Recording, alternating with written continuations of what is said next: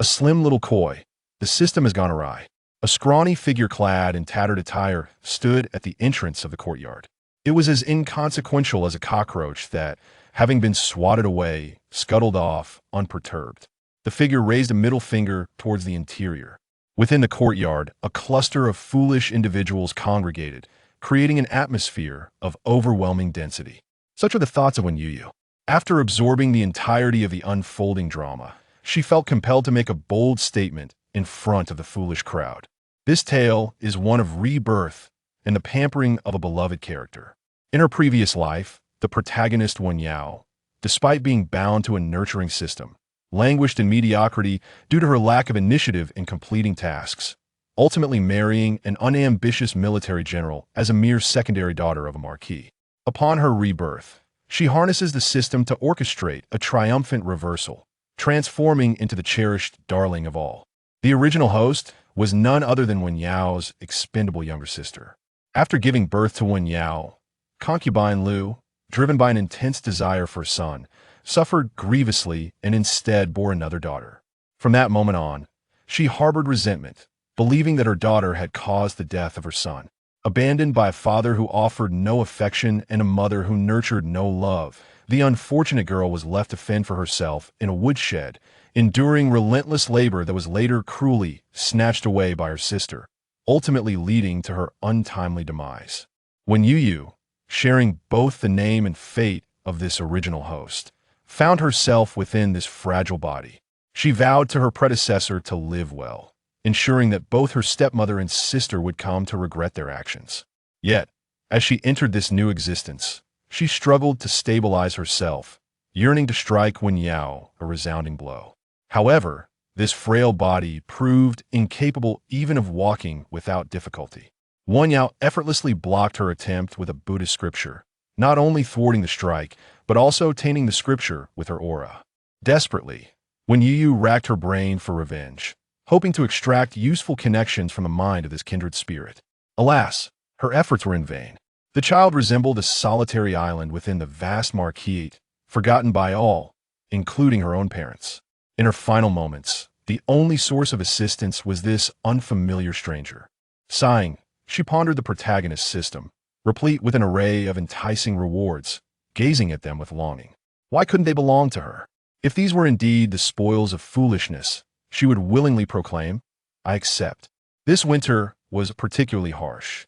However, as the snowflakes descended upon Youyou, they seemed to veer away, landing instead on the ground beside her. The leading maid, oblivious to the enchanting spectacle behind her, urged her nominal mistress, the sixth young lady of the marquis, with little respect, "Hurry inside, Aunt Lu has been waiting for you." Inside the main courtyard, laughter and merriment had once filled the air, but upon Youyou's arrival, the atmosphere abruptly stilled. Aunt Lu cast a scrutinizing glance at her daughter, noting her ragged appearance and emaciated form, and scoffed, "Indeed, a wretched creature, emerging in such a state."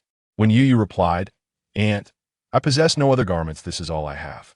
Aunt Lu, dismissing her explanation, sought merely an excuse to chastise her, coolly commanding her to stand in the corner as punishment while resuming her earlier conversation, "My ailment, regardless of whether it is the household physician or the imperial doctor, has been deemed beyond the reach of medicine.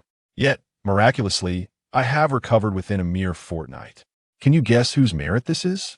Seated opposite the Lady Lu, Lady Wang cast a sympathetic glance at the young girl standing nearby. In such frigid weather, the child was clad in nothing but a tattered garment, her frail form barely recognizable. Though both were born of the same womb, the treatment they received was as disparate as night and day. One could only wonder what misfortune had befallen her. Lady Wang retracted her gaze and smiled in agreement. "Oh dear, do we even need a guess? Who in the household is unaware of the esteemed fortune bestowed upon Lady Liu's daughter? Surely, even the most malevolent spirits would retreat in her presence." A chorus of feminine laughter wafted through the air as Lady Lu embraced her eldest daughter, her eyes brimming with affection and pride. "Thanks to our Youyou, I was oblivious to the fact that this child, in her devotion to my health, spent 2 nights transcribing a Buddhist scripture to pray for my recovery. What a coincidence! Upon glancing at that scripture, I felt an overwhelming sense of tranquility, and thus my illness simply vanished. How extraordinary. Such an occurrence was indeed rare, for Lady Liu's serious illness had been observed by all. While the household physician might lack expertise, even the imperial doctor had deemed recovery improbable. Could it truly be that this single scripture had effectuated such a cure? Initially, Lady Wang had merely engaged in polite banter, yet upon hearing this, her gaze toward Lady Youyou grew more fervent. However, when Youyou interjected, "The scripture was transcribed by me, Youyou. If there is any credit to be had, it rightfully belongs to me." Here, Youyou referred not to herself, but to the original owner of her body. Lady Lu's sharp voice interrupted. "Who permitted you to speak? You have never received an education. How could you possibly transcribe a Buddhist scripture?" Youyou preempted Youyou's retort, approaching her with a gentle demeanor. "Sister has not seen Aunt Lu for quite some time. Perhaps she merely seeks your attention. While this is understandable, it is still wrong to lie, and you ought to be disciplined, Aunt. In such splendid times, we ought not to invite the ominous presence of misfortune." "Perhaps I have been too kind-hearted," Lady Lu remarked, casting her gaze upon her two daughters, increasingly annoyed by Youyou. Rubbing her temples, she waved her hand dismissively, sent her back to her own quarters at once. "I shall discipline her when I have the time." Youyou struggled to free herself from Youyou's grasp, looking up at Lady Lu with a determined expression. "It was indeed I who transcribed it. I meticulously copied each character from the scripture." Despite the scorn and neglect she faced, witnessing her biological mother's illness, the original owner had gathered her meager savings over the years to purchase writing supplies. In the dead of night, without an oil lamp in their small dwelling, she would rise at dawn, carefully completing the entire scripture by the light of day. She did not seek her mother's affection or to receive treatment akin to that of her sister. She merely prayed humbly for a modest warmth during winter or for a small corner of this vast estate to call her own. Yet, this flicker of hope that sustained her had been snatched away before her passing. When Youyou's smile turned cold and sinister in response to her, as she thought to herself, when did this little wretch grow so audacious as to speak out? She donned a look of helplessness, as though wronged, exclaiming, "What nonsense is my sister spouting?" She reached out, intending to grasp Youyou, hoping to trip her and watch her fall, thus making a spectacle that would ensure her aunt would never wish to see her again. Yet, the seemingly smooth ground suddenly transformed into a treacherous terrain. Before Youyou could even touch Youyou's hand, she stumbled as if tripped by an unseen force, crashing to the ground with a resounding thud. At that moment, an invisible silver light, initially destined for Youyou, missed its mark due to her fall and instead surged directly into Youyou's body. Aunt Lu rose to assist her precious daughter, her mouth spewing imprecations towards Youyou. Youyou paid no heed, embodying an attitude of indifference, as if to say that no matter how you attempted to belittle me, my mind remains untouched. Smooth as silk, your ineffective verbal assaults would merely glide off my pristine intellect. However, amidst the surrounding clamor, everything became indistinct at that moment. For within Youyou's mind, a foreign voice resonated. "Such an adorable little creature. How peculiar. Are you alone? Do you wish to be the beloved darling of the crowd?" Youyou was bewildered by the situation, yet her instinct to respond was swifter than her thoughts. "Yes," the system replied. It was taken aback by such an enthusiastic host, feeling somewhat unaccustomed to it. "Ah, certainly a spirited little darling. Binding successful. Oh my, it has been a while since I encountered a host who didn't treat me as a scam and obediently bound themselves. Wait a moment, why are you so young? I seem to have mistaken you for someone else. Are you called Youyou? Could this system possibly belong to Youyou? How did it end up here?" It seemed the adage of fortunes falling from the sky was indeed true. Youyou chuckled, "Youyou is my sister, I am Youyou." The system flailed in a state of confusion, attempting to unbind itself, only to despairingly realize that once bound, it could not be undone. Truly, fate is a capricious mistress, mocking the poor, simple-minded system, designed to assist the fated child of destiny within this small world to ascend to the pinnacle of life. The system gazed at the frail little figure before it, heart heavy with sorrow. What manner of detection mechanism was this? Ignoring the splendid female lead nearby, it chose to connect with this pitiful little pawn? Could it be that her fortune surpassed that of the lead? when Youyou, with heartfelt sincerity, remarked, "O system, you are like a lucky charm. I would cherish you even if you came to me willingly." The system replied, "Thank you," when Youyou was subsequently shooed away by the furious Aunt Lu back to her humble abode. Meanwhile, when Youyou, having returned to her quarters after sustaining some injuries from her fall, stared at her hands in confusion. Where is that beloved darling system from my previous life? The second little koi, a novice task. She distinctly remembers that the other party arrived at this very moment. When Yao recalls that in her previous life, it was thanks to that system that she managed to cure her aunt's illness. However, her naturally suspicious nature made her distrust such supernatural matters, always believing that it would bring her harm from within. After that incident, she never attempted to undertake any so-called system tasks again. Yet reborn, she has come to a realization. She yearns to engage in tasks. She no longer wishes to squander her life in the modest quarters of a minor military officer. As when Yao fervently lamented and sought to summon the system back, when Youyou was intently observing the panel displayed by the system, a joyful little koi twirled around. Oh, how adorable her true form is.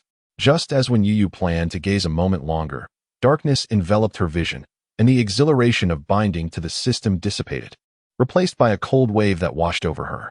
She curled up beneath the quilt, yet the clumped cotton was even colder than her own body. The system, initially attempting to sever its binding, paused as it noticed the child before it, her lips pale and her small face tinged with a bluish hue. Buried deep within the tattered quilt, her frail form curled tightly into a small ball. The quilt was matted, resembling an icy lump. Moreover, this shabby hut had a hole in the roof, yet astonishingly, no rainwater had seeped in. Those once bright eyes now dimmed, with fine droplets of mist clinging to her eyelashes. Trembling softly with each breath, the system abruptly ceased its agitation. She appeared to be on the brink of death. On the other side, her sister, born of the same parents, resided in a lavish chamber, where a charcoal basin burned brightly, causing beads of sweat to form at her nose, while she imperiously commanded the maids to attend to her. Despite being siblings, one was relegated to this dilapidated hut. The stark contrast was jarring. Never mind, never mind. The system ceased its struggles. After all, it seemed she was all alone. Ding, novice task, a future shrouded in darkness, quite refreshing. Increase life value to 20. Currently at 1100. Reward, a must-have home heating package. The system, still puffed up with pride, observed as when Youyou struggled to rise, her brow furrowing in confusion. Do I need to keep warm to increase my life value? The system replied, yes, indeed.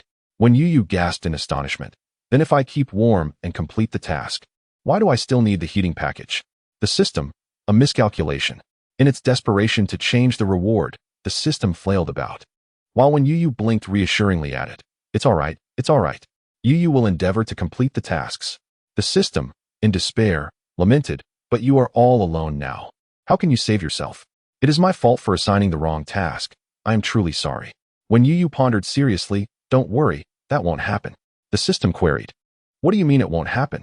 With a serious expression, when Youyou declared, it won't happen that you are all alone. Remember, your behind is always with you. The system, question mark. I must be utterly bewildered. Unable to sleep, I hesitated as the dogs outside barked furiously, and I joined in their chorus.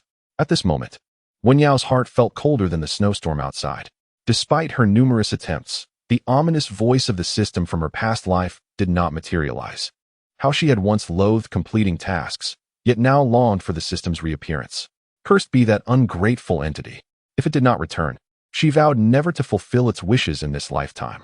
Yet, after her fierce declarations, her mind remained a blank canvas. The charcoal fire within the room blazed too fiercely, causing Wen Yao to feel irritable. In a fit of annoyance, she carelessly hurled the hot water bottle in her hand, which fortuitously struck one of the maids. The maid yelped in pain, instinctively raising her hands to shield herself, causing the hot water bottle to fly out the window. She contemplated retrieving it, but Wen Yao impatiently said, "It's just a hot water bottle. Why are you so frightened? Hurry and come over to massage my legs." The maid couldn't help but grumble inwardly, questioning how such an arrogant and domineering young lady could be so fortunate, indicating how unfair the heavens could be. Suddenly, a series of knocks echoed from the door. Just as when Youyou intended to rise and answer it, a sharp crack sounded. The already dilapidated wooden door could not withstand the impact, and the lock fell to the ground, revealing a bewildered canine face.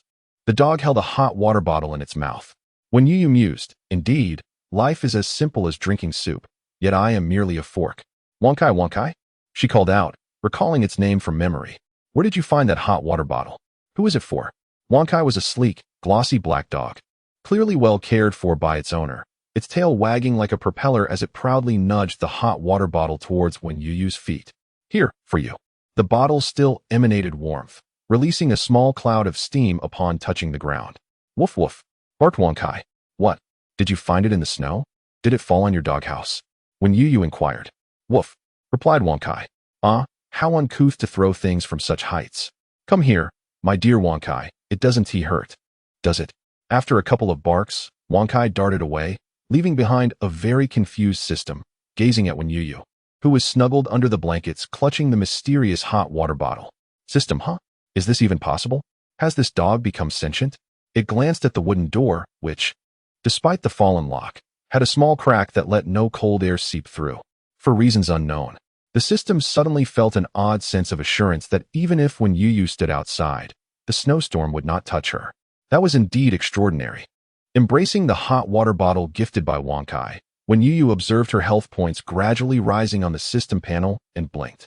Once, she had been a small koi of the heavenly realm, and if one were to equate the age of her kind to that of humans, she would be roughly 5 years old. From a young age, Youyou possessed exceptional talent, even having been cradled by the Queen Mother of the West, who praised her as the most fortunate little koi in all of heaven. Yet, even the most fortunate koi can have their troubles. Youyou harbored a grand ambition to leap over the dragon gate and transform into a true dragon. Alas, despite her life being smooth sailing, she repeatedly failed in this endeavor. Time and again, she found herself on the brink of the dragon gate, only to be thwarted by an unseen resistance, causing her to plummet back down. At last, the Dragon King of the East Sea, unable to bear the sight any longer, stroked his beard and remarked, "You are still too young. Your foundational essence has yet to fully develop. This is not the moment for you to leap over the dragon gate." As he spoke, his gaze met the sparkling, hopeful eyes of Youyou, which twinkled like stars. The Dragon King pondered, "Very well, this child possesses but one dream in her lifetime. I cannot allow her to falter at the starting line." He proposed, "Why not venture to the mortal realm to undergo some trials, to save lives and accumulate merit? Perhaps this could compensate for your deficiencies in foundational cultivation." In simpler terms, he meant that relying solely on herself might not suffice. She would need divine providence. Thus, Youyou joyfully packed her belongings and descended to the mortal world. However, upon passing through this miniature realm depicted in the book, she stumbled upon the tragic scene of the original owner being ruthlessly killed by her sister, Youyou. Youyou resolved, "I shall amass this merit." As her life force gradually ascended from the brink of peril to a stable 20, the novice task displayed completion, eagerly rubbing her small hands together. Youyou clicked the claim button, curious to discover the nature of this warming gift. She anticipated receiving new bedding, a hand warmer, or perhaps charcoal for a fire. To her astonishment, a golden light erupted from the system panel, transforming into a warm jade pendant that hung around her neck. Instantly, all coldness and fatigue dissipated. Youyou gazed in wonder at the pendant, touching it. It felt pleasantly warm, almost hot to the touch. The system proclaimed proudly, "Am I not useful? You must declare that I am exceptional. Please say it." Youyou replied, "I am exceptionally pleased." The system retorted, "This troublesome child." The system continued, "Why did you remove the pendant? Aren't you cold? It only provides warmth when worn. Why are you placing it under the kettle?" With earnestness, Youyou positioned the kettle atop the warm jade, her eyes sparkling with delight. "Look, system, hot water." The system exclaimed, "This is a protective pendant, not a kettle." Sipping the hot water, Youyou squinted her eyes in bliss. Yet it is indeed quite useful. In truth, it was merely melted snow from outside. Yet she savored it as if it were celestial nectar, causing the system to feel a pang of guilt, wishing to chastise itself. What is wrong with the child enjoying hot water? You are the only one who can talk incessantly. Once Youyou regained her composure, she carefully examined the system interface. Apart from her personal information, there were various tasks listed. She extended her small hand to click on one. Main quest, growth plan for young ones. Little fish, swim swiftly. Freedom surrounds you in every direction. Task content. As a fragile human cub, unloved by father and mother, to ensure your smooth transition into adulthood, please seek out a reliable guardian. Advanced task. Life is full of twists and turns, yet it is quite affordable. Task content.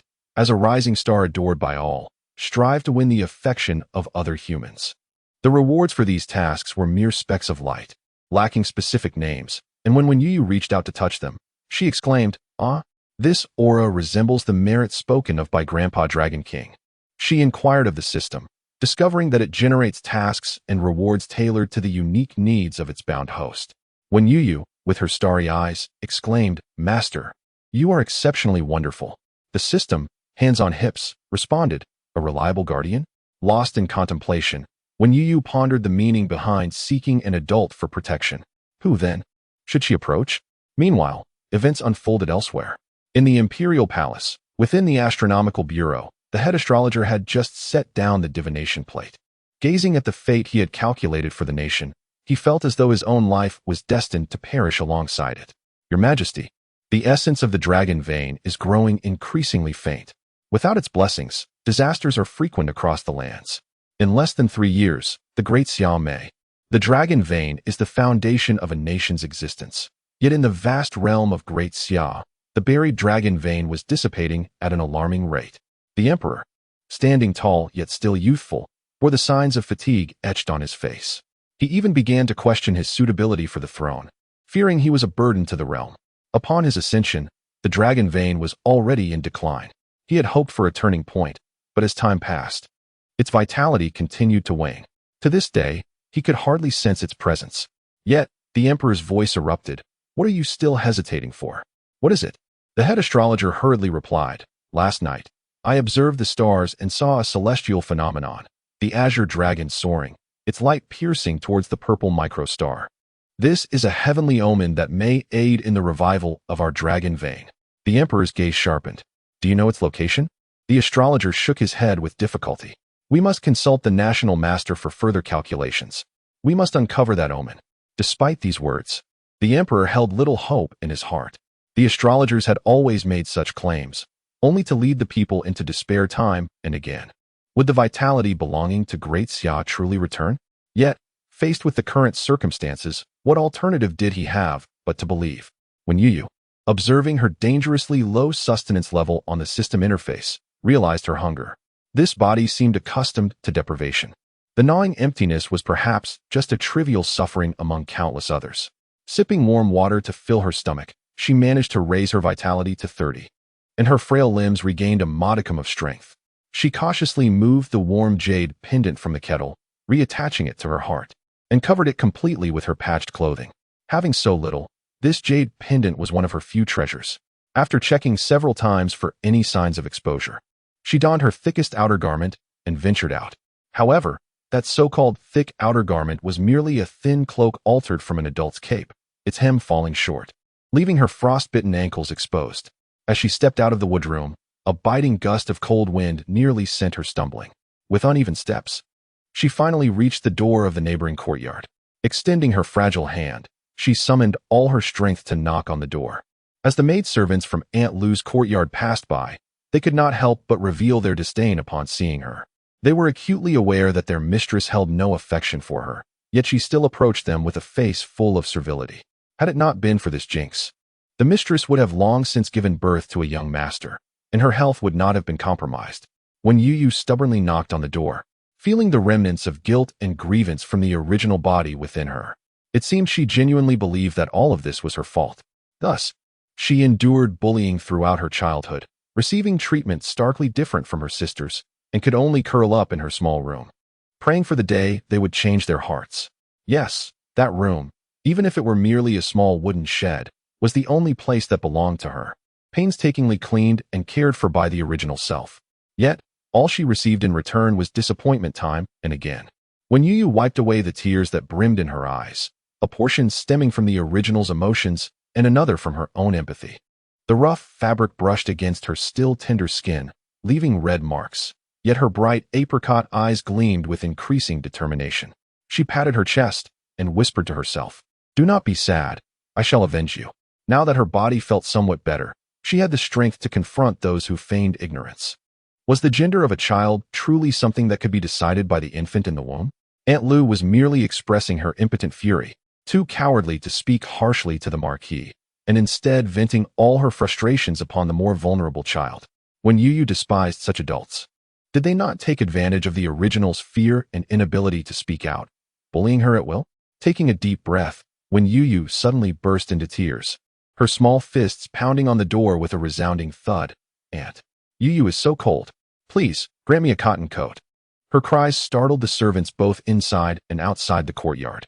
The few maids who had initially stood by to enjoy the spectacle hurried forward to cover Youyou's mouth. But as they ran, they tripped over a few stones that seemed to have appeared from nowhere, small and agile. Youyou evaded them while shouting at the top of her lungs, Aunt, your daughter is starving. Youyou no longer wishes to stay in the shed. She exerted every ounce of strength to shout, and finally, she heard commotion from outside the courtyard. Aunt Lou's face turned ashen with fury as she yanked the door open. You insolent little wretch, who permitted you? Youyou pouted, a mischievous glimmer in her eye, as she spotted a man rushing from outside the courtyard, leading a familiar large black dog. No matter who it was, the arrival of an outsider was a fortuitous event, and she did not regret her hoarse cries. She immediately interjected, delivering her final blow. They all say I am the child born of you and an outside man, which is why you wish for my demise sooner rather than later. Aunt, if you have indeed wronged father, acknowledging your mistakes could lead to improvement. Aunt Lou retorted, silence. What slander is this? Someone, take her away and confine her. Such a disgraceful child. But wait, the one leading the dog, specifically, the dog named Wankai, was dashing ahead, while the man behind struggled to keep up, breathless as he called for them to stop. Madame Lou furrowed her brow. The steward was in the employ of Jiang Rian. Though that woman held the esteemed title of matriarch of the Marquis, she was akin to a hen that could not lay eggs, harboring a constant envy for the affection bestowed upon her by the Marquis. Jiang Rian would undoubtedly seize every opportunity to oppose her, relishing in actions that would irk Lou. Was it possible that the words spoken today were instigated by her, teaching the impudent girl Youyou? It appeared that she had indeed misjudged the situation. Wankai, the steward's dog, was also somewhat of a confidant to Youyou, who belonged to the Koi lineage and possessed a modicum of understanding of animal speech. She subtly suggested to Wankai to fetch an adult upon hearing her voice. Madame Lou, who valued her reputation, may have mistreated her own in the confines of the courtyard. Yet outside, she maintained an air of maternal grace. Youyou sought to have an outsider intrude, aiming to unveil her true nature. Little did she anticipate Wankai's remarkable assistance. She gave Wankai a thumbs up. Wankai barked in response. The steward was equally taken aback by Wankai's unexpected contribution, observing the emaciated Youyou, clad in ill-fitting garments unworthy of a servant. A flicker of pity crossed his heart. Intentionally provoking her, he remarked, Madame Lou, a fly does not alight upon an unblemished egg. If you were truly upright and virtuous, how could such rumors arise? The steward himself felt a twinge of discomfort at such words. Youyou nodded in agreement. The steward continued, moreover, the sixth young lady is but 5 years old. What could a child of such tender age possibly know? Therefore, her words are undoubtedly truthful. Youyou fervently nodded. Madame Lou, sensing the hostility of the visitor, scoffed, What? Is your master prepared to condemn me based on the whimsical utterances of a mere child? Naturally not. The steward remained impassive. Yet it was also the custom of the Marquis that required Madame Lou to assist the lady in an investigation. Youyou felt the venomous gaze of Madame Lou upon her, causing her to tremble and catch the steward's attention. As for the child, Youyou blinked, suddenly realizing that the enemy of her enemy could indeed be her ally. Thus, she and the steward might be considered friends. Do not friends wield daggers against one another? Furthermore, regarding the guardianship task, Youyou steeled herself, reaching out to grasp the steward's sleeve, adopting a tone reminiscent of a schemer, she meekly said, Steward, Wankai. Turning, she met the glistening eyes of her dear Wankai. Beloved Wankai, assist me just this once, and I shall ensure you receive ample delicacies in return. Wankai barked in agreement, signifying his consent. Youyou's tone grew resolute. Wankai has damaged my door. Now the room is uninhabitable. I implore you to take me away. The steward, perplexed, followed her gaze and discerned the guilt hidden within Wankai's foolish eyes. Indeed, another mishap had occurred. That foolish dog. Each must bear the consequences of their own actions, and it was the foolish dog that would bring its master to account. The steward, disregarding Madame Lu's protests, insisted on personally assessing the aftermath of the calamity. Unable to halt him, Madame Lu signaled to a nearby maid, who understood the cue and stepped forward. "Allow me to guide you." When Youyou clung tightly to the steward's sleeve. "Not her. I can find my own way." She was undoubtedly attempting to lead the steward elsewhere. Wang Kai loyally chimed in, "Woof." Madame Lu forced a smile, remarking, "This girl has always been mischievous and lacks discretion in her words. What does a child know about the world? We must ensure she does not wander into dangerous corners." Although the steward doubted the reliability of a small child, he felt compelled to act in a way that would put Madame Lu in her place. He replied, "Your words seem unjust. I perceive that Miss Lu is quite intelligent and perceptive. It may not be appropriate to speak of her so disparagingly in front of others. What is inappropriate about it? She emerged from my womb. As her mother, I have every right to speak of her as I please. If I were to cast her aside, it would merely be reclaiming the life I bestowed upon her." Madame Lu genuinely believed this. Yet she dared not voice such thoughts aloud. The steward, weary of arguing, allowed Youyou to lead the way. Observing her small face reddened by the cold, despite knowing she was the daughter of his employer's enemy, he could not suppress his compassion and draped his outer coat over her shoulders. Youyou felt the unexpected warmth envelop her and displayed a bewildered expression, saying, "Thank you." She huddled her petite form closer, making an effort to lift the hem of the robe so it would not drag on the ground and become soiled. "How warm!" she exclaimed, her large eyes blinking as she smiled sweetly. "The steward is the kindest person in the world." What a delightful child, the steward mused to himself. Yet, this tenderness swiftly transformed into profound anger and disbelief upon witnessing the dilapidated state of the storage room that seemed on the verge of collapsing under the force of the cold wind. "Is this truly where Miss Lu resides?" he inquired, glancing at Madame Lu, who bore no trace of guilt. "I have no choice. The courtyard is limited. One of the side courtyards is used for storage." Youyou, being kind-hearted, suggested her sister share her quarters. "But what does she do?" "She wreaks havoc daily. Unlike the madam, I lack familial support. Everything in this yard, aside from what the Marquis has granted, is procured from my meager monthly salary. Thus, I can only keep her here. She has brought this upon herself, so it is of no concern to me." When Youyou interjected, "None of this was caused by Youyou. You clearly witnessed it, Auntie."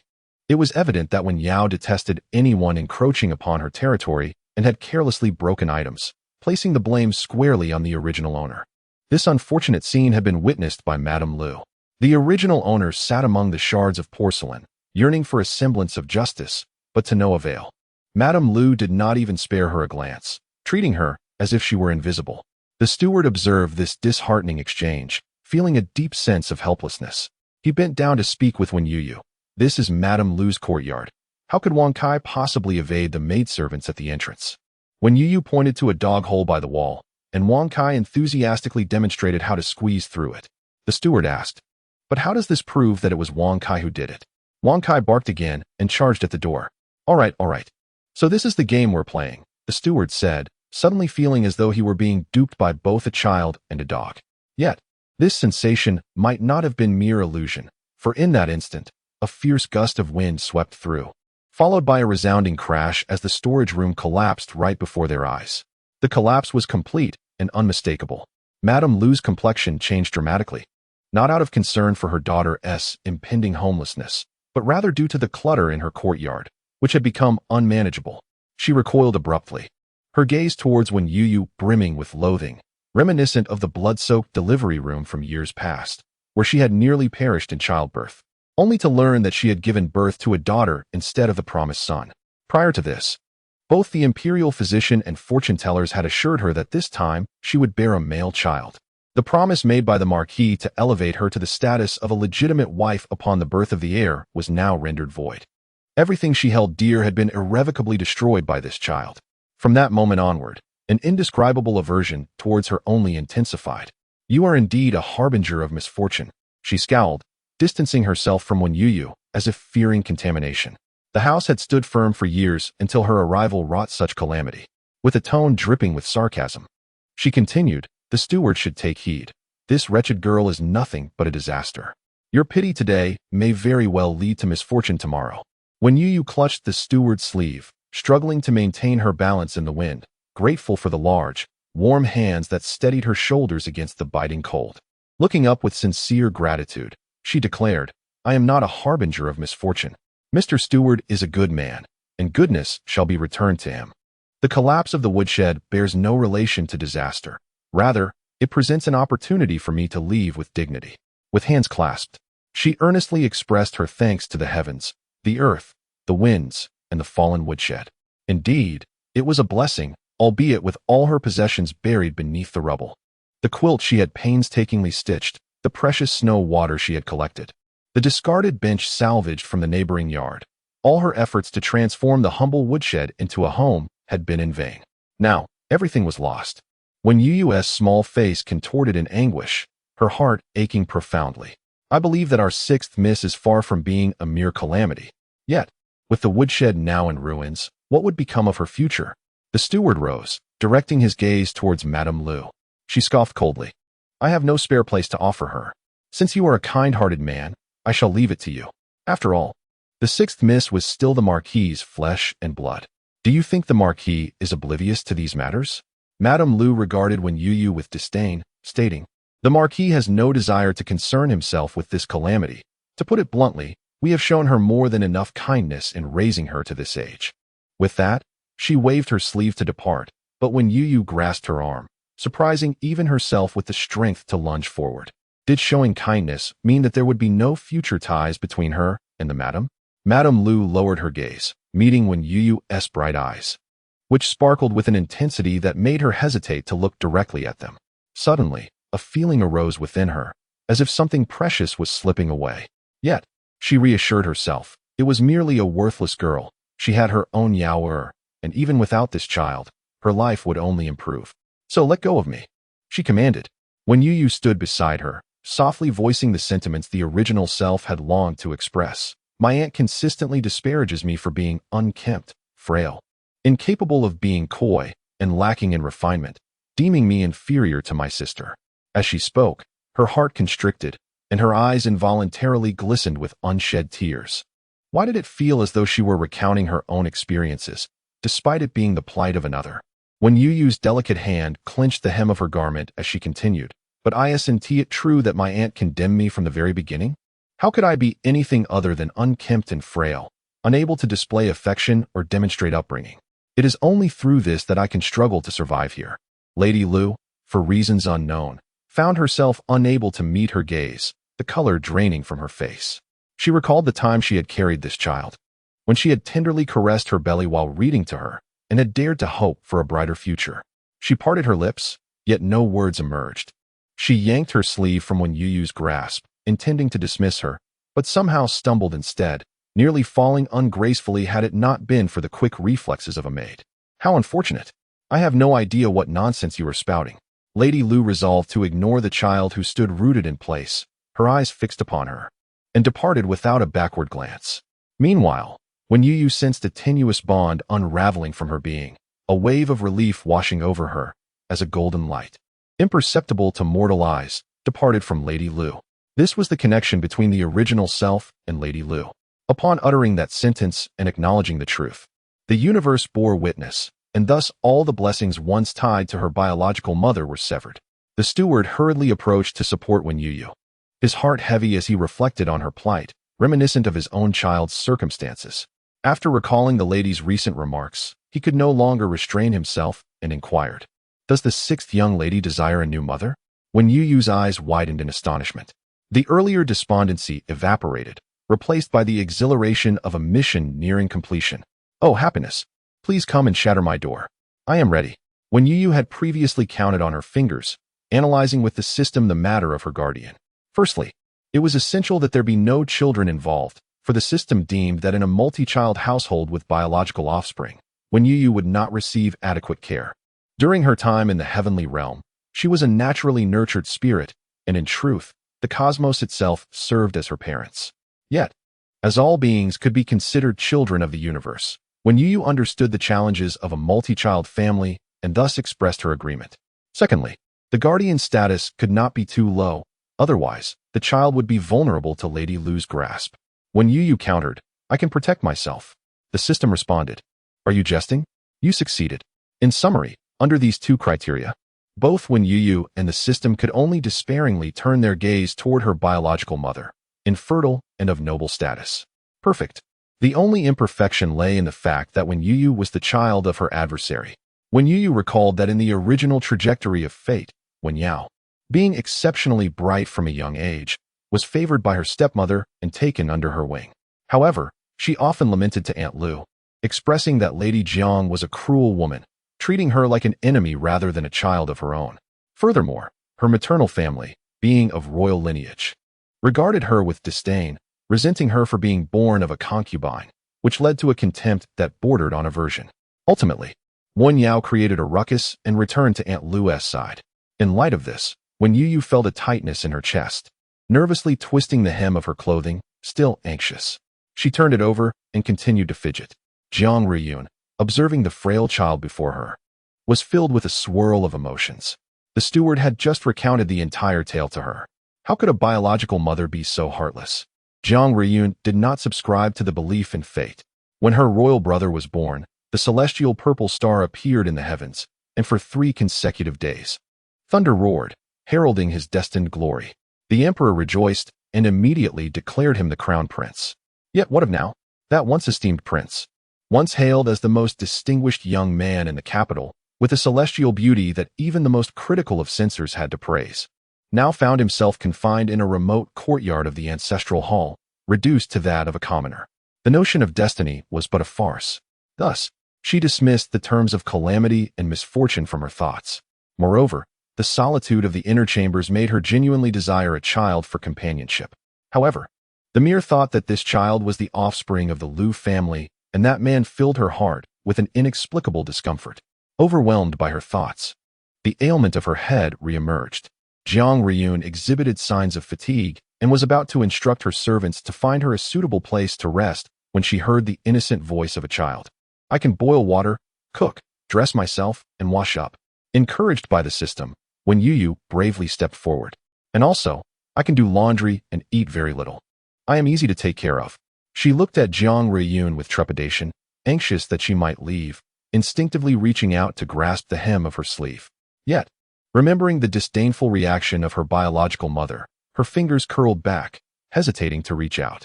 However, Jiang Riyun felt that upon hearing her voice, her own headache seemed to ease, and she found the energy to engage further. What else? What else can Youyou do? Her tone now carried a hint of amusement. When Youyou's small face twisted in worry, the system was still urging, it's promising. Think quickly, what else can you do?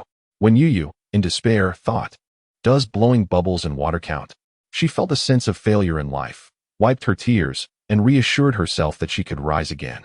Then, utterly directionless, she resolutely headed toward the west, declaring, I can handle all bodily needs. Jiang Riyun's expression turned somewhat nuanced. It was at this moment that when Youyou realized the absurdity of her previous statement and earnestly added, But, Youyou is exceptionally lucky. Please take me in. The best and kindest lady in the world. This time, it was not merely the system. Jiang Riyun felt that the child must have been affected by the so-called star of misfortune that Lu Shi often lamented. If one were to take a step back, though, admittedly, it would be exhausting to do so. A more reasonable consideration would be that if this child were truly fortunate, she would not have found herself in such dire straits. Jiang Riyun had not even noticed that the headache that had been tormenting her had inexplicably ceased its assault. She bent down to meet the child's gaze, scrutinizing her face. Despite her malnourishment rendering her somewhat unrecognizable, her beauty was still evident. She possessed a certain exquisite charm, perfectly arranged. She bore no resemblance to the Marquis or Lu Shi, and having her nearby would not be irksome. Moreover, given that those contemptible individuals despised this child, she felt compelled to provide her with the best, and to present her resplendently before them. With this thought, Jiang Riyun resolved to embrace Wen Youyou as her own. From now on, I shall be your mother, she declared, her tone somewhat unfamiliar, as she grappled with whether to offer some comforting words to this unfortunate child. Suddenly, a small, warm body leapt into her embrace, exuberant like a little puppy, exclaiming, Mother, mother. Was this child perhaps a bit too forward? Jiang Riyun, hailing from royalty, had experienced love from her mother during her lifetime, but her disposition was reserved and solemn, Such displays of affection were foreign to her. It was indeed her first encounter with such intimacy. Instinctively, Youyou adopted a serious demeanor, intending to impart some etiquette and decorum, for such behavior was entirely unacceptable. Yet she was met with Youyou's bewildered gaze, questioning, "Why won't you hold Youyou?" Lowering her eyes, Youyou noticed her tattered clothing, the patches, and the frostbite on her hands and feet. In stark contrast to Youyou's luxurious silks, she felt as if she belonged to a different world. She blinked, as if coming to a realization, her strength waning as she slowly descended. "Youyou is not dirty. Although I appear ragged, I am merely a small koi navigating the world, mending myself little by little." The initial joy of having a mother began to wane.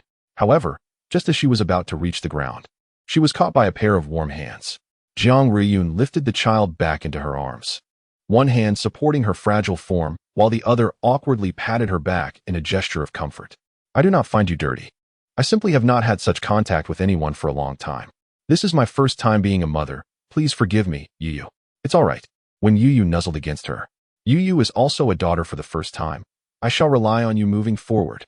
When Youyou felt that Youyou was nothing like the character described in the original story, she recalled that within a mere year, Youyou would succumb to illness and heartache, leading the Marquis, Xianjing, to subsequently elevate Lu Shi to the position of primary wife.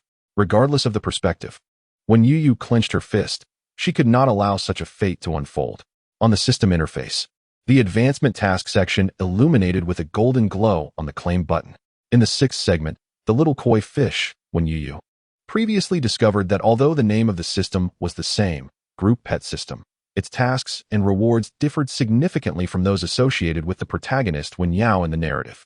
Beneath the celestial realm, myriad worlds exist, each akin to a book. Naturally, within these tomes, protagonists and supporting characters emerge. Prior to her arrival in this fictional universe, when Youyou had perused the series of events surrounding the main character, Youyou. However, as she gradually immersed herself in this small world, the intricate details of the plot were harmonized by the heavenly decree. She only vaguely recalled that when the system was bound to Youyou, its ultimate goal was to ascend to the role of empress. Thus, all tasks and rewards were diligently aligned toward this aspiration. Gazing at the radiant merit displayed on her interface, when Youyou blinked, once again feeling as though she had been struck by a fortuitous windfall from the heavens. If her reward was merit, did that imply the system could assist her in soaring through the Dragon Gate? With uncontainable excitement, she praised the system in her heart 1,000 times over. "I adore you." The system, feeling proud from her compliments, wagged its metaphorical tail, despite its confusion regarding the nature of this so-called Dragon Gate. Nonetheless, it feigned indifference, retorting, "What use is it to profess love? Focus on completing your tasks." When Youyou replied with conviction, "Why can't I express my affection for you? Where else can I articulate my thoughts if not with my words?" The system fell silent. "Speak. Where else can I express myself?" The system was rendered speechless and, in frustration, issued a new task. Main quest, Juvenile Growth Plan 20. Little fish, swim swiftly. For freedom awaits, in all directions. Task details. Although adopted by Madame Jiang, her health is frail and time is limited. Please choose a path. Path 1. To avoid losing her shelter upon Madame Jiang's passing, the sorrowful human juvenile, albeit reluctant, embarks on a quest for a second guardian. Path 2. Despite knowing Madame Jiang's grave condition, the human juvenile chooses to remain by her side, firmly believing that love can sway the heavens and restore Madame Jiang's health. Advanced task, life's twists and turns. Such a bargain. Task details. As a rising star within the group pet realm, strive to earn the affection of others. 2 have been won over. Continue your efforts. 2. Is that referring to the butler and my mother? As a koi fish. When Youyou felt the warmth of human kindness for the first time since entering this world, she first claimed the reward for the advanced task. The golden merit transformed into a beam of light, merging with her being. She opened her eyes, observing her small hands, and felt a surge of strength coursing through her. Youyou instructed her attendants to care for Youyou before departing. In the cozy courtyard warmed by golden charcoal, Youyou found ample space to thoroughly investigate the system. She inquired, "Why do I receive merit for earning others' affection?" The system, equally perplexed, responded, "Male? What do you mean by male? Aren't you female?" Youyou corrected, "I am female. No, wait, now I am human. I am a woman." When Youyou felt a tinge of melancholy, pondering the ineffectiveness of this foolish system, she rested her head on her hands, contemplating for a moment. Must it be true that as long as one is liked by others, assistance will follow? A profound confusion lingered within her small mind. Never mind. It was of little use to dwell on it. She would first examine the growth plan. She had intended to accuse the system of deceiving children by failing to settle her guardian's tasks, only to discover that it was part of a series of missions with subsequent developments. The system then perked up. The purpose of this task is to find a stable and reliable guardian, one who can survive until you grow up. Unfortunately, Madame Zhang's current health condition does not permit this. When Youyou retorted, Pa, do not speak ill of my mother. The system, though speechless, complied, Pa. In any case, you may choose a branch line. There are no right or wrong choices, only distinctions between simplicity and complexity. Would you care to hear my suggestion? When Youyou candidly replied, Not particularly. The system insisted she consider. I recommend you select branch line 1. Madame Zhang's ailments are not solely physical. She also suffers from emotional distress. Despite having consulted numerous esteemed physicians over the years, there has been no improvement, and you are still too young to be of assistance. If the task fails, you will forfeit the series of rewards that follow. The series of tasks would be settled collectively upon the completion of all branch lines. When Youyou remained silent, prompting the system to believe she was absorbing the information. To its surprise, her small fingers lightly tapped, illuminating branch line 2. Are you out of your mind?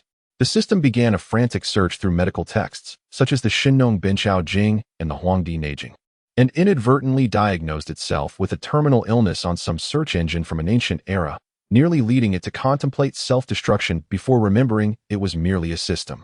When Youyou waved her hand dismissively, It's just a trivial matter. I believe your mind has been muddled. The maids surrounding Jiang Ruiyun moved swiftly, soon transforming the secondary residence into a cozy haven. Soft bedding, a warm room, and new garments awaited, along with hot meals that could be enjoyed without enduring cold shoulders. When Youyou ate with cheeks puffed out like a little hamster, after freshening up and donning her new clothes, although still frail, she had blossomed into a charming young girl. It was the first time there was a child in the Youyou courtyard. The maids, enchanted, gathered around her. When Youyou, undeterred by their presence, flashed a sweet smile, appearing exceedingly obedient. The maids, unfamiliar with the term adorable, felt their hearts melt, eagerly vying to feed when Youyou. She exhibited impeccable manners, savoring each morsel with great care, her eyes sparkling with delight at the delicious food. No one could resist feeding such a delightful little dumpling. It was only when the system called for a halt that when Youyou, with a twinge of regret, patted her round little belly and blinked her large eyes at the butler, who had entered unnoticed. Uncle Butler, I wish to see my mother. The butler, finally regaining his composure, realized, to his astonishment, that his legs seemed to have healed. In his early years, he accompanied the former crown prince into battle, bravely shielding him from a poisoned arrow. Although he received timely medical attention, the poison was exceedingly potent, leaving him with a lingering ailment that caused sharp pains in his knees each winter. Following this incident, he withdrew from military service and was entrusted to the care of the prince's sister, subsequently residing in the Marquis's estate alongside Princess Changyan. As for the disparagement regarding the prince marrying a commoner, it stemmed from secondary characters who fancied themselves deserving of elevated status. There will be explanations later as to why they held such beliefs. I am aware that a prince cannot marry a commoner. Thank you for the clarification, dear readers. Having retreated from the saddle to the inner chambers, he felt as though he was on the verge of retirement. The steward could not help but feel a sense of loss, often dreaming of the days spent galloping along the frontier with the former crown prince. Yet, unexpectedly, the stabbing pain in his legs seemed to have vanished. How curious. He had not encountered anything unusual during these days. Perhaps it was prudent to consult a physician. Despite the tumult of his thoughts, the steward maintained a pleasant demeanor before the newly appointed young mistress. Of course, that is quite acceptable. But we must first seek the lady's approval. Please wait a moment, Miss Liu. Upon the news of Jiang Ruiyun's intention to adopt Wen Youyou, the courtyard erupted in a flurry of gossip. The maids, especially those who had previously spoken ill of Wen Youyou and had not hesitated to scold her, now felt an unspoken dread. They could not help but utter envious remarks. It said that reincarnation is a skill in itself. Someone like her, far inferior to the young lady, somehow caught the lady's eye. An older matron cast a meaningful glance at them, saying, as lowly servants. We would not dare lay a hand on the young mistress without our master's explicit or implicit guidance. What are you afraid of? It is you who should feel uneasy. Her gaze turned toward the inner courtyard. Madame Lu could not contain her frustration, shattering the teacup in her hand. To oppose me, Jiang Ruiyun has gone to great lengths, even accepting that ill-fated star. Indeed, she had no faith that Jiang Ruiyun genuinely wished to adopt Wen Youyou. She then glanced at Wen Yao, her tone tinged with regret. But after all, she is a biological mother. If our Yao could be recognized under her name, it would lend her more confidence in future marriage negotiations. However, Wen Yao felt no temptation at all, secretly amused, though she did not understand why the system had vanished. She was grateful that Wen Youyou had not perished this time and had instead aligned herself with the Jiang family. Yet, considering the Jiang family's temperament and the limited time left for them, a smirk emerged on Wen Yao's face. Why should the concubine become so incensed over trifles? Wen Yao remained serene, prompting Madame Lu's heart to swell with pride. Such composure amidst praise and disdain. What a splendid girl she was, born of her womb. Alas, she was not a son.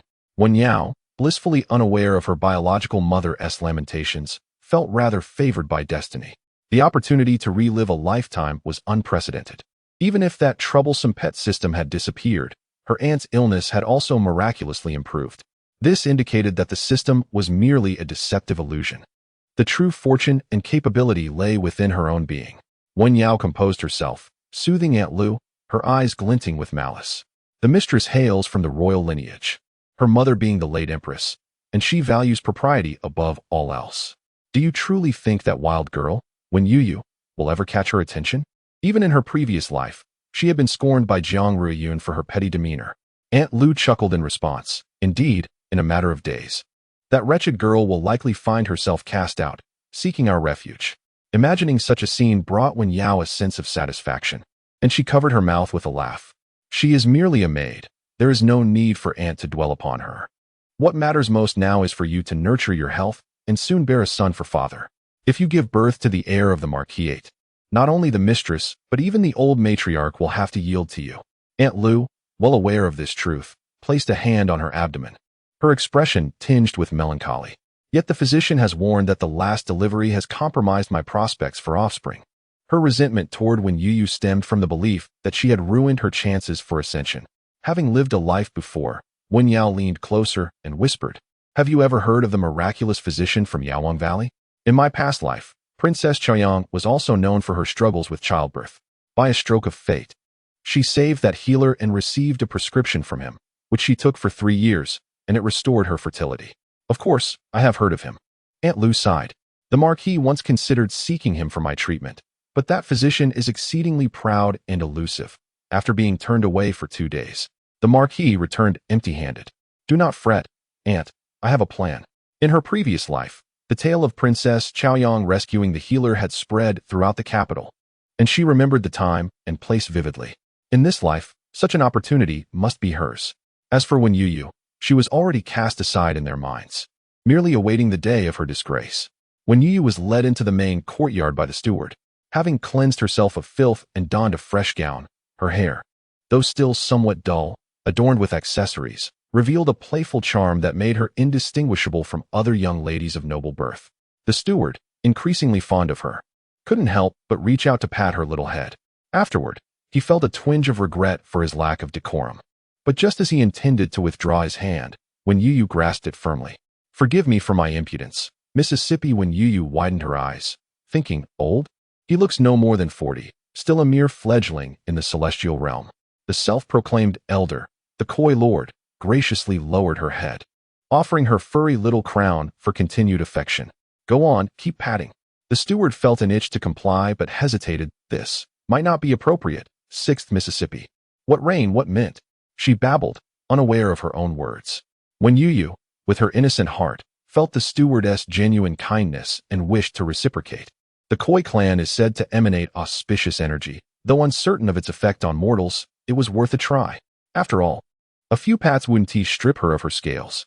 Thus, she reached for the steward's hand once more. His heart had already softened, marveling at what kind of enchantment this little miss possessed that made her so endearing. A voice, indistinct yet imbued with emotion, drifted from behind. The steward's legs buckled. nearly causing him to kneel, as he hastily distanced himself from Youyou, swiftly arranging his disheveled hair. Puzzled by the steward's reaction, Youyou turned around, only to behold Jiang Ruiyun at the gate, her expression a blend of joy and ire. "Madam, it is my fault," the steward confessed. "I momentarily forgot the distinction of rank. The sixth miss is still young and unaware, thus it is not her fault." Jiang Ruiyun lowered her gaze. The steward was a subordinate of her elder brother, having sustained his leg injury while shielding him from harm. As she prepared to respond, a small figure suddenly darted into her embrace like an arrow. This time, Jiang Ruiyun managed to catch her securely. Yet, upon doing so, she realized something was amiss. Was she not intending to admonish Youyou for her overly familiar behavior with the steward? The little bundle clung tightly to her waist, nuzzling against her, almost softening her heart, rendering any thoughts of discipline futile. Resolute, Jiang Ruiyun decided to create some space between them. Sensing this resistance, Youyou looked up in confusion. The system chimed in. "It seems she's feeling jealous because you were so close to the steward." Youyou reacted in surprise. The system continued, "Go on, my dear. Use double the affection to quell this jealousy." Youyou, eager to heed the advice, exclaimed, "Oh system, how clever you are." With that, she embraced Jiang Ruiyun's hand, pondering for a moment before cupping it warmly in her own. "Mother's hand is chilly. Allow me to warm it for you. Mother should also touch Youyou," she added. "I just bathed and smell delightful, much cleaner than before." Jiang Ruiyun felt an unfamiliar warmth emanating from the hand she held, as if it were slipping into her heart. Her facade of coldness faltered, and unable to resist, she gently pinched Youyou's cheek.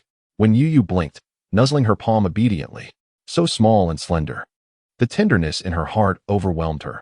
After all, the child was still young and had been nurtured into such a pitiable state by Lu. She resolved to focus on restoring Youyou's health before addressing other matters. Thus, amidst the astonished gazes of the steward and surrounding maidservants, Jiang Ruiyun bent slightly and took Youyou's small hand, leading her indoors.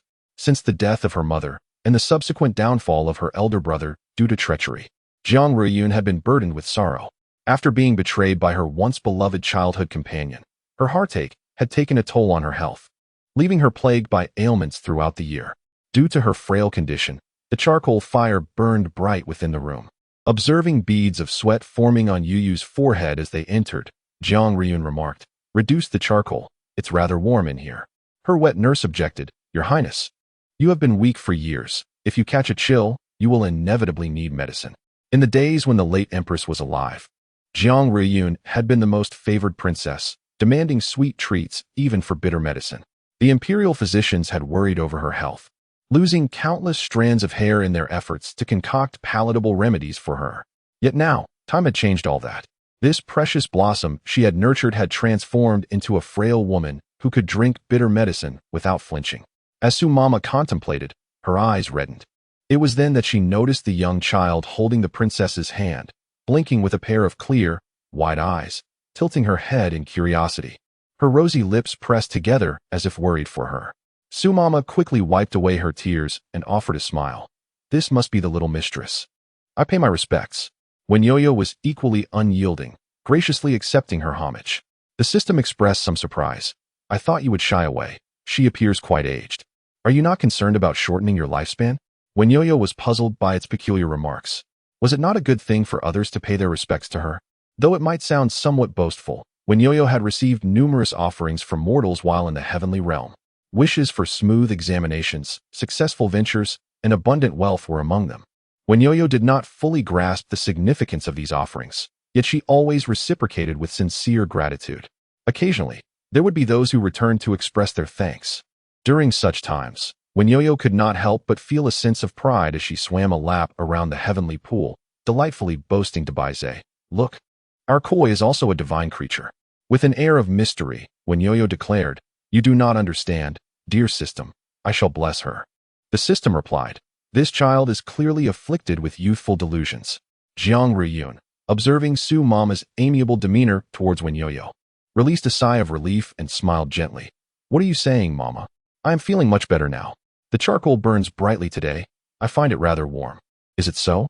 Yet today's charcoal is somewhat less than usual," Su Mama responded, her mouth opening slightly, but upon noticing the improvement in the princess's complexion, she refrained from further comment. As several braziers were removed, when Youyou felt a surge of joy, swimming like a fish to her mother's side and leaning against her effortlessly, Reborn, taking a piece of pastry, fed it to her, inquiring, "What brings you to find me?" Su Mama sighed, feeling the strangeness of the question. However, when Youyou was unconcerned, she took a hearty bite of the pastry, chewed thoughtfully, and after swallowing, tugged at Reborn's sleeve. "Mother is ill." When Youyou is worried about mother, "I wish to stay by your side." Reborn's expression darkened, though not directed at Youyou. She turned her gaze towards the maidservants surrounding them, her voice cold. "Who has been speaking ill of the young mistress?" As a princess, her aura, steeped in power and wealth since childhood, sent a shiver through the maidservants, leaving them mute with trepidation. Suddenly, Reborn felt a small tug on her sleeve, expecting it to be Youyou frightened. She was met with a small face scrunching in concern, one tiny hand cautiously grasping her sleeve while the other patted her back gently. "Mother, do not be angry. No one told Youyou. I guessed it all by myself." Reborn was taken aback, stroking her little head and pulling her into an embrace. Resting her chin atop the child's head, she remained silent. Youyou continued, "Previously, my wet nurse was just like this. One day, she disappeared, and my aunt said the wet nurse no longer wanted Youyou. Mother, please do not leave Youyou. I will be good." In the celestial realm, many immortals are fond of the little koi fish, yet in the mortal world, only Reborn is the mother of Youyou. Curiously, despite not having experienced the matter herself, Youyou feels a profound ache in her heart. The words "I no longer want you" bear an unspoken weight, one that Reborn, no longer a child, understands all too well. After a moment of silence, she replies gently, "Rest assured, Mother will never leave Youyou." Only then does Youyou lift her head to reveal a sweet smile, extending her pinky to hook around Reborn's finger. "Pinky swear. Only little dogs tell lies." Reborn, following her lead, lightly taps the tip of her finger, agreed. From Granny Su. When Youyou learns that Reborn has been troubled for years by a malady of the head, the other ailments are merely secondary consequences. The imperial physician has stated that if the primary affliction is cured, the rest will naturally resolve. However, the challenge lies in the fact that no one has been able to diagnose the underlying cause. After years of medication, they have only managed to suppress the symptoms. Granny Su harbors a suspicion but dares not speak it, as it might provoke the princess's ire. When Youyou, lacking knowledge of medicine, finds the medical texts echoing in her mind to be more incomprehensible than the scriptures recited by the deities of the heavenly realm. She only knows that her mother is ill in her head, struggling to rise. When Youyou places her small hand on Reborn's forehead, the gentle touch contrasts sharply with the area that is perpetually in pain. Before Reborn can react, a wave of warmth washes over her.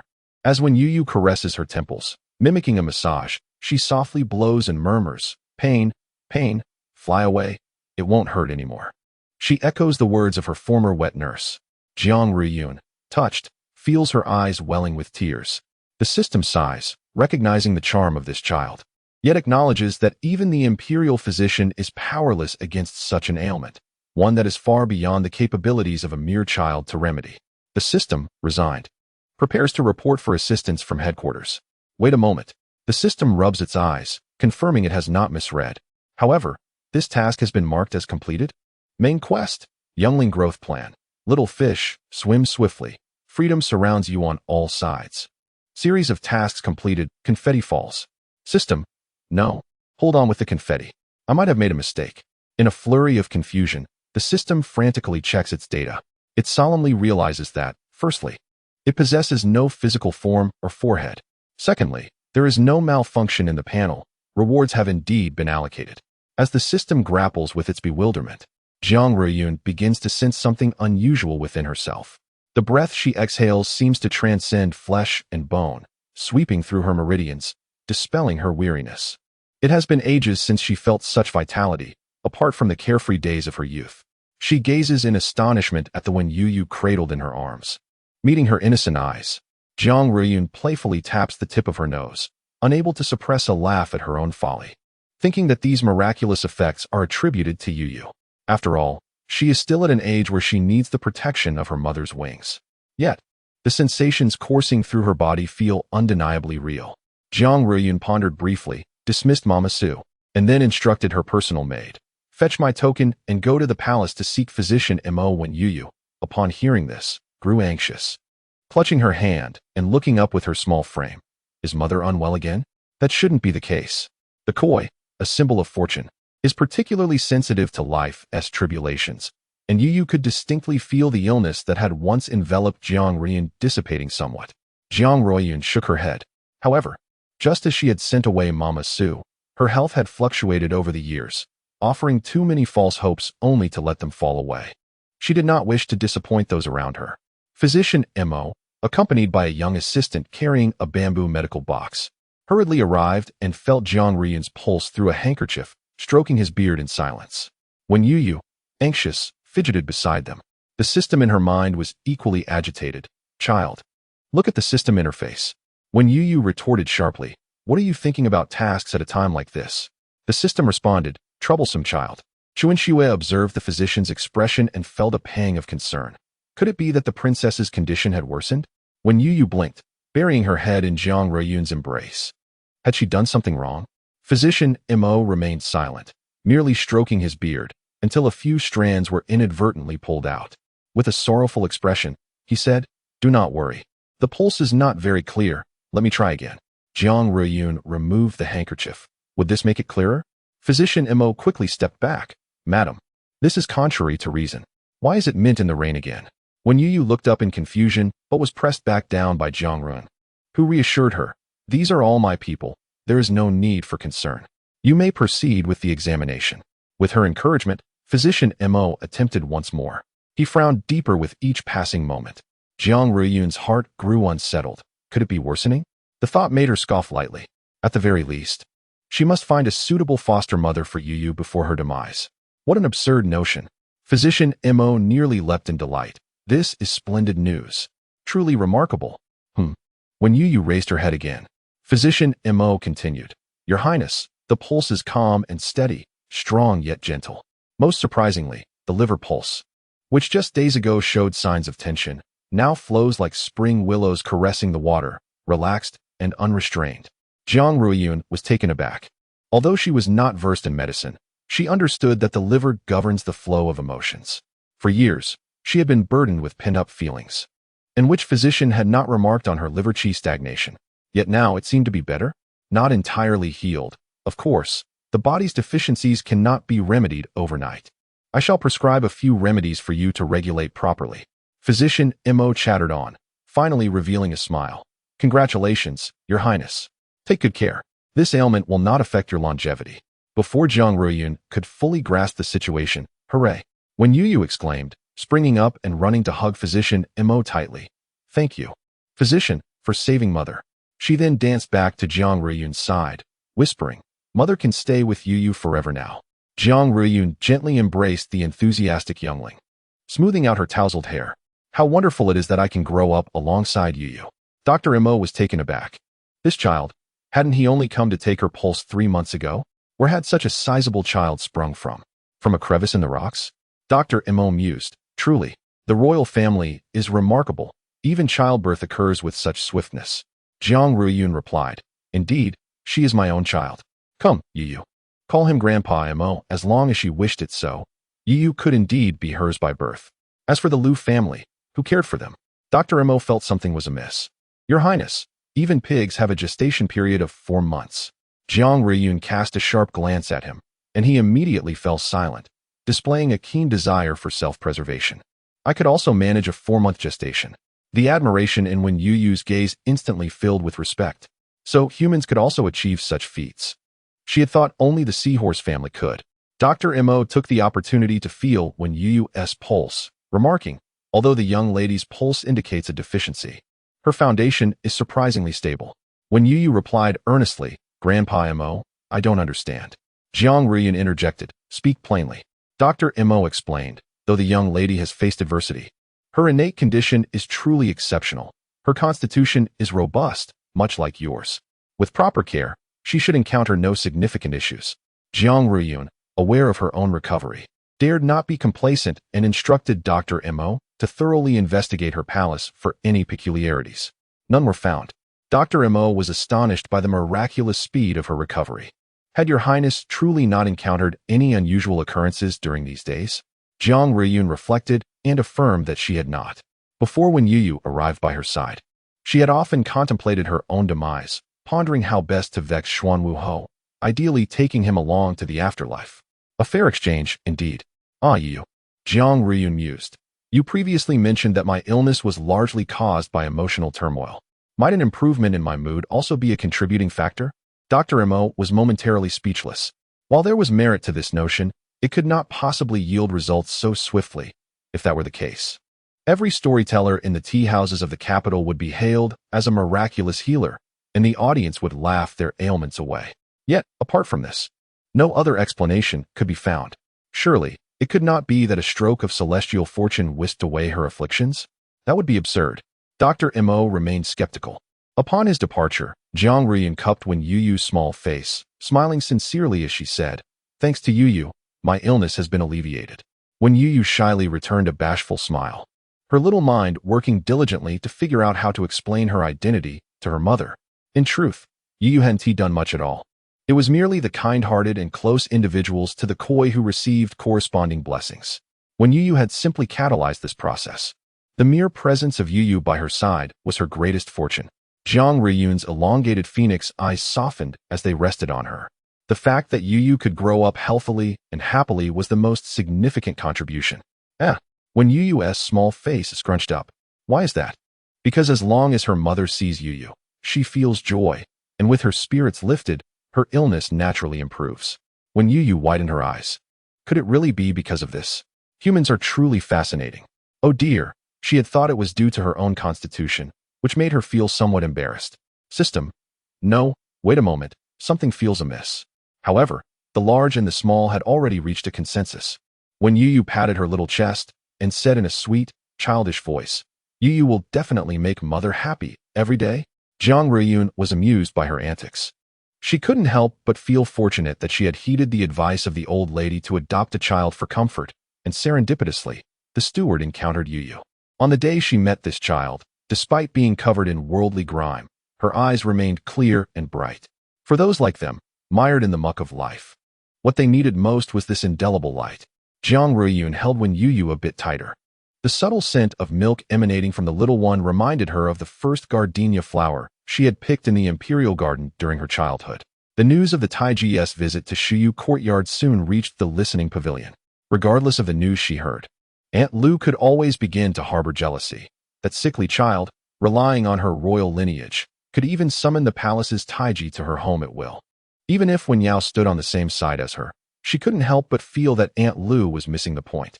She spoke up to remind her, "Aunt, the key point is that her condition must have worsened." Aunt Lu's eyes brightened. "Is that true?" Wenyao, with memories from her past life, knew that Jiang Ruiyun would not live much longer. Indeed, the two of them simultaneously revealed a sinister smile characteristic of antagonists. Until the next day during the morning greeting, Aunt Lu saw Jiang Shishir looking radiant. "Aunt Lu," Wenyao was certain, "it's a fleeting moment of recovery." Jiang Ruiyun was too lazy to engage with the gossip of the concubines below, merely stating that she wished to have Youyou recorded under her name. She looked at Aunt Lu. "Do you have any objections?" Naturally, Aunt Lu did not, and rather hoped she would keep that disaster star by her side, to keep her in check. For Youyou to receive such favor from you is her fortune. I am overjoyed for her. How could I possibly object? Wenyao feigned indifference. Jiang Ruiyun surveyed the group, finding none who showed any concern for Youyou. She did not wish to linger with them any longer and dispersed the gathering. Changing the family register required the presence of an elder from the clan. However, the Marquis of Xuanwu had long since severed ties with the Wen family, so only his nod was necessary. It was the first time when Youyou met her biological father. When Youyou, the man, clad in a brocade robe, strode into the courtyard. Handsome and masculine, yet the frivolity in his eyes marred his face as he pondered. Who is Youyou? Youyou tightened her grip on Jiang Ruiyun's sleeve. For some reason, perhaps influenced by the original's emotions, her eyes turned red. Not wishing to be seen by such a person, she lowered her head. Jiang Ruiyun's cold demeanor intensified as she pulled Youyou behind her, akin to a mother hen shielding her chicks, bristling with indignation. Have you sown so many seeds that you've lost count? You profess your undying love for the Lu family, yet you seem to have forgotten about your own child. Wen Jingqing, displeased by her sharp tone, cast a glance at the timid figure of Youyou hiding behind Jiang Ryun, a flicker of disdain crossing his eyes. She is merely a girl. If you wish to keep her, so be it. He had altered the family register and warned, since you have taken her child, do not torment her further. Taken? She chose this willingly. When Youyou emerged from behind Jiang Ryun, a frail figure, yet she extended her arms protectively around Jiang Ryun. When Zhengqing regarded her with disdain, scoffing at her unappealing nature. With a derisive laugh, he raised his foot to kick her. It was winter, and with the thick soles of his boots, such a blow could easily cripple the delicate child. Jiang Ryun screamed, instantly rising to shield Youyou, while the surrounding maids rushed forward to obstruct Zhengqing. A dull thud resounded. Jiang Ryun's face turned pale as she trembled and reached out, only to grasp a warm little hand midway. Wait, Jiang Ryun paused in surprise. Youyou stood firmly, holding her hand. The one sprawled on the ground was Zhengqing, who let out a wretched wail akin to that of a slaughtered pig. What are you standing there for? Hurry and summon the physician. Youyou shot him a fierce glare. In the midst of the chaos, she seized the moment and delivered a forceful kick, exclaiming, "Take that." However, Zhengqing barely reacted. The recoil nearly caused her to topple over. Jiang Ryun, keeping a watchful eye on Youyou, observed her actions in silence. When she noticed Youyou about to fall, her instincts kicked in, and she swiftly steadied her. When Youyou felt her mother's warm hand, and all her suppressed grievances bubbled to the surface, tears streaming down her cheeks. He wanted to kick Youyou. He is wicked. Zhengqing glared at her with a predatory intensity and commanded the nearby maids to fetch the physician. Jiang Ryun bent down, gently wiping Youyou's tears with a handkerchief, her voice icy. Why are you all frozen? Who dares to go? When Youyou hiccuped, shocked, Chuanxue stepped forward, indignantly stating, just now. The Lord showed no mercy. Had a rat not scurried out and tripped him, it would have been the 6th miss on the ground. He, a martial general, was tough-skinned. And even if he had fallen awkwardly, what of it? The 6th miss was frightened to tears. As for why there was a rat in the Youyou courtyard, no one paid heed. Only when Youyou cast a glance at the rat scuttling along the wall, Jiang Ryun's expression grew ever colder. Zhengqing, feeling the pain, dared not utter a sound, faintly recalling the days when he had enjoyed the favor of the beloved Princess Chang Yin, who had looked down upon him with similar disdain, as if he were mere refuse. He reminded himself not to be afraid. The woman she is today is far removed from the Chang Yin of yesteryear. Her mother, a former empress from a noble house, has passed away, and the crown prince has been deposed to the ancestral hall. The noble house has waned, and even the emperor neglects this daughter. Otherwise, how could a mere prince consort take a concubine? He refused to plead for mercy, while Jiang Ryun turned a blind eye, feeding Youyou. Anxiety still lingered in her heart. Fortunately, a rat had suddenly scurried out from somewhere. Had Youyou been kicked, Jiang Ryun dared not imagine the consequences. It was her oversight. She had naively believed that a tiger would not harm its own cubs, and had thus let her guard down. To compare such despicable creatures to a tiger is an affront to the tiger itself. This was her fault. When Youyou swallowed the pastries her mother handed her, listening to the wails in her vicinity, feeling as though her ears had been sullied, pointing at Zhengqing, she declared with innocent authority, "Mother, he is so noisy." Jiang Ryun commanded, "Someone, gag the marquis, lest he consume something filthy from the ground." Zhengqing continued to struggle. Youyou, in her tender voice, cautioned, "A rat just crawled here. You shouldn't roll around on the floor." Zhengqing paused momentarily. Youyou patted her head, "But you are much more disgusting than a rat." "It's all right, don't be afraid." Zhengqing protested, "Did you hear that? Is this what a child of your age should say? How malicious." Jiang Ryun, embracing Youyou, lamented, "What a wonderful child." Zhengqing was taken aback. He had just attempted to harm her, and yet Youyou still expressed concern for him. Youyou is simply too kind. Eventually, Jiang Ryun managed to drag the unconscious Zhengqing away, calling for assistance to remove this man who resembled a dead dog. Youyou crawled beside her mother, her small face filled with worry. "Mother, will he be angry?" "Yes." Youyou gasped, her little face scrunching in distress. "Will he bully you?" "Do not be afraid. Youyou will fight him." Now, she was a prosperous child with 150 merit points, having unexpectedly completed a series of tasks worth 80 points and achieving an advancement task worth 10 points each. Youyou had successfully won the favor of the maids around her mother, earning an additional 70 points. Youyou waved her small hand, "System, open the shop. I want to buy items." The system responded, understood. It opened the interface. Upon glancing at it, Youyou noticed that even the cheapest itching ointment required 300 points. She turned away. Withdraw, withdraw, withdraw. The system chuckled. You might as well consume it directly. These items are not in demand. Although the system did not know what these glittering trinkets were, it observed how Youyou gazed at them, swallowing her saliva. Youyou questioned, what if no one buys these overpriced items? The system replied, because other systems have shops, I must conform. It's not as if I'm forcing you to purchase them. Youyou became indignant. Are you provoking me? You think you're clever, picking on the weak. With her merit points only sufficient to buy half a pack of itching ointment. Youyou opted to absorb it instead. Perhaps it was her imagination, but after absorbing the merit points, the scales of her true form seemed to shimmer with a newfound brilliance. It is but a fleeting moment, ephemeral in nature, and one cannot ascertain when success may be attained. With a heavy heart, Youyou inquired of Jiang Riyun, Mother, what is it that garners love from all? Jiang Riyun pondered for a moment and replied earnestly, gold. And what else? Silver. Is there nothing more? Banknotes.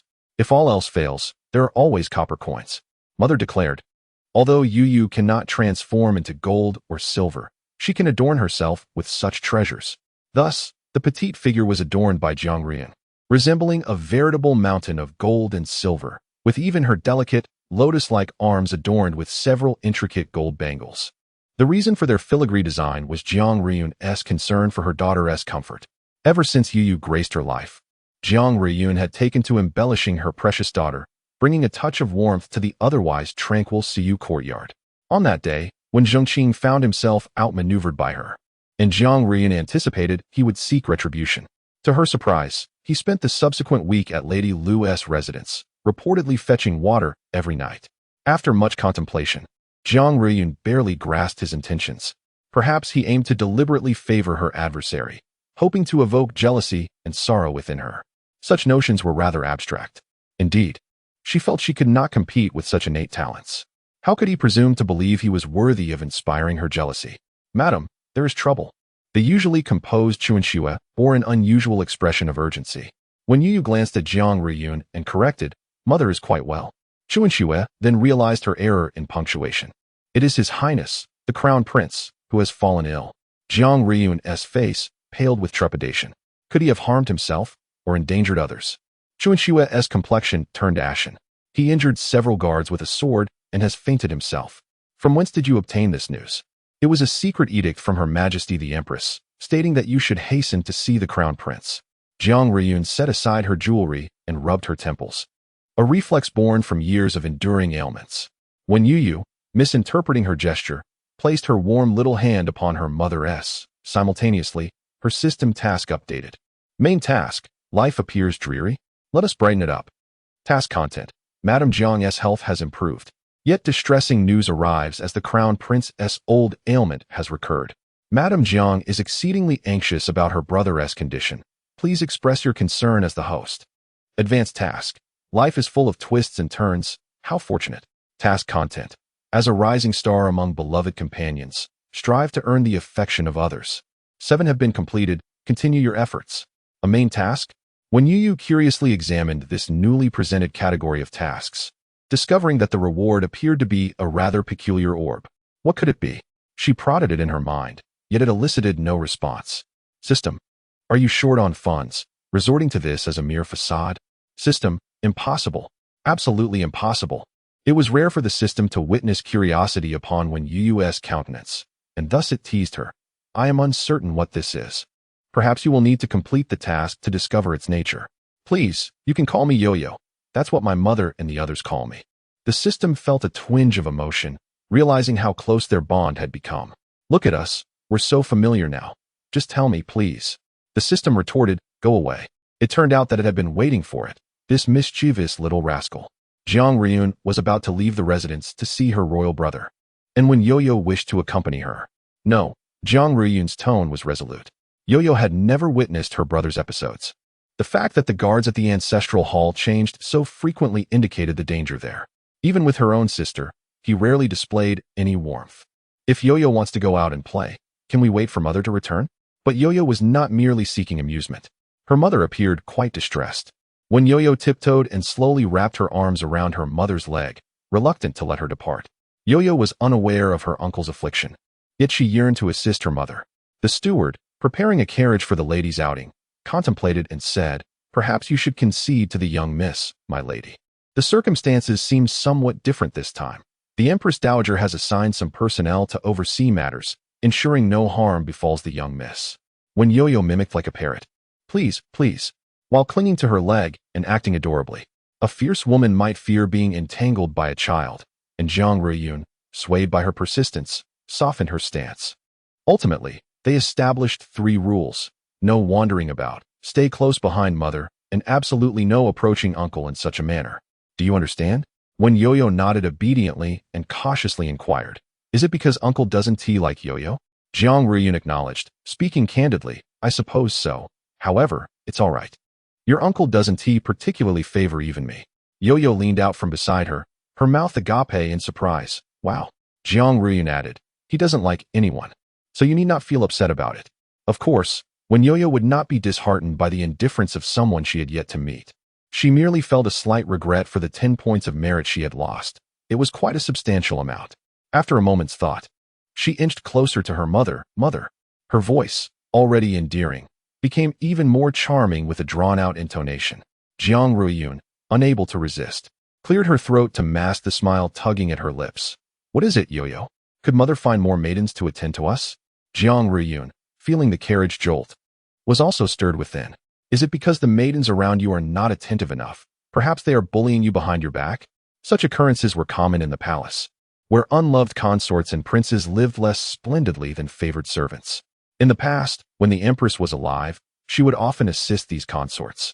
One could only wonder what the harem had become now. No. Youyou shook her head vigorously. "My elder sisters treat me exceptionally well. I don't want to involve them. It's just that Youyou feels a bit bored and wishes for more sisters to play with." The system pierced through her thoughts. "I see you are tempted by those 10 points. When Youyou covered her ears, unwilling to listen to the nonsensical chatter, Jiang Ruiyun pondered for a moment. Indeed, Youyou had reached an age where companionship was essential. However, playing with a maid would be less beneficial than finding peers of her own age, with whom she could converse. Jiang Ruiyun recalled the children of her royal siblings. She decisively declared, "Very well. Youyou is of an appropriate age. In a few days, your mother will take you to meet your great-grandmother." When Youyou tilted her head, a piece of rose pastry clutched in her hand. "Will great-grandmother come to play with me?" Jiang Ruiyun replied, "No, I will send you to the Imperial Academy. There, you will find many companions your age. Would you be happy with that? School?" After 500 years of merely swimming in Tianqi, this illiterate child felt a shudder of dread at the thought. The heart dies a slow death, and nothing is more sorrowful than a heart that has lost its will to live. Even her beloved rose pastry seemed unpalatable at this moment. Yet, when Youyou diligently finished it, wiped her hands clean with the handkerchief offered by the maid, and hesitantly spoke up, "Mother, can Youyou not go to school?" As a koi fish that occasionally manifests its luck, every June, she would pray for good exam results, nearly flooding the wishing pool with the fervor of her requests. From their eagerness, when Youyou could almost perceive the terror associated with this concept of school and examinations. Until now, she had been a mere observer. But now she was to be dragged into the fray.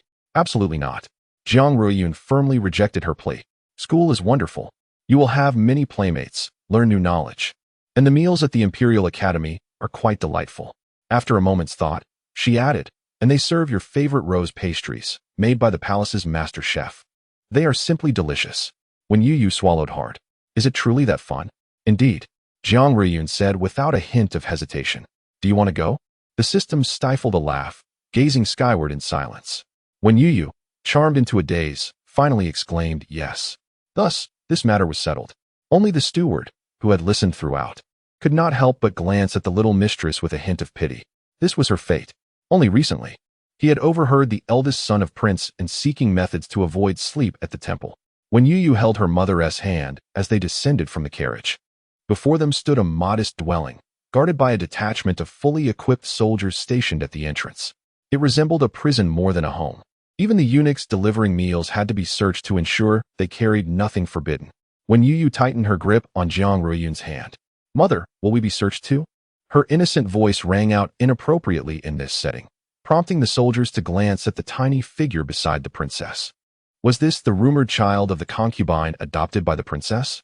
Though timid, she was certainly not the unsightly being that others had described. Upon gazing into those vivid, enchanting apricot eyes, the guard softened his tone, wary of startling the child.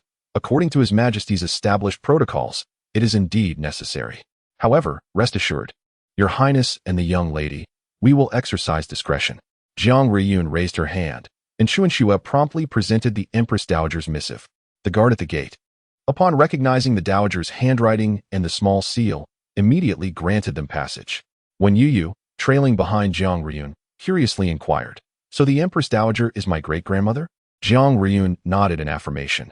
"Indeed, Youyou must attend the Imperial Academy, and for that, a letter of recommendation from your great-grandmother is required. When we meet your uncle shortly, please remain silent. Do you understand, Youyou?"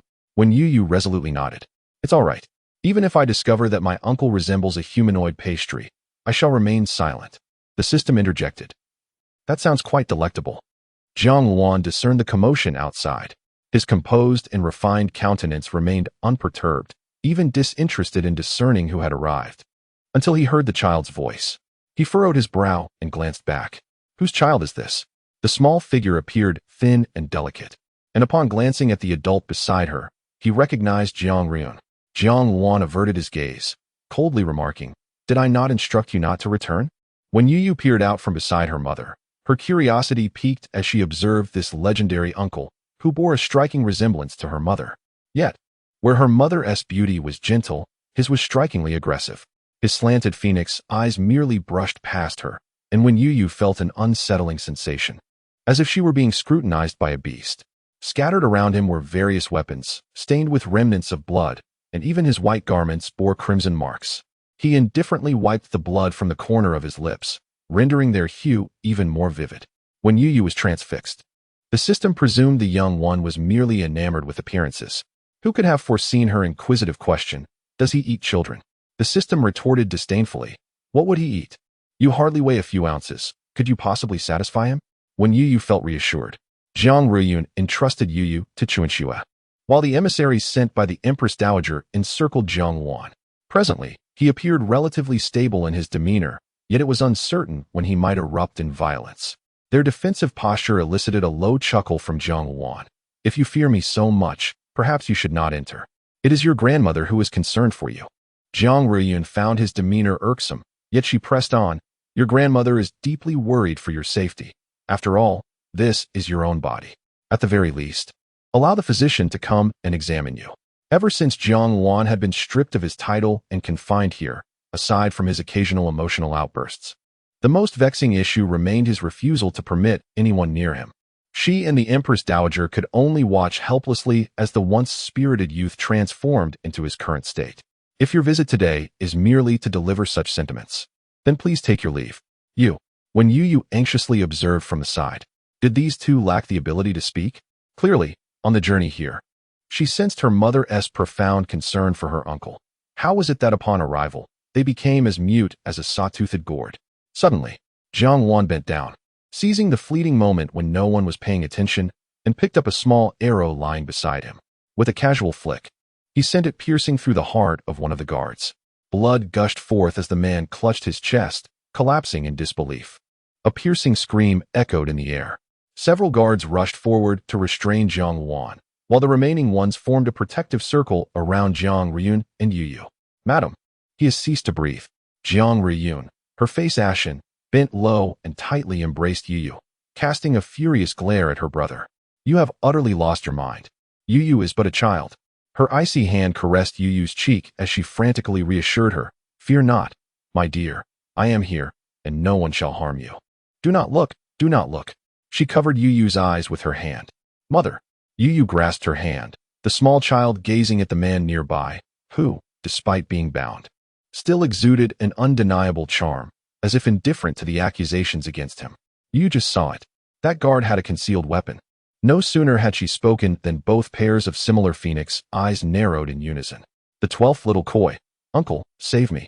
Had someone daring enough to extend their hand toward the Empress Dowager? Jiang Riyun's expression turned cold, her tone no longer gentle as it had been with Youyou. "Search him." Yes. The guard complied, and indeed, they discovered a hidden arrow in the lifeless hand. Upon testing it with a silver needle, the guard's face changed dramatically. Madam, it is laced with deadly poison. The concealed weapon, encased in a wooden box, was presented before Youyou. Crafted with exquisite precision, it bore no mark of any renowned artisan. Who had sent him, and whom were they attempting to assassinate? With the death of the perpetrator, all became an enigma. Youyou instructed a maid by her side to summon the coroner, hoping to uncover some clues from the corpse. Realizing she had misjudged her brother, her tone softened somewhat. Yet confusion lingered. If you discovered something, simply speak. With the man dead, the trail has gone cold. Youyou continued to observe Youyou, and at her words, he frowned in irritation. A retort lodged in his throat, but upon seeing Youyou's innocent little face, he swallowed it back. What business is it of yours? Though reluctant to admit it, Youyou acknowledged her earlier statement. Indeed, it was prudent to temper one's demeanor in the presence of a child. Moreover, if memory served, this child was likely the only girl of this generation. The Empress Dowager and the Emperor would undoubtedly cherish her deeply. The thought of the Emperor further darkened Youyou's expression, urging them to depart. The coroner summoned by Youyou arrived, taking Youyou away from his quarters. The world fell into a sudden silence. The dimly lit room was left with only his breath, which was irksome. Youyou lifted the curtain of his eyes and reached for the box on the table. He still wished to witness the demise of the one who had framed him. Even in his current predicament, he must persevere. However, just as he lifted the lid of the box, the aroma of the food had yet to waft through the air when a familiar little head poked in through the window. Uncle. She waved at him. Were they so well acquainted? Youyou chose to ignore her, picking up his chopsticks instead. Uncle, uncle. The incessant chatter was more irritating than the birds outside. Youyou resignedly replied, What is it? The little one outside, as if performing a magic trick, brought forth a plate of pastries and presented it to him. Eager to share a meal with her uncle, Youyou declined. No, thank you. He had no desire to assist Youyou in caring for a child. However, he cast a doubtful glance at the youngling before him, who appeared to be around 3 or 4 years old. Had Youyou been pregnant 4 years ago? No, absolutely not. After 3 consecutive refusals, when Youyou drooped her head, even the tuft of hair atop her head falling limply, Youyou mechanically ate a few bites. The incessant chatter of the child no longer grating on his ears. He was devoid of patience, yet he had long since grown accustomed to it. Everyone would flit past him, chattering like the birds outside, only to depart shortly thereafter. The lingering scent of blood dulled his appetite, and he merely shoveled a few bites of food into his mouth to stave off hunger. Knock, knock, knock. A sound came from outside the door. Youyou impatiently called out, Come in, the door is unlocked. Uncle, help. Youyou can't push it open. Youyou sighed. What do you want again? When Youyou was utterly bored, the sparrows in the tree gossiped about the strange man inside. He seemed fierce, yet he had once stopped humans from driving them away with sticks. He was rather pitiable, confined to this small room while they enjoyed their freedom. Are you going to find him to eat together? Hurry home to wash up and sleep. He won't agree to it. No sooner had she finished speaking than the door creaked open behind her. The sparrows fell silent, preening their feathers to alleviate the awkwardness of being caught. Youyou looked down at the small child, no taller than his waist, and smirked. What are you standing there for? Aren't you supposed to join me for a meal? Though his tone remained brusque, it carried an inexplicable awkwardness. When Youyou cheered, lifting her plate from the side, and like a thief, motioned for her uncle to be quiet. She stealthily followed him into the room, quietly closing the door behind her, making a concerted effort to minimize any noise. Youyou's lips twitched. Are you stealing? As if I'm someone to hide from. When Youyou sighed, I have no choice. My mother won't let me play with you. It had been a long time since Youyou had been alone with anyone in a room. He felt uncomfortable sitting there. Every aspect of it felt wrong. Even the way he held his chopsticks felt awkward. He sighed and set down his utensils. Speak. What do you want from me? In this world, everything is driven by self-interest. He did not believe that he was without desire. When Youyou bashfully lowered her head, her tiny ears turning rosy, her voice barely audible, Youyou could not catch her words and asked, What? Yet, the stirrings in his heart dissipated in an instant. Indeed, even a child so young could not escape the mundane. His expression grew cold and distant. Unfortunately, he possessed neither power nor wealth, nor jewels or treasures in this moment. One might even assert that, despite her desires, he could scarcely fulfill them. When Youyou exclaimed, "I want to eat the lion's head from Uncle's lunchbox," Jiang Wan responded with a hint of concern. "Oh dear, he truly has that." The rich, savory lion's head, enveloped in a luscious sauce, appeared quite delightful. Yet Jiang Wan had never been fond of such heavy flavors, preferring a more delicate diet. He hadn't even touched it with his chopsticks. The barriers that had previously existed in his heart were effortlessly dismantled. Jiang Wan, somewhat helpless, used a clean pair of chopsticks to transfer the lion's head to her side.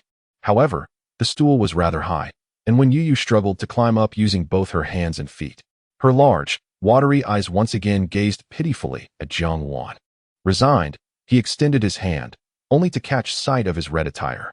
His fingers curled slightly, and he retracted his hand. "I'm dirty. You should sit on the couch."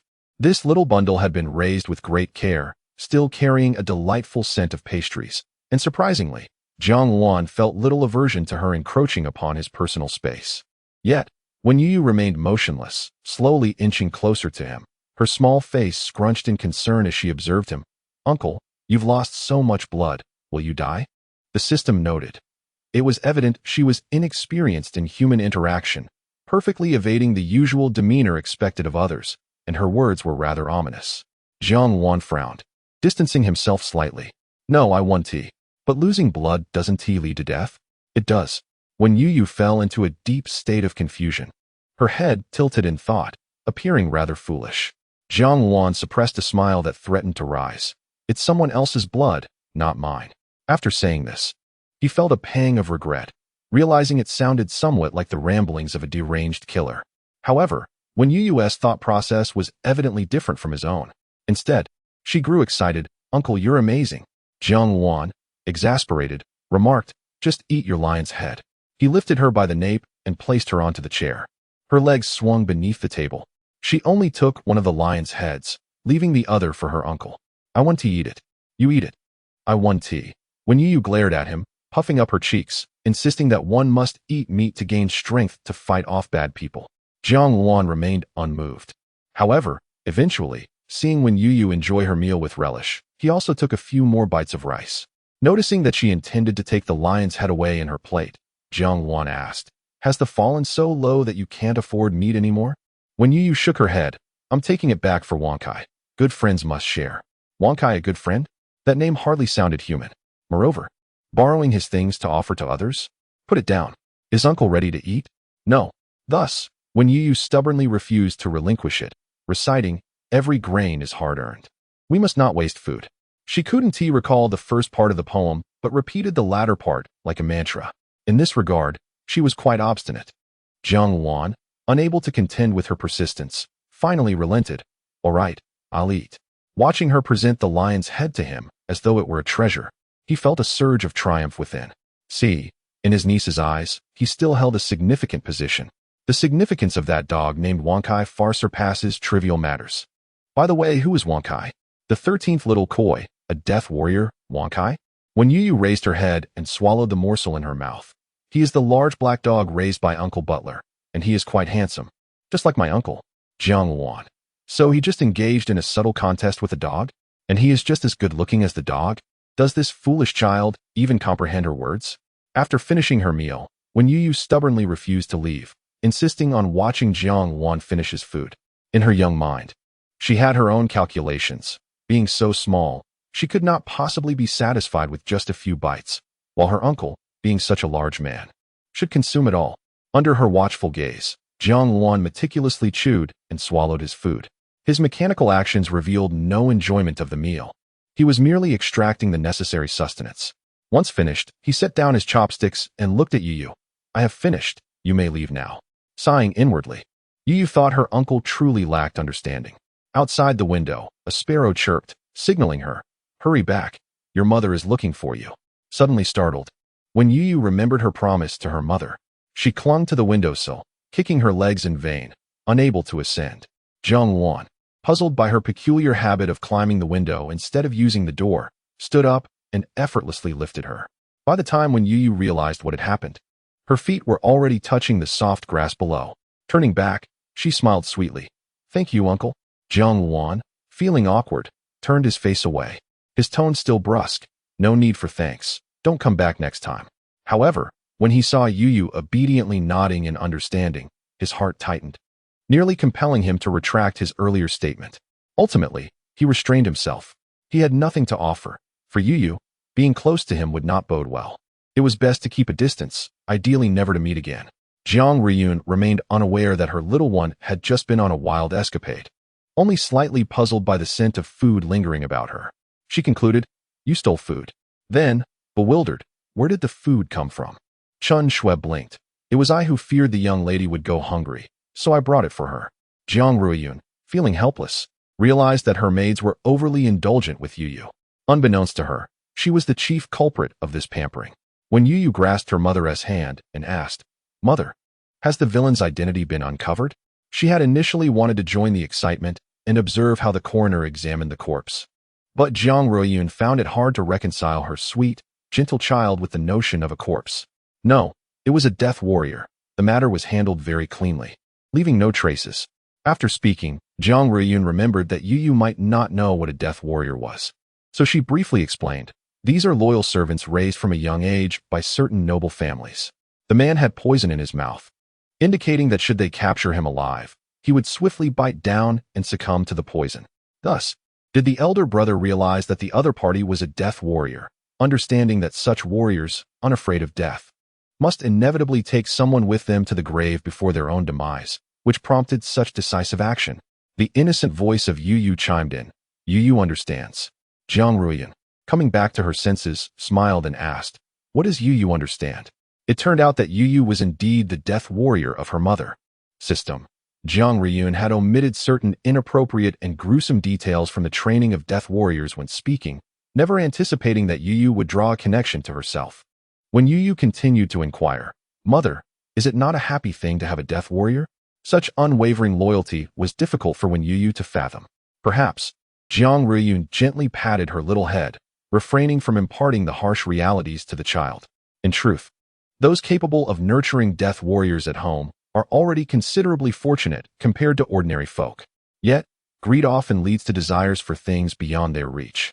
Jiang Riyun sent someone to inform the Empress Dowager of this matter, only to find herself ensnared in a new dilemma.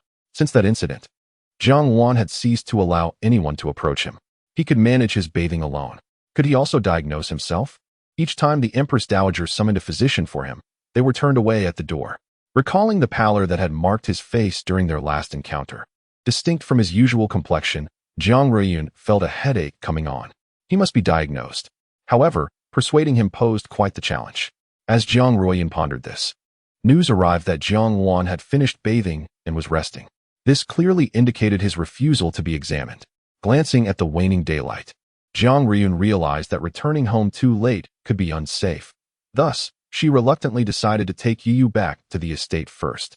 Ever since when Youyou's health had improved, she had been able to move freely within the manor. With so many concubines in the Marquis's household, this situation was rather absurd for a prince consort of a princess. But the authority of managing the household remained firmly in Jiang Riyun's hands. Youyou encountered Youyou once more on a winter afternoon, when the rare good weather allowed the sun to warm the air pleasantly. Youyou longed to row on the lake, now free of ice and snow, and thought to invite her close friends to accompany her. Boating within the estate was a rare activity, and in previous years, she had always received envious glances from her peers at such times, as most officials' residences lacked a lake of comparable size. The Wen family was thus favored due to the emperor's compassion for his daughter when she was still a princess, sparing her the burden of relocation by placing the bestowed marquise adjacent to the princess's residence and opening 2 small doors. Hence, this lake was, in principle, the property of the princess's residence. Consequently, Youyou needed to seek permission from her legitimate mother before boating. In the past, her mother had always acquiesced, as she often regarded such matters with indifference. However, this time, "You say my mother refused?" Youyou's voice suddenly sharpened, only to quickly regain composure as she altered her tone, glancing at Jiang Riyun's personal maid, biting her lip and exclaiming, But I have already sent invitations to my friends. They will be arriving shortly." Spring Snow's cold demeanor was unyielding. It was the young lady's own fault for not consulting Madame in advance. After all, Jiang Riyun had always readily agreed in the past. Youyou was in a flurry, even invoking the Marquis, yet Spring Snow remained impervious, I am a gift from the late Empress to Madam. I fear the Marquis lacks the authority to dictate my whereabouts. The young lady should seek another venue. However, the invitation explicitly stated a boating excursion on the lake. Was she to find a small pond instead? Moreover, when Youyou harbored a secret she dared not voice. Just as she and Spring Snow were at an impasse, a small figure appeared before them. Was it Youyou? Youyou furrowed her brow. According to her experiences from her previous life, Madame Jiang should have confined her to the room for lessons in etiquette. How then could she be running about freely?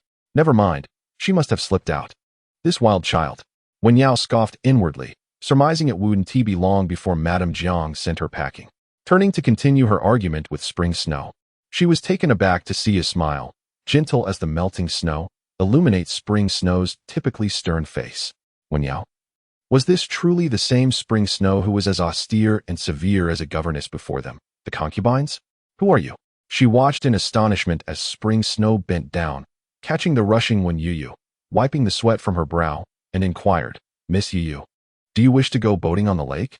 Spring Snow silently expressed gratitude to Youyou. If not for the incident today, she would never have conceived such a refined winter pastime. It was perfect to placate the young lady. Youyou's eyes widened. Was this proper etiquette? Unable to restrain herself, she interjected, Sixth Sister has not consulted Madam either. Isn't this an overstep on Spring Snow's part? If Madam were to find out, might she not be displeased with Sixth Sister? At first, Youyou had no intention of acknowledging her. She had yet to settle the score with her for the original's grievances.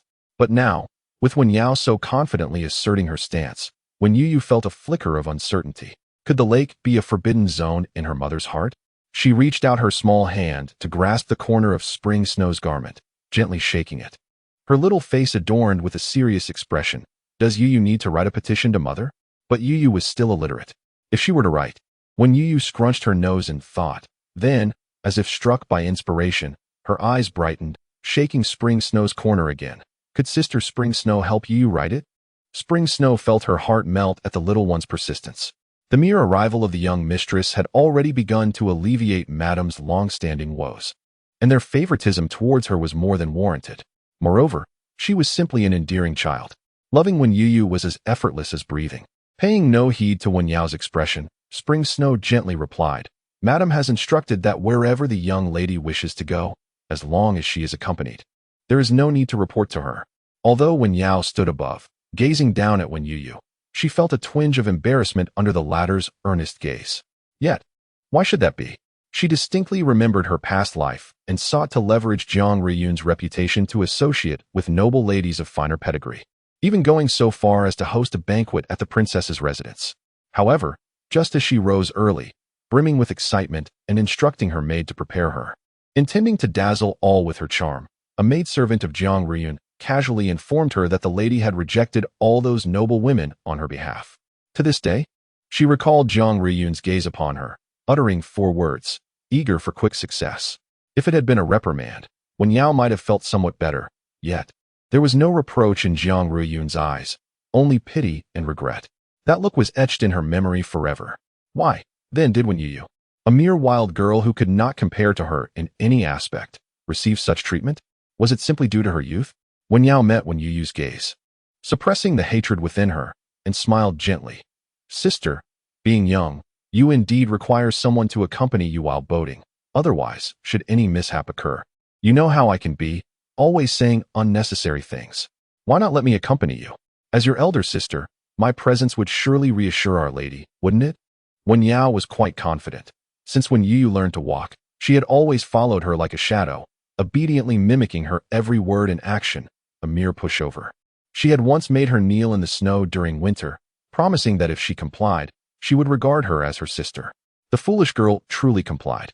This was merely a trifling matter, she mused. Yet, Youyou displayed no gratitude, retreating behind Chunxua, shaking her head vigorously like a rattle drum. No, I don't want you. She then turned to Chunxua, her eyes pleading, Sister Chunxua and Sister Chunyu, will you accompany Youyou?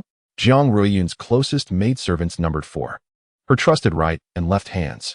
The other 2 sisters were preoccupied with assisting their mother in managing household affairs, leaving Chunyu to care for her.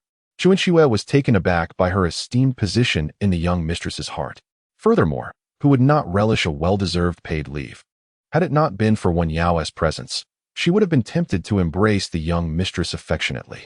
Youyou smiled in response, but as she turned to Youyou, her smile vanished, replaced with a subtle warning. Since the sixth miss is already recorded under the lady's name, she has no connection to the Tinglong courtyard. Please take your leave, Mississippi. What did it mean that they had no relation, as if they were blemishes upon Youyou? The urgency to delineate boundaries was palpable. Youyou was deeply irritated by this notion, observing the seemingly transformed Youyou, who, after just half a month away, appeared as if she had become an entirely different person. Her fair skin was adorned with bright, lustrous almond-shaped eyes. Despite her disdain, she could not deny her beauty.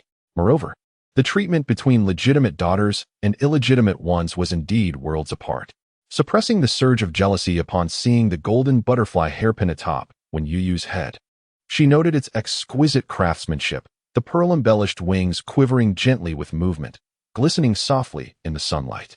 Youyou recalled distinctly that this was a rare treasure presented by a foreign country last year, and it was now in Jiang Ruiyun's possession. How could she have the heart to bestow such a precious adornment upon a child so utterly ignorant? If only she could disregard the flattery of her friends. Youyou gritted her teeth, harboring resentment, thinking that this mother and daughter would not last long. When the time comes, she would watch Youyou soar in the underworld.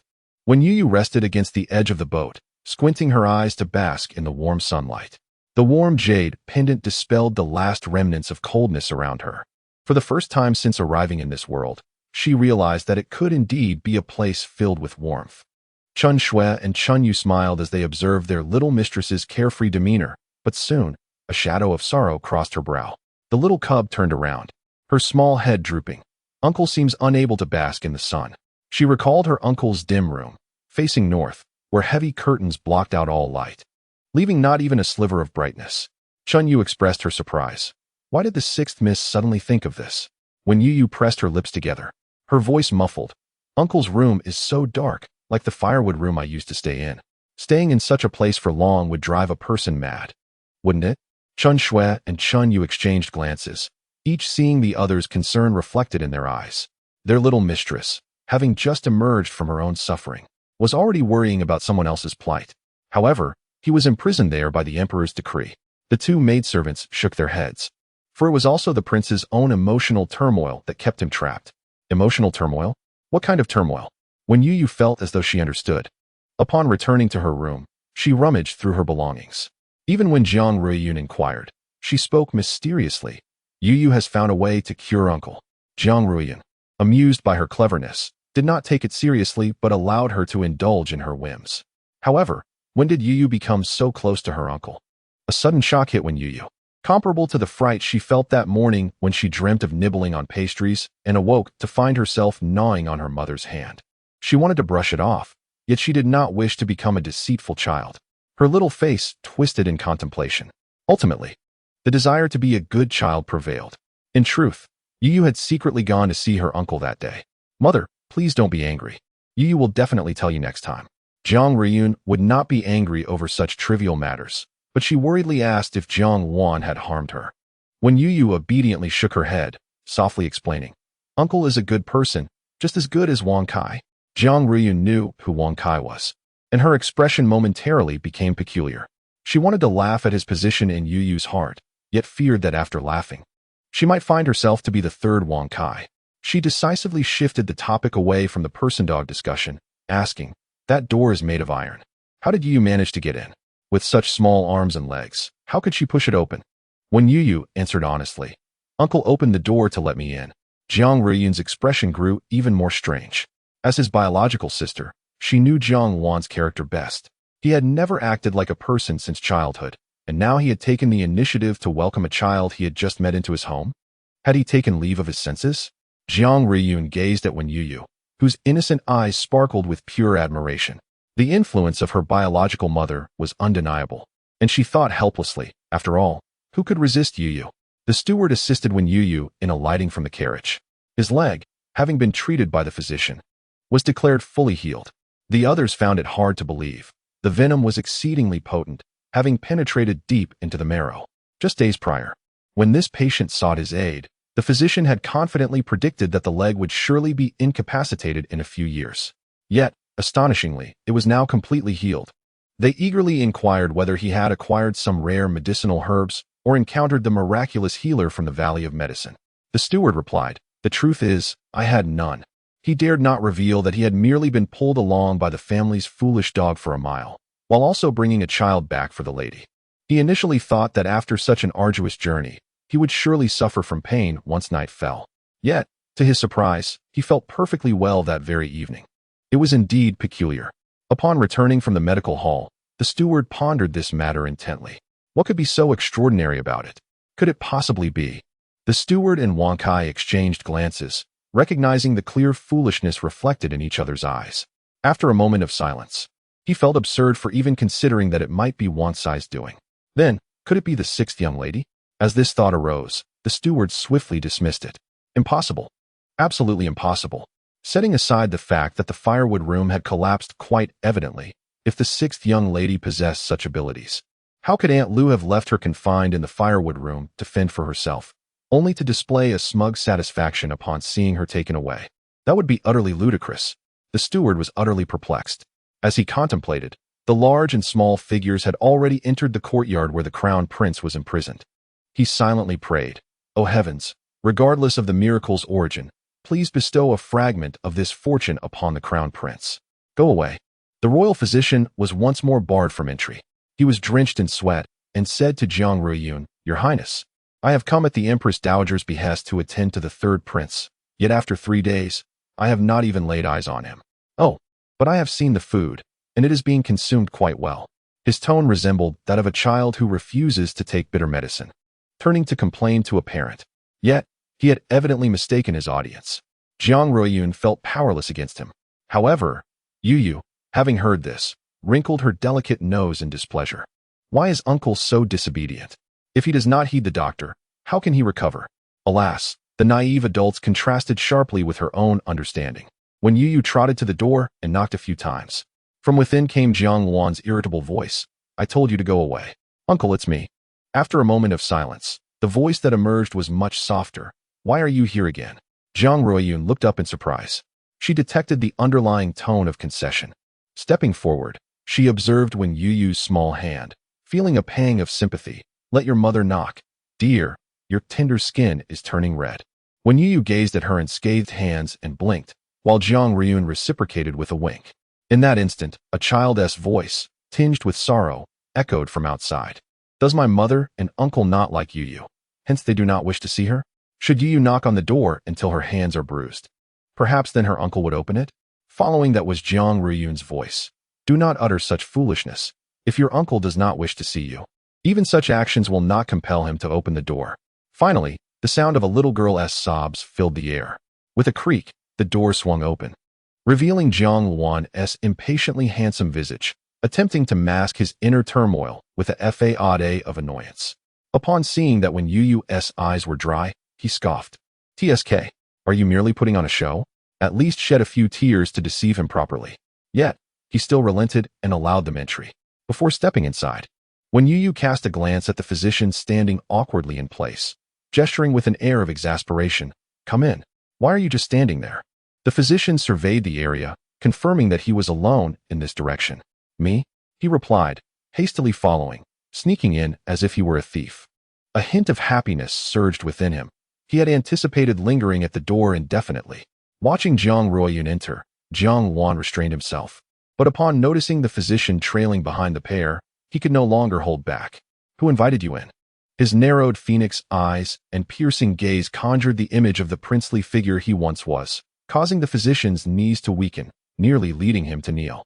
Jiang Ruiyun hesitated, pondering how to persuade him, while when Youyou had already freed herself from her grasp and, in a moment of boldness, clung to Jiang Wan's leg. Suddenly, his leg was enveloped by a soft warmth. Jiang Wan, feeling unaccustomed, shifted his leg, attempting to extricate himself. "No." Jiang Wan inhaled deeply. Jiang Ruiyun coolly remarked from the side, "You mustn't harm her. She is but a child." "Fine, she is indeed a headstrong little one." It was Youyou who invited the physician in. Unexpectedly elevated to a paternal role among the two princes, the physician stammered, "Me?" When Youyou clung tightly, muttering, "Uncle, doesn't he understand? Even when ill, he refuses to see a doctor. The sparrows told me so when I arrived." They said since uncle moved here. No matter how much blood he lost, he bandaged himself. Jiang Wan, in a tone of exasperation, replied, "It's not that he doesn't understand. He is her uncle. After all, how can this little girl claim he is unwise?" Unbeknownst to him, he had tacitly accepted this familial bond. Then it is intentional. When Youyou suddenly looked up, tears genuinely glistening in her eyes. Does uncle no longer wish to live, no longer wish to see Youyou? During her time in the celestial realm, she had witnessed many humans perish due to their refusal of treatment. Some sought death with all their hearts, while others wished to spare their families from burden. Yet, the thought of one day seeing the cold, lifeless Jiang Wan in that realm was unimaginable. The warmth of his presence made her feel a sense of kinship. Those who could be drawn close by auspicious spirits could not possibly be malevolent. Youyou did not wish for him to become like that. Moreover, if her uncle were to perish, her mother would be even more heartbroken. Tears cascaded down his robe, soaking the ground beneath him. Typically fastidious, Jiang Wan now disregarded his usual standards, helplessly wiping her tears with his sleeve. However, burdened by guilt and clad in coarse linen, the rough fabric grazed the delicate skin of Youyou, leaving behind an angry red mark that appeared quite alarming. In a flurry, Jiang Wan retracted his hand and clenched his fist, for the first time experiencing the helplessness that followed the loss of power. Jiang Ruiyun handed him a handkerchief, tenderly stroking Youyou's head and covering her ears, whispering to Jiang Wan. Youyou's wet nurse had fallen ill and, lacking funds for a physician, succumbed to her affliction. It was only through her inquiries with the elders of the household that she learned of this tragedy. It was a lamentable tale, that of a nurse so ordinary that her death went unnoticed, yet she had once been everything to this child. Jiang Wan accepted the handkerchief and, albeit clumsily, began to gently dry her tears. Yet, like water, the more he wiped, the more tears flowed. Jiang Wan feared that if she continued to cry, his room would be flooded. He pleaded, "Enough, do not weep." However, when Youyou cried even louder, clutching at his garment and accusing him, "Uncle is fierce with me." Her small hands had turned red from the coarse fabric. Jiang Wan felt wronged. He had never felt so unjustly accused. Not even when he was slandered in court for treason. He had maintained a calm demeanor, yet somehow, he was deemed a villain. He turned to Jiang Ruiyun. "Your child. Comfort her yourself." He was at a loss, fearing that he might provoke her tears anew. Me?" Jiang Ruiyun looked skyward, then down to the ground, but avoided his gaze. The one who caused her tears should be the one to console her. Alas, while her status as Youyou's mother surely exceeded that of a mere dog in the child's eyes, Jiang Ruiyun could perceive the softening of Jiang Wan's demeanor. Perhaps Youyou might indeed lead him out of his despondency. With Jiang Ruiyun ignoring him, Jiang Wan felt a throbbing at his temples. If when Youyou were to cry and scream like an ordinary child, he would certainly be driven to the brink of annoyance and would have started to scold her. There were many such children at palace banquets. A mere frown from him would silence them. Yet, when Youyou cried silently, her large, watery eyes glistening with tears, gazing up at him with a look of utter dejection, she was so well behaved. Her manner of crying evoked a deep sense of compassion. Jiang Wan recalled Jiang Ruiyun's earlier words. It turned out that she had lost someone dear to her. Enough of this, he thought, with a self-deprecating smile. Let them understand the true state of his health. It was better to sever any lingering hopes. He wished to avoid the sorrow that would come with his passing. "You, come here." The physician, taken aback, looked up and pointed to himself. "Me?" Jiang Wan replied, "Why are you so dazed? Can someone like you truly be relied upon?" "Yes." "You, come here and take my pulse." The imperial physician had yet to respond when Youyou sprang up, her excitement palpable as she planted a kiss on his chin. "Wonderful. Uncle won't die." Jiang Wan felt the unexpected sensation on his jaw and, with a hint of disdain, wiped it away with his sleeve. It was such a peculiar feeling, yet a smile danced in his eyes. Jiang Ruiyun, unable to bear the sight any longer, swiftly pulled Youyou back into her embrace. Cursed be Jiang Wan. Youyou had yet to kiss her. Seeing him still disdainful towards Youyou, Jiang Ruiyun narrowed her eyes, mirroring his gaze. She retrieved a handkerchief and, as if to wipe away dirt, began to clean Youyou's mouth. Glancing at the handkerchief in her mother's hand, Youyou recalled that her uncle had one as well, and there was another in the carriage that had just been used to wipe her mouth. Finally, she timidly voiced a question that had lingered in her mind. "Mother, how many handkerchiefs do you have?" Jiang Ruiyun replied, "Good question, I cannot count them all." "Why do you ask?" "Youyou, counting on her fingers, whispered even softer. Because I also want to kiss Mother, but I'm afraid there won't be an extra handkerchief to wipe my mouth. She believed that after kissing someone, a handkerchief was necessary.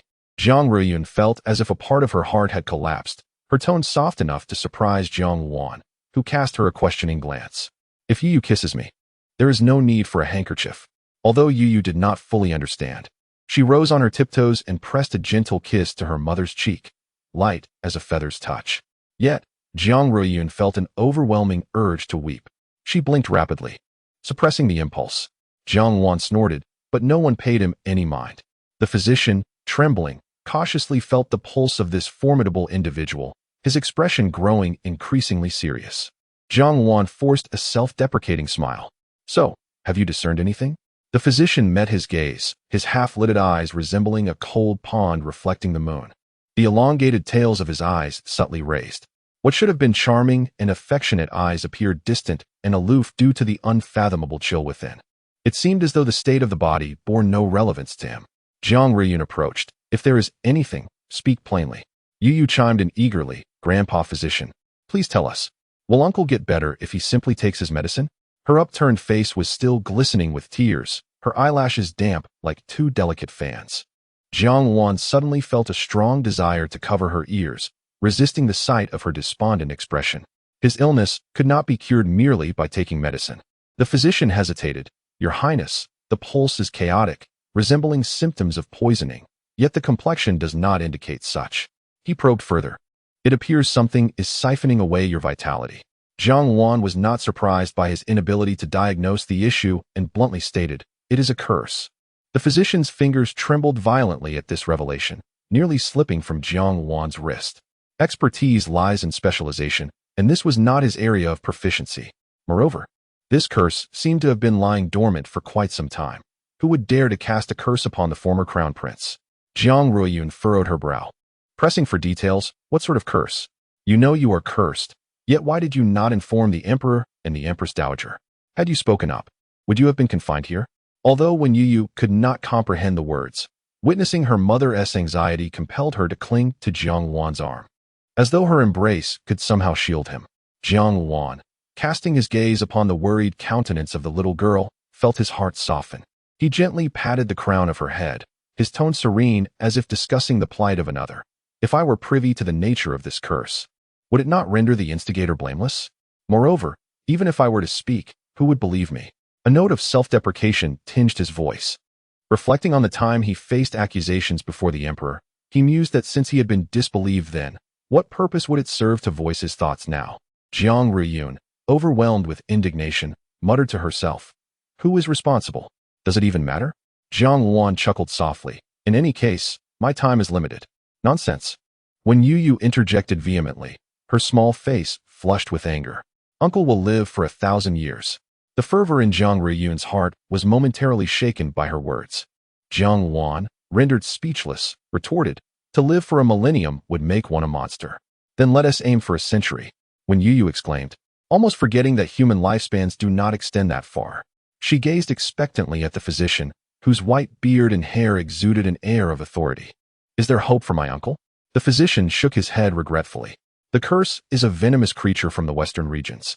There exists no one in the Imperial Medical Bureau knowledgeable in its antidote, and this creature is insidiously potent, likely more lethal than ordinary curses. Despair washed over Youyou as she recalled her dietary restrictions. Oh, I do not consume insects. Otherwise, perhaps I could have devoured that cursed creature. She then prodded the system. O wise and unparalleled system, do you possess any solutions? The system replied, I have none. I lack a medical license. When Youyou protested, what about the marketplace? Can't you procure some antidote? The system responded, there is none, and even if there were, you could not afford it. When Youyou lamented, the gears of fate have not budged, the chain of life is about to break. However, both the system and the physician interjected simultaneously. When Youyou decisively silenced the system, opting to heed the physician's words, the system, feeling slighted by this differential treatment, grumbled nearby, but when ignored, it resumed its muttering. When Youyou sighed, system, you are rather clingy. I might just place you in a corner to bother the mice. The system attempted to retort, but the physician spoke. Have you and the third prince heard of the divine doctor from the Valley of the Medicine King? Indeed, Jiang Wan affirmed. During the plague in Chuzhou, which claimed countless lives, this individual appeared with a remedy, saving the citizens. As he spoke, his usual nonchalance dissipated, replaced by genuine respect, reminiscent of the noble heir he once was. When Youyou was witnessing a side of her uncle she had never seen before, prompting her to gaze at him with curiosity, Jiang Riyun inquired, "Are you suggesting that this divine doctor can resolve the curse afflicting my elder brother?" The physician responded earnestly, "Indeed, madam. You may not know, but my mentor once encountered that divine doctor and is aware of his origins from the western regions, where he has extensive knowledge regarding curses. Moreover, this individual possesses exceptional medical skills. If there exists anyone in the world capable of saving His Highness, it would undoubtedly be him. After all, the venomous insect has not merely resided within Jiang Wan's body for a fleeting moment, but has instead gnawed away for years, leading to a staggering depletion of his physical constitution." When Youyou's eyes sparkled with excitement, "Since there is such an extraordinary physician, let us set forth at once." Jiang Wan, the ailing patient, had yet to respond, yet her enthusiasm was palpable. Observing her joy, Jiang Wan swallowed the words he had intended to voice. He was quite satiated.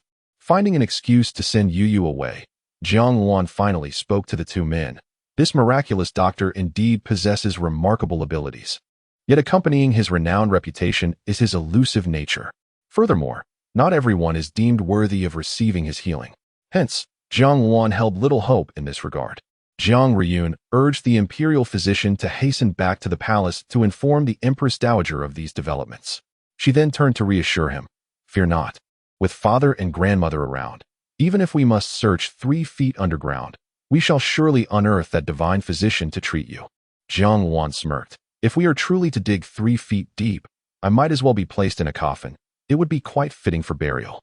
Jiang Riyun suppressed her laughter, unable to restrain herself from rolling her eyes, too weary to scold him. "You had better not let Youyou hear such morose sentiments, or she will surely weep for you." Jiang Wan recalled the glistening tears in her dark, bright eyes, the delicate tip of her nose reddening from the prospect of tears. He pressed his lips together, putting on a facade of indifference. "Ridiculous, as if I would fear her." At that moment, a small head poked through the window, with several sparrows perched upon its shoulders. "Mother, uncle, what secretive whispers are you sharing behind Youyou's back?" Jiang Riyun shot Jiang Wan a glance, suppressing a laugh. "Oh, your uncle was just telling me that he hasn't yet reported you." Jiang Wan promptly interrupted her. "Speaking with righteous conviction, I merely expressed my hope to find that miraculous physician soon, who will undoubtedly provide proper treatment." When Youyou beamed, revealing her charming dimples, raising her tiny hand to signal for, "Yes, yes. Youyou will also help uncle find that divine physician." Jiang Riyun, having lost her patience, rolled her eyes directly, thinking him a hypocritical double-dealer, deceiving the innocent child with falsehoods. At this moment, the system finally found an opportunity to interject. "Hey, can you hear me?" When Youyou replied, "I can," the system reminded her to claim her task rewards. Perhaps the mysterious ring from the first task would prove beneficial. Glancing at the system panel, she noted, "Main quest, life dull and gray? Let's brighten it up. Completed, awaiting collection. Oh, it has been completed." When Youyou propped her chin on her hand, pondering the nature of this task. That's right, it was to show concern for her uncle. Yet, she had done nothing at all. In fact, she had even devoured a lion's head dish prepared by him. Tilting her head, the tassel of her hairpin brushed against her slightly chubby cheeks. Jiang Riyun, upon seeing this, instinctively reached out to pinch them, finding them soft and delightful to the touch. She pinched again. With a light cough, she feigned seriousness and inquired, "What is Youyou contemplating? Is she thinking how wonderful her uncle is? What a delight he is?"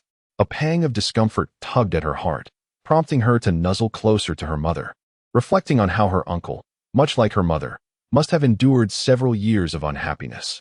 Thus, even the slightest moments spent together could be deemed as concern by the system. After receiving the system's reward, when Youyou clasped her tiny hands, adopting a grave demeanor, Jiang Riyun teased her, "And what of your mother? Is she not as good as your uncle?" "Not at all." When Youyou retorted loudly, embracing her mother, "Mother is the most wonderful person in the world." The auspicious creature was ever sensitive to emotions. At that moment, when Youyou could detect a faintly sour scent emanating from her mother, a mere trace, hardly larger than the size of her fingernail, likely to dissipate after a night's rest. Yet, When Youyou took it upon herself to alleviate this, believing that loving her mother a bit more could lessen her sensitivity. You comfort me, and I shall comfort you. We shall remain together, barking and howling, for a lifetime. Jiang Riyun's initial sentiment of gratitude evaporated in an instant as she remarked, You ought not to loiter in corners speaking to Wonkai when you have nothing better to do. Oh, when Youyou elongated her tone, puffing her cheeks in disappointment. Jiang Riyun swiftly switched her stance. Well, spending more time with Wonkai is not such a bad idea. That dog is indeed fortunate. What do you mean by that? When Youyou inquired, all ears. Consider this. Ever since your uncle, the steward, took in Wonkai, first your mother was blessed with you as a daughter, and subsequently, the steward's mobility improved. It appears that the black dog indeed wards off evil. When Youyou nodded, still somewhat bewildered. Wonkai is so remarkable. By the way, what about the sparrows that perched upon you earlier? As she had departed, 3 round little sparrows had been resting on her shoulder, resembling 4 plush little balls. To Jiang Riyun's great delight, observing when Youyou beginning to nod off, she mused that perhaps they had flown away. Not so. Upon returning home, when Youyou retrieved the circular ring awarded by the system, releasing the sparrow family, they flapped their wings and settled upon a nearby grand tree. Thank you, Youyou. They chirped, beginning to gather twigs to build their nest. When Youyou waved goodbye, ready to return home herself. Indeed, the reward for this main quest was a beast-controlling ring. The term was somewhat complex, but when Youyou referred to it as a sanctuary for her animal friends, it allowed her to contain small, benevolent creatures within, carrying them with her wherever she went.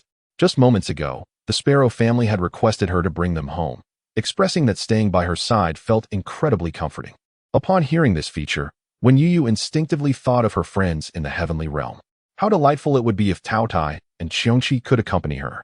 She imagined placing them within the beast-controlling ring, so when she grew weary, Xiongqi could carry her and soar through the skies, unbeknownst to the system, which was oblivious to the perilous thoughts brewing in when Youyou's mind.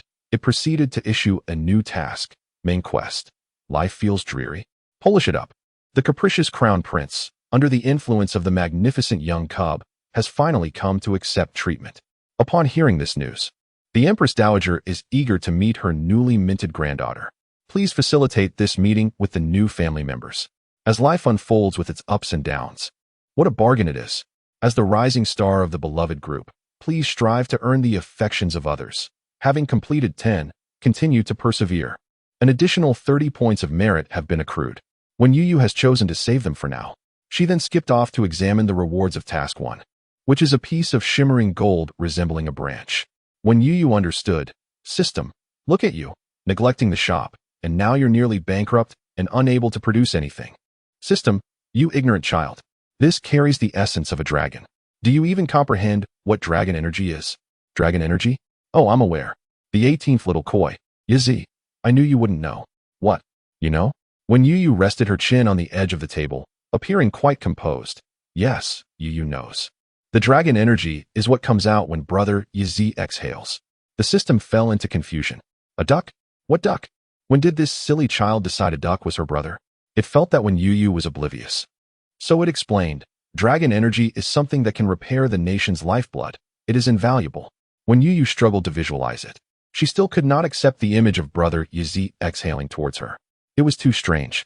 However, seeing the system so animated, she decided to support it. All right. Youyou will diligently complete the tasks.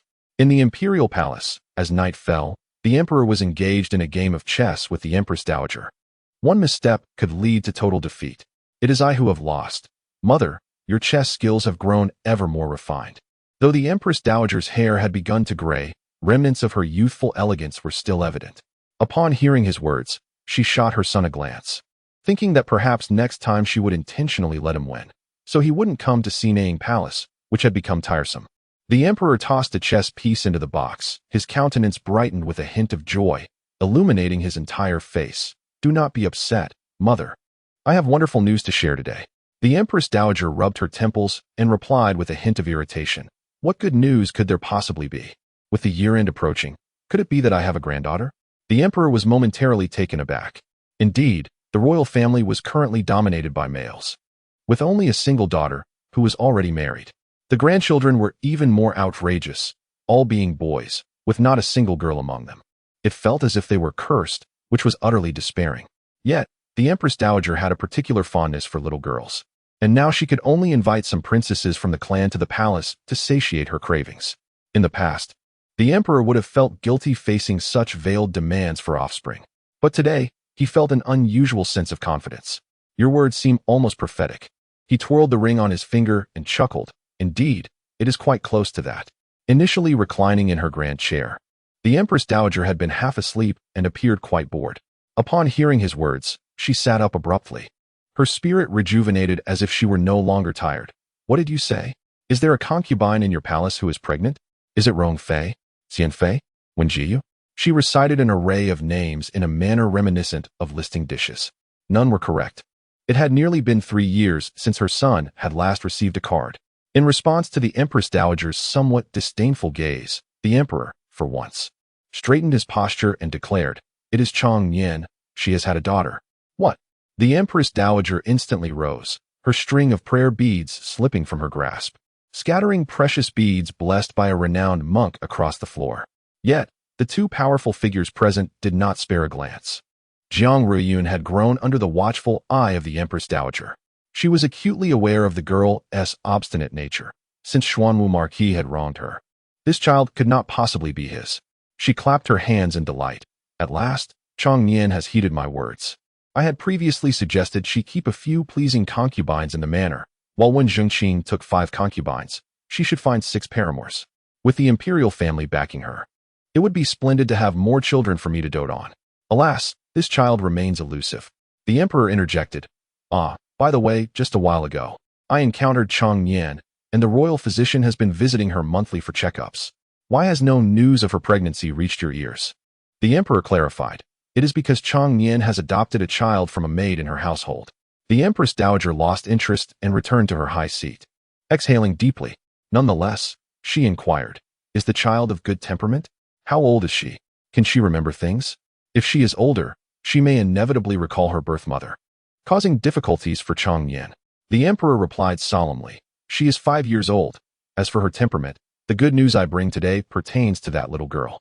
The Empress Dowager's interest was piqued once more. "Pray tell." Today, the royal physician examined Luaner. The emperor continued. The Empress Dowager nodded. She had sent the physician, and although she felt sorrow for her grandson afflicted by the parasitic curse, understanding the ailment was a step forward. That child has finally consented to allow others near her. There was a note of melancholy in the Empress Dowager's words. This was the little girl's accomplishment. The guards reported that the little girl, worried for Luaner, cried in distress, prompting Luaner to relent. As the Empress Dowager pondered this, she attempted to adjust her prayer beads, only to realize they lay shattered on the ground. She massaged her temples. Since both Luaner and Chong Yin hold affection for her, her nature must be good. Moreover, recorded under Chong Yin's name, she is, in essence, my great-granddaughter, and this time she has indeed contributed. Tomorrow, let us summon that little girl to the palace for me to observe closely. If she proves to be unruly, a flicker of ruthlessness crossed the Empress Dowager's benevolent visage. A woman who had endured the intrigues of the harem for decades and emerged as the ultimate victor could hardly be as serene as she appeared. The emperor nodded and added, "Let us also summon the remaining daughters of the Marquis's household. A tree that stands out will inevitably attract the wind. The child is still young. It would be best not to draw too much attention. Indeed, let the emperor arrange for it. I shall retire now, feeling fatigued." The emperor exited the Sinaying Palace, strolling through the tranquil palace corridors, gazing at the celestial tapestry above. A spark of inspiration suddenly illuminated his mind. Initially, the director of the Astronomical Bureau mentioned the unusual phenomena in the southeast, which evoked thoughts of his children with the late empress. He pondered over the recovery of his beloved daughter, Wan, and was struck by a sudden realization. A chill ran through him, washing away the fatigue accumulated from a day's worth of governance. Ignoring the late hour, he invigorated himself and set forth toward the Astronomical Bureau. However, as he approached, his steps grew increasingly hesitant. Ultimately, he found himself standing at the entrance, paralyzed by uncertainty. A rare anxiety gripped his heart. If that young girl truly was the auspicious sign foretold by the celestial phenomena, it would be a boon for the great Xia. Yet, the possibility of disappointment loomed large, prompting him to take a deep breath to steady his emotions. As the director of the bureau prepared to rest, he was abruptly awakened by a series of loud knocks. What is the meaning of this? Is there a rebellion afoot? He grumbled, donning his outer robe with a sense of indignation. As he descended from his bed with a fierce demeanor, a high-pitched voice, characteristic of eunuchs, called out, "The Emperor has arrived." The director nearly toppled from his bed in shock, realizing that the potential rebellion was, in fact, his own. Feeling somewhat presumptuous, he lowered his head and clasped his hands before the Emperor, uncertain of the reason for this late-night visit. The Emperor uttered 2 words, "Dragon vein." In response, the director instinctively knelt, exclaiming, "Your humble servant has been diligent, pouring heart and soul into his duties, yet has failed to uncover the source of the auspicious sign for your majesty." He spoke without pause, as if reciting a well-rehearsed script. The Emperor narrowed his eyes, the weight of his presence causing the director to bow even lower. "It seems you have been preparing this speech for quite some time, my dear minister," he remarked cryptically. The director, though troubled, managed a weak smile. "Enough, I am not here to make things difficult for you," the Emperor said, gesturing for him to rise, his expression serious. "I believe I have discerned the identity of the auspicious one." The director was taken aback, impressed by the Emperor's quick insight. "Who is it?" "The 6th legitimate daughter of the Youyou Marquis." "Impossible." The director's swift rebuttal drew an annoyed frown from the Emperor. Trembling, he attempted to explain, "The national master, upon seeing this celestial alignment, conducted divinations and revealed that this auspicious individual is an elder, one whose lifespan rivals that of the southern mountains. It cannot possibly be a young girl. Moreover, the Youyou Marquis does not have a legitimate daughter." He cautiously observed the Emperor's reaction, wondering if the matter of the dragon vein had driven his majesty to madness. Yet, the director himself had felt a touch of madness when interpreting the omens. For how could the divination suggest that this auspicious being was over 500 years old, yet still in her youth? Was this even human? The Emperor, recognizing his own yearning for the restoration of the dragon vein had clouded his usual composure, sighed deeply. "Very well, perhaps I have misjudged. You may retire now." Disappointment etched across his features. He appeared numb to the situation. Suddenly, the director called after the Emperor. "If the legitimate daughter of the Youyou Marquis has caught your majesty's attention, she must possess extraordinary qualities. Perhaps she is indeed connected to the auspicious sign. Your majesty, do you know her birth date and time?" "Uncertain, yet she is to enter the palace tomorrow. I shall inquire then." The supervisor let out a sigh of relief. In truth, he was unsure of any connection, but he was more concerned about innocent children suffering from misplaced anger. After all, the Emperor's gaze just now seemed utterly despondent. The summer Emperor, however, would not direct his ire towards a mere child as the supervisor feared. Yet, disappointment was inevitable, and he lay on his bed, unable to find slumber for a long while. It is said that emperors are incarnations of true dragons, and indeed, each monarch of the great Xia dynasty could resonate with the dragon vein. Yet, as the dragon vein grew increasingly frail, he had not felt its response for quite some time. Until now, when he perceived a faint sound, akin to snow falling upon the eaves, which instantly invigorated him. The dragon vein had stirred. Youyou learned of her impending entrance to the palace the following day. She tossed and turned in her bed, too excited to sleep. Even the knowledge that her other sisters would accompany her did not dampen her spirits, for she was a soul reborn, acutely aware of the emperor's and empress dowager's preferences. Armed with such a significant advantage, the thought of winning their favor made her eager to witness the expressions of Jiang Ryun and Youyou. In half a month, she would rescue that renowned physician in a tavern within the capital. Once he restored her aunt's health, she would ascend to become the legitimate daughter of the Marquis's residence. The visions of a splendid future dulled the embarrassment she had felt in front of her handkerchief companions these past few days. Early in the morning, when Youyou was roused by Chunyu to wash up and prepare. "Alas, the world has kissed me with pain, and I respond with faltering steps, languishing in a state of lethargy and gloom." "System, come on, Youyou. Think of the dragon energy after completing the task. Do you not feel a surge of motivation?" When Youyou still could not comprehend how a breath of dragon energy could serve as motivation. If only there were tools to summon the likes of Yazi and Swanee, then dragon energy would be abundant. Speaking of which, when Youyou curiously queried the system, "Will there be summoning tools in the future?" "System, there should be. After all, the Beastmaster ring has arrived. But do not harbor too much expectation. Summoning tools merely pull in a few cats and dogs from another world, hardly useful." When Youyou exclaimed in excitement, "Cats, dogs, how delightful. It was evident that the allure of furry creatures captivated her far more than those dragon offspring. System, such ambition. Yet, there was one piece of information it deemed unnecessary to share with Youyou. Should she have any familiar beasts in the other world, they would be summoned first. Alas, how could that be? The system, having accompanied Youyou through her most arduous times, remembered her as a mere 5-year-old girl trembling alone in a dilapidated shed. Moreover, even if there were indeed such creatures, the system pondered, the fiercest beings it could conceive were merely lions and tigers.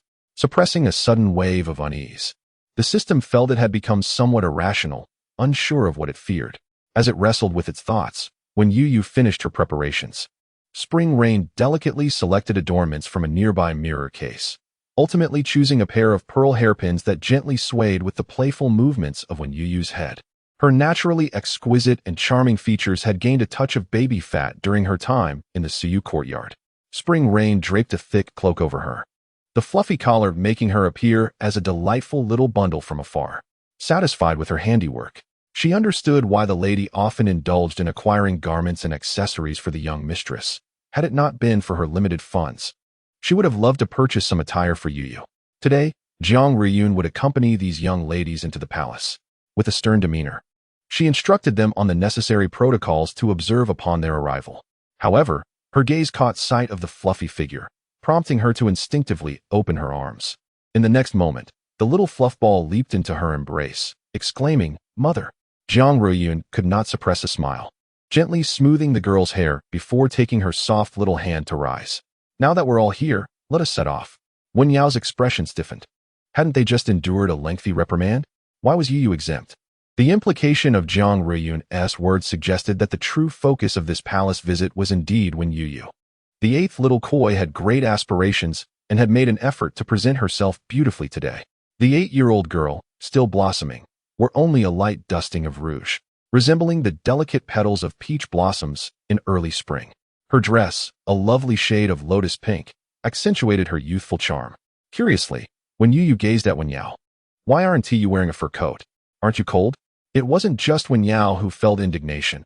A girl of similar age to Wen Youyou boldly questioned, "Mother, why doesn't she have to heed those palace rules? You are the most rule-abiding person, ensuring that my sisters and I adhere to them to avoid incurring your displeasure. Why is she exempt?" In a fit of frustration, Wen Jian pointed accusingly at Wen Youyou, recalling Wen Yao's earlier words. Wen Yao lowered her head, concealing the smile at the corners of her lips. Jiang Riyun, instead of reacting with anger, chuckled softly. She affectionately ruffled Youyou's hair and replied, "Rules are constructs of humanity. My child should not be confined by such constraints. Do you understand?" Though she typically paid little mind to the children of concubines, she had never treated them poorly. Occasionally, she would lend assistance to those who struggled after their mothers fell from grace. Noticing the unabashed envy in Wen Jian's eyes, she spoke candidly. "The 5th young lady has fallen ill. I am concerned that she may embarrass herself in the palace and shall not be attending today." "What?" Wen Jian's eyes widened in disbelief. This was news from the palace. How could she dare to let her stay away? "Aren't you worried about the Empress Dowager's reprimand?" "Reprimand?" When Youyou looked anxiously at her mother. "Mother won't be in trouble, right?" "Not at all, my dear Youyou. Do not worry," Jiang Riyun replied, casting a cold glance. "Some individuals simply regard themselves as far more significant than they truly are. In truth, the world can continue to spin without anyone." She directed these words towards Wen Jian.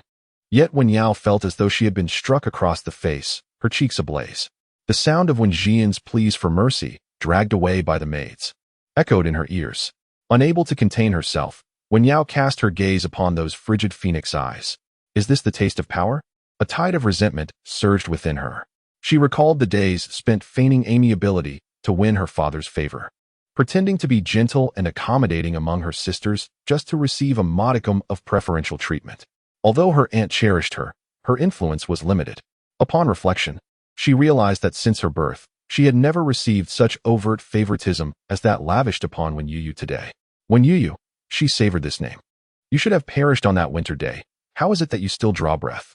Jiang Riyun led Wen Youyou to the carriage, which had been skillfully transformed by artisans. The sharp corners of the table were upholstered in soft fabric, and it housed various toys that Wen Youyou adored, with hidden compartments along the sides for storing pastries. Curiously, Wen Youyou explored every nook, gasping in delight with each new discovery. Jiang Ruiyun watched her with a smile and suddenly asked, "Do you think Youyou was frightened by what I just did?" "What do you mean?" When Youyou blinked her big eyes, pondering. "Oh, do you mean when you had fifth sister dragged away? How could she be?" She planted a loud kiss on Jiang Ruiyun's cheek, snuggling close. "Mother is the greatest, so powerful." She imitated the authoritative tone of a judge presiding over a case, eliciting laughter from Jiang Ruiyun. Fifth sister had previously treated Youyou poorly, and thus Youyou disliked her. Her preferences were clear, and her innocent gaze bore no malice from her words, as if simply confiding in someone close. "All right, anyone Youyou dislikes, mother dislikes too." Jiang Ruiyun felt no other emotions arise from Youyou's statement. Perhaps to some, a child of her age should embody pure goodness and refrain from expressing disdain towards others. However, Jiang Ruiyun believed that her Youyou ought to live with such candor and vigor. Love is love, and dislike is dislike. Moreover, Youyou's dislikes only serve to highlight the sincerity of her affections, do they not?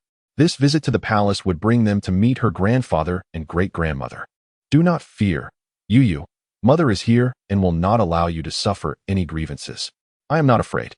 When Youyou puffed out her chubby cheeks, earnestly inquiring, "Are grandfather and great-grandmother good to you, mother?" "Yes, of course they are," Jiang Ruiyun replied with a smile. "And if they are not, what will Youyou do?" When Youyou waved her tiny fists, "If they are not good, Youyou will teach them a lesson for mother." Jiang Ruiyun looked at that pudgy little hand, wondering if it would be considered a massage should it land on someone. Mother is an adult, not a child. If she suffers any wrongs, she will seek justice herself. Youyou need not worry for me. When Youyou nodded, her understanding somewhat nebulous, as she rested her little head against Jiang Ruiyun's shoulder, mumbling softly. The voice was somewhat faint, and it was only when Jiang Ruiyun leaned in closer that she could discern. Even adults were once children. They too feel sorrow when wronged. Jiang Ruiyun entered the Sinaying Palace and, while exchanging pleasantries with her imperial grandmother and father, could not resist boasting about the conversation that had just transpired in the carriage. "Ah, our little Youyou is truly a darling, still so small, yet she insists on treating me like a child." The Empress Dowager, who had not felt such warmth in ages, mused, "Sweet words and honeyed tongues, all mere facades." Emperor Xia Jing looked over with a hint of melancholy. "Long Yin, why did you not behave this way in your youth?" Jiang Ruiyun was perplexed at the sudden shift in focus towards her, unmoved on the outside. The Empress Dowager was internally criticizing such sugary tactics, yet when she caught sight of the chubby little bundle of joy with bright, glistening eyes peeking out from behind the palace maid, her heart was momentarily touched. How oddly endearing. "Come here, Youyou. This is the Empress Dowager and the Emperor." With her short legs, when Youyou approached, respectfully offering a bow, Emperor Xia Jing maintained a regal demeanor, ready to cough lightly and feign indifference. However, a familiar voice rang out from behind. "Youyou, is it? What a well-behaved child. Come to your great-grandmother for a hug." The voice was as sweet as honey, laden with sugar, to the point where Emperor Xia Jing could hardly bear the contrast to the hardships of his life. No, he preferred the stubborn facade his mother had put on the previous day over this moment, where she cradled the fluffy child and turned to glance at him with a touch of pride. "Long live the Empress Dowager." The Dowager gently tapped Youyou's nose. "Call me great-grandmother." Obediently, when Youyou complied, the Dowager, satisfied, embraced her, finding her surprisingly light, much more so than expected. From a distance, she appeared round, but it turned out to be mostly due to her clothing. How has Long Yin raised this child? If she cannot manage, she ought to send her to the palace for the Dowager to rear. Strangely, upon seeing the child for the first time, the Dowager felt an innate fondness swell within her. Observing her clear gaze and bright eyes, the more she looked, the more she adored her. In a spontaneous gesture, she removed a jade bracelet from her wrist, intending to adorn Youyou with it. Rolling up her sleeves, her left hand was already adorned with gold bangles. The other hand too was filled.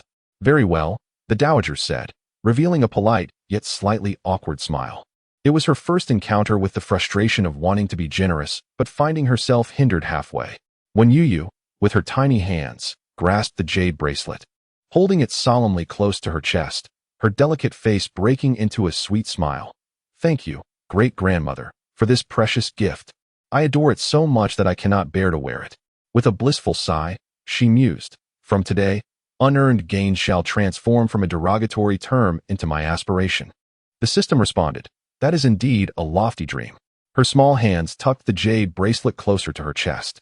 The dowager paused for a moment before realizing that Youyou was trying to alleviate her awkwardness. This child, she couldn't help but chuckle. Who would dare to mock her within this hall? Yet, it is precisely this that concerns Youyou. Ever since the emperor ascended the throne, she has become the most esteemed woman in the entire daxia, and it has been a long time since she has experienced the sensation of being rescued from embarrassment. Should the emperor overhear this remark, he would likely be rendered speechless. The empress dowager, of course, has never known such feelings, as she is generally one to create obstacles for others. Observing that no one paid her any heed, Emperor Xiaojing could not restrain himself and cleared his throat once more. However, the little one he had been thinking of did not arrive. Instead, a feigned voice broke through the silence from below. Has your majesty succumbed to a cough? Where could he have contracted such an ailment? Xiaojing Emperor glanced up impatiently and recognized the speaker as the eldest among the concubines, Youyou's sister. Unaware of the relationship between the two sisters, the emperor's expression softened slightly upon realizing she was Youyou's elder sibling. I am quite well. There are physicians at my disposal. In the emperor's eyes, this was a concession. However, she did not take the hint and instead pressed further, audaciously asserting, as a daughter of the court, I have studied medicine since childhood and often offer free consultations to the commoners. If your majesty trusts me, I do not, he interrupted bluntly. He must have been out of his mind to allow an 8-year-old girl to experiment on him. Wenyou's carefully laid plans were shattered by this remark. She understood that the current emperor greatly favored those of talent, regardless of gender, encouraging all to pursue knowledge. Given the recent calamities that have plagued the land, the shortage of physicians was pressing, and the cultivation of medical practitioners was of utmost importance. At her current age of 8, she had not perused any medical texts. However, in her previous life, to support her family, she had worked at a medical clinic and read several medical books, memorizing common prescriptions for fevers and colds with ease. While she was certainly not qualified as a proper physician, as an 8-year-old daughter of a noble house, her ability to read and voluntarily study medicine, even offering consultations to common folk, marked her as exceptionally virtuous. Xiaojing Emperor recognized this nuance as well. He was aware that while many women wished to study medicine, their families often obstructed them, deeming such pursuits unbecoming for ladies of their status. The emperor felt a surge of frustration in these tumultuous times. With calamities ravaging the land and countless people rendered homeless, it seemed absurd that they still clung to such notions of propriety. If a young lady from a noble house were to step forward and offer her services, perhaps it could shift the attitudes of those around her. Moreover, given that she was Youyou's sister, it would be inappropriate to let her remain in such discomfort. Casting a glance at the Grand Eunuch, Su Lu, who was astute, the emperor commanded, Your Majesty's health is paramount to the stability of the realm, and the Imperial Medical Bureau is responsible for such matters. Miss Wen need not worry. But in light of your commendable awareness at such a tender age, I grant you permission to study at the Imperial Medical Bureau. Would you accept? Wenyou's expression initially brightened at the first part of his statement, but her countenance faltered upon hearing the last words. The Imperial Medical Bureau? A place filled with old men. Who would wish to go there? I wish to enter the National Academy for my studies, she declared. Jiang Riyun's face stiffened as she glanced at her father. If Wenyou were to attend the Imperial Academy, she would be deeply concerned about Youyou. However, Emperor Xiaojing misinterpreted her intentions, believing she was urging him to resolve the matter swiftly. He waved his hand dismissively, saying, Let it be the Imperial Academy. You may withdraw for now. Jiang Riyun felt a surge of intellectual superiority upon witnessing her father's demeanor. With her head held high, Wenyou departed, casting a provocative glance at Youyou. I shall be going to the Imperial Academy. Can you? Her younger sisters gathered around her, their voices laced with envy. That is indeed the Imperial Academy. It is filled with royal relatives. Only the sixth sister among us has the qualifications to attend, and it is thanks to our eldest sister's influence that she dares to speak so boldly in the presence of the emperor. Yet, they were oblivious to the times when Yao had volunteered at the medical clinic, unable to bear their insinuations about Youyou's esteemed status. Wenyou regarded her as the pitiful child still trailing behind her, pleading for familial affection. She covered her mouth with a laugh and remarked, You all claim they are royal relatives, but the sixth sister is ultimately just an adopted daughter. How could she ever ascend to the ranks of the Imperial Academy? The other sisters exchanged glances, perplexed by her reasoning. She had not witnessed the way the Empress Dowager had cradled Youyou with such tenderness, even if not by blood. It was akin to maternal affection. Once the others departed, Emperor Xiajing felt that only their family remained in the hall. He rose, intending to embrace Youyou from the Empress Dowager's arms. However, Youyou pressed her lips together, retreating into the Empress Dowager's embrace like a timid little fox. The royal family had not had a girl of such tender age in a long time. Even during Jiang Ruiyun's childhood, he had been preoccupied with battles across the realm, spending little time with her, and his imposing presence had made her cry upon first sight. Emperor Xiajing felt a twinge of despair. Would tragedy repeat itself once more? He longed to hold that fragrant, soft little bundle of joy in his arms. Jiang Ruiyun could discern a hint of grievance on her father's stern face, which only made him appear more fearsome. At least Youyou was frightened, her round, cat-like eyes glancing at him furtively. Her small hands clutching the Empress Dowager's robe tightly as she timidly called out for her great-grandmother, trembling in fear. The Empress Dowager had intended to support her son, but upon hearing that innocent call, she swiftly changed her stance. Jiang Ruiyun caught her father's pleading gaze and reluctantly spoke up. Father, Youyou does not share a good relationship with Wenyao. Did you not send someone to investigate before summoning Youyou to the palace? No, it seems not. From the moment he received the news to issuing his command, it had taken less than an hour. Excellent. My little bundle of joy is about to fly away. His heart plummeted, crushed beneath the weight of despair. Jiang Ruiyun continued. Both Wenyao and Youyou are of the Lu lineage. When Lu was pregnant, some incompetent doctor mistakenly declared it a boy, only for Youyou to be born, which made her feel that Youyou had usurped her son's rightful place, preventing her from becoming the primary wife. And so, Wenyao, as Youyou's elder sister, at such a tender age, joined Lu in bullying her. When I brought Youyou back, her hands and feet were covered in frostbite. Back then, I merely felt pity for Youyou, but now as I reflect on their bond of maternal affection, my heart is wrenched with pain. It was her oversight, remaining unaware for so many years of how the Lu family treated Youyou. The Empress Dowager's voice was colder than the howling wind and snow outside. Changnian, you have spoken incorrectly. Jiang Ruiyun replied. I, your granddaughter, would like to hear the details. The truth is, Youyou has no connection to the Lu family. She is your own flesh and blood. From this day forth, I do not wish to hear any rumors regarding Youyou's lineage from anyone. Rumors. Warm Youyou's eyes sparkled with admiration as she nestled against the Empress Dowager, exclaiming, Great-great-grandmother. How amazing. With just one sentence, you severed the ties of blood. Jiang Ruiyun's lips twitched slightly, conceding, you are correct, it is I who misspoke. The father and daughter had long grown accustomed to the Empress Dowager's domineering ways. A child? Yours? Bring her forth. And as for Youyou's title and rank, your majesty, think it over. The Empress Dowager cast a glance at her ineffectual son, offering him a way out. An opportunity to cultivate goodwill with the young one had arrived. Seize it wisely. By the way, Youyou's title has yet to be conferred.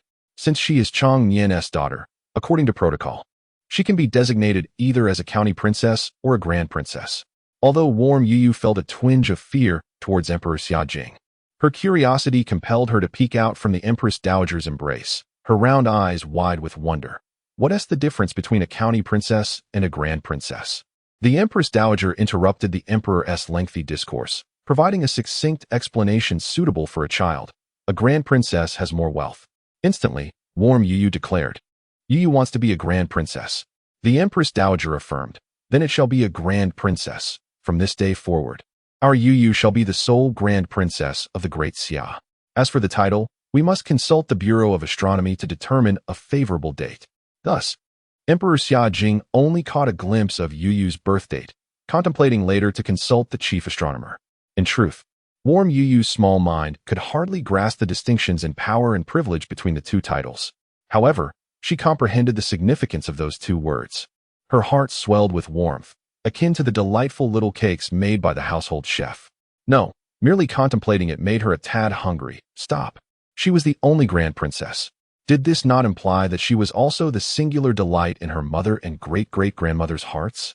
Only when warm Youyou regained her composure did she realize she had voiced her innermost thoughts. She covered her blushing face with her tiny hands. Yet her lively eyes peeked through the gaps, cautiously observing the expressions of the adults present. The sight made the Empress Dowager's heart ache.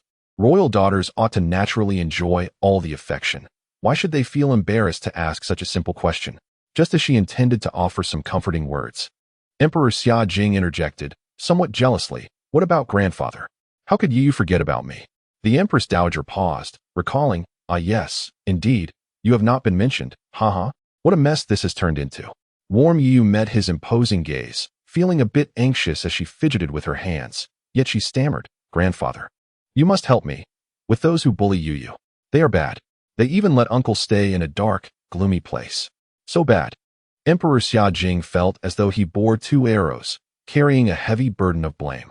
Trapped in the intricacies of life, one finds happiness even in the most unexpected places. "I shall rescind her admission immediately."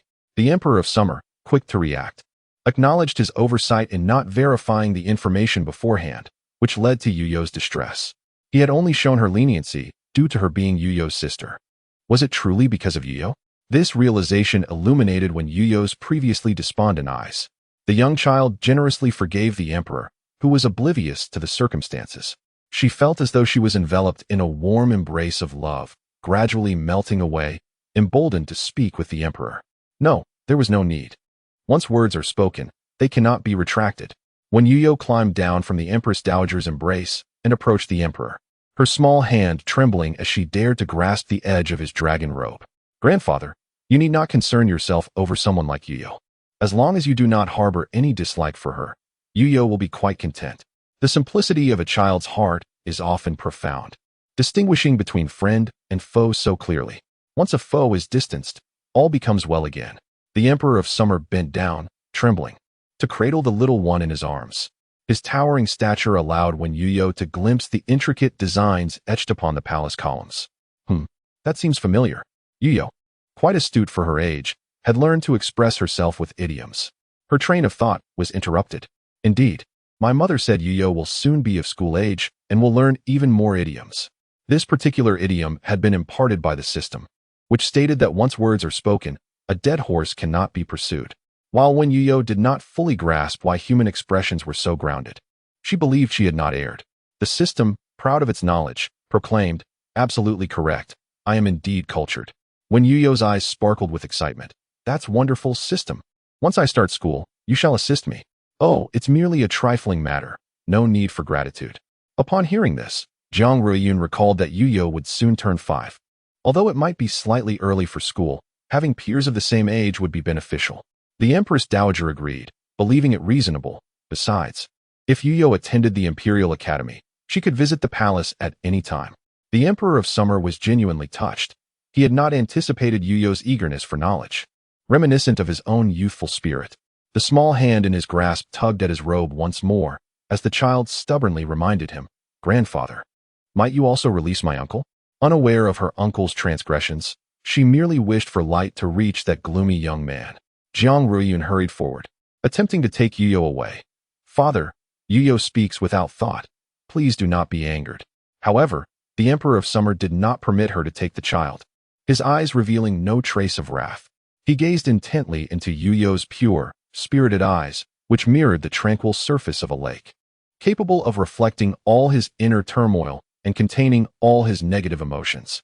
With a sudden sigh, the Emperor reached out to gently stroke Youyou's delicate locks, his touch as soft as if afraid to disturb the calm waters. "Youyou, do you trust your grandfather?" When Youyou blinked helplessly, her long lashes fluttering like butterfly wings, she gazed steadily at the Emperor before her, surrounded by an aura of majestic purple. What a splendid sovereign he was. Her small hands clenched into fists as she nodded vigorously, affirming her trust. Youyou believes. Like all innocent creatures, she followed her instincts. In this life, Emperor Xia Jing had heard countless declarations of belief. As a ruler, he lacked the luxury to discern their authenticity, as long as they served his purpose. Yet today, her simple assertion ignited a fervor within him, akin to the acknowledgement of his achievements as a monarch. It quelled the waves of self-reproach he had endured due to the waning dragon vein. Little did Xia Jing know that he had unwittingly stumbled upon a profound truth. He merely attributed his emotional fluctuations to the pressures of his station. He smiled, lowering his gaze to conceal the slight redness at the corners of his eyes, and spoke softly. "What if I were to say that your uncle's safety lies in remaining there, all for his own good? Would you believe that?" When Youyou tilted her head, a playful dimple appearing on her cherubic face as she nodded earnestly. I believe. Xia Jing exhaled in relief. However, a sudden realization nearly choked him. Did her uncle know? Did he understand that all these actions were for his benefit? When Youyou's round face scrunched up in thought, her delicate nose twitching as she replied, Youyou feels that uncle is not happy there at all. She raised her small hand, curving her fingers. Uncle is about to wither away there. Xia Jing was taken aback. Jiang Ruiyun had not anticipated such hidden sentiments either. The Empress Dowager, who had been listening quietly, fell into a thoughtful silence. The royal family had long been a brutal battleground, where even familial bonds could become bargaining chips. In making their decisions, they had only considered the preservation of Jiang Wan's life, oblivious to his emotional plight. Xia Jing closed his eyes, admitting to himself that, considering his son's temperament, having learned martial skills only to be imprisoned under a false charge might seem worse than death to him. Youyou believes in Grandpa Emperor. Does the Grandpa Emperor believe in Youyou as well? The earnest child before him extended a finger. Go talk to Uncle, just for a little while. By the way, Youyou mentioned that your sister bullied you? When Youyou nodded openly. Wen Yao dares to act, and I dare to report. Her small mouth babbled on. She took the sutras I copied, claimed they were hers, and even hit me. As she spoke, she rolled up her sleeves, revealing a glimmering expanse of gold that nearly blinded Xia Jing. Oh dear, this long-term study of hers. Why not simply adorn Youyou with a few gold necklaces and send her to the temple to displace that gilded statue? After all, it was all gold. Xia Jing struggled to find a trace of a bruise amidst the dazzling gold. His brows furrowed, tight enough to crush an ant. The Empress Dowager's expression grew cold, and she scoffed. So wicked, shall the great-grandmother take charge for Youyou? When Youyou, intrigued, asked, how will you take charge for Youyou? I want the sutras I originally copied back. Just eliminate her, Jiang Ruiyun exclaimed in despair. Grandmother, to strike or to kill. One must bear in mind the presence of a child. After all, her Youyou is merely an innocent 5-year-old. The Empress Dowager cast a glance at her, astonished at the fuss. Youyou desired the sutras that she had taken. The Emperor of Summer was already feeling quite guilty. He had just permitted such a thing concerning Youyou to enter the Imperial Academy. He hastily remedied the situation, saying, all right, I shall assign a few guards to Youyou. She can reclaim what she took in the same manner she originally seized it. Is that agreeable? When Youyou exclaimed with delight, clapping her hands. Thank you, Grandfather Emperor. Overwhelmed with excitement, she rolled over to the system interface and whispered, isn't this the exhilarating feeling of using power to act as a villain? So thrilling. The system replied, be quieter. Is this truly appropriate? It felt as though her words resembled those of minor characters in a television drama, swiftly swept away by the protagonist. Alas, one must not speak in such terms. Otherwise, it would render the system akin to a mere minor character. A path of no return indeed. The news that the child raised by Princess Changyan had been conferred the title of a county princess soon reached the ears of Consort Rome. She was the most favored concubine in the palace over the years, with many eunuchs and palace maids eager to curry her favor. Thus information spread rapidly. A smile graced her exquisite face as she said, cousin, are you implying that this little girl, so cherished by His Majesty and the Empress Dowager, was cast aside by your own hands? Her cousin, Lady Lu, appeared somewhat flustered, yet it was Wen Yao who gently restrained her hand. Whispering, she is merely a county princess, without a title or fief. It is but an empty honor. There is no need for Consort Rome to be so concerned. Consort Rome let out a cold laugh. Although she and the Lu family shared a cousinly bond, intermarriage among noble families was commonplace, and anyone could refer to another as a cousin. If not a cousin, then a distant relative, one could easily guess correctly. Thus, her relationship with the Lu family was not particularly close. Today, she had only agreed to meet Lady Lu after the Duke of Xuanwu had intervened several times and presented a formal invitation. Little did she expect such a startling surprise upon her arrival. How delightful! The most favored little girl before the Empress Dowager and the Emperor had emerged from the womb of her esteemed cousin. Initially, she felt rather pleased, thinking she had secured a connection, only to be informed that the relationship was severed. How absurd! She could not help but retort, concerned? It seems to me that it is you who should be worried. You ought to pray that you have not committed any outrageous acts. Otherwise, may fortune favor you. Such exaggeration. Lady Lu, unable to contain her annoyance, retorted, you cannot possibly understand. That girl is insufferably mischievous. Since childhood, she has never been well behaved. Although she is clearly a sister to Youyou, they are as different as heaven and earth. She has merely restrained her nature in their presence. If the Empress Dowager and the Emperor were to discover her true self, could she still enjoy a good life? Moreover, now that she is recorded under the name of the princess, conferring her the title of a county princess is only a natural progression.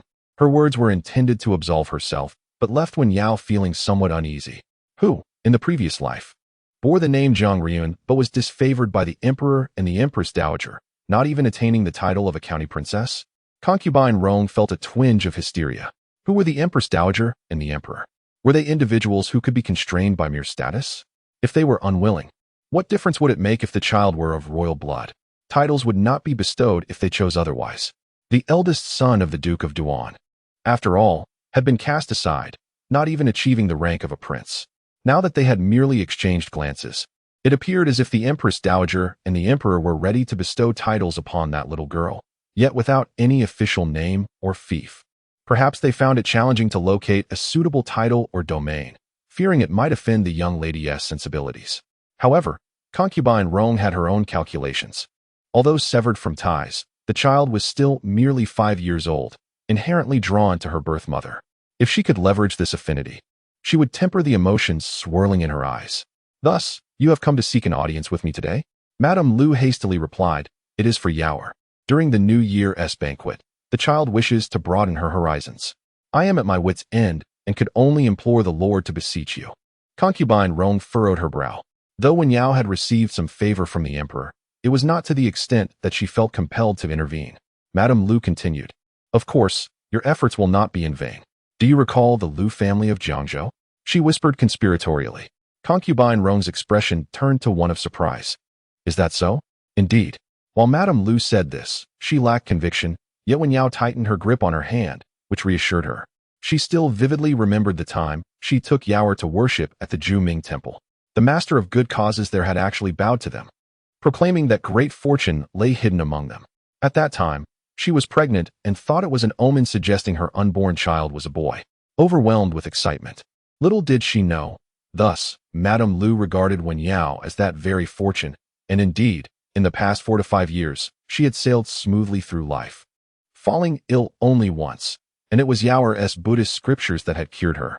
This led her to place extraordinary trust in Youyou's words. After discussing the matters with concubine Rong, Madame Lu prepared to take her leave. However, as she rose, she inadvertently bumped into the corner of the table and stumbled down the steps, nearly losing her balance. A maid of concubine Rong, observing from the side, could not contain herself and muttered softly, Madame Lu seems rather unfortunate today. Unexpectedly, as they exited concubine Rong's palace, Youyou encountered her sister, Youyou, in the imperial garden. She appeared to be playing hide and seek, a small figure concealed amidst the flowers, utterly alone. Squinting her eyes, Youyou recalled how she had tread carefully before the Emperor earlier that day, while her younger sister basked openly in the Empress Dowager's embrace, casting her a condescending glance as if she were a mere jester upon a stage. Dark thoughts churned within her. Yet, Madame Lu halted her musings, though the smile on her lips was hardly warm. After all, she is my own daughter. Children have short memories. If I speak a few kind words, she may well come running back to us. She was now a princess and still held some utility. Youyou smiled in response. What you say is true. That little girl is most attached to us. Ultimately, blood is thicker than water. A calculating glint flickered in her eyes. Her younger sister was still quite young. With just a few gentle words from Madame Lu, she was certain to change her mind. She did not perceive any utility in Youyou. Rather, the mere recollection of her childhood, resembling a pug, served to alleviate some of her own embarrassment from being reprimanded before the Emperor. As the two of them harbored malevolent intentions, a sudden gust of wind swept through, dislodging the accumulated snow from the branches above, cascading down upon them unexpectedly. Youyou heard the commotion and turned around, only to behold 2 snowmen, one tall and one short. She blinked and mused, System, I might possess superpowers. The system responded with confusion. My superpower is that everything surpasses my imagination. In broad daylight, how could 2 snowmen materialize out of thin air? The 2 snowmen shook off the snow that clung to them, revealing their true forms. Upon seeing their faces, Youyou's countenance instantly transformed into one of disgust, and she prepared to leave. However, She could not be allowed to escape. Aunt Lu hurried forward, disregarding the snow still clinging to her, reaching out to grab Youyou. But at that moment, the melting snow water dripped into her eyes, the sudden chill causing her to instinctively close them. Losing her sight and footing, she stumbled and fell face first into the snow, landing in a most undignified manner. Youyou chuckled softly. Well, now you look even more like a snowman. Unable to contain herself, she made a face at Aunt Lu and Youyou, then retreated several steps to maintain her distance. Alas, today seemed to be their lucky day. Without any adults around her, she felt emboldened to act freely. Yet, with Aunt Lu fallen and the vigilant Youyou before her, her fortune appeared far superior to Aunt Lu's, as she had not stumbled. Youyou stood defiantly in front of Youyou, her expression unkind. Aunt Lu is your biological mother. Regardless of any prior misunderstandings, maternal affection surpasses all else. Now that you have ascended to a higher status, how can you so easily forget your roots? Your mother has fallen, and you do not even offer her assistance? Her words insinuated that Youyou had betrayed them. Youyou widened her eyes in disbelief, never having encountered such shamelessness. Yet, Youyou assumed her silence indicated guilt. What's the matter? Lost your voice? Youyou nodded, then shook her head, pointing at Aunt Lu still rolling in the snow, and curiously asked, but why don't you help her? What? Youyou seized upon the logical flaw in her argument, mimicking her earlier tone with conviction. You claim maternal love surpasses all, yet she has nurtured you as well. She has fallen. So why do you not assist her yourself, instead of morally coercing me here? Youyou glanced at Aunt Lu, acknowledging that despite her fall, the thick snow and grassy ground should pose little harm. If Youyou were to hear this, she might just burst into laughter at the absurdity. Do not attempt to divert the conversation. Your status has changed. You now revel as the legitimate daughter in the Youyou courtyard. But do you still remember Aunt Lu and me? We are, after all, relatives who have spent 5 years together. You show us no regard. While Aunt Lu and I often think of you. She played the familial card, then followed with another. You are our kin. If you had not been so unruly since childhood, would Aunt Lu treat you in such a manner? Even under the care of her biological mother. One ought to dutifully honor the concubine.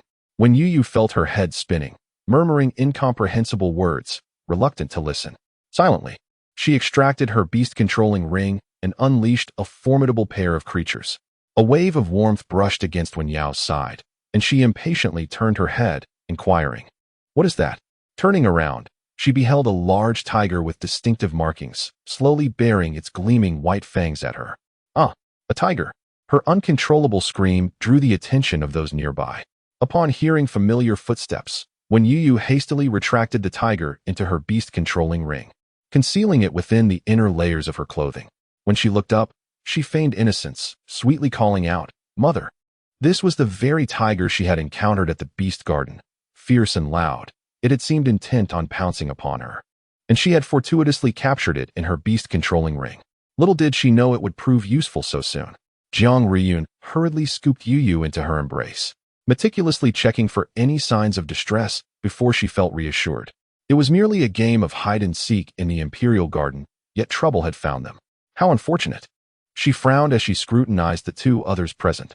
One, a bewildered creature struggling in the snow, appeared to have twisted its waist. The other seemed utterly terrified, panting nearby. What? Wait a moment. The woeful appearance of the two elicited some confusion in Reborn's heart, which had already wandered to the farthest corners. Who is bullying whom? Mother. They are bullying Youyou. There's a tiger. A tiger. Reborn's lips twitched. Where on earth was this tiger? If there were truly a tiger, how could these individuals stand there unscathed? Have you lost your mind? No. Mother, please believe me, I really saw a tiger. Youyou's heart raced, feeling as if it might leap from her throat. She glanced at the spot where the large tiger had stood, but there were no footprints left upon the snow. Youyou had discreetly smoothed it over. At this moment, Aunt Lu had finally managed to sit up, observing the little hand held by Reborn, while Youyou didn't even spare her a glance. A sense of unfamiliarity mixed with an inexplicable feeling of disappointment welled up within her. It was as if things ought not to have turned out this way. Unable to restrain herself, she called out, Youyou. It seemed she had never addressed Youyou in such a manner before. The words felt foreign as they rolled off her tongue. Yet, Youyou did not respond, just as she had often disregarded the child in the past. Subconsciously frowning, she considered reprimanding her for her lack of upbringing. Just then, Reborn happened to turn her head at that moment. The sunset cast a beautiful glow upon her face, causing Aunt Lu to momentarily lose her bearings. Since entering the household, she had never witnessed Jiang Ruiyun in such a state, free from illness and worry. In comparison to her, now dusted with snow and grass, a tinge of self-consciousness crept into her heart. Jiang Ruiyun's eyes sparkled with affection as she gazed at the child she had neglected. "Let us return home, Youyou." "All right." When Youyou's bright voice radiated with an energy she had never displayed before, as she naturally lifted her delicate, fair face to playfully declare, "Youyou is hungry. I want to eat." Jiang Ruiyun lifted her into her arms and gently patted her little head, saying, "Mother had the kitchen prepare your favorite dish." "Yay, Mother is the best." The two pearl hairpins atop the girl's head gradually faded from view, yet the honey-colored, smiling eyes of Youyou were etched like a brand in Lu Yinyang's memory. She stood there, mesmerized, watching the retreating figures until she was roused by Yao's voice. "Aunt, there really was a tiger. You must believe me, Yao is scared." Lu Yinyang, her earlier melancholy inexplicably vanished, looked around the empty surroundings blankly. The snow covered the earth, leaving no trace of a tiger. Struggling to comprehend, she replied, "Yao, stop joking. Let us return to the manor." Yao, feeling wronged, retorted, "Aunt, you do not believe me." Lu Yinyang remained silent, opting for skepticism over madness. With a sigh, she lamented, "Very well, even if it is a scheme to frame me, at least provide some logical reasoning." Yao was momentarily silenced by her words, pondering whether it was indeed an illusion. As the illustrious little koi made its entrance, Youyou implored her mother for another visit to the beast pavilion. Aside from the small creatures kept by Emperor Xia Jing for amusement, the pavilion housed rare animals presented by the outer court. Although Jiang Ruiyun had little interest in these creatures, she understood Youyou's fascination. After all, children are often drawn to fluffy beings. "All right, but do not linger too long. It's not good for your health to miss mealtime," she cautioned. Since Youyou's arrival, Jiang Ruiyun had become increasingly health-conscious. Youyou promised, "I'll just take a quick glance and be back soon." With palace attendants accompanying her, Jiang Ruiyun felt reassured. On her way, Youyou greeted numerous animal friends. A parrot perched on a branch chattered a cheerful hello, the only species capable of being understood by humans. The commotion created by other birds and beasts puzzled the eunuch escorting Youyou, who speculated they might be hungry as mealtime approached. Upon hearing the word hungry, Youyou's stomach let out a loud growl. However, she could not return yet. She needed to return the tiger first. Seizing a moment when the eunuch was busy feeding the animals, Youyou stealthily slipped into the tiger's enclosure. Upon spotting a familiar figure, the lazy tiger in the adjacent room lazily flicked its tail, greeting her in its own feline way. "I've brought your roommate back. Are you happy?" Youyou asked. The tiger replied, "Happy enough to die. A mountain cannot accommodate two tigers, especially in such a cramped place. Hurry and take it away before it bothers me." Alas, the tiger displayed not an ounce of sibling affection. Youyou shook her head. "I can't. I have no place for it at home." Just moments ago, she had asked her mother about adopting a cat. Jiang Ruiyun's response mirrored that of most parents. "You may, but Youyou must take responsibility. Feeding it daily and giving it baths regularly." Imagining the tiger's size, Youyou felt a wave of despair wash over her. How long would that take? She retrieved the beast ring and released the tiger. It still exhibited its usual noisy demeanor, growling incessantly, while Youyou attempted to decipher its utterances, only able to comprehend the word bad. Another tiger, speaking from experience, interjected, "Do you think my disdain for it is unfounded? It is nothing but a foolish glutton, perpetually preoccupied with eating, even resorting to gnawing on tree bark out of sheer boredom." Youyou inspected the surrounding safety measures, confirming that the clumsy tiger could not escape. Before feeling reassured, before departing, she inquired of the more intellectually adept feline, "Do you know what animal is carved upon the stone pillars within the palace?" It seemed vaguely familiar to her, yet she could not recall. The tiger retorted, "Have you become foolish from associating with that dimwit? Do you truly believe those humans would allow me into the palace?" The tiger continued, "Why the inquiry? Are you curious?" The system was taken aback, recognizing the accent belonged to a Siberian tiger. As a fierce creature, it could not enter the palace, and at that moment, the peacock gracefully spoke up, "It is a fushi." Oh, when Youyou expressed her gratitude to the beautiful peacock, her initial excitement at encountering a fellow countryman dissipating, her soft, cherubic face appeared dejected. She harbored a deep-seated fear of fushi. Little did she know, as she exchanged glances with the statue on the pillar, A pair of indifferent dragon eyes slowly opened in the heavenly realm. On her return carriage, when Youyou received the reward for her completed task. Main task, life seems dull? Polish it up. Task details. The willful crown prince has finally agreed to treatment under the influence of the magnificent cubs. The Empress Dowager wishes to meet this newly minted granddaughter. Please complete the meeting with your new family members. Completed. Advanced task. Life is full of twists and turns. Quite a bargain. Task details. As an emerging star of affection, please strive to gain the admiration of other humans. 14 completed. Continue your efforts. Besides her grandfather and great-grandmother, could there possibly be 2 more individuals? Youyou was unaware of their identities. But anyone who could bestow upon her merits was surely a good person. She delightfully tucked away the 40 merits, bringing her total to 70. When Youyou had a tendency to rush to claim rewards, eager to use them immediately. However, the system specifically informed her, this time, the reward for the main task must be claimed upon leaving the palace. When Youyou was somewhat perplexed by this instruction, observing her mother nearby, lost in thought and oblivious to her presence, she cautiously extended her small hand to poke at an object resembling a branch. To her surprise, her soft fingertips encountered a firm texture. It was indeed solid. Upon touching it, a familiar and comforting aura enveloped her. When Youyou's eyes sparkled with joy, reluctantly retracting her little paw before her mother opened her eyes. How is this used? In contrast to the warm jade pendant and the beast ring, this branch lacked even a name. The system responded mysteriously. During the New Year's banquet, Youyou will extract it from the panel, and it will reveal its purpose on its own. When Youyou suddenly realized, will it transform into a beautiful dress? The kind that reverts back at midnight? The system, feeling a twinge of regret for the bedtime stories it had shared to amuse this human child, pondered the contents of her little mind. Not quite. Youyou sighed in disappointment. Why the sigh? Although it is not exactly that, it bears some resemblance, as both can illuminate Youyou's presence. In its attempt to soothe the child, the system's cold, mechanical voice softened slightly. Youyou blinked, realizing that the system seemed to be comforting her as well. Thus, she smiled brightly. All right, system, let us shine together. Strangely, the system felt a warmth in its circuits, a first for it to hear a host express a desire to share glory. From the moment of its existence, it was destined to be the one guiding a chosen individual to greatness.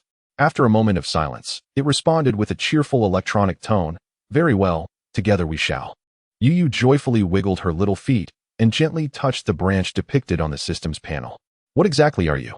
Emperor Xia Jing handed Youyou's birth chart to the monitor. Upon a glance, the previously relaxed expression of the monitor turned solemn, the fate of the 6th Mississippi. Emperor Xia Jing corrected him, it is Princess now. The monitor replied, Your Majesty, is that the crux of the matter?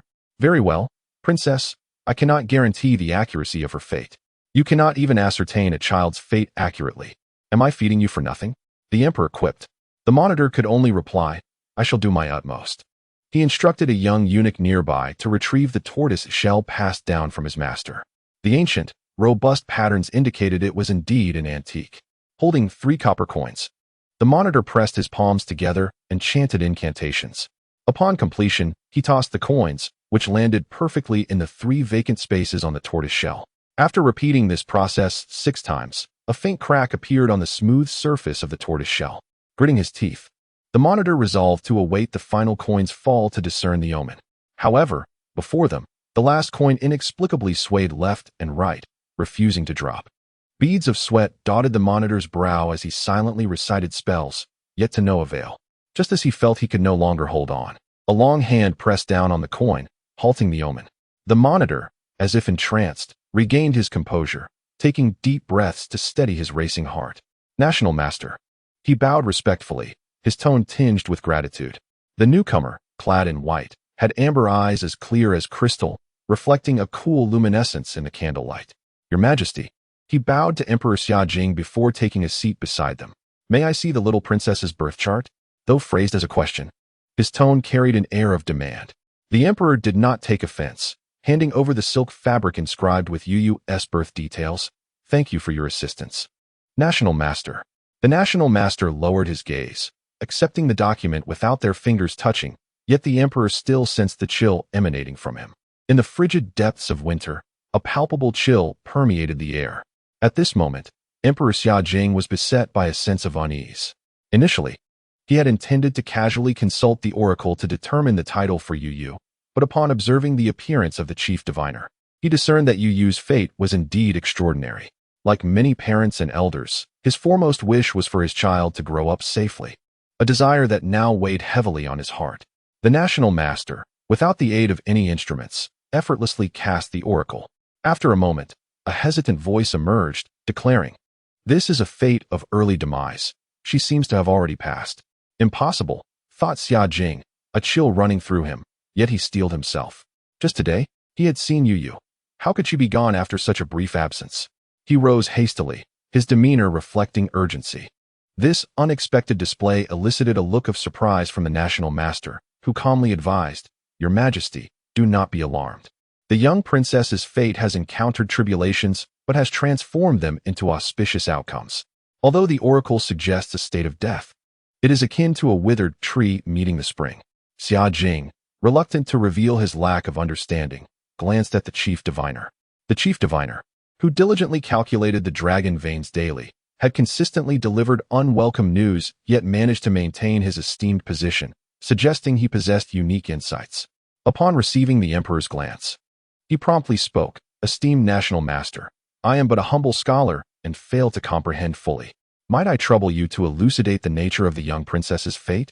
The chief diviner pondered his words before falling silent for a moment. "In simpler terms, what does it signify?"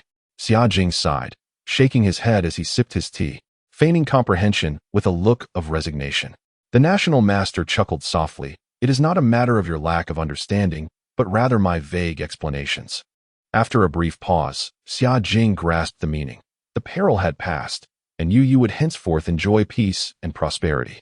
He exhaled in relief and inquired whether the auspicious figure had been located. The national master shook his head, but when Xia Jing mentioned sensing the dragon veins movement the previous day, he offered reassurance. "Your Majesty, any disturbance is a positive sign." He pointed to the auspicious fate of Youyou, explaining that as a member of the royal family, she could not thrive alone should the dragon vein indeed falter. Yet, her favorable fate indicated that although the dragon vein might be weak, it would not be severed. The furrowed brow of Xia Jing began to relax. Having aged, he had grown indifferent to life and death, wishing only for the well-being of his beloved descendants and subjects. It was with this mindset that he had previously acted upon learning of the dragon vein's troubles, choosing to revoke the prince's title of Jiangwan. Fearing that the potential demise of the dragon vein would implicate him in ruin, costing him his life. However, the exchange between Youyou and the national master today finally illuminated the impropriety of his earlier actions. Tapping his fingers lightly on the table, he suddenly inquired, "What title do you believe I should bestow upon this girl?" Matters of such nature were better suited for scholarly deliberation. The national master lowered his gaze, lightly tracing the oracle with his fingertip. "The character Zhao is quite fitting." "Zhao?" Xia Jing echoed, pondering its meaning. "As bright as the sun and moon, its virtues are fragrant." The national master lifted his gaze, a gentle smile gracing his exquisite features. The young princess's noble fate resonated with the character Zhao, symbolizing the sun's warmth, perfectly aligning with the notion of turning misfortune into fortune. As for the other character, the national master experienced a moment of enlightenment, as if an idea had suddenly surged into his mind. With closed eyes and a fading smile, he decided on the name Jean. Emperor Xia Jing noticed this unusual phenomenon. Yet the national master had always been an enigmatic figure, so he brushed it off, murmuring that Zhao Jin was indeed a fine title. He also entrusted the national master to divine the whereabouts of the divine physician. Thus, he returned to the Yangxin Palace, laden with fruitful discoveries. Youyou was quite fond of her title as well. It was the Jean of the Koi. She felt that her grandfather truly understood her. After boasting to her mother, she hurried to knock on her uncle's door. Since that day, her grandfather had spoken with her uncle. Although they did not appear to have reconciled, her uncle had moved out of that dark room. This was certainly good news. He resided right next door to Youyou. The Marquis of Xuanwu had even come to question Jiang Ruiyun about it, only to be dismissed with her words, "This is His Majesty's decree." "Uncle, open the door." There was no response. Youyou sighed. "Being a person is so difficult. I want to make tomato braised beef, and if others say I am a terrible person, I would feel sad. But if they say I am a pot of terrible tomato braised beef, I would feel delicious." The system rolled its eyes. "You just crave tomato braised beef, don't you?" Youyou giggled. She now had her ways. If her uncle ignored her, she would charm the maids through the gap in the courtyard door. The maids exchanged glances, knowing that Youyou was the most cherished child of the third prince, and promptly opened the door to let her in. Youyou entered with a look of mischief, her pinkish-white face radiating adorable cunning. Little did she know, the third prince had merely retreated to advance. Youyou's title was delightful. Zhang Wan teased her. Zhao Jin, which Zhao, which Jin? Can you show your uncle, Youyou? Youyou felt slightly bullied as a little illiterate. She chewed on the pen, pondering for a long time, and then, with a pitiful expression, drew a koi on rice paper. Feeling a bit guilty, she worried she might embarrass her mother. However, under the system's mindless adoration, she regained her confidence and ran to Zhang Wan with the fish. Here. It's the gene of the koi. To her surprise, the fish she had drawn was quite vivid. Zhang Wan took it, intending to frame it and present it to Emperor Xia Jing next time, boasting that Youyou had gifted it to him. How boring. What about Zhao? No. It wouldn't he do? Zhang Wan squatted down, lifted her into his arms, and seated her at the table, guiding her soft little hands to hold the pen while he held her hand. With a gentle pressure, a graceful character for Zhao appeared beside the koi. The young man's phoenix-like eyes crinkled with an unknown softness as he pressed Youyou's hand onto the rice paper. This is Youyou's title. Jiangzhou's Lu family was the maternal family of concubine Lu. Their acquaintance began when she met the Marquis of Xuanwu during his expedition to Jiangzhou, making them a prominent local family.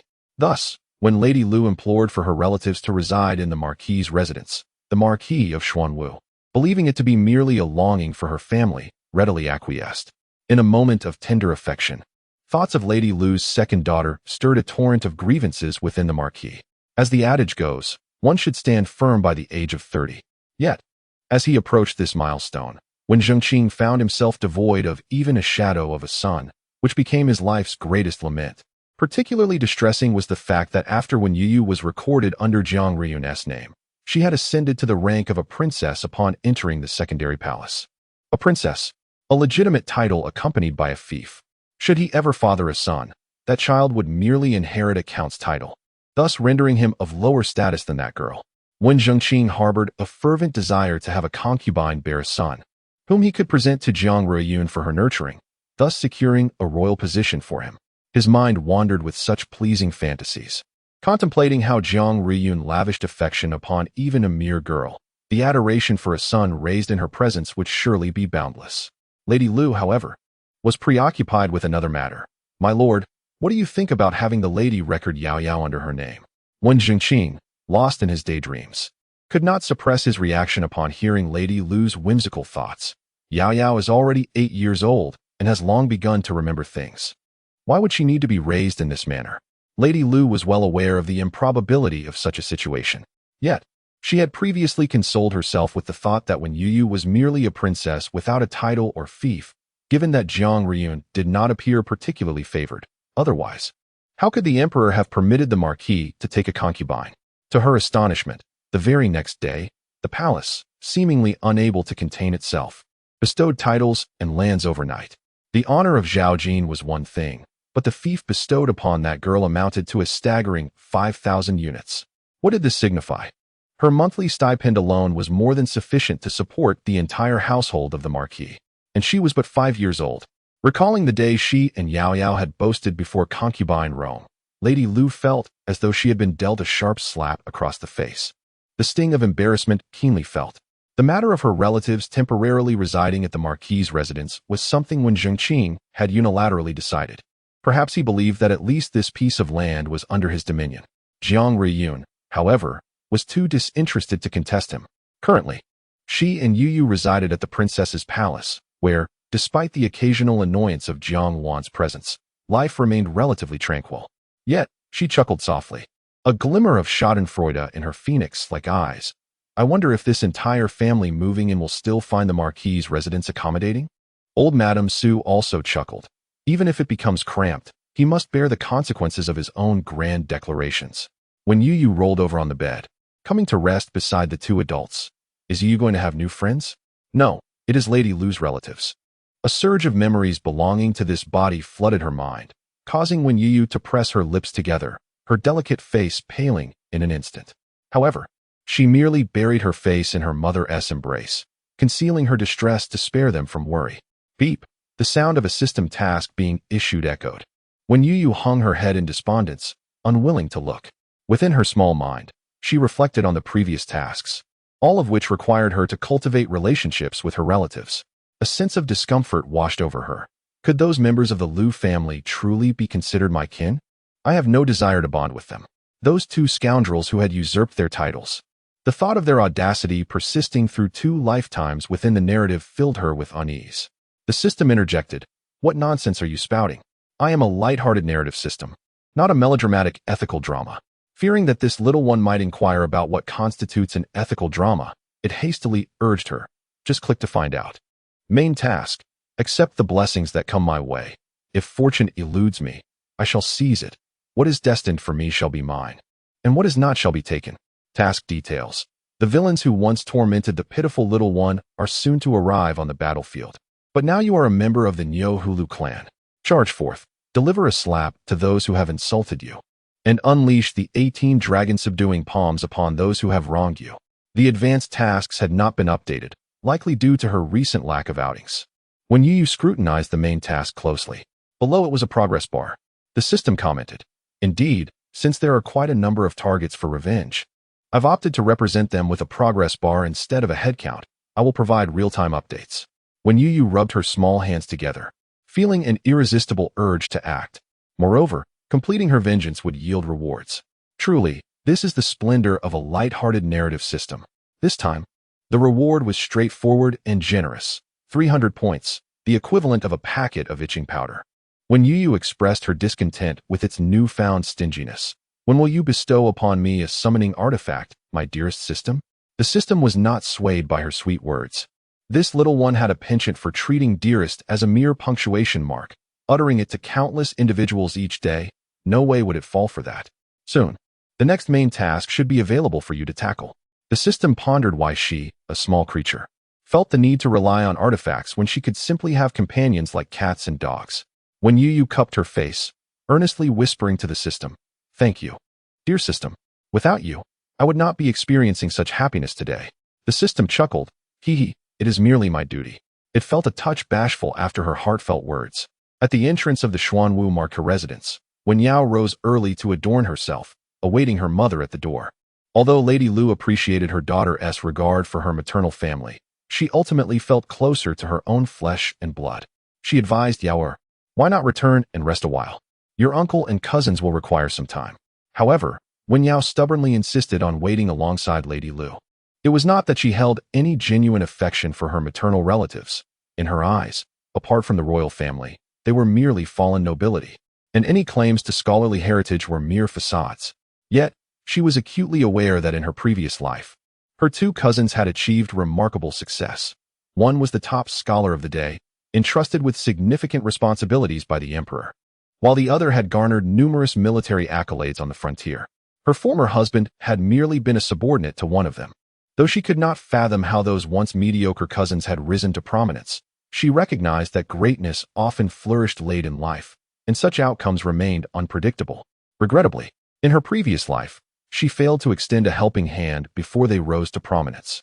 When she later sought to ingratiate herself, the bonds of youthful friendship had faded, leaving her unable to voice her concerns in times of difficulty. In this lifetime, she is determined to grasp firmly all the connections that rightfully belong to her. The thought of witnessing the resplendent and majestic empress in the palace, whose mere words could dictate the fates of others, stirred a profound excitement within Wen Yao. Given that she has been granted the chance of rebirth, it is evident that she is favored by the tides of destiny. With this reflection, her previously burdened spirit began to ease.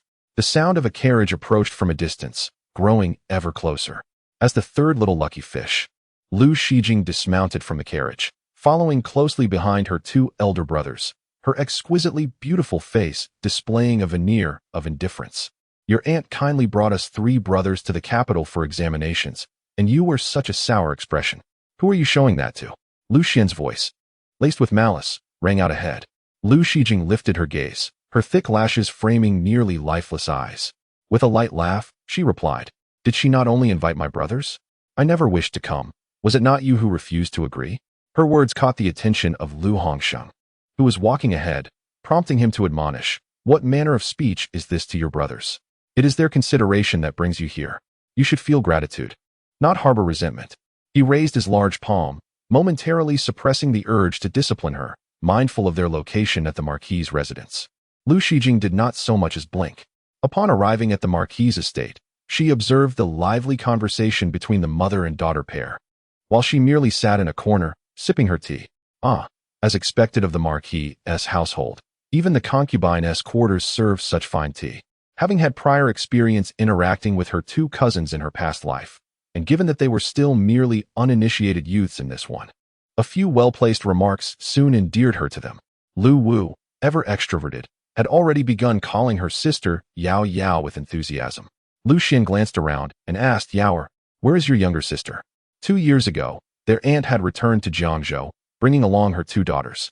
However, the younger one seemed to have garnered little affection, and even when they playfully teased her to tears, their aunt never reproached them.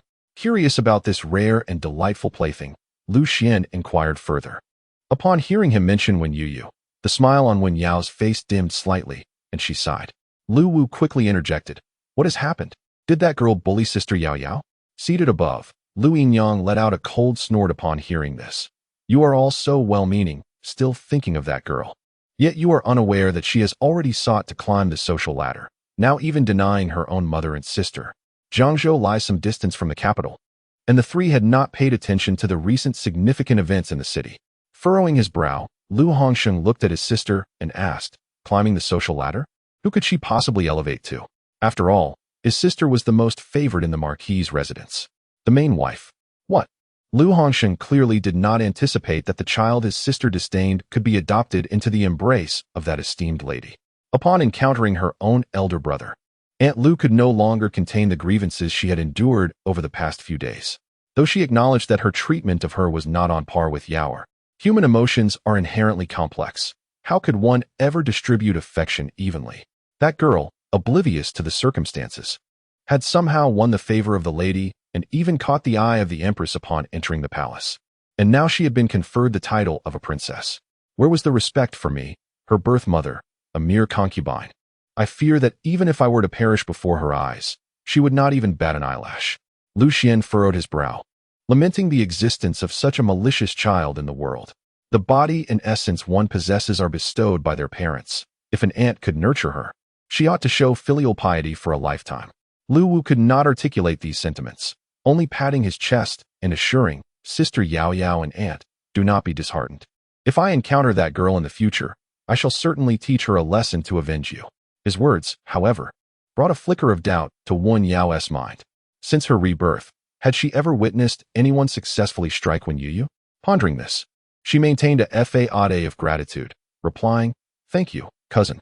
Aunt Lu cast a glance at the young man seated in the corner, whose striking features starkly contrasted with her own unremarkable appearance and that of her two nephews.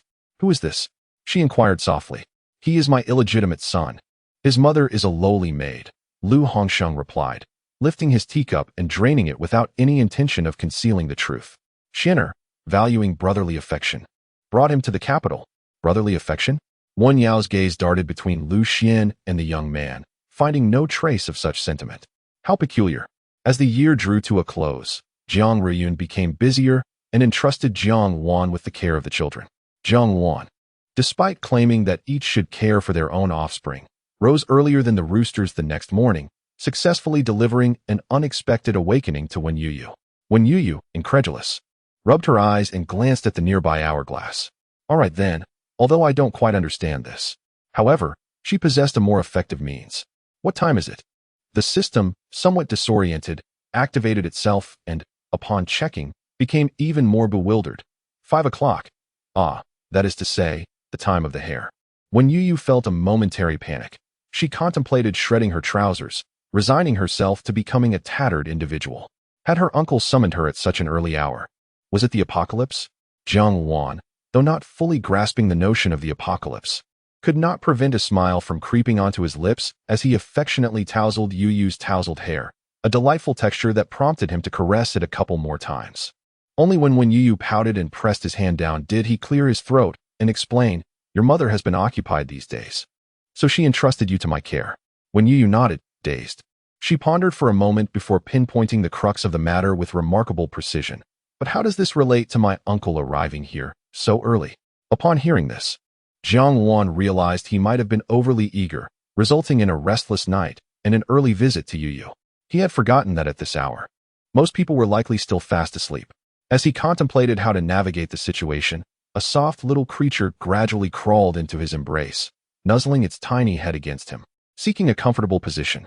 With a delicate yawn, it tilted its head and fell asleep. For the very first time, Jiang Wan experienced a sense of helplessness, utterly unsure of where to place his hands. It was only through the gestures of a maid nearby that he clumsily rested his hand on the back of the sleeping child, gently patting her. She was so small that he could easily lift her with one hand. The warmth of an adult's body combined with the heat radiating from the charcoal fire rendered when Youyou awake shortly thereafter, her moist apricot eyes blinking open. From her low vantage point, all she could see was Jiang Wan's sharply defined jawline. Thus, she reached out her tiny hand and poked him to garner his attention. Upon seeing those eyes that mirrored her mother's so closely, when Youyou broke into a smile, her sweet voice even more melodic as she chirped, "Uncle, Youyou is hungry." When Jiang Wan took Youyou out in search of food, a voice emerged from the corner of the wall, exclaiming, "I just fell asleep. Why disturb me? Even mice need their rest. Look, even the mice are still asleep." Seizing the moment while her uncle was distracted, when Youyou whispered, "Let's go to the courtyard. The people there wake up late and eat well." As Jiang Wan turned his head, she slyly clasped his hand, concealing her cleverness. They passed through the training grounds of the Marquis's residence, unexpectedly catching sight of several figures. Jiang Wan, with keen eyes, pressed his lips into a proud line and coldly uttered two words, "Bad luck." As he spoke, his voice carried unabated into the ears of the three individuals at the training ground. Lu Wu, unsure of who he was addressing, squinted at the slender young man, noting his remarkable demeanor, yet he inherently looked down upon such a pretty boy. Moreover, in the Marquis's residence, aside from the old matriarch and Lady Jiang, who else could possess a higher status than the Marquis of Xuanwu? Then he noticed beside him a delicate little girl, whose features seemed somewhat familiar. Lu Xian murmured, "That's when Youyou." Lu Wu suddenly recalled the resentment expressed by his aunt and cousin when they had spoken of when Youyou during their visit to the Marquis's residence just yesterday.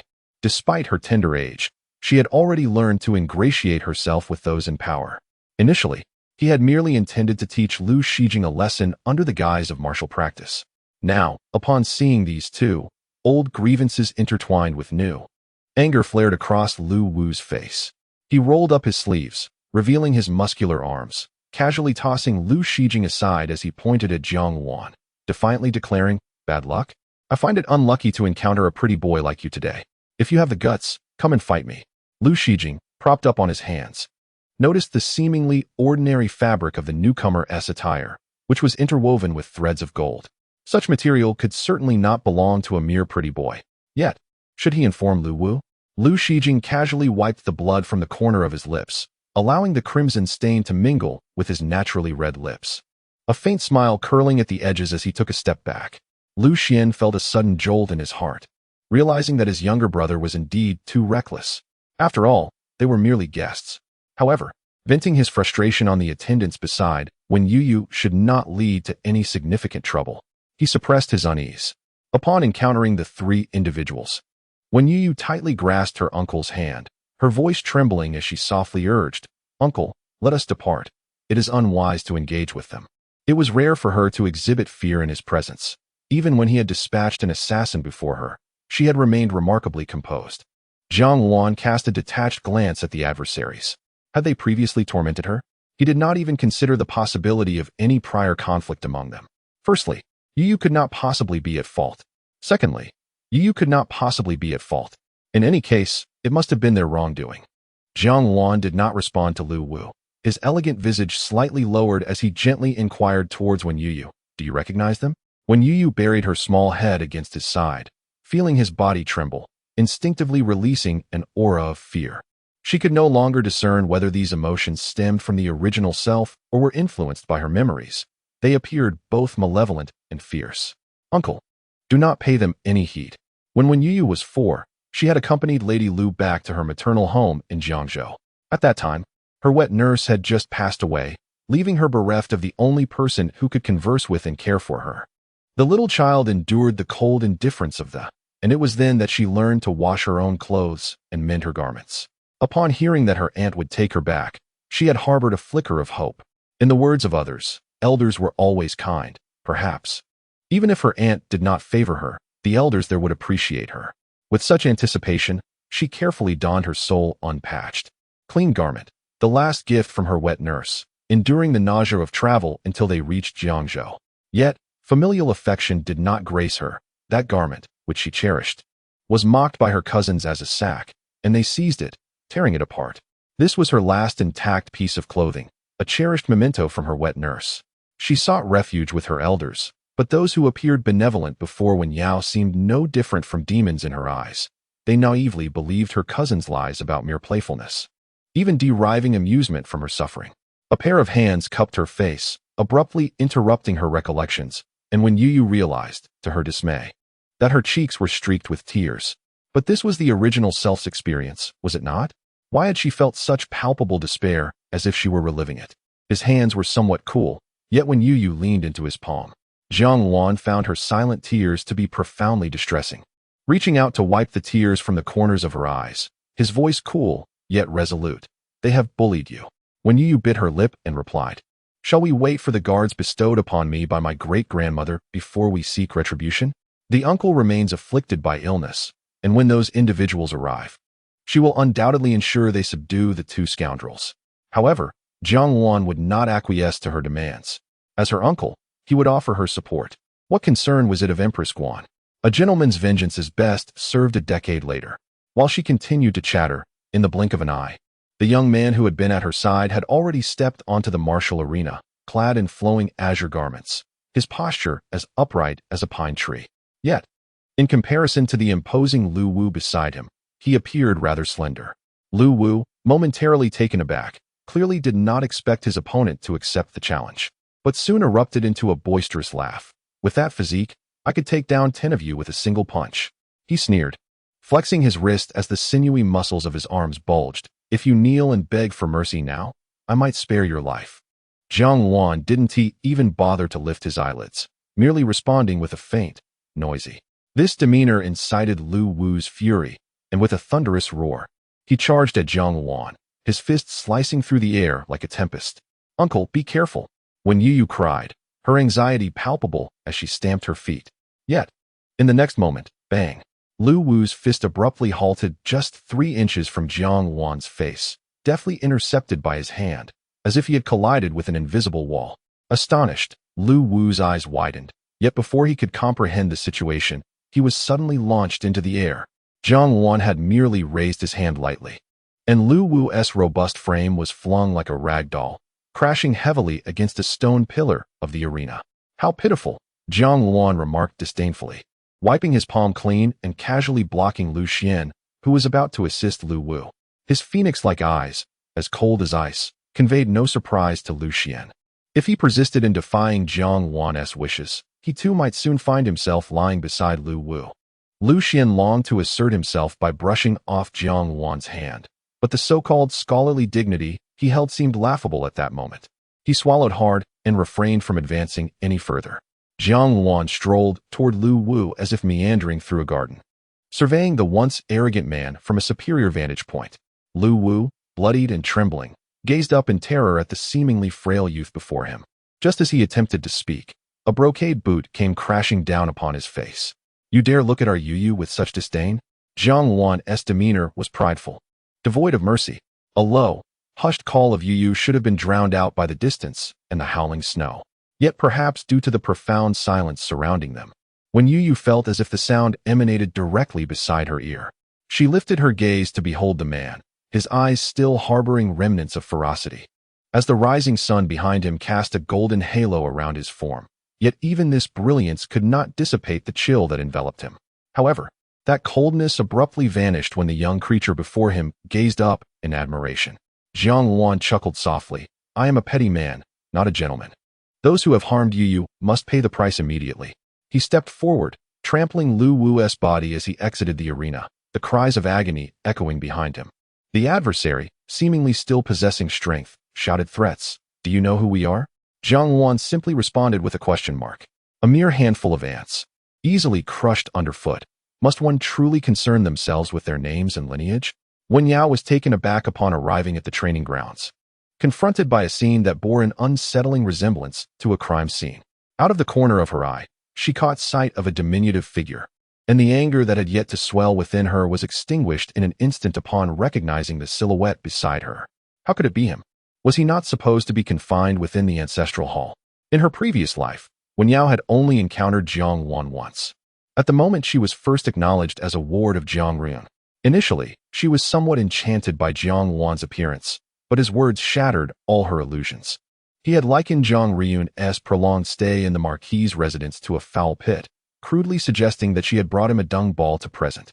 How could a blossoming young lady be compared to such filth? When she learned of his demise, she had felt a fleeting sense of joy. Yet, how could he possibly appear here? Moreover, what had befallen her cousin? Wen Yao hurried forward, commanding her maid to assist Lu Wu to his feet. The sight of his bloodied and battered form was painful to behold. Hadn't he summoned her to witness his martial prowess? Why did it seem as if he had been mercilessly beaten? Furthermore, had he not been a celebrated general in his previous life, who possessed the audacity to reduce him to such a state? As these thoughts coursed through her mind, she voiced her inquiry. Lu Wu, trembling, extended a finger toward Jiang Wan, but upon meeting his gaze, he quickly retracted it, much like a mouse retreating from a cat. Impossible, Wen Yao instinctively retorted. Jiang Wan was but a frail figure, having succumbed to illness in her past life. How could Lu Wu have been bested by him? Yet, Lu Xian nodded in affirmation, compelling her to accept this disconcerting reality. Seeing her approach, Lu Wu appeared to perceive her as an ally. Sister Youyou, you must find someone to teach that insufferable pretty boy a lesson. Wen Yao hastily silenced him. If Jiang Wan had made an appearance, it indicated that his status had been restored. How could someone of their rank dare to insult him? Lu Wu was putting her life at risk. That was none other than His Highness, the third prince. What? From Lu Xian, Wen Yao gleaned the circumstances surrounding the earlier confrontation. It was perhaps not even a confrontation, as it had been a one-sided beating. Little Youyou had been so frightened that she cried, prompting the third prince to defend her. Yes, Lu Xian instinctively concealed his brother's provoking behavior. Who would have imagined that a prince would reside in the Marquis's residence and take care of a child so early in the day? They could not allow anyone to discover that they had clashed with His Highness. He cast a warning glance at Lu Shijing. Wen Yao was nearly driven mad with jealousy. Why was this happening? The current situation diverged drastically from her memories of her past life. How could those who had once looked down upon her now flock around the very harbinger of death who should have perished? Reflecting on the imposing man who had shielded Youyou, she glanced once more at her two cousins beside her. Though the appearance of one was somewhat decent, it paled in comparison to Jiang Wan's resplendent beauty, which could be considered unparalleled even within the royal court. The other bore a visage marred by excess flesh, their current bruised and battered state rendering them utterly grotesque. In their previous life, these two might have been regarded as youthful talents, yet before Jiang Wan, they appeared utterly inadequate. Was her choice truly the correct one? Wen Yao clenched the handkerchief tightly in her grasp, her knuckles turning white. Since her rebirth, she had, for the first time, realized that the chasm between her and Youyou was indeed widening. So, where was her system? If it were present, she certainly would not feel like a headless fly, lost and uncertain about how to effect change. At that moment, her system was frolicking in Youyou's mind, remarking, while this can indeed be considered a face-slapping revenge narrative, since it is facilitated by another, the gains will be halved. Progress bar, 2100. Youyou harbored no objections. After all, her initial intention was to be self-sufficient, and she was already quite pleased with an additional 20 points in progress. No worries. My schedule is quite simple. As long as I'm not sleepy, I shall indulge myself, and I will soon complete my tasks. As for the benefactor, Youyou snuggled up to her uncle, embracing him tightly, her eyes sparkling brighter than the stars in the night sky. Uncle, you are so amazing. But wasn't her uncle ill? Wouldn't this harm him? She reached out her small hand to grasp his, only to be stopped by him. Uncle? The little one's eyes were filled with confusion, as if she could not comprehend why he was pushing her away. In Jiang Wan's eyes, she resembled a fledgling seeking its wings, chirping incessantly, with her bright, clear eyes reflecting nothing but dependence on him. In the next moment, she pouted in grievance. Jiang Wan smiled faintly. For some reason, The fact that Youyou dared to express her displeasure in front of him now seemed more endearing than her initial obedient demeanor. He explained succinctly, "I just got into a scuffle. I'm dirty." His response was so curt that it seemed he wished to say no more. Youyou found his attitude somewhat dismissive and huffed softly, her little face falling into a pout. Observing her expression, Jiang Wan helplessly coaxed, "Youyou, be good." "Oh dear." Then perhaps she would reluctantly behave for a moment. When Youyou was easily appeased, her thoughts quickly shifting to what delectable treats awaited her that morning. The young one exhibited an extraordinary enthusiasm for food, trotting ahead at a brisk pace. Jiang Wan trailed behind her, the smile fading from his lips in the unseen shadows. He swallowed the metallic taste of blood in his mouth, feeling a flicker of annoyance at his broken body. How useless.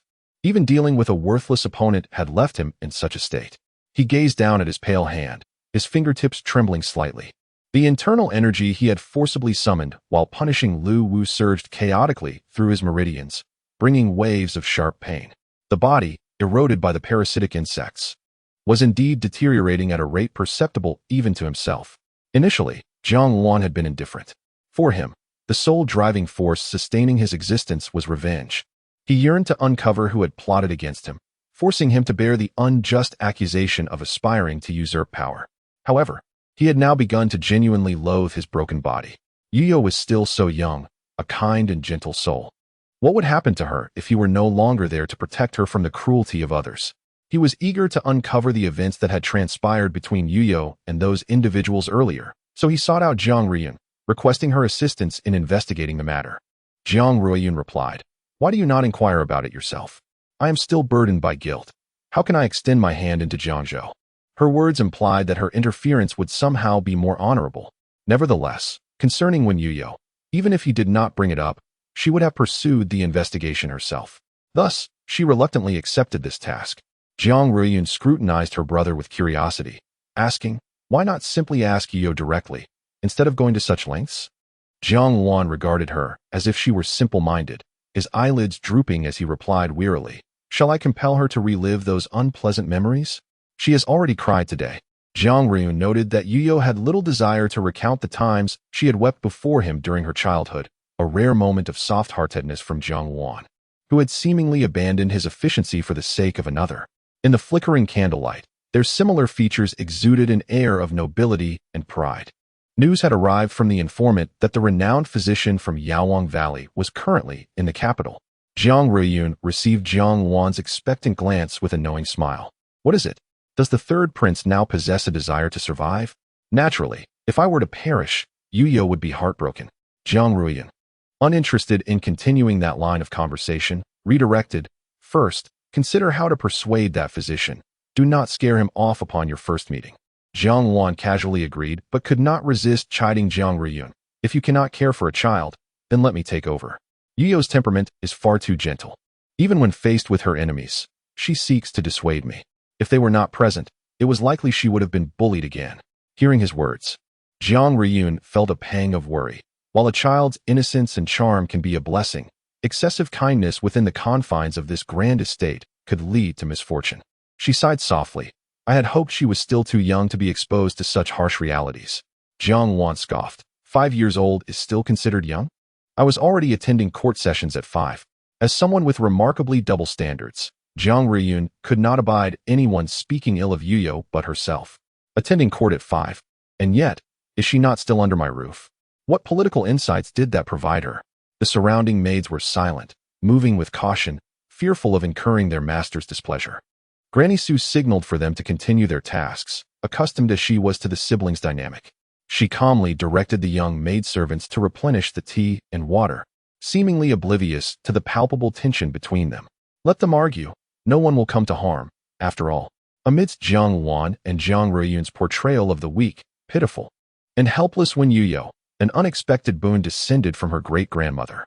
The leading guard knelt on one knee, presenting a token with both hands. "Princess Zhao Jin, I am here on the Empress Dowager's orders to ensure your safety." Jiang Wan found himself standing in the corridor, clad in flowing azure garments that danced with the breeze. He approached with measured steps, taking the token into his hands and glancing at it. His grandmother had indeed been generous, even dispatching the Xuanjia guards. The commander of the guards promptly bowed, addressing him as the third prince. When Youyou flitted to Jiang Wan's side like a delicate butterfly, exclaiming, "Uncle, these brothers look so imposing." For a fleeting moment, Jiang Wan's expression cracked, as disbelief washed over him while he gazed at Youyou. "Uncle, brothers they?" The absurdity of the situation nearly amused him to laughter as he pointed at the leading guard. "He is married, and his child is older than you." Then, he gestured to himself, "I don't even have a marriage contract. By what right do they claim the title of brother?" When Youyou tilted her small head, a serious expression gracing her cherubic face as she pondered aloud. "If Youyou were to call uncle brother, wouldn't that make mother your elder?" Jiang Wan responded, "That would indeed be quite troublesome." He corrected her, "No, call them uncles instead." With the benevolence of youth, the little one decided to indulge the whims of the adults, obediently calling out uncle. The guards, of an age where they could indeed be the child's elders, found no offense in this exchange. Rather, they shared knowing smiles, charmed by the little princess's innocence. Yet, Jiang Wan frowned, his mood remaining unchanged. It seemed that as long as he was there to protect Youyou, that was all that mattered. However, when Youyou was clearly not intent on relying solely on their protection, with a flourish of her tiny hand, she declared, "Charge. Let us retrieve the Buddhist scriptures." What could possibly be more amusing than hearing such a word come from the lips of such a small creature? Jiang Wan could not help but laugh. He leisurely trailed behind their group, curious to witness how exactly they would carry out this endeavor, with someone backing her. When Youyou felt an air of confidence as she stepped out of the courtyard, exuding an undeniable aura of authority, she boldly inquired, "System, just tell me, to what extent can I accomplish this task today?" She was full of fighting spirit, standing tall and proud. The system, amused by her indignant bravado, replied, "Calm down. Don't expect to achieve everything at once." When Youyou retorted, "I made myself so round precisely so that no one would underestimate me," the system conceded, "All right. Even your flawed logic has some merit." Enthralled by the legendary summoning tools mentioned by the system, when Youyou had entered an active phase of task completion. "Can you release the summoning tool task now? Can you add some items from the shop? Can you grant me more points?" The system, initially attentive to her requests, grew indifferent. "We have received your feedback, and a specialist will address your concerns shortly." Irritated, when Youyou furiously approached the entrance to the listening pavilion. Though she was not well acquainted with this path, the enthusiastic little sparrows along the way chirped eagerly, guiding her and sharing plenty of gossip about the manor. The listening pavilion still bore the familiar furnishings, as if the events of that day, when she had been locked outside, had occurred just yesterday. She could still vividly recall the sensation of her frozen, stiff hands thudding heavily against the door, first numbness, then pain. Yet, the physical discomfort paled in comparison to the gut-wrenching despair that gripped her heart. The 30-second little koi kicked the door as the cold wind howled past. Just as it was about to invade when Youyou's collar, a pair of long hands reached out, deftly tying her cloak. What chaotic thoughts was she entertaining? When Youyou shook her head, there were no chaotic thoughts, only invaluable memories. Life had knocked her down, and she surrendered to sleep. Jiang Wan, skeptical, called out for the butler, who appeared as if summoned from nowhere, exhaling a long sigh. "It was then that I encountered the princess. What a tragedy. The snow was so thick that day, and she wore such a thin garment," knocking at the door. He animatedly gestured, illustrating the approximate area, which made Jiang Wan feel somewhat embarrassed, retreating a step to maintain a safe distance, unwilling to catch the contagion of his enthusiasm. This Aunt Lu was indeed heartless, abandoning her own flesh and blood without a care. Had it not been for the princess's cleverness, she might not have entered this door at all. Jiang Wan was aware of Youyou's background and understood her struggles under her biological mother before being taken in by Jiang Rian. However, knowing was one thing, but standing in the very place where she had endured suffering, combined with the butler's words, conjured the image of a frail, helpless figure crossing the bounds of time, pleading for help. He also recalled the frostbite marks lingering on Youyou's delicate hands, which, despite the finest medicine from the palace, had not entirely vanished. He knew she was conscious of these scars. Sometimes, when he inadvertently caught sight of her hands, the foolish child would instinctively withdraw them into her sleeves or conceal them behind her back. Moreover, when Youyou's demeanor was so cautious and obedient, especially when compared to the mischievous children of his two imperial brothers. In contrast, thinking of Youyou made Jiang Wan's heart ache even more. Their Youyou should have been cherished and nurtured, growing into a girl who could boldly express her joys and sorrows. She had kept him outside the door that day. Indeed. Jiang Luan lowered his gaze and stepped forward. When Youyou thought he was about to knock, scampering after him with her short legs, "Let us have the guards call out." She wanted heed our knocking. Her uncle seemed strangely hurried. Despite exerting herself, she felt a distance remained between her and the man ahead. Jiang Luan's steps halted before the door of the listening corridor. His long fingers gently brushed against the weathered vermilion door, his gaze deepening. "Uncle?" When Youyou panted as she caught up, tugging at his garment. Jiang Luan did not respond. Instead, he lifted Youyou slightly, placing her a little farther away. Bang! A thunderous sound reverberated through the Marquis's residence. The entire door flew open, crashing heavily against the stone floor of the courtyard, shattering into several pieces. Jiang Luan stood against the wall, his garments fluttering, his cold phoenix-like eyes devoid of any emotion. It was as if he had merely knocked politely on the door rather than having shattered it to pieces. The maidservants tidying up in the courtyard screamed in fright, while when Youyou inhaled sharply. Her concern was not for the door, which shared the same unfortunate fate as her previous one, but rather for her uncle, whose body was plagued by parasitic insects and whose temperament was notoriously foul. What would happen if he were to break a leg? This thought slid unceasingly through when Youyou's mind, as if she could foresee his lonely and desolate future. With a pale visage, she cautiously extended her chubby fingers to poke at his right leg. No response. Her little face paled further. She poked again, this time with a bit more force. Still no reaction. On the third poke, Jiang Luan could no longer contain himself. He scooped up the troublesome child and cradled her in his arms. Mimicking her actions as he poked her cheek, "What are you doing?"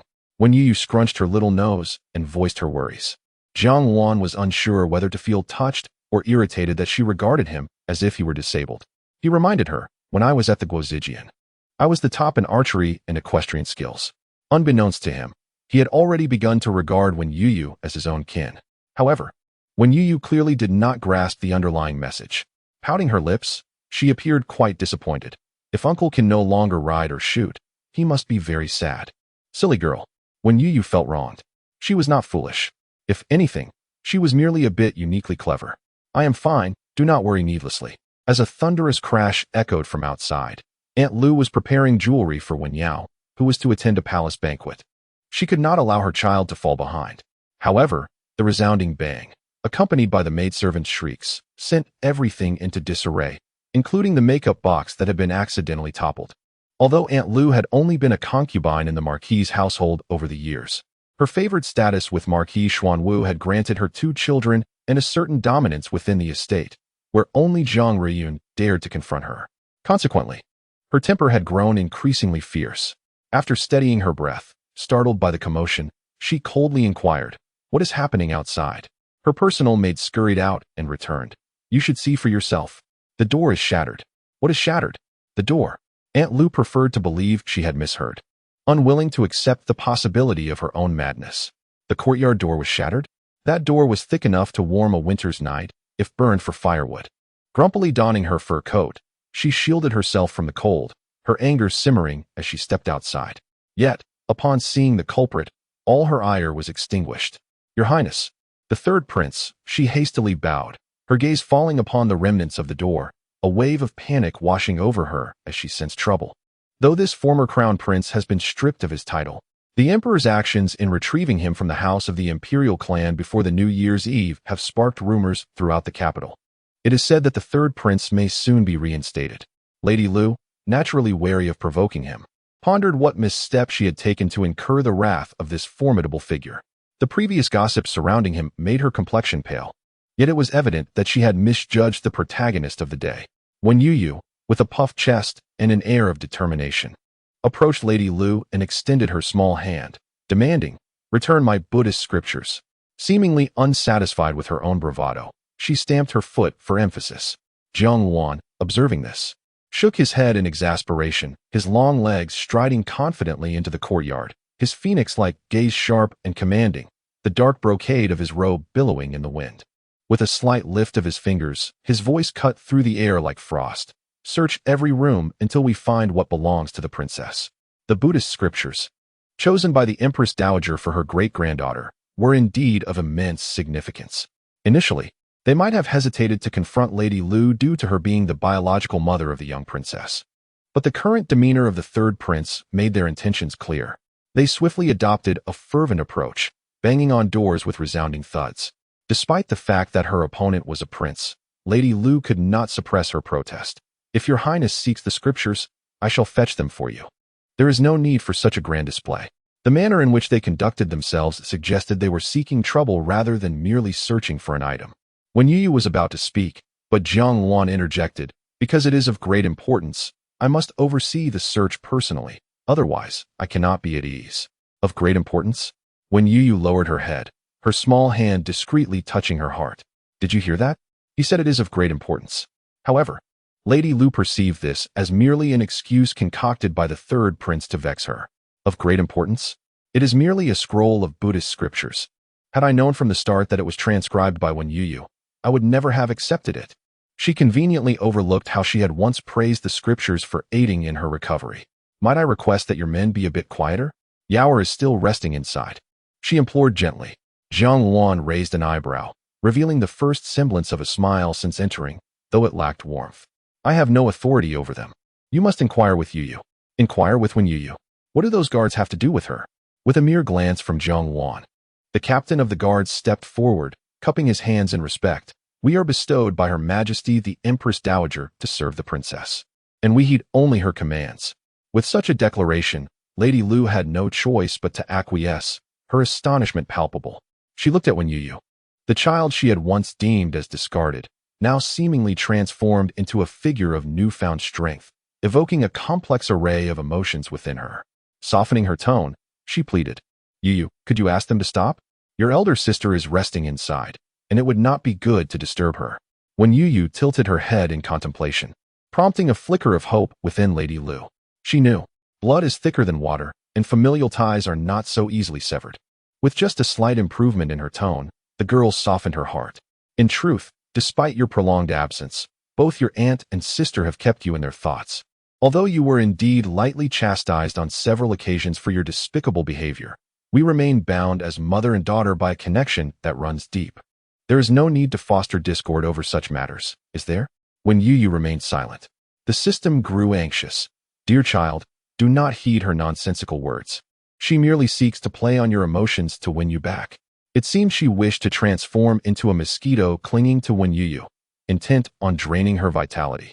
When Youyou considered that the system might have misjudged her, earnestly, she delivered a lesson in flawed reasoning. "Do you not understand, dear system? Sincerity is akin to undergarments, worn beneath the surface. If someone flaunts it atop their head, they surely harbor ulterior motives." The system remained speechless. While her words were crude, they were nonetheless insightful.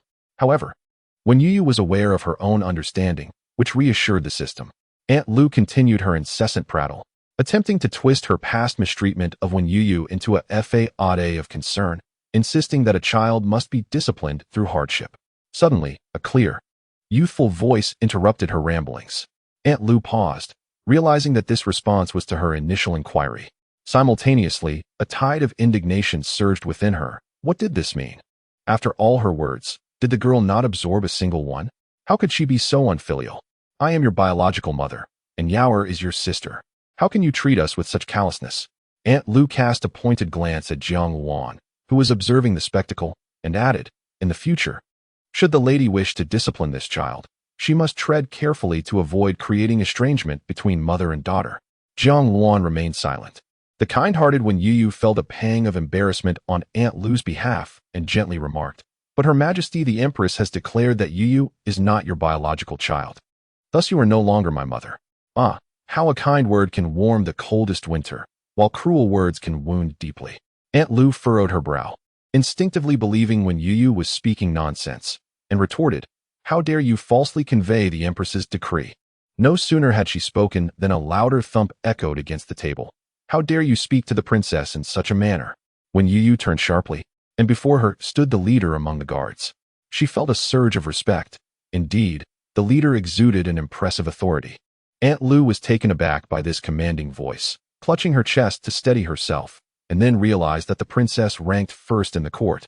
Thus, she and Youyou were obliged to pay their respects. To whom could she appeal for justice? Jiang Wan leisurely added, "What Youyou says is true. The esteemed matriarch herself has spoken. Since Youyou is acknowledged as the emperor's sister's ward, she shall not wish to hear any rumors regarding her lineage from anyone henceforth. Could the royal family be so domineering? The thought that the child she bore for 10 months could be so easily stripped of all rights with a single phrase caused Aunt Lu's heart to clench painfully, and her expression darkened. However, when Youyou's eyes brightened, she was determined to add to her enemy's suffering, fearing that they might find a resolution. At such an hour, how could her elder sister still be asleep? When Youyou pursed her lips and revealed a shy smile. Yet the words that escaped her lips were entirely incongruent with her expression. Her aunt had once remarked that Youyou was lazy, making her stand outside before dawn to cultivate her character, and it seemed that today, her elder sister had forgotten. Before she could finish her sentence, a nearby guard imitated Jiang Wan's actions and kicked the door open, adding, "The princess has a kind heart, knowing even at a tender age to assist her sister." The leader of the group even had tears in his eyes, wiping them away as he exclaimed, "Such a touching sisterly bond." When Youyou thought to herself, "How bothersome," suddenly realizing that her efforts paled in comparison to the innate talent of her adversaries, who could convey so much with just a few words. She could almost feel Aunt Lu's face contorting in frustration. Jiang Wan, who had initially leaned against the wall with crossed arms to observe how Youyou would retaliate, began to grow increasingly cold as he noted the progress of the guard's search. There was nothing in the main courtyard, nor in the side courtyard where Wen Yao and the Lu family resided, and even the servants' quarters had been turned upside down. There was nothing at all. Was this how they treated Youyou's heartfelt intentions? He found it hard to fathom how a child who could not even recognize a single character could complete a volume of Buddhist scriptures. This very thought made him believe even more that this volume must carry precious sentiments. Even if it were not placed in the master bedroom, it should be properly preserved in the storeroom. Wen Yao was awakened by the commotion outside. Before she could express her annoyance at being roused, she was informed that the third prince and Wen Youyou were outside. Within her room, no maidservant dared to refer to the sixth miss as a princess, for her temper would flare. Upon her arrival at the scene, she was pulled aside by Aunt Lu, who inquired, "What about the Buddhist scriptures?" "What scriptures?" "The ones that Wen Youyou copied. Weren't they to be given to you?" Wen Yao frowned and replied nonchalantly, "I burned them." "Didn't you say that what she left behind was ominous?" "I had the servants take them out and burn them, to ward off any evil." Aunt Lu felt a lump in her throat. Although she shared the same belief, she could not ignore that the third prince was now frantically insisting on unearthing them, declaring he would search 3 feet deep if necessary. Where were they burned? "In that woodshed," Wen Yao said, feeling a chill at the thought. According to the servants she had dispatched, that volume of scriptures burned inexplicably slowly, and in the end, a segment remained unburned. This was terrifying. Wen Yao had abandoned it there and never looked back. With a lead, the guards swiftly presented the remnants of the scriptures.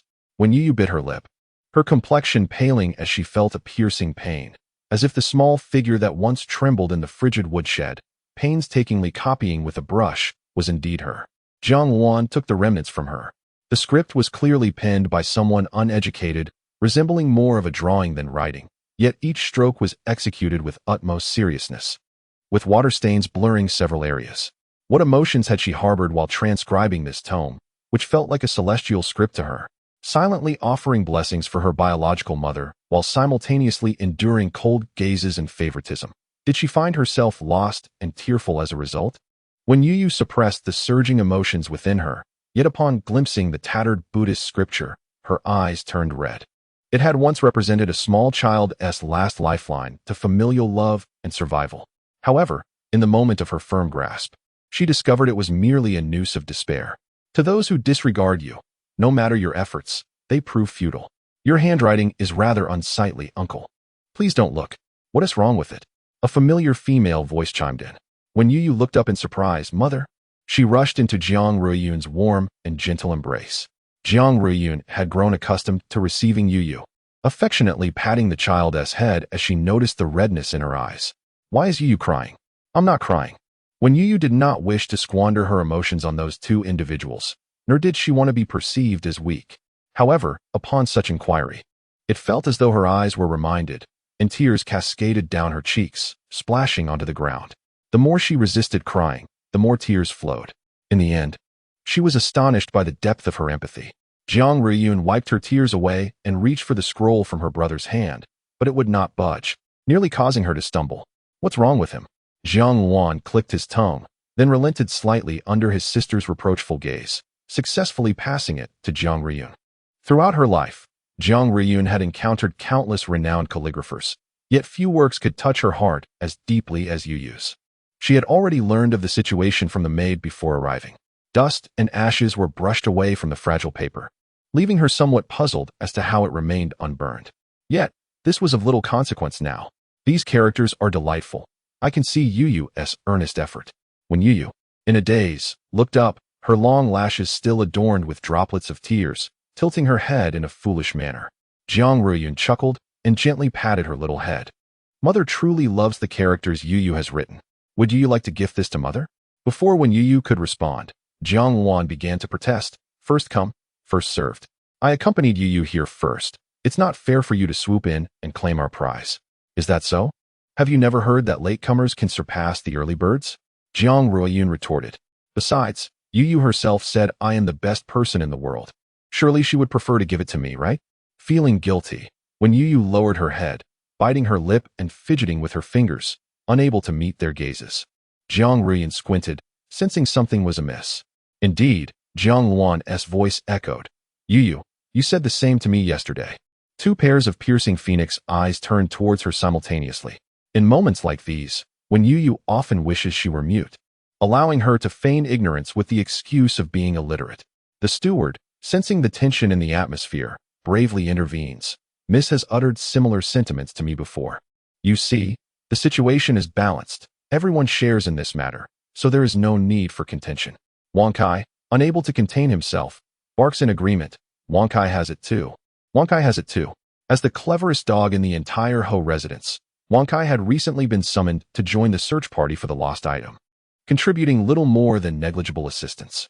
Yet, this did not diminish his pride. He was, after all, the finest canine in the world. However, the steward's involvement only served to exacerbate the chaos. The two individuals, who believed themselves to be unique in their experiences, stared incredulously at him. It was one thing for her to possess such knowledge, but why should he? Jiang Wan queried. How many people have you uttered this phrase to? Not many, surely. She retorted.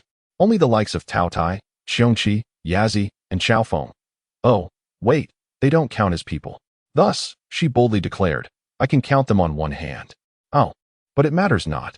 They are in the heavenly realm now and cannot hear her words. Jiang Riyun affectionately tapped Youyou's nose. If Youyou wishes to speak, let her. Why are you so reactive? It must be that some individuals have employed certain tactics to coax our Youyou into saying such things, leaving you feeling discontented. Jiang Wan countered. And what of yourself? Jiang Riyun began to dredge up past grievances. When you first met Youyou, you told her to leave. Jiang Wan, startled by her words, searched his memory and found none such incident, regaining his confidence. Your eagerness to sow discord reveals your fear that Youyou may secretly favor me more. After several exchanges, when Youyou busied herself with mending the rift between the two adults, momentarily forgetting her own sorrow, gradually, she became aware that her mother and uncle seemed to be intentionally diverting her attention. A warmth began to fill the ache within her heart, and she realized she finally had a family. Meanwhile, Wen Yao nearly ground her teeth in frustration. What was merely a scribbled manuscript had turned into a contest for some rare treasure between the two of them. If the one being cherished in their palms were her, Wen Yao believed she could surpass Wen Youyou. She would procure the finest ink and paper, inviting the most renowned calligraphers of the Great Xia to meticulously transcribe the Buddhist scriptures. Aunt Lu, witnessing the effortless camaraderie among the three, clenched her fist, her long nails nearly digging into her palm. Yet, seemingly oblivious to her pain, she stared blankly at the tattered scroll. This was, after all, the first gift she had received from her own child. Therefore, despite the sloppy handwriting, she refrained from using it as a lesson to Wen Yao about the importance of education, even boasting about it to others. Little did she know, it was crafted by Wen Youyou. Unexpectedly, what she regarded as worthless was, in the eyes of those two nobles, a treasure that required a battle of wits to seize.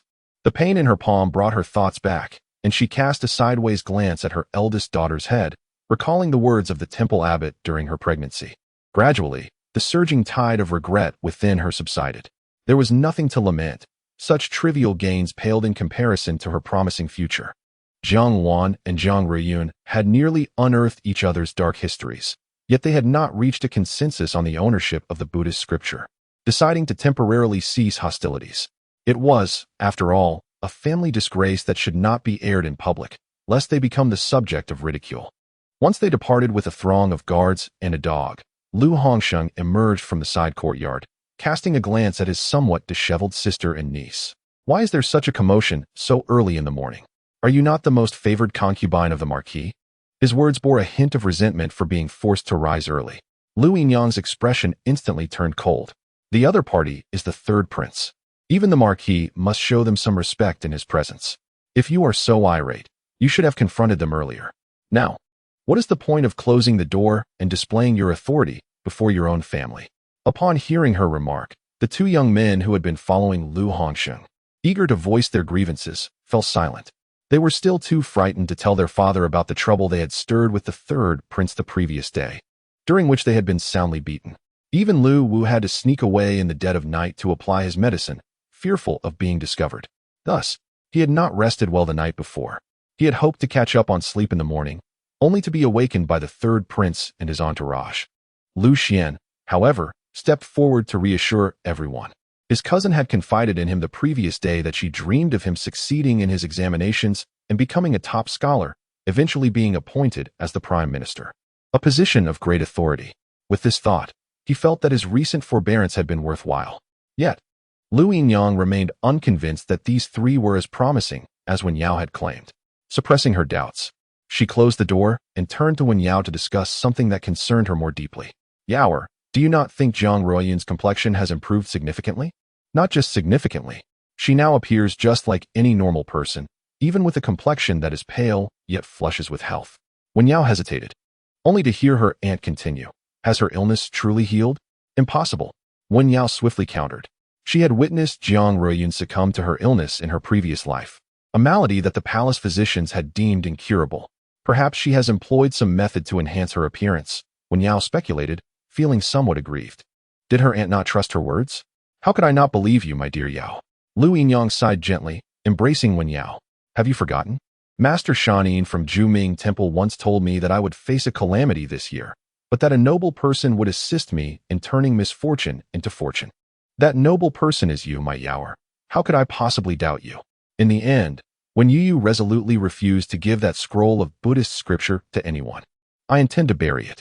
Why?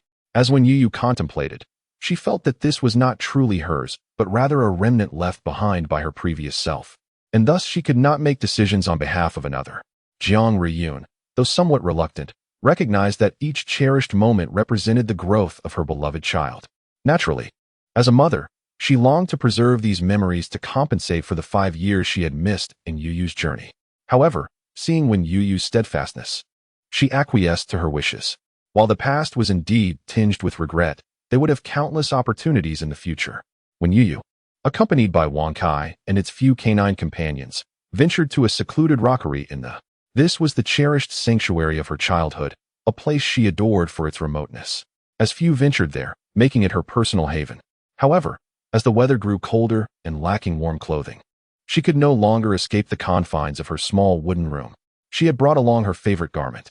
Upon arrival, when Youyou brandished a small shovel and began to dig, Wang Kai inquired, "Human, what are you doing? Is this called a burial mound?" The system was nearly startled into a frenzy. "Are you constructing a burial mound for yourself?" Just as when Youyou intended to confide in the system, she heard it muse thoughtfully within her mind. "I understand now. This signifies your rebirth and farewell to your past self." When Youyou replied, "Actually," but the system interrupted, "You need not say more, I comprehend." Yet, when Youyou felt the system truly did not understand. Nevertheless, the system was lost in its own imaginative reverie. And when Youyou chose not to elaborate, trusting that the truth would eventually unfold. However, her small hands lacked the strength for such an endeavor, and the shovel felt more akin to a child's toy. Observing from the sidelines, the dogs could no longer stand by. Wang Kai, now adorably plump, nudged Wen Youyou aside, declaring, "Let me handle this, you keep a watchful eye." With that, it swiftly displayed its digging prowess, and soon a small pit began to take shape.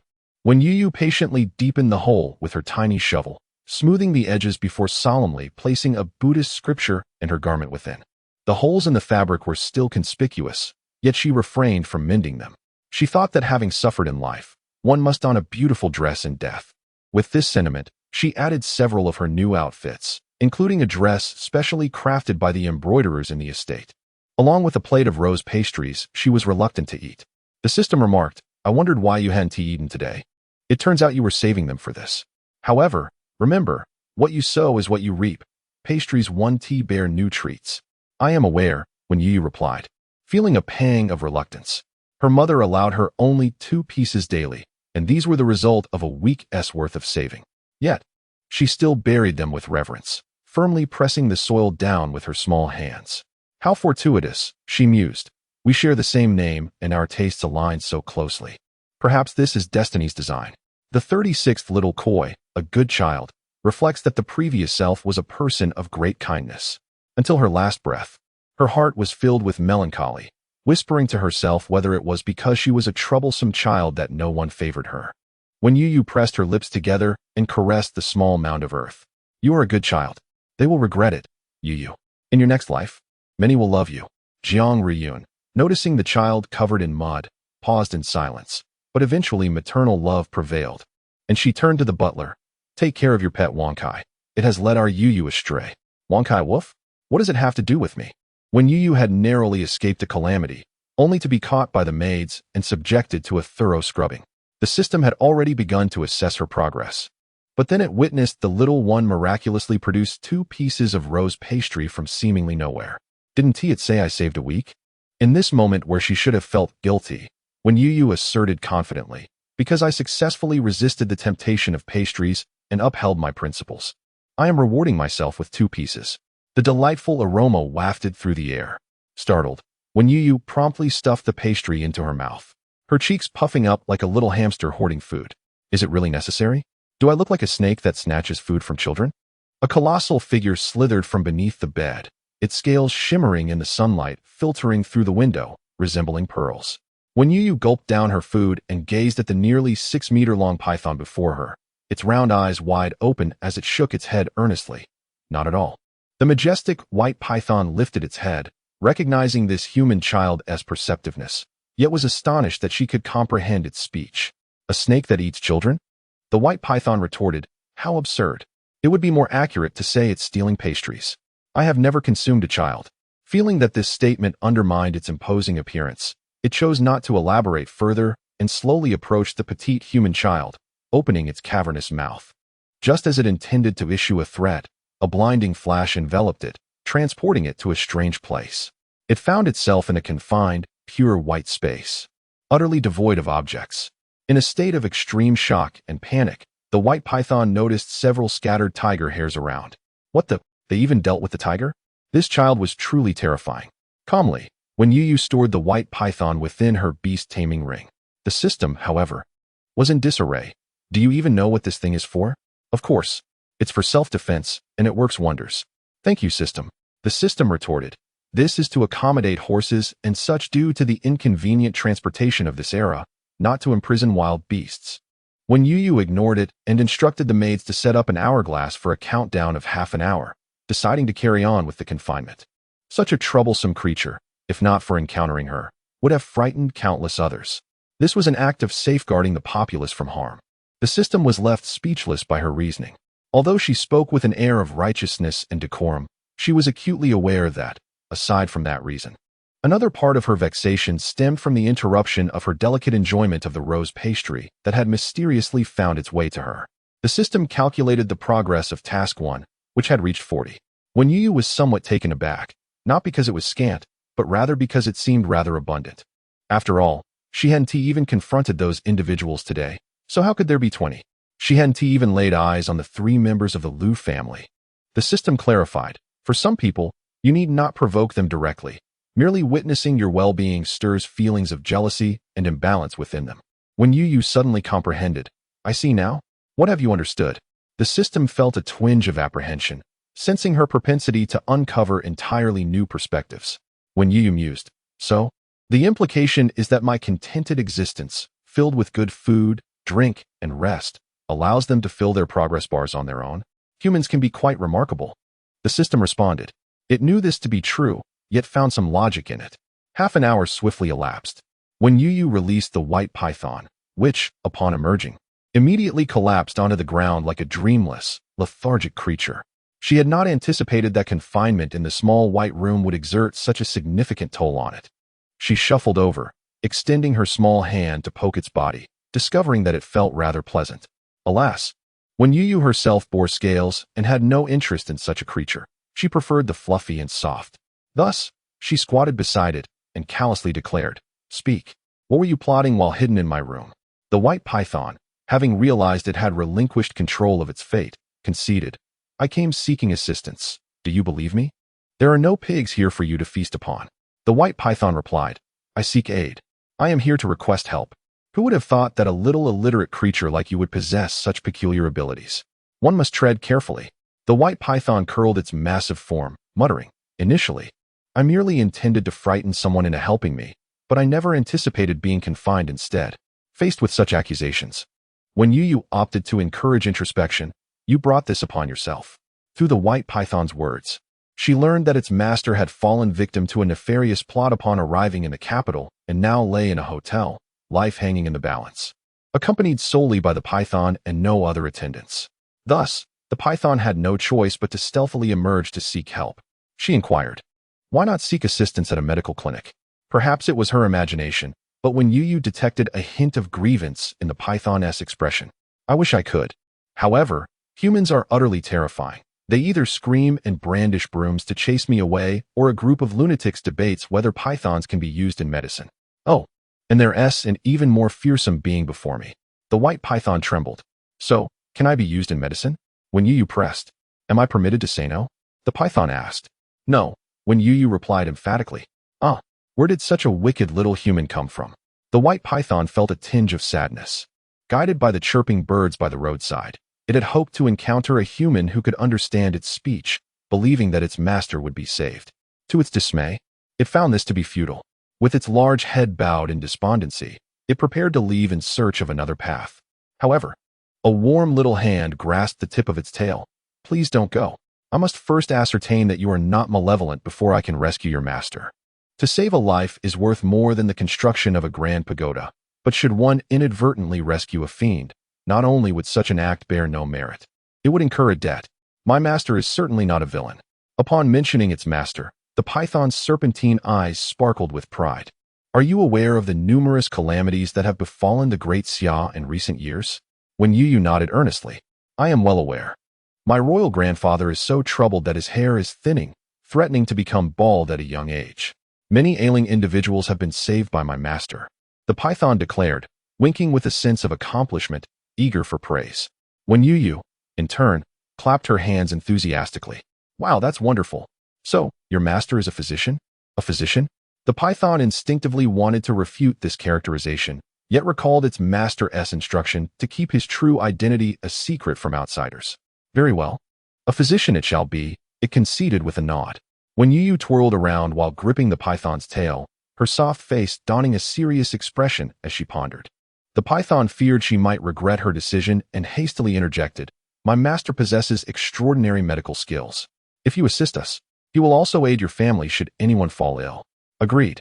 It's a promise," when Youyou exclaimed joyfully, releasing the tip of its tail and standing up to pat its head. "Now, off you go to rescue your master." The python observed her sudden enthusiasm, its large head filled with small doubts. Surely, she couldn't be feigning her eagerness? Yet, the warmth of the human hand was delightful. It squinted its eyes and instinctively nudged against her palm, concerned about preserving its fearsome image.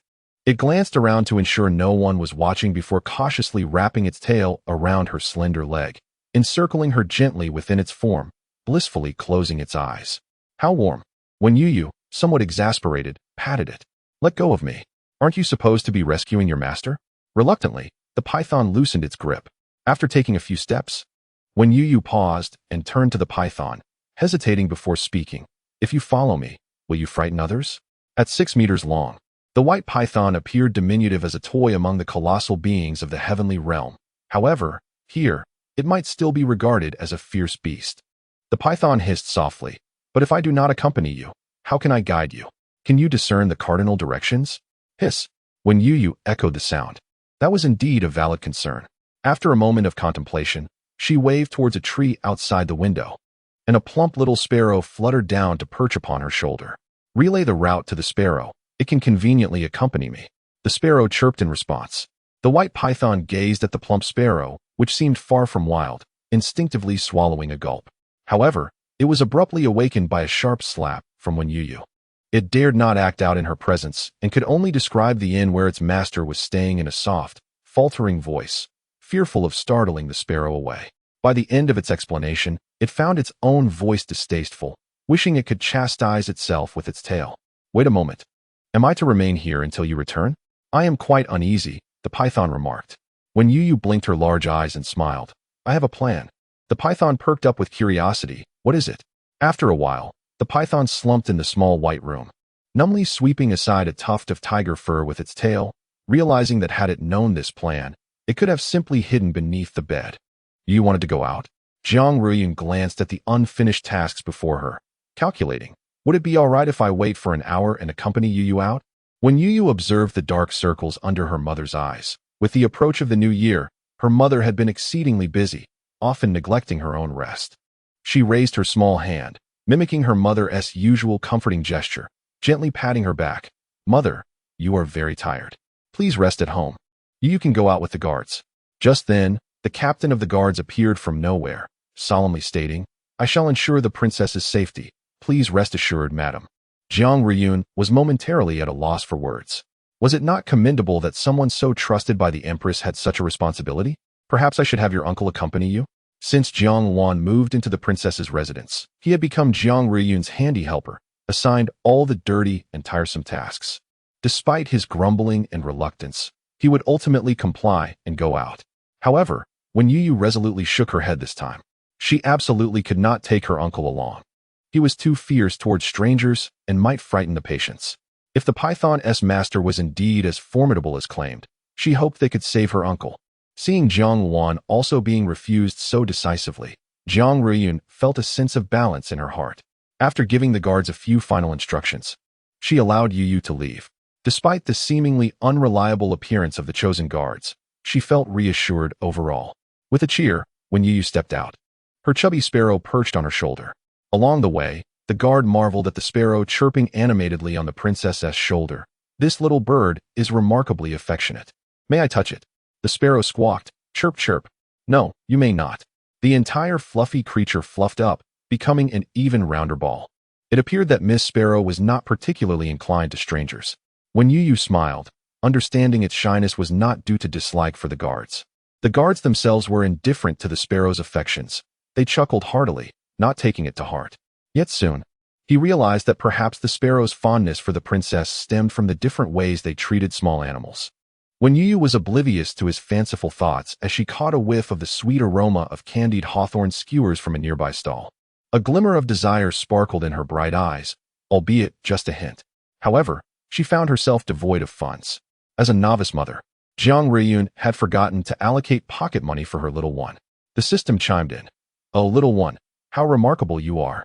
Possessing a voracious appetite and a fragile physique, coupled with tumultuous emotions and an empty wallet, how do you manage such a feat? In a fit of anger, when Youyou retorted, as if you have any money, the system, accustomed to its own insensitivity, cackled in response until when Youyou covered her ears in protest. At that moment, the commander of the guards reappeared. Does the princess wish to have some candied hawthorn? When Youyou exclaimed, you again, she nodded with restraint, and fearing he might not see, she emphatically nodded twice more. Ah, but when it comes to candied hawthorn, one can afford to set modesty aside. Yet, as the commander held out a vibrant skewer of candied hawthorn towards her, the little one cautiously inquired, Uncle, what is your monthly salary? Will the candied hawthorn be very expensive? The commander paused, recalling how, upon first entering the household of Duke Xuanwu, he had overheard the servants discussing the princess's previous neglect under her former concubine. It dawned on him that she might never have ventured out alone to enjoy such simple pleasures. Thus, even a mere skewer of the most ordinary candied hawthorn could weigh heavily on her conscience, fearing it might burden others. My monthly salary could easily purchase the entire candied hawthorn stall. There is no need for the princess to worry. With her eyes brightening, Youyou sweetly responded, Uncle, you are amazing. It's nothing, he replied. Your domain's annual revenue could buy countless of those. Yet, the commander withheld this last thought, merely observing as the little one savored the skewer of candied hawthorn with utmost care, promising to repay him. He swallowed his words, responding only, "Very well. I shall await the princess's return." In a subsequent conversation, a subordinate, casting a disdainful glance, rolled his eyes at the commander. "What are you doing, boss? Have you truly become so impoverished that you must beg a child for the price of a skewer of candied hawthorn?" He kicked the oblivious subordinate. "You know nothing?" Before long, a small sparrow led Youyou and her entourage to the establishment of the white python's owner. The shopkeeper, upon noticing the child's attire, recognized her noble status, but remained firm. "I'm afraid we cannot allow entry. Our establishment has been in business for 3 generations, and we hold our guests' privacy in the highest regard. Our customers are akin to deities. We cannot permit uninvited individuals inside." When Youyou, feeling anxious, implored, "Could you send someone to check? It seems that your deity might be in peril." The shopkeeper regarded her skeptically. "How do you know he is in trouble? Our establishment has upheld this principle over generations. Unless the guest consents, no one may enter." When Youyou replied, "Very well, that is indeed a strong principle. Life often bypasses barriers, striking at her very core, and even dances upon it, pressing ever downward." As when Youyou racked her brain on how to deal with this exceptionally obstinate individual, who seemed to perceive her as a mischievous child, the captain of the guards leaned in and whispered, "Your Highness, I have a plan." When Youyou felt an unsettling familiarity with those words, as if she had recently uttered them herself. At that moment, akin to the white python from earlier, a foreboding sensation gripped her heart. He led the shopkeeper to a secluded corner, ensuring their surroundings were clear of onlookers before producing the token bestowed upon him by the Empress Dowager. "Do you know who my master is?" he inquired. The shopkeeper, though unfamiliar with the young lady, had been in business in the capital for many years and possessed a slight understanding of the Empress Dowager's insignia. "Could your master be?" The captain swiftly interrupted, "Indeed. My master is none other than the eldest daughter of the Xuanwu Marquis." "Ah, is that so?" The shopkeeper sensed something amiss. He had recently heard at the tea house that the 6th young lady of the Marquis was favored by the Empress Dowager and the Emperor. Why then was this one referred to as the eldest daughter? He pondered this and posed the question. The captain's countenance was such that it made the shopkeeper hesitant to meet his gaze. "Do you know that our young lady and the esteemed Princess Zhaojin are of the same bloodline?" The adaptive nature of their kinship allowed for strategic alliances when necessary, and clear distinctions when not. "Ah, I see." The shopkeeper, who prided himself on his unwavering demeanor, hastily instructed a young attendant to escort this noble guest upstairs to find someone. When Youyou stood there, bewildered, "Is that all there is to it? But didn't you say your establishment has been in the capital for 3 generations, with certain regulations?" She mimicked the shopkeeper's tone. The shopkeeper chuckled warmly at her innocence. "Do you know why we have thrived here for 3 generations?" When Youyou scrunched her little nose and, lowering her voice as if sharing a secret, replied, "Because you value your customers' privacy." "Incorrect," the shopkeeper exclaimed. When Youyou tilted her head in confusion, seeing her endearing nature, he reluctantly shared the secret to his prosperity. "Because we do not fear the powerful. Do you understand?" When Youyou responded, still too simplistic, the system seized the opportunity to teach. Double negatives affirm, "Do you understand?" When Youyou nodded emphatically, "I do not understand." The system, garlic bird, perish. The white python had departed 2 hours earlier. Ling Quan struggled to move the fingers of one hand, attempting to reach for the needle he had left by the bedside. However, despite the cold sweat that dripped from his brow, he could not grasp it. His visit to the capital was initially intended to treat an old acquaintance of his master. Unbeknownst to him, that individual had colluded with his enemies, aware of his immunity to poisons, and had administered anesthetic to him. As the effects of the drug took hold, he would soon lose all capacity to resist, and it would not be long before the assassin tasked with taking his life would arrive. He had contemplated instructing the white python to administer the needle, but he realized that the creature's strength and precision might inadvertently send him to his demise before the assassin could do so. It is fortunate that he managed to deceive them before his demise. Otherwise, given the ruthless intent of the adversaries, he likely would not have survived. His keen senses allowed him to swiftly detect the approaching footsteps. Many individuals, predominantly martial artists, among them one whose steps were light, akin to a kitten. Perhaps it was a hound sent to seek him out. Ling Quan struggled to lift his eyelids. revealing a pair of eyes as cold and clear as a frozen pond. His pallid complexion rendered him nearly translucent, accentuating the scarlet of cinnabar between his brows, which stood out like fresh blood. Perhaps fueled by the final vestiges of strength before death, he finally grasped his silver needles, the glint of cold light faintly visible at his fingertips. He resolved that, even in death, he would take a few of them with him, ensuring he did not die in vain. However, a series of knocks echoed at his door. That group had halted before it and begun to knock. They were, astonishingly, knocking at the door. For a fleeting moment, Ling Quan wondered if the anesthetic had dulled his senses. In this day and age, even assassins seemed to require a semblance of decorum? Absurd. It forced a smile from him in his final moments. When Youyou, after knocking, realized how foolish she had been. The white python had informed her that its master was bedridden and unable to rise. How could she expect him to open the door? Should they break it down? Someone suggested this, but when Youyou immediately shook her head, feeling an inexplicable sense of trepidation, perhaps breaking in would lead to undesirable consequences? Better to request the key from the innkeeper. She knocked once more. Her voice, muffled by the door, softly reached Ling Quan's ears. "We have come to rescue you. If you can hear us, please hold on a little longer." Ling Quan thought, whose child is this? Although he had merely suggested to the white python that it seek assistance to divert its attention, he held little hope. After all, the python's imposing size often frightened the common folk when they accompanied him on his rounds. Thus, he presumed that even if the python could indeed find someone to return with, it would likely be a robust man. To his dismay, it was but a child. He closed his eyes in despair. "Do you know who I am?" Youyou did not disclose her intention to leave the residence to rescue the physician from Yaowang Valley to her aunt. She was well aware that if she revealed this, her aunt would undoubtedly assist her in leaving. However, Youyou had her own calculations. It would be beneficial if her aunt were to give birth to a son.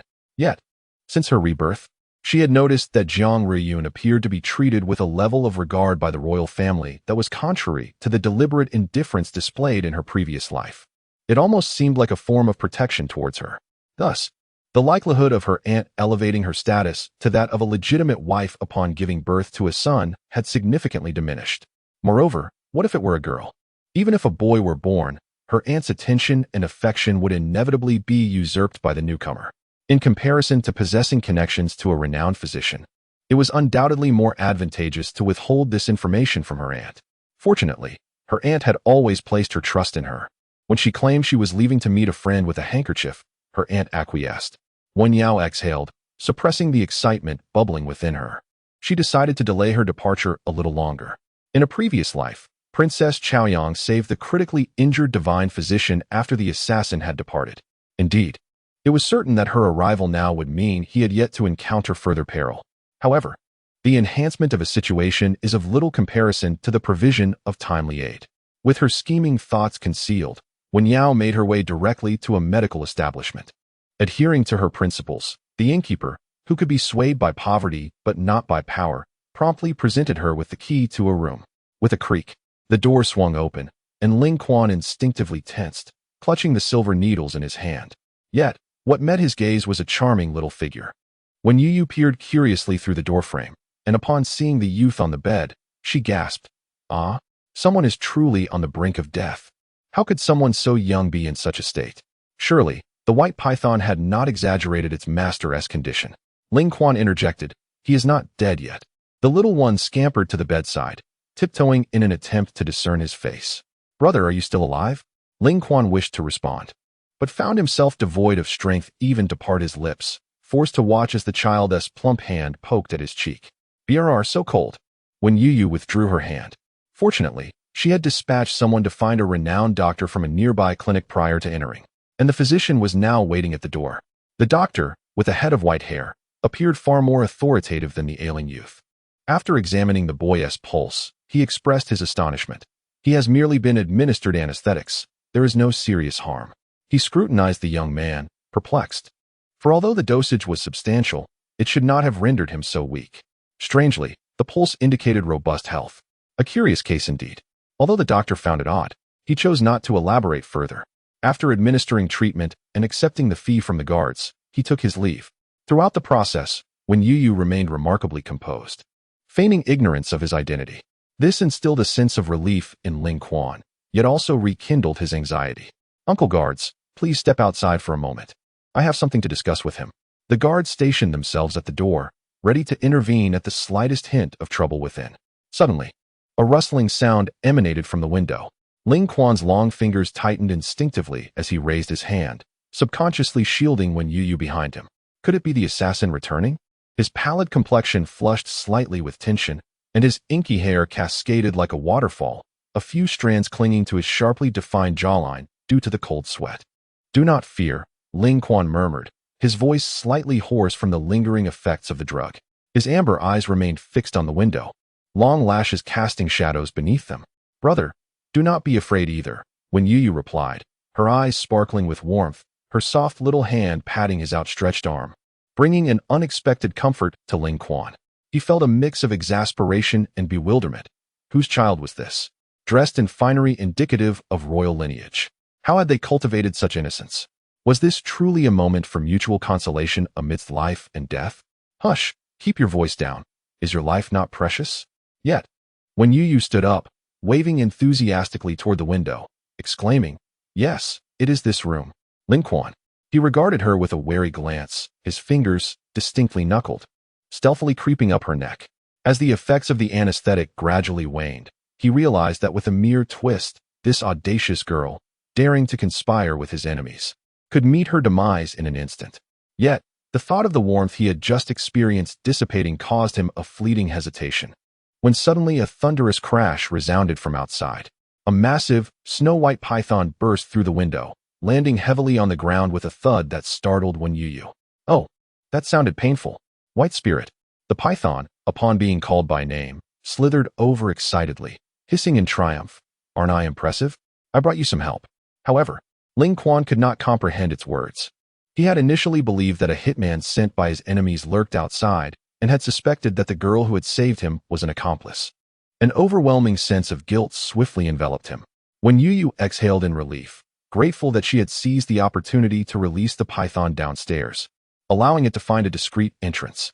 Otherwise, how could she perform her grand transformation in front of others?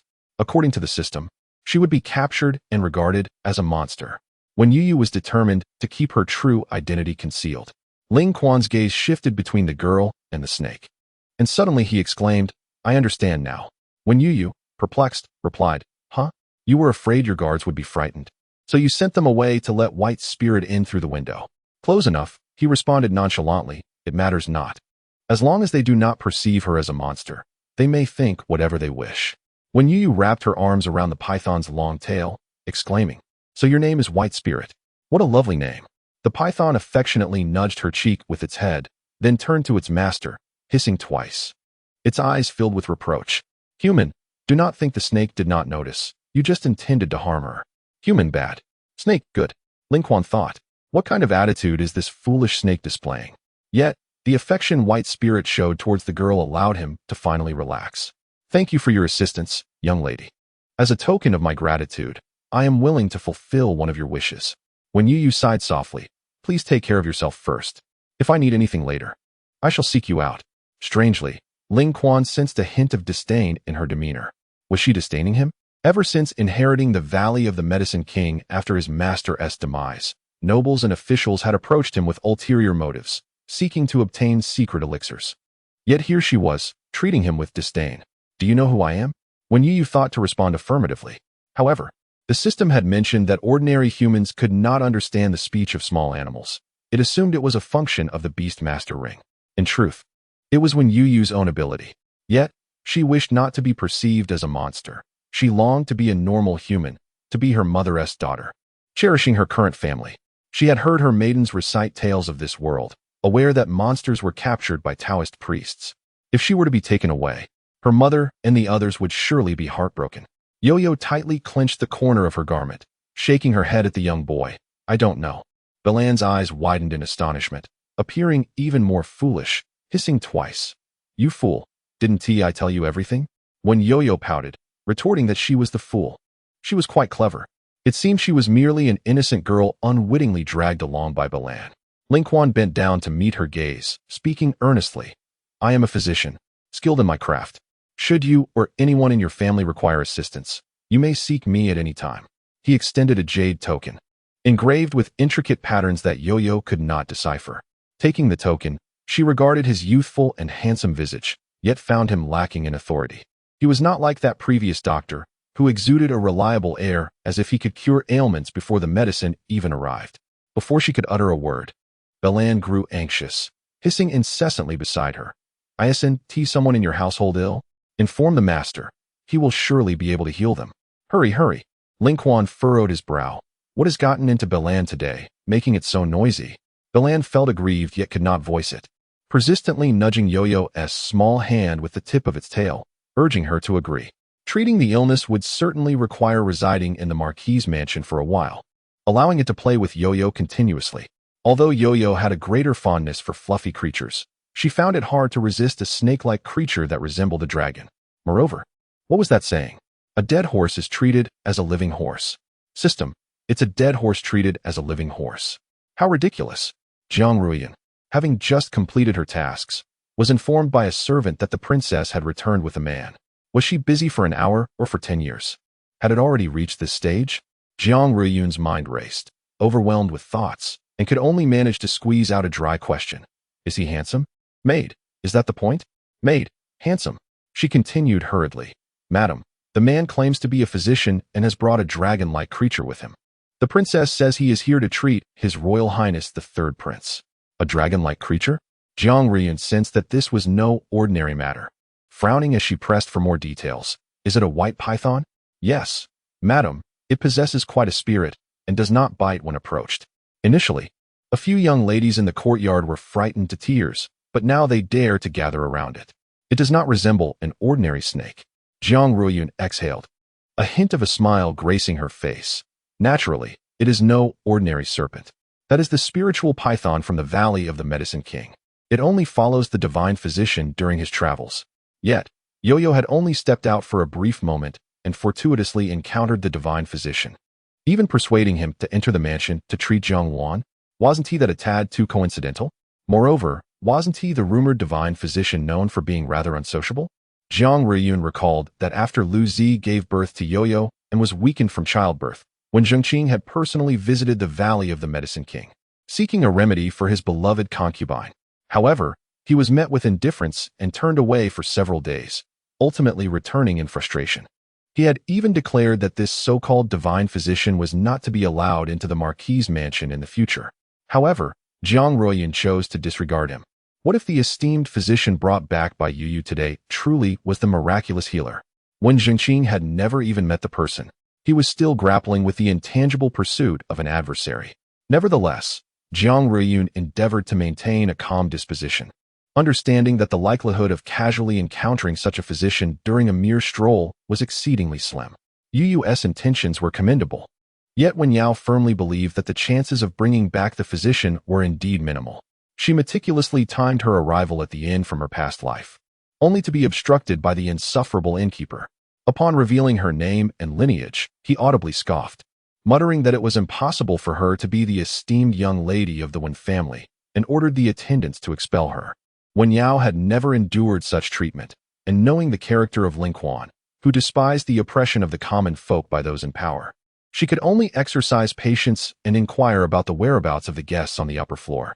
Ultimately, with no other recourse, she discreetly bribed a servant with a substantial sum. What? You mean that guest departed half an hour ago? Her voice was sharp, prompting the servant to gesture for her to lower her tone. Please, keep your voice down. Our innkeeper has no tolerance for indiscretion. It is customary here to safeguard the privacy of our guests. Accepting your money has already breached etiquette. Do you wish for me to lose my position? This inn was as impenetrable as a fortress. It was not easy for Wenyao to bribe even one person. Hearing this, she suppressed her frustration and inquired, Do you know who took him? The servant was clueless. Wenyao steeled herself and slipped him more coins. Rest assured, I understand the perils of indiscretion. You need only answer yes or no. The servant nodded. Was it a woman accompanied by a retinue of guards? After a moment's hesitation, he asked, Does a 5-year-old girl count as a woman? His uncertainty alarmed Wenyao, and she assumed he was having second thoughts. If you cannot answer, then return my money. That won't do. Whether by merit or effort, I deserve my pay. The servant clutched his pouch tightly and hastily replied, Yes. Indeed, she had arrived too late. Had the original course of events remained unchanged since her rebirth? No, that was simply inconceivable, especially since her previous system had vanished. Cursed be her fate. Youyou began to regret her tardiness, realizing that even if she could not provide substantial aid, she could have at least left a favorable impression. Now, it seemed she had come away empty-handed, watching the peculiar female guest depart. The innkeeper then patted the servant's shoulder without a sideways glance, extending his hand. Let us divide the spoils. The two worked together with the finesse of long-time accomplices, expertly portioning the ill-gotten gains. Zhang Wan learned of Youyou's efforts to find a physician for him and nonchalantly boasted to his attendant, "Ah, the younger generation at home is truly filial. Even during an outing, they did not forget about me, insisting on finding a doctor. Such is life." The attendant glanced at him. "Your Highness." "Yes? You seem rather presumptuous in your mirth." Zhang Wan retorted, "Silence." Yet, despite his warm feelings, he held little hope for this physician of unknown origins. Article 41, the little koi fish. His Majesty and the Empress Dowager were not the type to sit idly by. Even though the Imperial Hospital had no one capable of deciphering this curse, they still dispatched individuals to secretly seek out capable persons among the populace. However, the conclusions they reached were far from optimistic. This curse was not a mere poison that could be dealt with using ordinary methods. The troops sent to the western regions had yet to return with any news. If it were anyone else who claimed to have found a physician to remove the curse in such a short span, Zhang Wan would certainly have sent them away to cool their heels. Yet, when it came to Youyou, even if the person sought was merely a novice apprentice in a medical establishment, Zhang Wan would not allow anyone to utter a word against her. Upon arriving at the location indicated by Youyou, Zhang Wan observed a gathering of people, seemingly there to watch a spectacle. As soon as he arrived, they dispersed like startled birds. With a swift glance, he grasped the situation at the center of the crowd. Despite the throng surrounding him, his gaze precisely landed on Youyou, who was shielded by guards and maidservants. Noticing the little one with reddened eyes, rubbing them with her tiny hand, he felt a pang of concern, quickening his pace. Who had dared to bully Youyou? He did not consider any other possibility. Almost instinctively, he positioned himself before Youyou, tall and imposing, his piercing eyes scanning the crowd. His lips tightly pressed into a line. When Youyou looked up at her uncle's upright figure, the sunlight cast a golden halo around him. His dark hair tied back with a jade crown, a few wisps framing his sharply defined face. The little one sniffled and tugged at his garment. Gently, with a soft tug that should not have affected anyone, it nonetheless prompted Zhang Wan to immediately turn, crouching down, his previous imposing demeanor dissipating in an instant.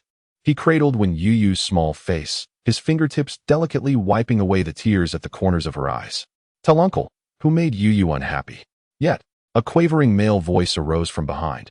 "Your Highness, the third prince, please take note." It was clearly Youyou who incited the guards beside her to strike us. Zhang Wan turned to see the two individuals from the previous day, their faces marred with noticeable bruises. TSK, they had indeed been hit quite hard. Their faces were swollen. The captain of the guards, fearing that the third prince might be swayed by the accusations of those two, stepped forward, eager to speak, but Zhang Wan waved a hand, indicating that words were unnecessary, for he already had his own calculations in mind. Upon hearing this, the bruised Lu Wu's face lit up with excitement, only to be followed by a wince of pain as the expression tugged at his facial muscles. Meanwhile, Youyou, who had not been affected by the earlier chaos, quietly stepped back, feeling embarrassed. What did you do to offend the princess that her guards could not tolerate protecting her? At this, not only Lu Wu but even Lu Xian was momentarily taken aback. He could not help but point at his own face, emphasizing, "Your Highness, we were the ones who got beaten." The bruises on his fair face were particularly conspicuous. However, Zhang Wan merely cast a glance before shifting his gaze away, stating coolly, "If you had not done anything first, how could it have come to this?" As Youyou observed the third prince, who seemed utterly oblivious to the world around him due to his blatant favoritism, she hurriedly stepped forward and exclaimed, "My cousins and I have heard of your Highness's affliction. We have always held you in great esteem, and our hearts are filled with concern. Thus, we ventured out to seek a physician of remarkable skill, who claims to possess knowledge beneficial to your condition. Fearing a delay, we promptly returned to the estate with him." She paused, gathering her resolve from the instructions given before returning home, and continued, "To our dismay, we found Sixth Sister leading a group of idle onlookers. Concerned that your illness might be mismanaged by an incompetent doctor, we expressed our worries, only for Sixth Sister to burst into tears. The guards, without discerning right from wrong, proceeded to assault my cousins. If your highness harbors any doubts, you may inquire of the surrounding maidservants. Every word I utter is true. I beseech you to discern for yourself. Ling Quan, amidst the commotion, observed with wide eyes, her mouth agape in disbelief, as she instinctively raised her hand to defend herself. Jiang Wan, seizing the moment, grasped her small hand and offered a reassuring glance. Turning to Youyou, whose face bore a hint of smugness, he let his expression turn icy and uttered a single word, leave. Youyou's countenance stiffened, noting her cousin's pale and precarious state. Lu Wu trembled as he stepped forward to shield her, exclaiming, "How can His Highness be such a biased and unjust person?" The sorcerer, who had anticipated his moment to shine, quietly retreated a step, realizing that the reality did not align with his expectations of being treated as a guest of honor. It seemed as though no one cared for his presence. Jiang Wan smirked derisively, "Biased and unjust? If you feel so wronged, why not take your grievances to the court, so you may witness whose authority truly prevails?" When Youyou glanced at her uncle, then turned to see the sorcerer peeking from a distance. She could sense the shared power between the insects within her uncle and the sorcerer. The individuals they brought truly possessed the ability to save her uncle. Uncertain of the sorcerer's origins, when Youyou recalled how Youyou and the Lu brothers had mocked her when they saw her bringing Ling Quan into the estate, declaring that she was indeed a useless calamity, and perhaps if the third prince kept his distance, he might recover in a few days. The term calamity had been hurled at her countless times, and even as she departed, she could not shake off this baseless accusation. Overwhelmed by emotions, her eyes turned red. The guards, witnessing the bullying of the young princess before them, swiftly retaliated against the Lu brothers. Shortly thereafter, Jiang Wan arrived. Although when Youyou did not believe herself to be in the wrong, she blinked and pointed at the sorcerer, insisting, "He can truly save you." Ling Quan was nudged forward by Ling's tail, and the sudden movement drew the attention of everyone present. Under the weight of so many gazes, Ling Quan forced a smile and declared, "I too possess methods to treat His Highness." Jiang Wan was a figure well known to him, recognized for his concern for the common folk. Though surprised to learn that when Youyou was his niece, Ling Quan was willing to extend his assistance for her sake. Yet it was evident that apart from him, there was no one else present. Oh, and by Ling. The others were rather skeptical about the capabilities of the seemingly inexperienced youth. When Youyou let out a small sigh, glancing at the shaman brought by the person she despised, and couldn't help but sigh again. "Oh, Queen Mother, you promised that the koi would be a harbinger of fortune. Why is it that after wandering around, I have yet to encounter any good fortune such as an antidote? How about it, little koi?" Not only when Youyou, but even the guards standing nearby looked at him with incredulous expressions, as if he were uttering madness in plain sight. Lu Wu scoffed loudly, laughing to the point of clutching his face and wailing. Then he mockingly retorted, "At your age, you probably haven't even finished your studies at a clinic outside. Yet you dare to spout such nonsense before the third prince. Aren't you afraid of losing your tongue?" Youyou also covered her lips and chuckled, recalling how she had heard that when Youyou had gone out when she returned home, mistakenly thinking that she had preemptively rescued that miraculous physician. It seemed she had overthought it. This girl, even if she were to die slowly, posed no real concern. She was the one destined for greatness. Otherwise, why would someone have introduced her to this shaman from the western regions the moment she left the inn, suggesting that she could earn Jiang Wan's trust through this opportunity? Youyou was well aware that the seemingly ordinary man before her was merely a pawn in plain sight, likely a foe of Jiang Wan lurking in the shadows. However, the enemy of my enemy is my friend. She needed this opportunity, and they would require her assistance in the future. She promptly agreed to the arrangement. Thinking about how Jiang Wan had told her to leave, a flicker of malice crossed her exquisite face. Just wait. Once today's plan succeeds, he would learn the consequences of crossing her. Ling Quan, observing the disbelief surrounding him, regretted not bringing his human skin mask for this outing to conceal his identity. In this superficial world, he couldn't help but shift his gaze to Youyou. "Princess, say something." The young girl met his eyes, tilting her small face upward. Standing on tiptoe, and gently patted his hand. "It's all right. Once we leave the clinic, we won't be any worse than anyone else." She then fiercely shook her small fist at Lu Wu. "If you dare to speak again, I'll hit you." Yet, Youyou was self-aware enough to recognize the disparity in their sizes, adding, I'll have the guards do it. Lingquan. Jiang Wan caught sight of Ling Chuan's expression, then noticed how close Youyou was to him, even backing him up, and his demeanor shifted dramatically as he instinctively scooped Youyou into his arms, as if fearing Lingquan would snatch the child away. Lingquan maintained a smile, contemplating the futility of this superficial world. Just a tiny little bug, a simple needlework. And these ignorant people dared to doubt his abilities. Ling Chuan's mindset was unyieldingly positive. Even if someone insulted him for pretending, he would merely smile faintly and reply, "You have discerning eyes. You said that person can cure me?" Jiang Wan furrowed his brow, glancing at the man, his gaze darting about, sensing something amiss. And his instincts warned him that he did not seem like a good person. When Youyou nodded resolutely, her intuition had never failed her. As for that renowned doctor from Yawang Valley, who knows how long it would take to find him, when the time comes. If my uncle's essence is completely drained by that cursed insect, even if the curse is lifted, it will be beyond remedy. Hearing his name finally mentioned, the Gu master strode confidently out of the crowd, proclaiming, "I hail from the western regions, where my family has diligently practiced the art of Gu for generations." A hint of pride adorned his face as he continued, "I possess a 70% assurance in resolving the poison within the third prince." In truth, his confidence was even greater, yet he opted for caution, lest he appear deceitful like that earlier young man. 70%. When Youyou's eyes sparkled with hope as she beckoned him, "Come, assist my uncle with his pulse. We shall reward you handsomely." The eagerness in her gaze was contagious, prompting the Gu master to instinctively take 2 steps forward, only to be halted by Yao's grip. He suddenly realized he was not allied with the young princess. It was indeed a moment of folly. Recalling his master's instructions, he halted, clearing his throat. "I am but a wandering physician, my treatment reliant on my disposition. It is only due to the connection with the young lady that I consented to enter the estate to examine his highness, yet I did not anticipate." Jiang Wan interjected with a mocking smile, "Speak plainly about your desires." When Youyou, in her anxiousness, tugged at him, but Jiang Wan pressed her head down into his embrace, stifling her protests.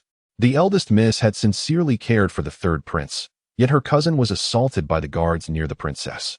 "My request is modest. I merely wish for the princess to apologize to the young lady," he stated. Finally, when Youyou managed to poke her head out, her fluffy little face emerging, her bright eyes still clouded with confusion, akin to a newly hatched chick, seemingly oblivious to the current predicament. The sight softened even the Gu master's heart. The captain of the guards frowned, stepping forward to say, "It is my fault. I am willing to apologize on behalf of the princess." Internally, he regretted not having disregarded Yao and this so-called Gu master earlier and dealt with them together, which would have spared him some of the current frustration. Yao shook her head, insisting, "No, you are merely following orders. I demand an apology from the instigator."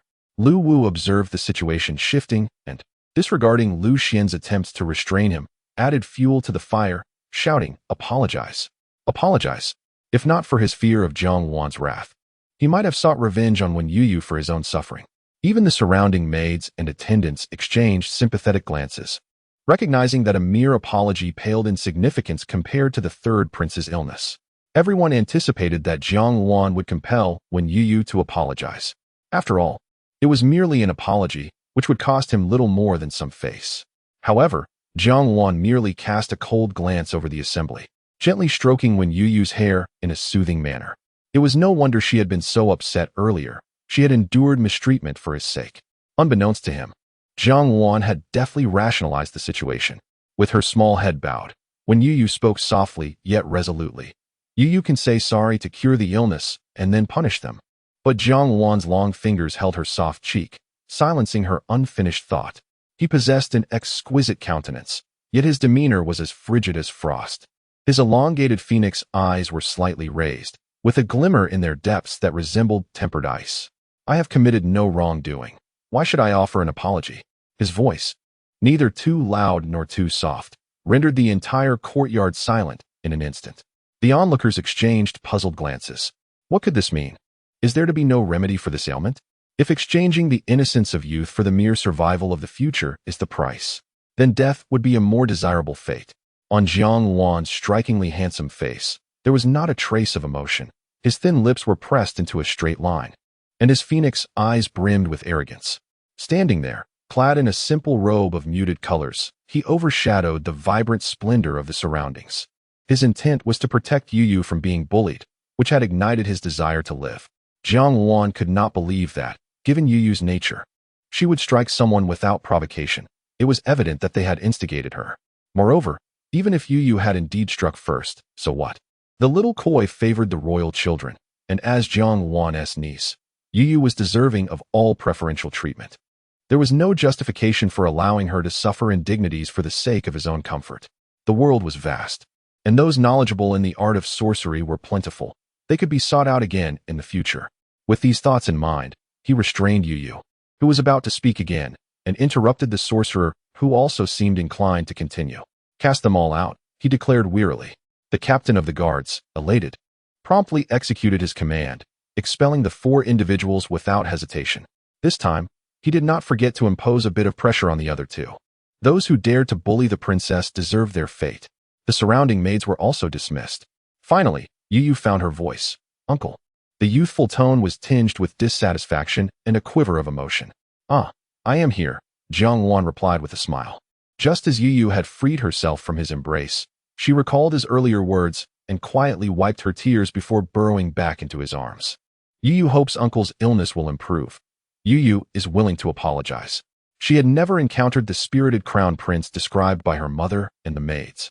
Yet, she had witnessed the fleeting moments when her uncle gazed longingly at his hands and body, a look of melancholy marring his features. He should not be like this.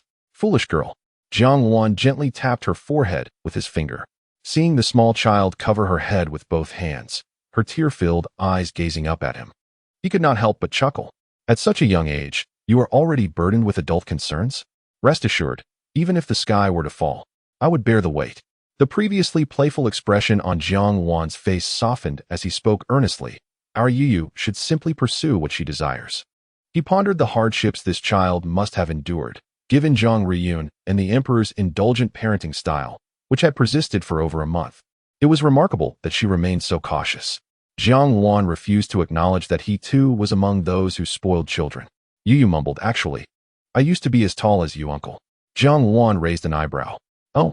The child continued her murmuring. Then, after you flicked my forehead a few times, I got shorter and ended up like this.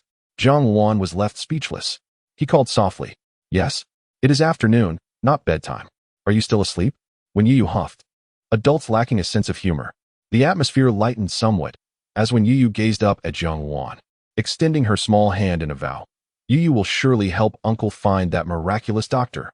Jiang Wan patted her head, appreciating her good intentions, though he held no expectation that the child could truly locate him.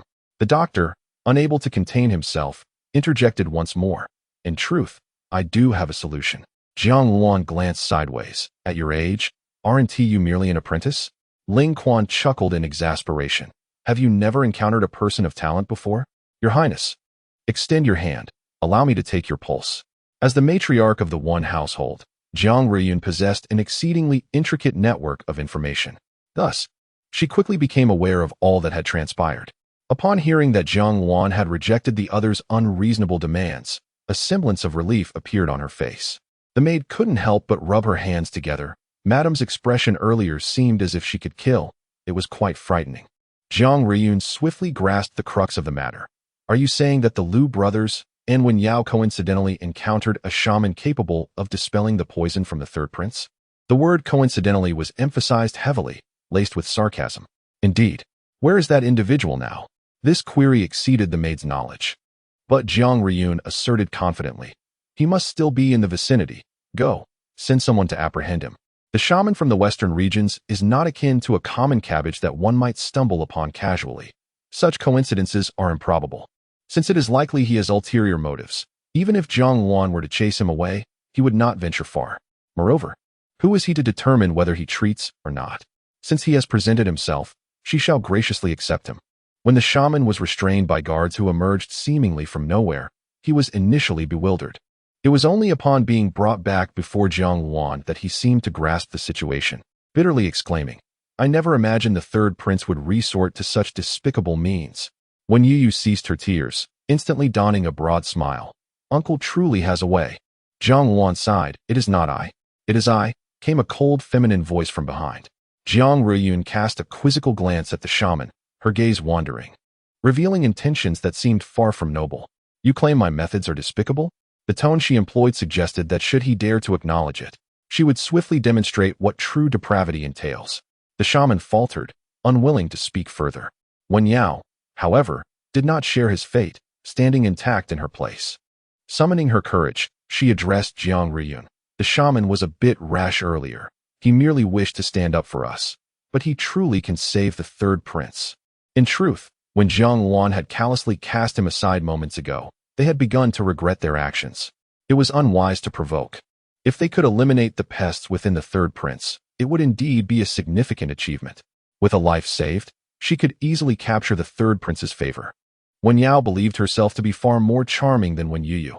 At that point, should Youyou lose such affections, she could command her every whim.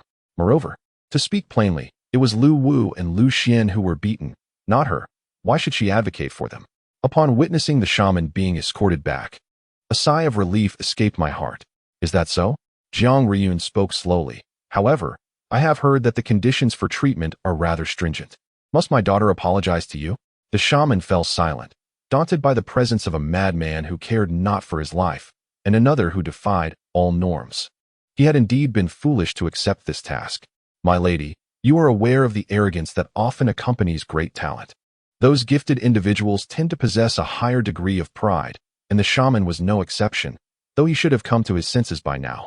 Youyou turned her gaze toward the source of the voice and beheld a face swollen and bruised, resembling that of a pig. The corners of her mouth twitched, nearly betraying a laugh. Who are you? Madam, I am a relative of Lady Lu from your esteemed household.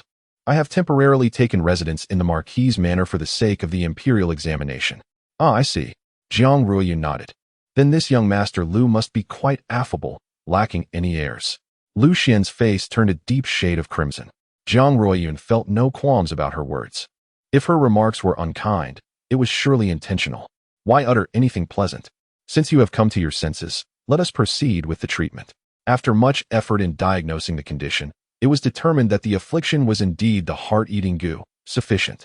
He would now return to the Medicine King's Valley to procure a human skin mask. Wait, came a youthful voice. I have already discerned how to extract the goo from His Highness's body.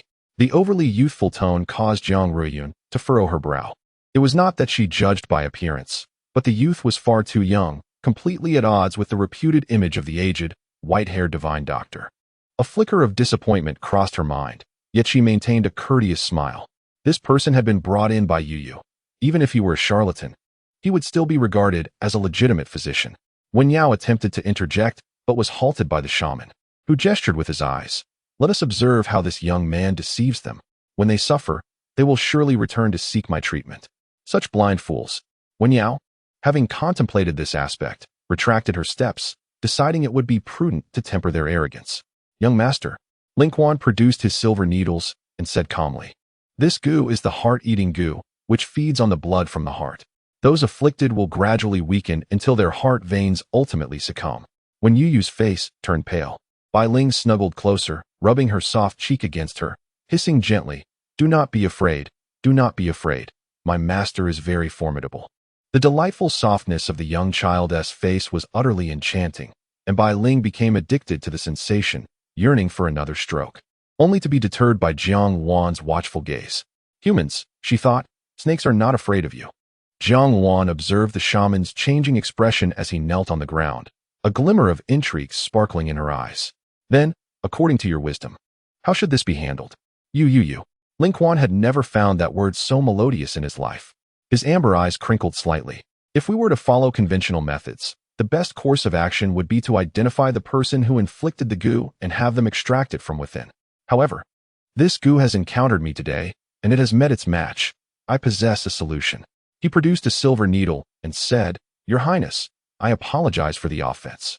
Youyou hesitated for a moment before extending his hand. Initially, he had only believed 3/10 of the situation, but upon seeing the expression on the goo master's face, his conviction grew to 5/10. This 5/10 was worth the gamble. The goo master observed the confident manner in which the other applied the needles, and an unsettling feeling deepened within him. Yet, he clung to a glimmer of hope. thinking that such a young boy could only possess superficial knowledge of acupuncture, merely appearing daunting. To his astonishment, after a few needles, Jiang Wan suddenly bent over and expelled a mass of black blood, within which coiled a blood-red goo worm. Upon exposure to the air, the worm began to writhe violently. The white spirit snake's pupils dilated, and in a flash, it darted forward, swallowing the goo worm whole. Then burped contentedly, preparing to return to Youyou's side. However, a soft hand blocked its path. Youyou, feeling a bit conflicted, said, "That worm was rather disgusting. Could you perhaps brush your teeth before coming back, white spirit?" Flustered, the spirit snake hissed, "I'm not licking your face. What are you afraid of?" Meanwhile, the goo master, kneeling on the ground, also coughed up a mouthful of blood, his face as pale as death, as if he had suffered some kind of backlash. Wenyao's expression sharpened, and while Lu Wu and Lu Xian were still in shock, she quickly distanced herself from them. Jiang Riyun's gaze flitted among the individuals present, ultimately settling on the goo master. Did he walk into his own trap? Take him away for thorough questioning. The goo master instinctively attempted to bite through the poison pouch in his mouth. However, after the previous incident involving an assassin, the guards around Jiang Riyun were seasoned and swiftly covered his mouth with cloth, dislocating his jaw. Deprived of his final opportunity, the goo master departed with a look of unwillingness. Who brought this person into the manor? Wenyao grasped the hem of her garment, her head bowed, biting her lip in distress. Lu Wu watched her silently, his heart racing with anxiety. This goo master had been introduced to them by Wenyao during a chance encounter outside the manor. It was said that with him, they could control the third prince. Ever since the last confrontation, Lu Wu had been preoccupied with the thought of seizing an opportunity. How could he hesitate? He immediately agreed. Yet, even if his intentions were not pure, the mastermind remained Wenyao. He had no desire to take the blame for her.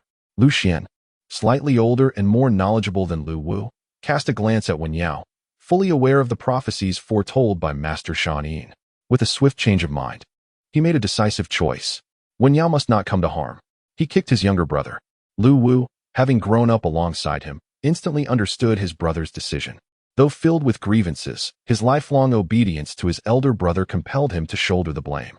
This act drew the attention of both Jiang Riyun and Jiang Wan. How curious. The Lu brothers did not appear to be such magnanimous individuals. Why would they willingly take responsibility for Wenyao? After the goo worm was removed from his body, Jiang Wan's complexion visibly improved. He clasped his hands towards Ling Quan, expressing, "Thank you, Divine Doctor of Medicine Valley, for your assistance. I was shallow and judgmental, and I hope for your forgiveness." Divine Doctor? When Youyou remained oblivious to the situation, abruptly turning her head as if gazing at a novel species, her eyes fixated on Ling Quan. You are a divine physician?" Bai Ling interjected with a hint of pride. "I told you my master is exceptionally talented, yet you remained skeptical." Ling Quan met Youyou's astonished gaze and smiled gently. "There is no need for such formality. If the young princess wishes, you may call me Ling Quan." Youyou exclaimed in delight. Recalling her earlier assumption that he was merely an apprentice, and blushing slightly, she replied, "You may call me Youyou as well." Youyou, he mused, a rather charming name. Youyou scratched her head. "Your name is equally delightful." "There is no need for such flattery," Ling Quan replied modestly. Ling Quan then recounted the circumstances surrounding his encounter with Youyou, expressing gratitude for her assistance which enabled him to stand here and attend to the prince's ailments. Jiang Riyun shook her head. "We should be the ones expressing our gratitude to you." Ling Quan smiled, though he exhibited no familiarity with them as he had with Youyou. He merely stated that he would need to administer acupuncture to Jiang Wan daily to expel the remaining toxins from his body, thus necessitating a temporary stay at the Marquis's residence. The others remained largely unresponsive. Youyou, however, embraced Bai Ling joyfully, exclaiming, "This is wonderful. Bai Ling can accompany me to play every day." Children are often forgetful, and she quickly dismissed her earlier disdain for the creatures he had consumed. Bai Ling shared her excitement. In the Valley of the Medicine King, the disciples both revered and feared it, yet Youyou was unafraid and would play alongside it. Observing the foolish snake, oblivious to the energetic human child it was to encounter, Jiang Riyun's eyes reflected a hint of pity. The system merely upgraded and returned to find the task progress bar completely filled. No, it was meant for an upgrade, not for this. The system was in a state of hysteria, feeling overwhelmed yet somewhat pleased. "Youyou, what have you done in my absence?" when Youyou obediently recounted the events. "Oh, so you rescued that man, and then those two scoundrels from the Liu family mocked you, prompting you to have the guards teach them a lesson, only for that man to turn out to be a divine physician, striking them with a harsh reality? No wonder the bar is full. It seems you're enduring trials both physically and mentally." The system reclined with a sense of tranquility before realizing something was amiss, and sat up abruptly. "Wait a moment. A divine physician? How did this character appear at such a time? Your role was not yet concluded, yet it seems to have reached its climax. Do you understand that in the original storyline, this divine physician was supposed to treat the princess of Chaoyang for her infertility? The princess of Chaoyang is the current emperor's sister, born of different parents.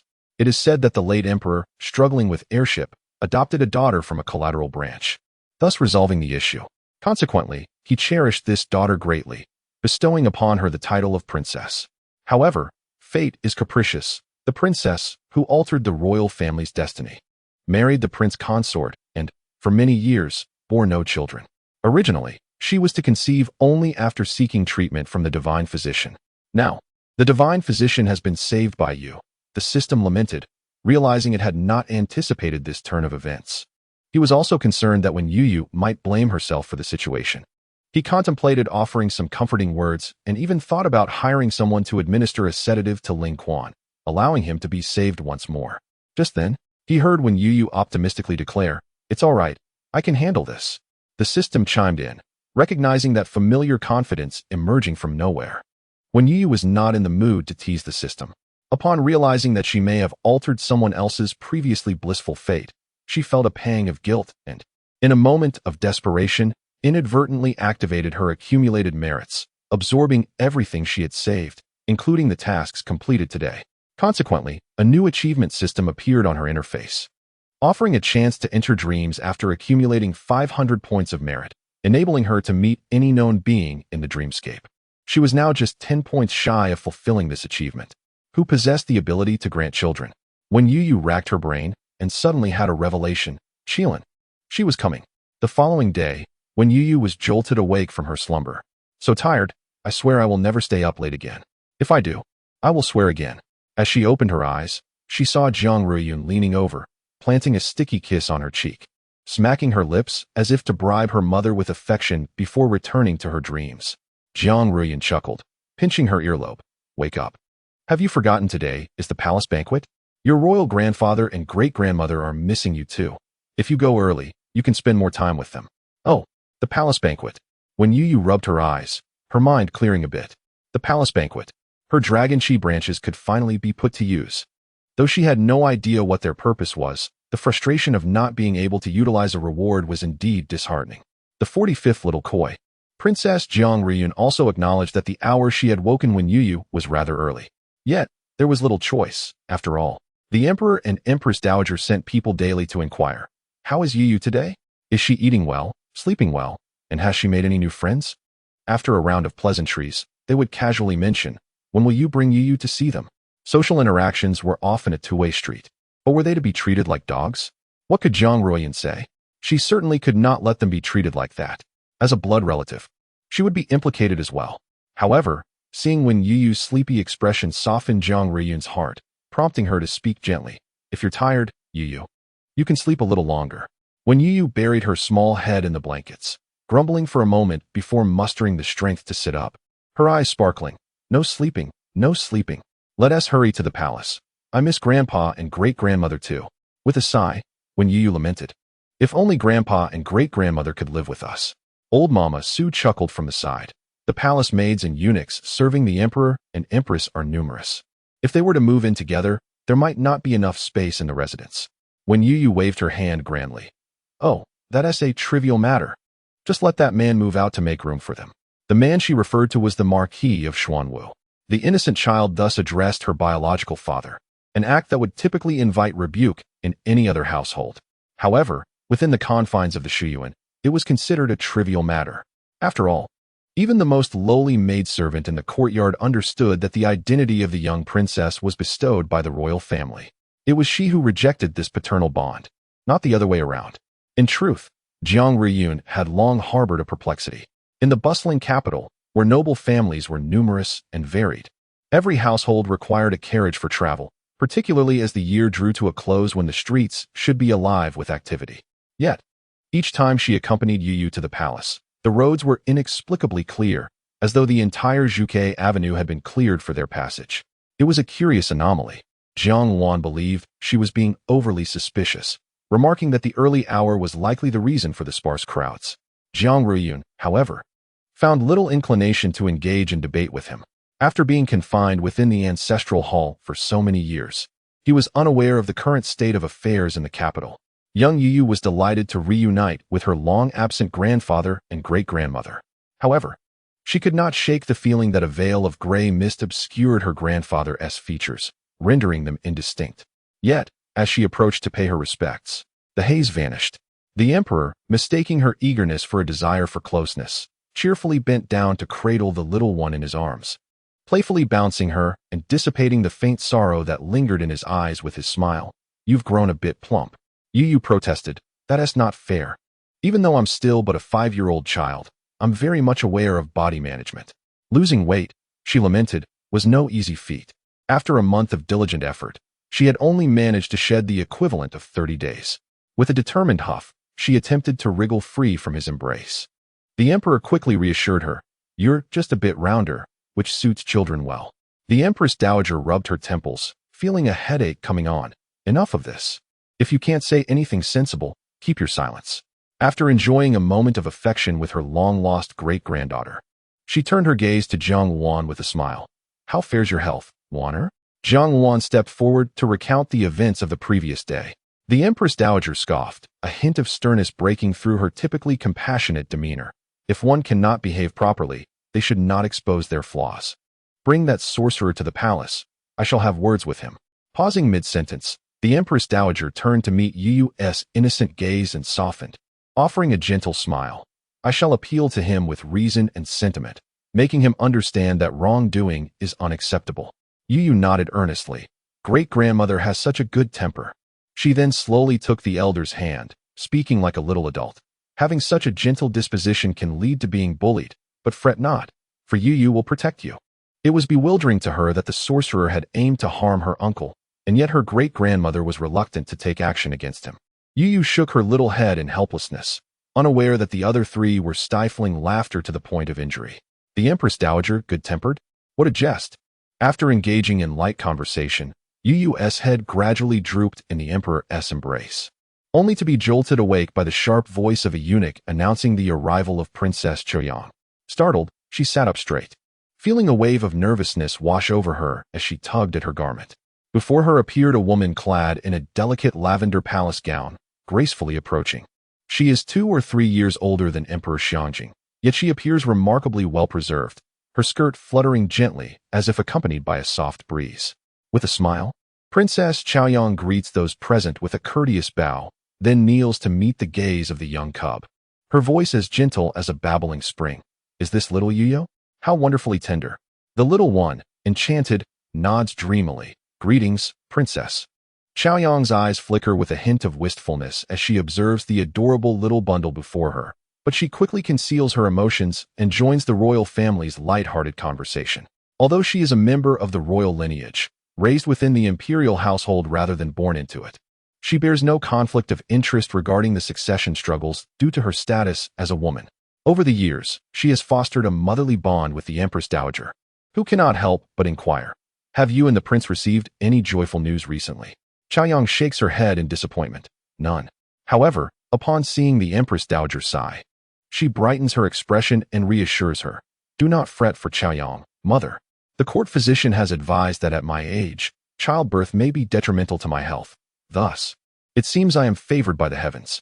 Despite her words, when Youyou senses the gentle woman's deep, flowing sorrow akin to a quiet stream, evoking a sensation within her reminiscent of drowning, the little one, determined, hops down and toddles over to Choyang, leaping into her embrace.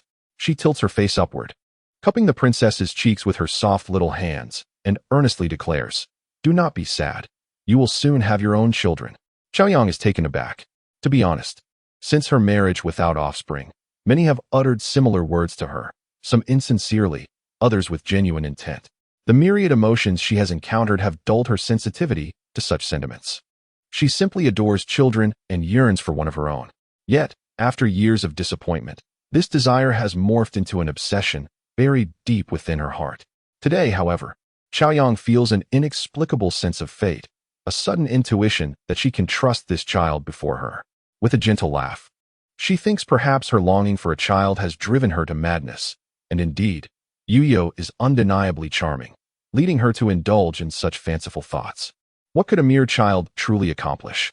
Nevertheless, she refrains from discouraging the little one and tenderly pinches her cheek, saying softly, "Very well. I shall take Youyou's words as a good omen." It is clear she has a profound affection for young ones. For when Youyou, she notices that the progress of Task 2 has advanced a step within the system panel. The final 10 merit points needed to reach 500 are now within reach. The golden progress bar inches forward, illuminated by a soft pink glow.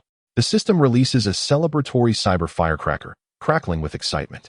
This opportunity to enter a dream will take effect within half an hour of your acceptance, targeting all living beings you are acquainted with, namely, humans. The system, akin to a doting mother, elucidates. Unexpectedly, when Youyou promptly accepts. Entry 46, Little Koi, entering the dream. System, 1 Youyou. Did you hear what I said? This thing takes effect within half an hour after acceptance. The system is experiencing a slight malfunction. Who, after all, leads a life free of challenges? This individual seems to have endured a series of setbacks. The acquaintances of this young human are mostly gathered here now. She has employed this dream-invoking artifact. Whose dream is she entering? Could it be that she has been away for too long and yearns for prosperity? The thought of such a splendid tool being squandered on that foolish dog drives the system to madness. When Youyou exclaimed, "I hear you. Both of my ears are listening." Alas, this household relies entirely on her.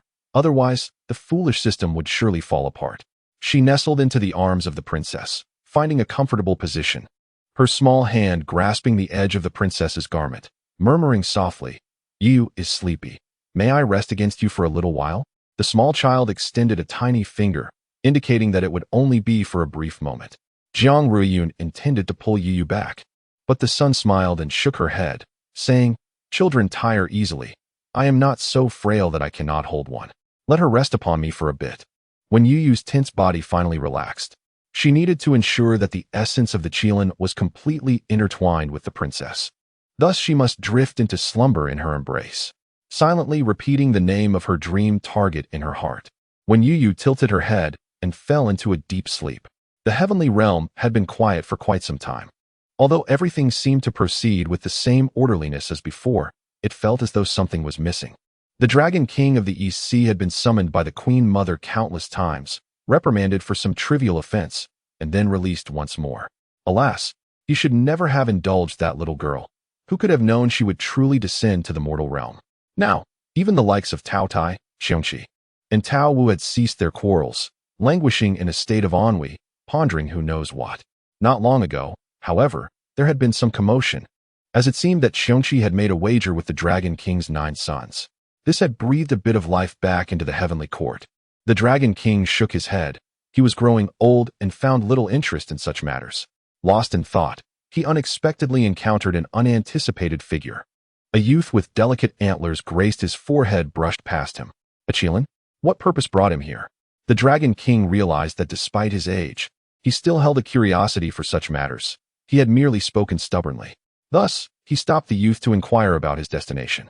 Although the Qilin was typically polite yet aloof, today he appeared as if he had encountered a joyous event, displaying a measure of patience towards the very culprit who had allowed Youyou to escape.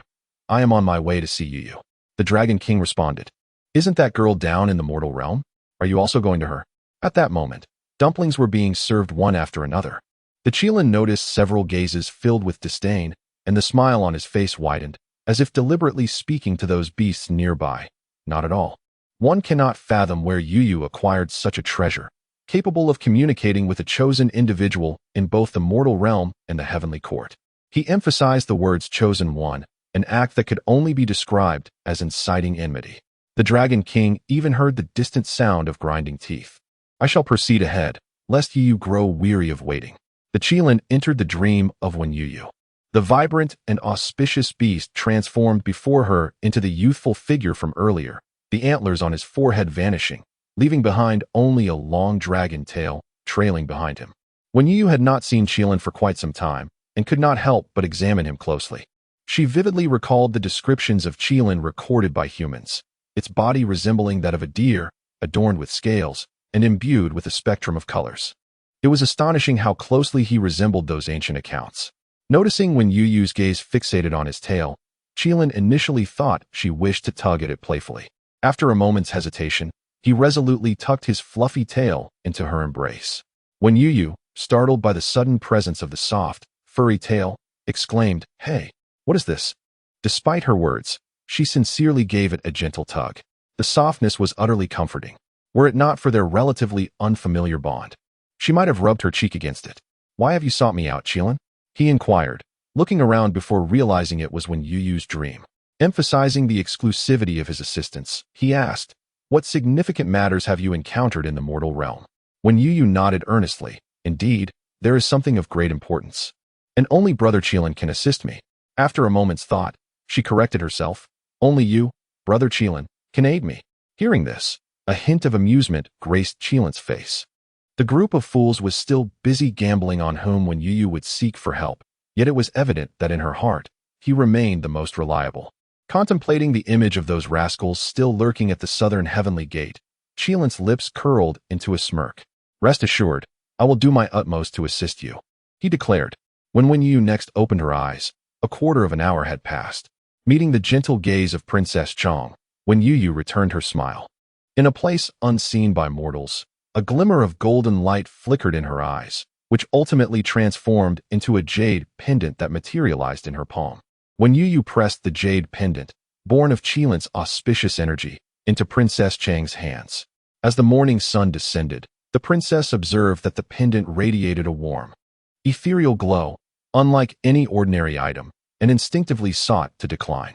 However, when Youyou's insistence was unwavering, she tugged at the princess's hand and whispered in a tone audible only to the two of them, "This is the precious childbearing jade pendant I painstakingly sought. You must carry it with you. It will bless you with offspring." Though merely a child, her words unexpectedly instilled a sense of belief in Princess Chong. By the time she realized it, the pendant was already threaded onto a red cord around her neck. Whether it was merely a psychological effect, she felt a newfound sense of ease within herself. Will it truly be effective? The growing intuition within her compelled Princess Chong to steady her breath. Perhaps it was just a fleeting illusion. After countless disappointments, she had relinquished her hopes for progeny. At that moment, on the dragon throne, Emperor Xiajing was engaged in a conversation with the Empress Dowager regarding the well-being of their descendants when he suddenly sensed something and cast a glance in Youyou's direction. The Empress Dowager, puzzled, asked, "What is it?" Emperor Xiajing managed to smile, assuring his mother not to worry, yet within him, a ripple of unease stirred. It seemed as though the dragon vein had been stirred. The system too was captivated by the jade pendant, sensing a trace of dragon energy, though it felt distinctly different. How curious. If it were to inquire, Youyou might just provide the answers it sought. After all, Qilin was a branch of the lineage of the Yinglong, naturally sharing a breath akin to that of dragon energy. Article 47. The little koi at the imperial banquet, however, the system could not have anticipated this turn of events. Similarly, the Emperor of Summer, Xiajingdi, found himself in a state of perplexity. He sensed something peculiar about the dragon vein these days. It no longer bore the lethargic aura of imminent disappearance that had pervaded before. Now, it seemed to occasionally spring back to life, yet whenever he sought to summon it, he received no response. He felt ensnared by the dragon vein's machinations. Observing the harmonious interactions among his family members and the children of the late empress, who had recently donned smiles upon their faces, he could not help but reflect on the solitary and anxious days he had spent in the depths of the palace a month prior. It felt as though ages had passed. He realized that he had erred gravely in his previous actions. With time still on their side, the Empress Dowager prepared to escort Youyou to meet the royal family, and Xia Jingdi called out to Zhang Wan, who was about to join them. "You are heading to meet the ladies. Why do you wish to tag along?" Zhang Wan halted, waiting for the others to disperse, and glanced back at him. "Speak. What is it you wish to convey?" Xia Jingdi did not take offense at his tone. The resolute monarch, who wielded authority in the outside world, revealed a weary visage as he faced his son. This hint of fatigue added several years to his appearance. He rubbed his temples, his voice hoarse. After much contemplation, I believe there are matters that should not be concealed from you. Xia Jingdi regarded his son, who had been consumed by unease since the passing of the empress, fearful that he too would lose his beloved children. In his desperation, he had taken many actions he believed to be right. Jiang Wan's interest was piqued. He crossed his arms and looked up at the man before him. Are you aware of the dragon vein? The secret he had borne alone was finally spoken aloud. Jiang Wan's demeanor shifted from casual to grave. It was no wonder that natural disasters had become increasingly frequent in recent years, leaving countless victims with nowhere to turn. Officials and ministers alike had been striving to serve the nation and its people, yet they seemed to be hindered by an invisible force. Jiang Wan had initially thought treachery was afoot within the court, only to discover that the dragon vein was the source of the turmoil. The dragon vein had weakened for over a decade. Xia Jingdi forced a smile, stating, I have searched far and wide for capable individuals, yet solutions remain elusive. Until one fateful day, the Astronomical Bureau identified the key to breaking the deadlock. Jiang Wan straightened in his seat, intrigued. Regrettably, the secret guards have yet to locate anyone who meets the necessary criteria. Jiang Wan reclined once more. Is there truly no one in this realm that the emperor cannot find? Xia Jingdi scoffed and briefly described the individual's characteristics. Jiang Wan fell silent. What sort of being is 500 years old? Are we not miscalculating? Xia Jingdi replied. The Grand Master himself conducted the calculations. Jiang Wan respected the Grand Master's conclusions and sighed. Having been groomed as the heir since childhood, he harbored a sense of responsibility towards the nation and its people. Upon hearing such vague and exaggerated tidings, he was left with a sense of unease. Emperor Xia Jing continued, At that time, I pondered, if the great Xia were indeed to perish due to the dragon vein, you, as the crown prince, would inevitably meet a tragic end. In my moment of confusion, I took the opportunity to confine you within the ancestral hall and deliberately neglected Changyan, hoping that when that fateful day arrived, you both could evade scrutiny. Otherwise, how could a mere marquis's estate dare to take a princess as a concubine? Jiang Wan tugged at his lips, offering a critique. Such self-indulgence is perplexing. Xia Jing, suppressing his anger, was about to erupt when he noticed Jiang Wan rising. The once youthful boy had, over the years in the ancestral hall, cultivated an enigmatic aura. He had grown taller than the emperor's son without anyone noticing. In a moment of wistfulness, a cool hand rested on his shoulder. Xia Jing turned to see Jiang Wan's indifferent voice whispering in his ear, Even if your intentions are for my benefit, I shall not be grateful. Enough of this expression, my mother would not wish to see it. Jiang Wan cast his gaze downward, noticing the dark shadows under Xia Jing's eyes, his voice softening. As you age, take care to rest. Leave the matter of seeking others to me. The middle-aged emperor was momentarily taken aback, then suddenly chuckled and scolded. Where did you inherit this temper? Your concern is delivered with such harshness. Yet, as he laughed, a warm tear trickled down the creases of his eyes, and feeling embarrassed, he raised a hand to wipe it away. Jiang Wan offered him a silk handkerchief, originally meant for Youyou, yet he accepted it.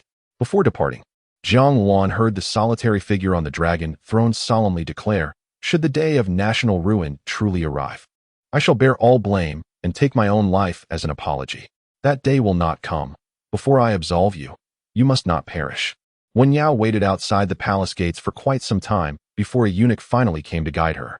Unable to suppress her mild complaints about standing out in the cold winter, her legs nearly frozen, the young eunuch, although somewhat impatient, recognized her attire as belonging to consort Rong and patiently explained, today as palace banquet coincides with Princess Zhao Jin's enthronement ceremony. The Empress Dowager specifically instructed that it be a grand affair. With all the palace ladies busy preparing and the staff already overstretched, we have been delayed. Youyou forced a smile. I see now, it was my oversight. To hold an enthronement ceremony at the banquet is indeed a matter of prestige. Though she wondered if such a young child could truly bear this blessing. Following the young eunuch through the numerous palace gates, she suddenly feigned a stomach ache as an excuse to dart into a side hall. Perhaps having lost the connections with that renowned physician diminished her options. It mattered little. She had the advantage of rebirth, granting her numerous choices. The time spent gossiping with the ladies always passed swiftly. Tales of concubines entering the backyards of brothers and familial disputes during weddings were far more entertaining than the celestial gossip she had once heard. In the heavens, all she could hear were the near-fatal altercations among the deities. It was a stark contrast. When Youyou finally lifted her gaze again, twilight had approached, and she waved her small hand reluctantly to bid farewell to the ladies and her sister, as her mouth and ears idled. When Youyou felt a twinge of discomfort and began to engage the system, inquiring about when she might utilize that coveted dragon aura branch and when the tasks would be updated. The system replied, "I wish I could tell you." It continued, "You think I know? With every task release, I am only a second ahead of you. Regarding the branch," it scoffed, "Humph, that's hardly just a branch. You've certainly led it astray. I will remind you when the time comes." Clearly, it held a genuine confidence in this item, adding, "Just wait, my dear. This will surely make you the shining star of the event." Within the resplendent Tai Chi hall, the palace lanterns illuminated the entire chamber as if it were midday. The vermilion columns were adorned with dragon motifs, gleaming under the flickering candlelight. When Youyou entered the hall, led by Reborn, her expression was remarkably composed, far from that of a child attending a royal banquet for the first time. The esteemed guests regarded the recently renowned princess with appreciative glances, and even the system praised her, saying, "Well done, Youyou. You're far more restrained than when you usually see delectable treats." When Youyou pouted, she had grown weary of the celestial realm's incessant banquets, but the delectable delicacies of the mortal realm were a sight to behold for the first time. Food was her utmost priority.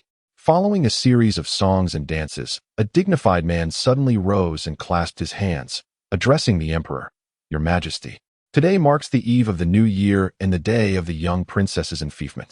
I have a talented individual to present to you." No sooner had he spoken than a sound chimed in Youyou's mind. "Main quest. Life rounds us off so we can roll further." Quest details. The prince intends to stir trouble at the New Year's banquet, aiming to undermine the royal family to elevate his own followers. The illustrious young lord has decided to extend a helping hand to the unfortunate adults and punish the miscreants attempting to disrupt the enfeoffment ceremony. Tip: you may use the dragon's remnant to deliver a decisive blow to the miscreants. When Youyou exclaimed me, another message from the system appeared. Quest reward, summoning ring. Function: choose one animal among all familiar beasts to establish a connection. When used in conjunction with the Beastmaster ring, this allows the selected beast to remain by your side. Time and space are not restricted, but mutual acquaintance is required. When Youyou responded with excitement, "Yes, it's me. Let us go. I can hardly wait." However, why emphasize twice that only familiar beasts can be summoned? The system sighed with a sense of weariness, because previously, it sufficed for only one side to be acquainted, and some hosts exploited this loophole to summon colossal creatures in the small world. Do you comprehend our despair? When Youyou, perplexed, asked, "Are these colossal creatures truly terrifying?" The system felt a sense of relief. Its host was innocent, unaware of what these creatures entailed, and thus would not exploit the system to summon anything dreadful.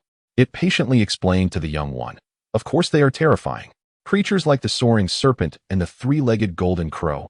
My goodness, they left my colleagues utterly stunned." When Youyou rested her small head in thought and corrected, "But they shouldn't be classified as colossal creatures. They are rather adorable, not frightening at all."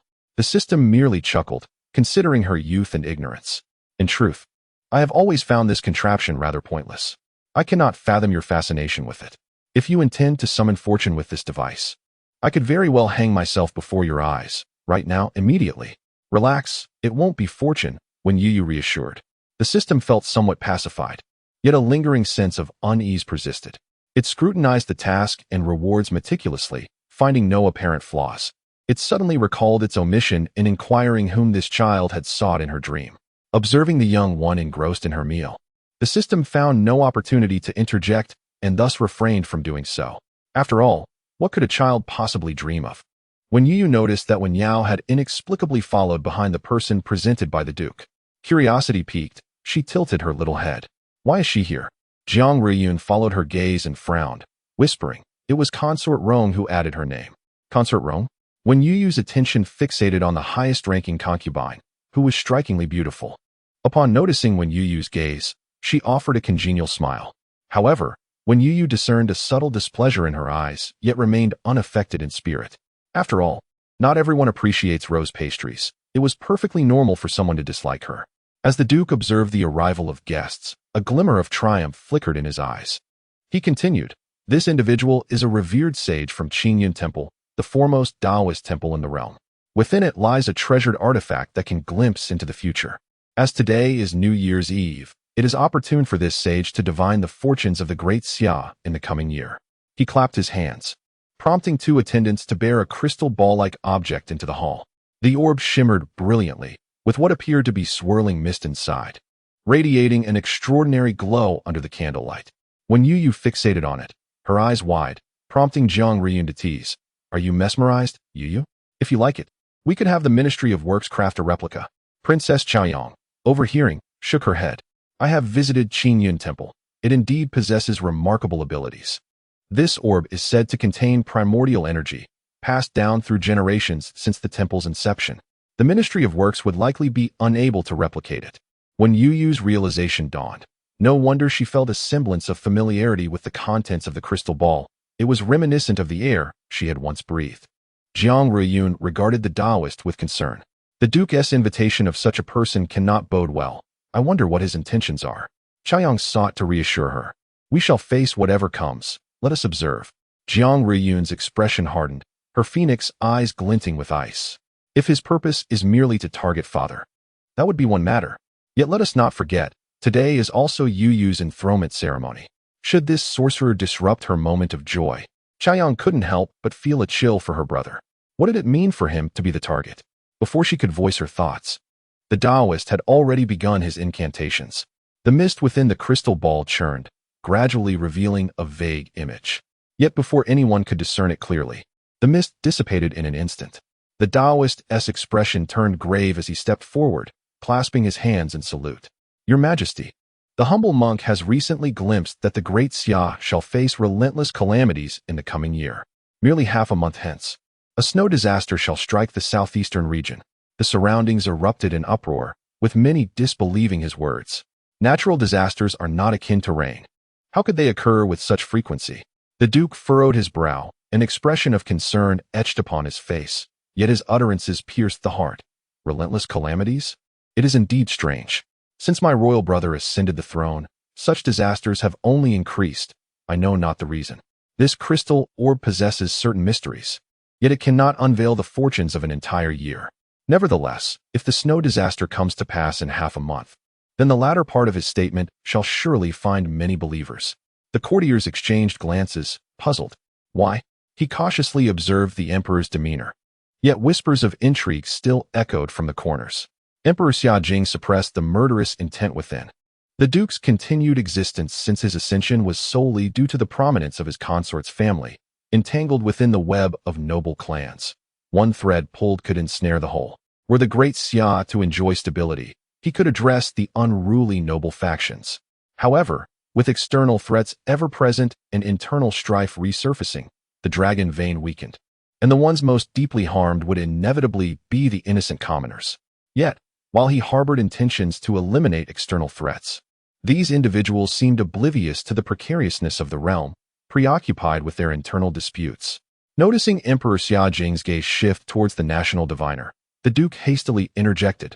Indeed, in recent years, disasters and misfortunes have proliferated. If this individual truly foresees the snow disaster in half a month, might it not be prudent for my royal brother to incorporate him into the Bureau of Astronomy, so that his abilities may benefit the populace? To incorporate him into the Bureau? He dares to extend his reach thus. What an audacious thought.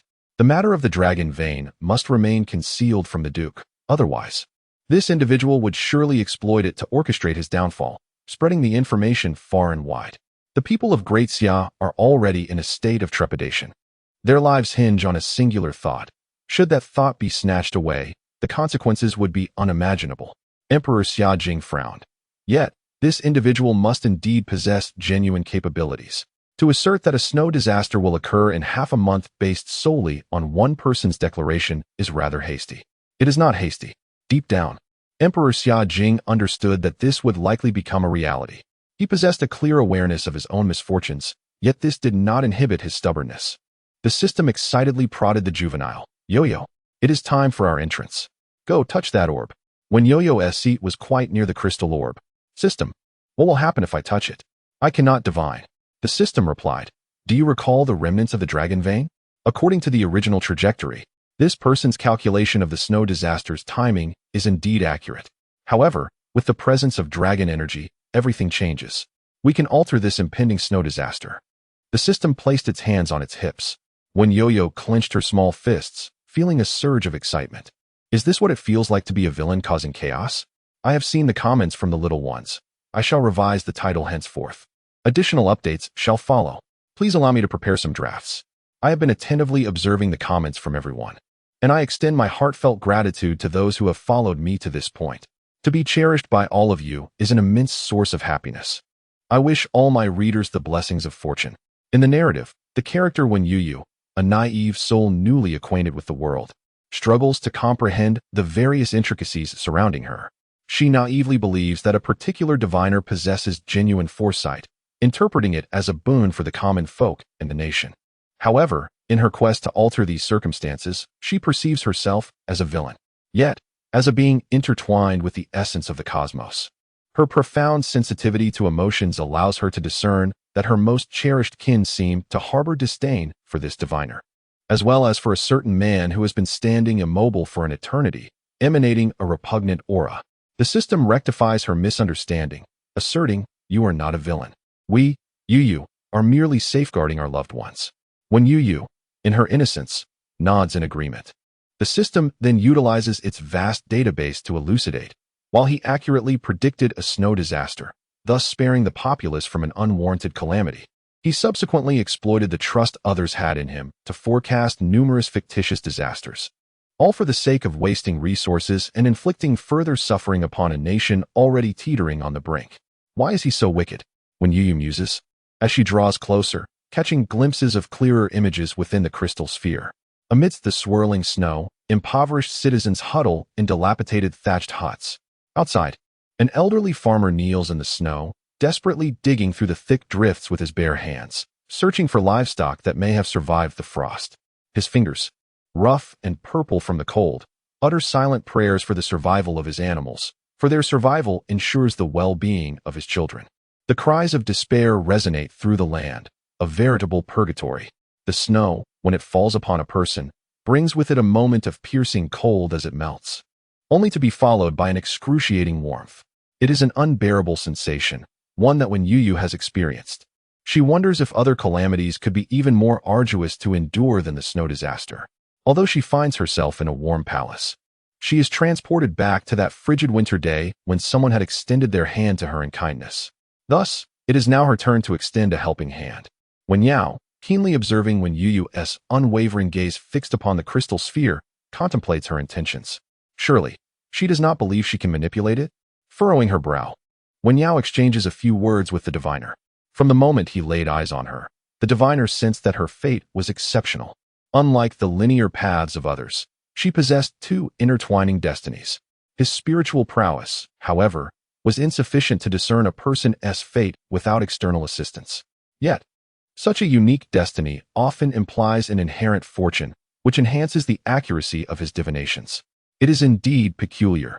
This child, upon encountering him, expressed her admiration for his abilities and eagerly sought to become his apprentice. With the tacit approval of the esteemed Prince of the End, the diviner welcomed her into his fold. As anticipated, having such an extraordinary individual by his side allowed his predictions to become remarkably more precise than before. Where once the images within the crystal sphere were shrouded in ambiguity, today they reveal faint silhouettes. The Taoist, thus, found himself increasingly pleased with Youyou. Upon hearing her recount the incident of being bullied by the young princess within the estate, and considering that this little princess is now the favored darling of both the emperor and the empress dowager, he thought that undermining her would indeed serve to fulfill the task assigned by Prince Duan. He chuckled and remarked, "Does Princess Zhao Jin seem particularly intrigued by this crystal orb of mine?" As Emperor Xia Jing and Prince Duan faced each other in a standoff, neither willing to concede an inch, their gazes turned towards Youyou. She, attempting to conceal her fidgeting hands behind her back, wore an innocent expression, her small frame sitting upright. Indeed, winter is nearly over, yet how could there still be a snow disaster in the southeast? I suspect there may be an error with this matter. When Youyou recalled the script provided by the system in her mind, her assertion undoubtedly resonated with the majority present. How could there possibly be a snow disaster at this time of year? Prince Duan regarded her with a furrowed brow, diverting his gaze momentarily. yet unable to resist sneaking another glance. Is this truly the child that Chang Yin spoke of? She is rather average in her cuteness, he mused, while maintaining a serious demeanor and casting another covert look at Youyou, who had her hair tied in 2 little bunches. So what? His own sons could also sport such hairstyles. With these thoughts swirling in his mind, he shot a disapproving glare at the Taoist, an unimpressive individual relying on the bullying of children to achieve his ends. Nevertheless, given that they were bound by the same fate, he refrained from intervening. The Taoist, slightly irked, inquired, "Is the princess questioning my conclusions?" He was genuinely vexed. How dare this little child challenge him? Standing there, without a care for the consequences. No wonder she was so haughty, even bullying her elder sister in the estate. When Youyou stood up, wishing to avoid the discomfort of constantly looking up at these individuals, her neck becoming sore. I merely raised a reasonable doubt. Surely, we cannot accept everything you say as truth. Is this your personal fiefdom? The Taoist's expression froze. Who would dare to assert such authority before the emperor? Surely, they must be courting death. Youyou could not bear to see her sister's bold demeanor and interjected, "Whoever questions must provide evidence. In half a month, the truth will naturally reveal itself. Since the princess is questioning now, why not present your evidence?" As her words fell, Youyou felt several chilling gazes settle upon her. Heavy as lead, the pressure from those of higher status sent beads of cold sweat down her back. Before Youyou could respond, the Empress Dowager lifted her gaze, casually sweeping it over her, as if she were merely an inconsequential object, before shifting her attention to her tea. Finally, she spoke. "Who is this? What audacity to behave so within the Tai Chi Palace?"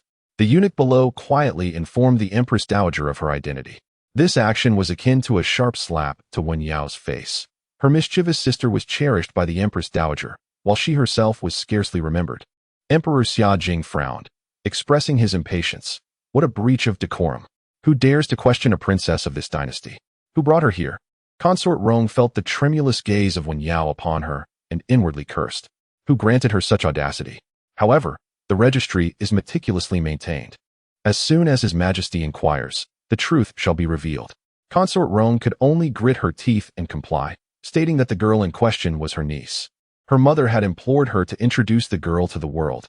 Yet she remained oblivious as to why the girl was accompanying the Taoist from Qingyun Temple and had the audacity to speak disrespectfully to the little princess.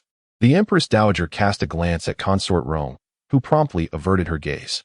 After all, she was a consort who had borne imperial heirs. So the Empress Dowager refrained from further admonishment. Instead, she set down her teacup and waved her hand. "Bring her forth." Several robust matrons stepped forward in response. "Take this disgraceful wretch away." The Empress Dowager's voice was cool, yet it pronounced a harsh sentence upon the girl. Youyou widened her eyes in shock, clearly unprepared for the Empress Dowager's forthrightness. The surrounding candlelight had never seemed so glaring, stinging her eyes and drawing tears as she cast a pleading glance toward Xuanwu, seated at the head of the assembly. Her instinctive reliance on her kin in times of distress was palpable.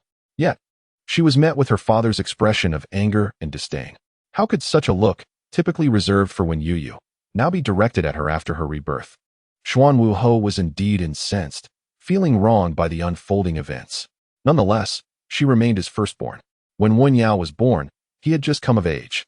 Though he lamented her being a daughter rather than a son, he had not yet developed the obsession with heirs that he possessed today.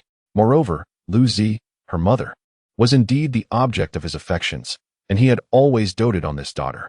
There were also the profound expectations placed upon her by Master de Sure. To his dismay, she had brought immense shame upon herself today, even if she were not the one he had brought forth, as her father. He could not evade responsibility for such a blunder. Noticing the gaze of the Emperor and Empress Dowager upon him, Wen Zhengqing rose from his seat to kneel in apology before returning to his place. In the process, his peripheral vision inadvertently fell upon Youyou. The girl, having been nurtured by the royal family for a month, seemed transformed, her delicate features glimmering like exquisite jade, with eyes as lively as black pearls. In stark contrast to Youyou, who knelt disheveled on the ground, this comparison gave Wen Zhengqing pause. Was it truly Youyou that Master de Sure had spoken of?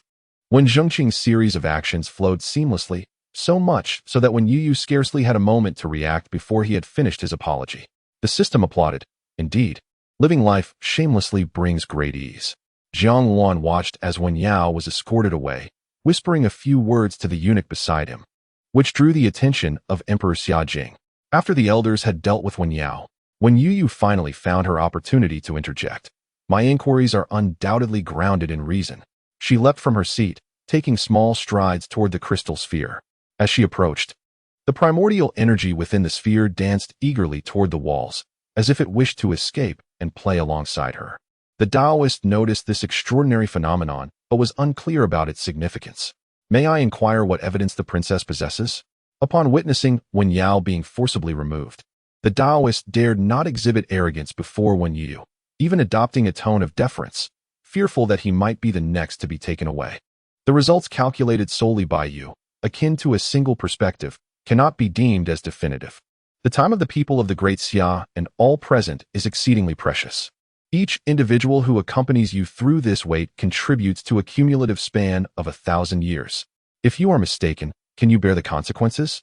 The Taoist remarked, Can this matter be approached in such a manner? Yet, Emperor Xiaojing gazed approvingly at Youyou, affirming, what Zhao Jin has articulated is indeed accurate. This matter pertains to state affairs. It necessitates the input of several individuals to ensure stability. He contemplated a few candidates in his mind: the national master, the chief supervisor, the elders from the astronomical bureau, and pondered who else might be included. Let Youyou come forth. In that moment, the emperor's mental calculations were abruptly disrupted, as he believed he had misheard. Youyou? The Taoist, suppressing his amusement, allowed a hint of derision to surface. Princess, you jest. The art of divination must be cultivated from childhood. It requires at least a decade to grasp the fundamentals. Even upon entering the realm, one merely scratches the surface. True foresight necessitates. As he spoke of his own path to success, the Taoist became fervent, losing himself in his words, oblivious to the world around him. When Youyou interjected, "What are you muttering about? I cannot comprehend." She approached the crystal orb, extending her small hand, and imitated the Taoist's previous incantation. The Taoist's voice faltered. What did he behold? This diminutive child aspires to awaken the treasured relic of their temple? Were it not for the vigilant presence of the Empress Dowager and the Emperor, he would have almost laughed aloud. Do not waste your efforts. Should this succeed, I would gladly depart on my knees today. However, the unexpectedly vibrant primordial energy emanating from the crystal orb instilled a sense of unease within the Taoist. No, it cannot be. The Empress Dowager, concerned for Youyou's safety, hastily summoned several guards to protect her. Yet, before the guards could approach, a gust of wind erupted from the crystal orb, lifting the hem of the young girl's skirt and impeding the other's advance. System, goodness. How did you manage to memorize that lengthy incantation? Impressive, Youyou. Quickly, use that branch. The remnants of the dragon vein, shimmering with golden light, descended directly to the ground, illuminating the surroundings. The others could not perceive this phenomenon. They could only witness the brilliant golden radiance intertwining to form an ethereal dragon, enveloping the girl in a protective embrace. The air resonated with a sound reminiscent of a dragon's roar, both ethereal and tangible. The Emperor, seated high above, stroked his chest in bewilderment. A vitality previously unseen surged forth from the depths of the dragon vein. After many years, it responded to his call for the first time. Could Youyou be related to this auspicious omen? As a master and disciple? If that were the case, everything would indeed make sense. While pondering this, the disturbance of the dragon vein rapidly subsided. Just as disappointment threatened to set in, Emperor Xiaojing beheld the unknown mist within the crystal orb, under the tender guidance of Youyou's small hand, coalesce into several vivid images. All depicted the populace thriving in peace and prosperity, starkly contrasting with the previous grim scenes conjured by the Taoist. Some of the more worldly ministers had already knelt in awe, proclaiming "Long live the Emperor." The remaining ministers and their families stood at a distance, unable to discern the details, yet even a mere glimpse filled their hearts with a warm sensation, as if they were touched by an unseen force. They remained oblivious to the circumstances at hand and the significance of the golden light. However, it was evident that the commotion stirred by the young princess was far more spectacular than that of the Taoist priest at the Qingyun temple, and the outcome she manifested was undeniably superior. The pursuit of hope is an innate human instinct, and they naturally placed their faith in her. Yet, the Taoist understood the implications of this phenomenon. He had just foreseen a snow disaster, which, under the influence of Youyou, seemed to vanish entirely. Moreover, This young girl appeared to be a once-in-a-century prodigy. He had never encountered such talent. With merely a recitation of his incantation, she had awakened an extraordinary manifestation. The priest's complexion turned ashen, and in that moment, he realized that his position might be in jeopardy. When Youyou seemed unaware of the tumult she had incited, ignoring the lingering aura of primal energy, she gently soothed it with her bright eyes before withdrawing her small hand from the crystal sphere. She lifted her cherubic face, her tender voice ringing sweetly, "See, there will be no snow disaster in the southeast." Consequently, the golden light and the fleeting shadows dissipated. The onlookers regained their composure, their astonishment and excitement overshadowing their trepidation towards the Emperor and Empress Dowager, resulting in a flurry of hushed discussions. At that moment, Zhang Wan could not concern himself with them. He anxiously turned to the National Master, seeking clarity on the situation. The others present were lost in awe of the recent phenomenon, while only Youyou's family was preoccupied with her safety, wishing for her to lead a life free from worries, yet feeling pride in the extraordinary stir she had caused. The National Master, sensing their emotions, spoke softly. "The young princess is unharmed. The dragon energy is quite benevolent towards her." Dragon energy? Emperor Xia Jing furrowed his brow, lowering his voice. The National Master met the Emperor's gaze, yet his voice rose to resonate throughout the Grand Tai Chi Hall. "As you all have witnessed, a celestial phenomenon has occurred, revealing dragon energy and heralding an era of prosperity. This is a divine blessing for the great Xia. The notion of a snow disaster is utterly baseless." A wave of astonishment swept through the assembly. Wen Yao, confined in a separate chamber, endured the spectacle that belonged solely to Wen Youyou with seething resentment. Turning to the attendant beside her, who issued this command, the attendant averted their gaze, offering no reply. The atmosphere buzzed with excitement, while the system quietly questioned its own existence. No, this was not right. Something was amiss. If memory served correctly, the branch, no, the severed limb, was merely meant to delay the disaster and reduce its scope. Where had it gone? Simply vanished. Never mind. It had performed admirably. Most systems would have faltered under such circumstances. In the celestial realm, the newly returned Qilin was intercepted by CharacterI. The latter sniffed like a dog, his gaze fixated on Qilin's tail. "Have you no shame, allowing even your tail to be touched by the younglings?" Qilin disregarded him, sidestepping and preparing to depart. Once again, the path was obstructed by a beast's tail adorned with sharp thorns. The Qilin cast a glance downward, then raised its head, its amber eyes curving in what appeared to be a good-natured smile. What can be done? Some tails simply do not endear themselves to the younglings, do they? Wouldn't you agree, CharacterI? CharacterI ground its teeth, realizing belatedly how repulsive this creature truly was. What does it want with you? CharacterI was unwilling to believe the absurd claim that Youyou missed him. After all, he, CharacterI, had been the best companion to that little koi over the years. The Qilin's expression stiffened. What does it want with you? To deliver a child, perhaps? Quite unexpected, isn't it? Such an ungrateful little one. While internally vexed, the Qilin maintained a calm demeanor and suggested, rather than concern yourself with such matters, why not ponder if you might be the next one summoned? CharacterI was exceedingly confident about this. The youthful figure's crimson eyes glimmered with self-indulgence. Of course, it must be me. Who else could accompany her to the Peaches of Immortality banquet? The banquet was hosted by the Queen Mother of the West. The Qilin, lost in thought, experienced a fleeting moment of schadenfreude in its amber gaze, but deemed it unnecessary to inform CharacterI. Let him continue to indulge in his daydreams. CharacterI, undeterred by the Qilin's departure into its dwelling, became increasingly convinced of his suitability for the role, even finding time to boast to Qiongqi about his friendship with Youyou. Qiongqi, who preferred to remain in his true form when alone, slowly opened his crimson eyes, malevolence almost materializing. He leisurely licked his tiger claws and remarked, "Congratulations then. When you see Youyou, do convey my regards." CharacterI held his head high, a hint of unwarranted pride gracing his handsome features. "Understood. It is indeed fortunate you know me. Otherwise, how could I converse with Youyou?" Qiongqi, uninterested, closed his eyes to rest. Fool. The National Master and the other members of the Astronomy Bureau conducted yet another divination, arriving at conclusions that mirrored Youyou's own.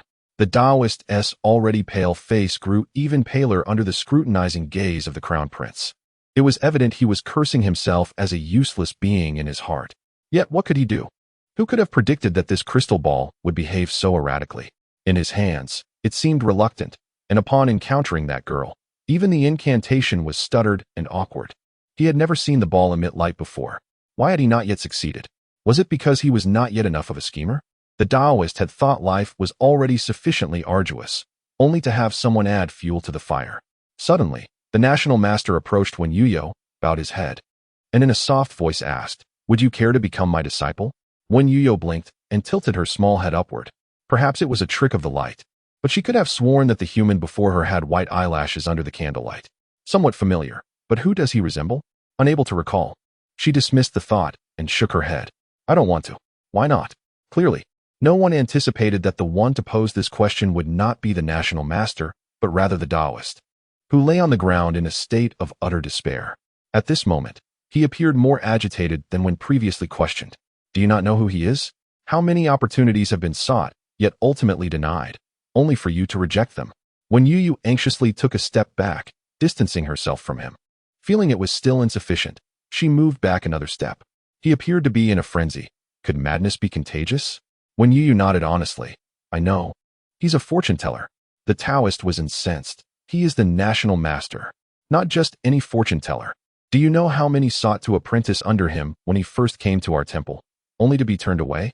And now he has taken the initiative to approach you. As he spoke, the last remnants of his survival instinct flailed within him, prompting the Taoist to clamp his mouth shut. When Youyou revealed a look of understanding. So you've been rejected before. No wonder you are so fierce. She shook her head, her tone tinged with a hint of sympathy. It's all right for you to be fierce. If I were like you, I too would harbor many grievances against this world. The Taoist thought to himself, he is undoubtedly at odds with this insufferable girl. The Empress Dowager sensed a clash between this individual and Youyou as well, and waved her hand dismissively. The palace guards, now familiar with their duties, approached without the need for the Empress Dowager to speak again and apprehended the Taoist. Emperor Xia Jingdi, observing his mother attempting to curry favor with Youyou once more, cleared his throat and interjected, "Take him away." He then turned to Prince Duan, adding with a touch of sarcasm, "Prince Duan, you are not so young anymore. Do not allow yourself to be deceived by such charlatans." Jiang Luan raised his gaze, a smile playing on his lips. "Your Highness, it seems your concern has led to confusion, and with age, your ears have grown soft. Here you are, returning with a deceiving Taoist. It is a pity for your good intentions." Emperor Xia Jingdi sighed. "Your goodwill, I acknowledge. As the new year approaches, it would be wise for you to remain at home and spend time with your wife and children to prevent further incidents like today." He then named several individuals to assume Prince Duan's responsibilities. The expression on Prince Duan's face darkened. Was this not effectively house arrest and demotion? Even if they claimed he would be reinstated after the new year, what good would that do? During this period, the confidence he had painstakingly cultivated would likely be cast aside. Yet, with his benevolent elder brother and good nephew asserting it was for his own good, could he dare to resist the imperial decree? He could only suppress his resentment and acquiesce. With a glint of malice in his eyes, he thought, Jiang Luan should not be allowed to live. When Youyou returned to her mother's side, instinctively snuggling closer, Jiang Ruiyun pinched her daughter's chubby cheek and softly inquired, "Were you scared just now? How do you feel now?" When Youyou, her eyes bright with a smile, shook her head, "Not scared at all. I feel wonderful." Whether it was the primal energy or the aura of the dragon, both were beneficial to her.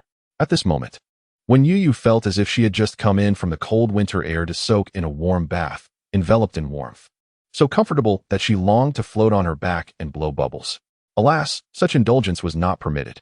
The drawback of being human was precisely this. Each time she bathed, her maidservants would worry about her safety and stand vigil by her side.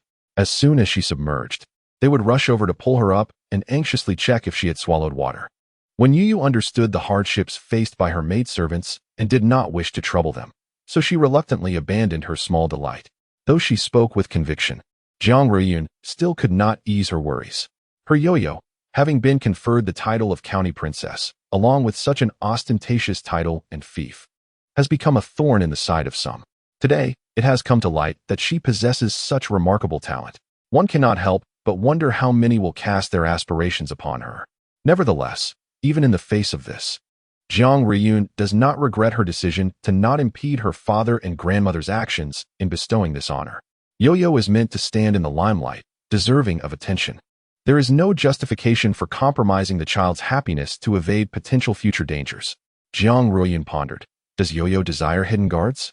When Youyou, with her small hands covering her face, appeared quite bashful, her voice soft and innocent. Youyou is truly fine. No need for mother to comfort Youyou. Yet, the young one quickly backtracked. Her cheeks flushed as she softly murmured, but if mother wishes to comfort Youyou, Youyou would not refuse. How delightful to snuggle with her fragrant mother. It was not her desire, when Youyou insisted, but rather a reluctant acceptance of the situation. Jiang Ruoyun clarified. It is a hidden guard, not mere comfort. They are protectors who will safeguard you from the shadows, dear Youyou. When Youyou exclaimed in embarrassment, how awkward. Her little face turned crimson, burying herself in her hands, unwilling to emerge. Jiang Ruoyun chuckled, tugging gently at her little tuft of hair. Do not hide. Only then did when Youyou slowly peek out, thoughtfully inquiring, Mother, why do you say you want to arrange hidden guards for Youyou? Children often instinctively imitate the actions of the adults around them, as is the case now. Although when Youyou did not fully comprehend, she lowered her voice in imitation of her mother. Because I worry that Youyou may encounter danger, Jiang Ruoyun explained softly, her phoenix eyes radiating extraordinary tenderness as they partially lowered. When Youyou furrowed her little brows in contemplation. But if there are hidden guards, do they have to always follow Youyou? Yes.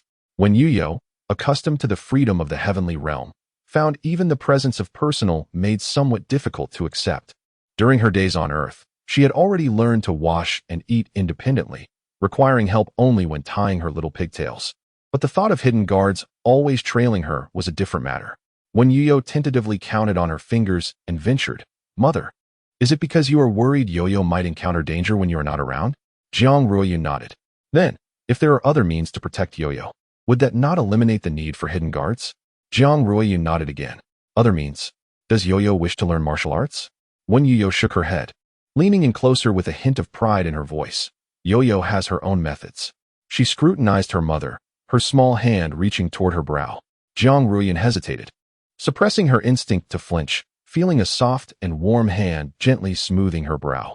When Youyou's voice, now very close, rang clear in her ears. Mother, do not worry for Youyou. The physician has said that mother must be happy every day for her illness to fully recover. Youyou does not want mother to be sad. When Youyou released her hand and forced out a smile, for the sake of Youyou, it was imperative to refrain. Youyou would take care of herself. Jiang Ruoyun's eyes brimmed with unshed tears, and she instinctively wanted to say, how can such a small child protect herself? However, she ultimately held her tongue. Even among family, time spent together trickles away second by second. It was best to refrain from dispiriting remarks. She smiled, lowering her gaze to conceal the tears threatening to spill, and gently patted Youyou's small head. All right, let mother see how Youyou plans to manage, shall we? Our Youyou is indeed the most formidable little friend. The proud little friend raised her head high and declared, just watch. System, has task 1 been completed? System, check for yourself. Main task, life rounds us off to enable us to roll further. Completed, task reward, summoning ring, pending collection. When Youyou cheered inwardly and pressed the collection button, and a small, exquisite jade ring materialized on the system panel. So round. No wonder it can help me roll even farther. System, when do you plan to attend school? When Youyou pondered for a moment, mother mentioned after the new year, I believe. The system felt pleased. Keep it up, you can do it. Just hold on a few more days, and your host will gain knowledge. When Youyou did not take out the ring, the carvings on the reward did not resemble anything found in this little world. It was acceptable to conceal the jade pendant and beast-taming ring within her garments. But if she were to reveal the ring now, it might attract unwanted attention. Yet, it was frustrating that she could only summon one. When Youyou furrowed her brow in thought, then reminded herself to set a good example for her mother and quickly released her frown. Sigh. Adults truly never let the young ones rest easy. When Youyou had a fleeting desire to seek the system's opinion, but then recalled how timid it was, easily startled by the adorable little 3-legged golden crow, which left her exasperated. What she urgently required was a fierce guardian beast, one that was exceptionally fearsome. System. If I wish to raise a small pet, what preparations should I make? System. It knew that this foolish child was eager for the summoning item merely to acquire a cat or dog. Could she not aspire to something greater? However, considering how swiftly when Youyou accomplished her tasks, the system chose not to hinder her, even though sometimes it was perplexed by her methods.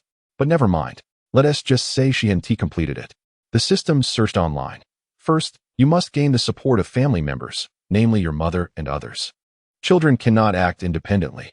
When Youyou took note, you also need a certain level of financial capability, which you possess, so we shall skip this. Time and energy, you have plenty, so we'll pass on that. Providing sufficient living space for the pet is no issue at all, let us skip that too. When Youyou felt a twinge of guilt, well, the last point might not be as straightforward as assumed. In fact, it could very well be the most challenging. When Youyou resolved to set aside the most daunting concern for the moment and first inform her mother, Jiang Ruiyun, upon hearing that when Youyou wished to raise a small animal, did not connect the matter with the idea of self-protection, but rather perceived it as a mere manifestation of youthful innocence. It is entirely normal for a child to want to bring home an adorable creature. Moreover, when Youyou had always been a reassuring child, Jiang Ruiyun did not oppose the idea, but merely reminded her, if you decide to keep one, remember to keep it away from bailing. A small animal might be frightened by the python. She had previously witnessed bailing salivating at the sight of sparrows. When Youyou nodded in agreement, though she believed the small creatures would not be intimidated by bailing, the one in need of concern should be bailing. However, bailing was quite courageous, so surely there would be no issue. Bailing, who was bored in the princess's residence, tapping the snow with the tip of her tail, suddenly sensed a chill and anxiously glanced around, finding nothing amiss. Perhaps it was merely a misperception. Taking the first step was daunting, but the subsequent ones would be considerably easier. Mother, what if we cannot accommodate them in our house? When Youyou asked, Jiang Ruiyun was nearly choked by her surprise and turned to inquire, how many do you wish to keep? Just one, came when Youyou's reply. Jiang Ruiyun regained her composure. Then there will surely be enough space. Besides, if our courtyard becomes too cramped, you can simply evict the person you dislike the most to make room for your pet. When Youyou's most detested individual was Xuanwu Ho, who was currently seated nearby, indulging in drink. When Zhengqing furrowed his brow, a sudden chill coursing through him, as if he were being watched. When Youyou mentally assessed the size of the space and nodded, if we were to evict him, that would barely suffice. Jiang Ruiyun laughed at her propensity to hold grudges, unaware that her words were steeped in truth. With two major dilemmas resolved, when Youyou exhaled in relief, though her mind still struggled to determine whom to summon for protection. If she desired a fearsome guardian, then a ferocious beast would be more fitting. When Youyou selected 4 mythical creatures and poked Jiang Ruiyun, Mother, whom would you choose among these? Taotai, Xiongqi, Taowu, or Hundun? Jiang Ruiyun was momentarily taken aback. Oh no, that wretched Taoist has surely muddled Youyou's mind. The system chimed in, haha, where would one even find such formidable beasts, let alone raise them? Not to mention, the previous few miscreants who had exploited summoning tools dared not call forth such terrifying creatures. Jiang Ruiyun regarded it as mere childish fantasy. Royal children are often precocious. She too had experienced a phase of innocence in her youth, though no one had responded to her whimsical thoughts. Now, as a mother, Jiang Ruiyun found such musings from Youyou utterly endearing. Thus, she smiled and thoughtfully replied, well, none of these 4 are particularly suited for domestic life, but if one must be excluded, it would have to be Taodai. Oh, when Youyou tilted her little head, feeling a twinge of reluctance as her companion was the first to be eliminated. She wished to plead for another chance and inquired, why exclude the Taodai first? Jiang Ruiyun replied earnestly, because the Taodai consumes far too much. The food it devours could save countless commoners if shared. When Youyou blinked, recalling the scenes she had witnessed within the crystal sphere. Indeed, the Taotai overindulges. The people here are not like the fairies in the heavenly realm. They would perish without sustenance. When Youyou remembered the excruciating pain she felt when she first inhabited this body, curled up on the cold, hard bed, her stomach twisted as if a dull knife were stirring within. She was drenched in cold sweat, devoid of the strength to cry out, gripping the quilt tightly as she trembled. It was then she truly understood how fragile mortal bodies are. Having endured such suffering herself, she wished for no one else to experience similar miseries. Furthermore, her mother struggled to support the family. What if they were impoverished by the Taodai? Having contemplated this, when Youyou wholeheartedly agreed with her mother's choice, it seemed that the ability to consume was not necessarily a blessing. She promptly removed the Taodai from the list of candidates. Jiang Ruiyun then pointed out that the chaos creature was also unsuitable, as ancient texts described it as a terrifying meatball that would frighten people if raised. When Youyou gazed up with sparkling eyes, impressed by her mother's vast knowledge, only 2 beasts remained as options. Jiang Ruiyun found herself in a quandary. As neither was particularly desirable, selecting one felt absurd, akin to choosing the least among the short. Yet, under Youyou's adoring gaze, Jiang Ruiyun straightened in her seat, realizing that this was a matter of elder dignity and could not be taken lightly. With utmost seriousness, Jiang Ruiyun declared, "Let us dismiss the Taowu. Its name is too complex to write. You wouldn't want to spend months at the Imperial Academy only to be unable to write the name of your beloved pet, would you? Compared to Taowu, writing the name of Qiongqi is far simpler." The system applauded, recognizing this perspective. Youyou was astonished, her admiration for her mother deepening. Indeed, if she summoned Brother Taowu and couldn't write his name, he would surely be upset. Thus, it would be better not to summon him at all. After much deliberation, Youyou excitedly announced, "Then I shall raise Qiongqi." Jiang Ruiyun contemplated, recalling that Qiongqi resembled a tiger. However, she had yet to ask, "Have you decided on what breed of animal you wish to raise?" Youyou tilted her head, sensing her mother was perhaps feigning ignorance, as she had already stated her desire to raise Qiongqi. Jiang Ruiyun, with a hint of exasperation, patted her head, pondering that the child might still be wavering. Nonetheless, raising a new life required careful consideration, so she refrained from pressing her. As the banquet concluded, the guests began to depart. Youyou patted her round little belly, her eyes squinting with happiness. The food had been delightful. It was a pity that the Taotai would not partake. Just as she felt a pang of sympathy for her friend, a figure obscured the light before her. Youyou blinked in surprise, tilting her head upward to see the face of the National Master. What could this mean? The National Master gazed intently at the child before him, who emanated a distinctly unique aura. She was indeed extraordinary. Thus, he inquired, "Why do you refuse to become my disciple?" Youyou waved her tiny hand at him. The National Master, puzzled, leaned closer to her. As the distance diminished, a faint sense of familiarity enveloped him. Yet, no matter how familiar it felt, even more so than with Iguas, it was not permissible. Youyou declared, "Because I am going to study at the Guzijin, I am bidding farewell to the era of illiteracy."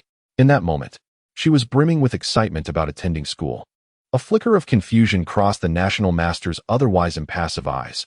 Was attending the Guzijin truly more significant than being my disciple? Youyou nodded emphatically. Of course, studying is far more promising than peddling fortune-telling at the bridge. The Emperor, Xajingd, noticed the two of them huddled together and assumed they were discussing the recent phenomenon. He approached with a cheerful smile, asking, Youyou, has your royal grandfather heard of any remarkable people or events you've encountered lately?" The National Master cast a sidelong glance at the Emperor, a look of displeasure briefly crossing his face as he felt his conversation had been interrupted. He had not yet finished his inquiry. He sensed that the child seemed somewhat averse to him, contemplating as he looked at Xajingd. He attempted to follow suit, asking, Youyou, are you truly not interested in learning divination from me? Youyou was taken aback by this sudden familiarity. Were they really that close? The cold detachment in his voice only added a chilling layer to his attempt at intimacy. Startled, Youyou bristled. Upon hearing this, Xajingd suddenly realized, "Oh, so you were still discussing the matter of apprenticeship?" A sense of pride welled within him, mingled with the anxiety of someone encroaching upon his granddaughter. It was well known that the National Master had served even during the reign of his father, remaining an enigmatic figure whose origins were shrouded in mystery. Over the years, this mysterious man had shown little change in appearance, seemingly indifferent to all but the nation's fate. Yet today, after being rejected by Youyou, he had dared to inquire again. Xajingd, who had always considered himself a hopelessly illiterate individual before the National Master, now lifted his head defiantly. As for taking on disciples, the Emperor mused, "I thought Youyou might already have a master?" Upon uttering these words, the attention of those present shifted to him. Jiang Ruiyun looked at Jiang Luin with confusion in her eyes, questioning why he was responsible for the child, and yet there seemed to be another master involved. Jiang Luin, sensing her reproachful gaze, shook his head helplessly. There was no way he would casually allow the child to seek a master. The National Master also shook his head, stating, "I have not observed any signs of her being instructed by another." However, he turned to Youyou. The dragon energy indeed comes from someone else.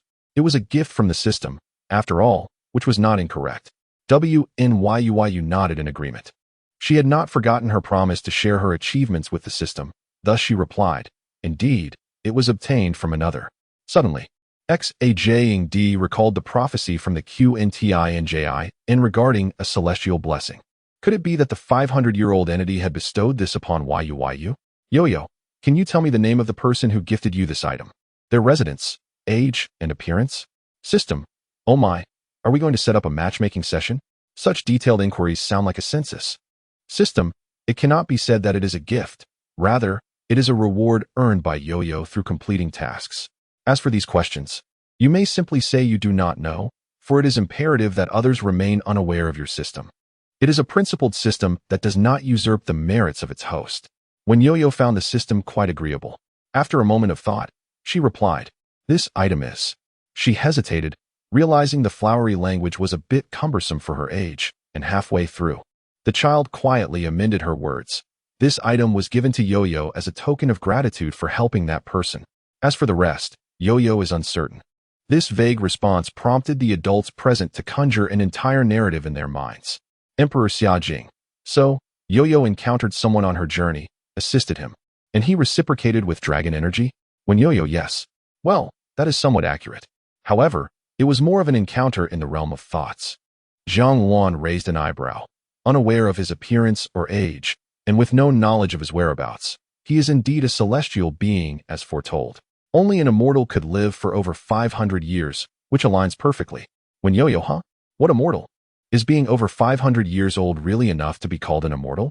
Suddenly transformed into her uncle's vision of a celestial being. When Youyou felt a delightful bubbling within her. Ah, but, system, are you over 500 years old this year? The system, bewildered by how these humans could discern such information, felt an imaginary chill run down its spine. Yes, they can't possibly know who I am, right? No. If they knew, they wouldn't be so calm. Upon hearing that the system was over 500 years old, the children immediately began to compete over who was older, though they were measuring years this time. The system rarely heard when Youyou speak in such a serious tone. How old are you exactly? System, oh, I just turned 500. When Youyou's excitement peaked, call me sister. System, I just said I was 500, not 5, right? Don't be silly.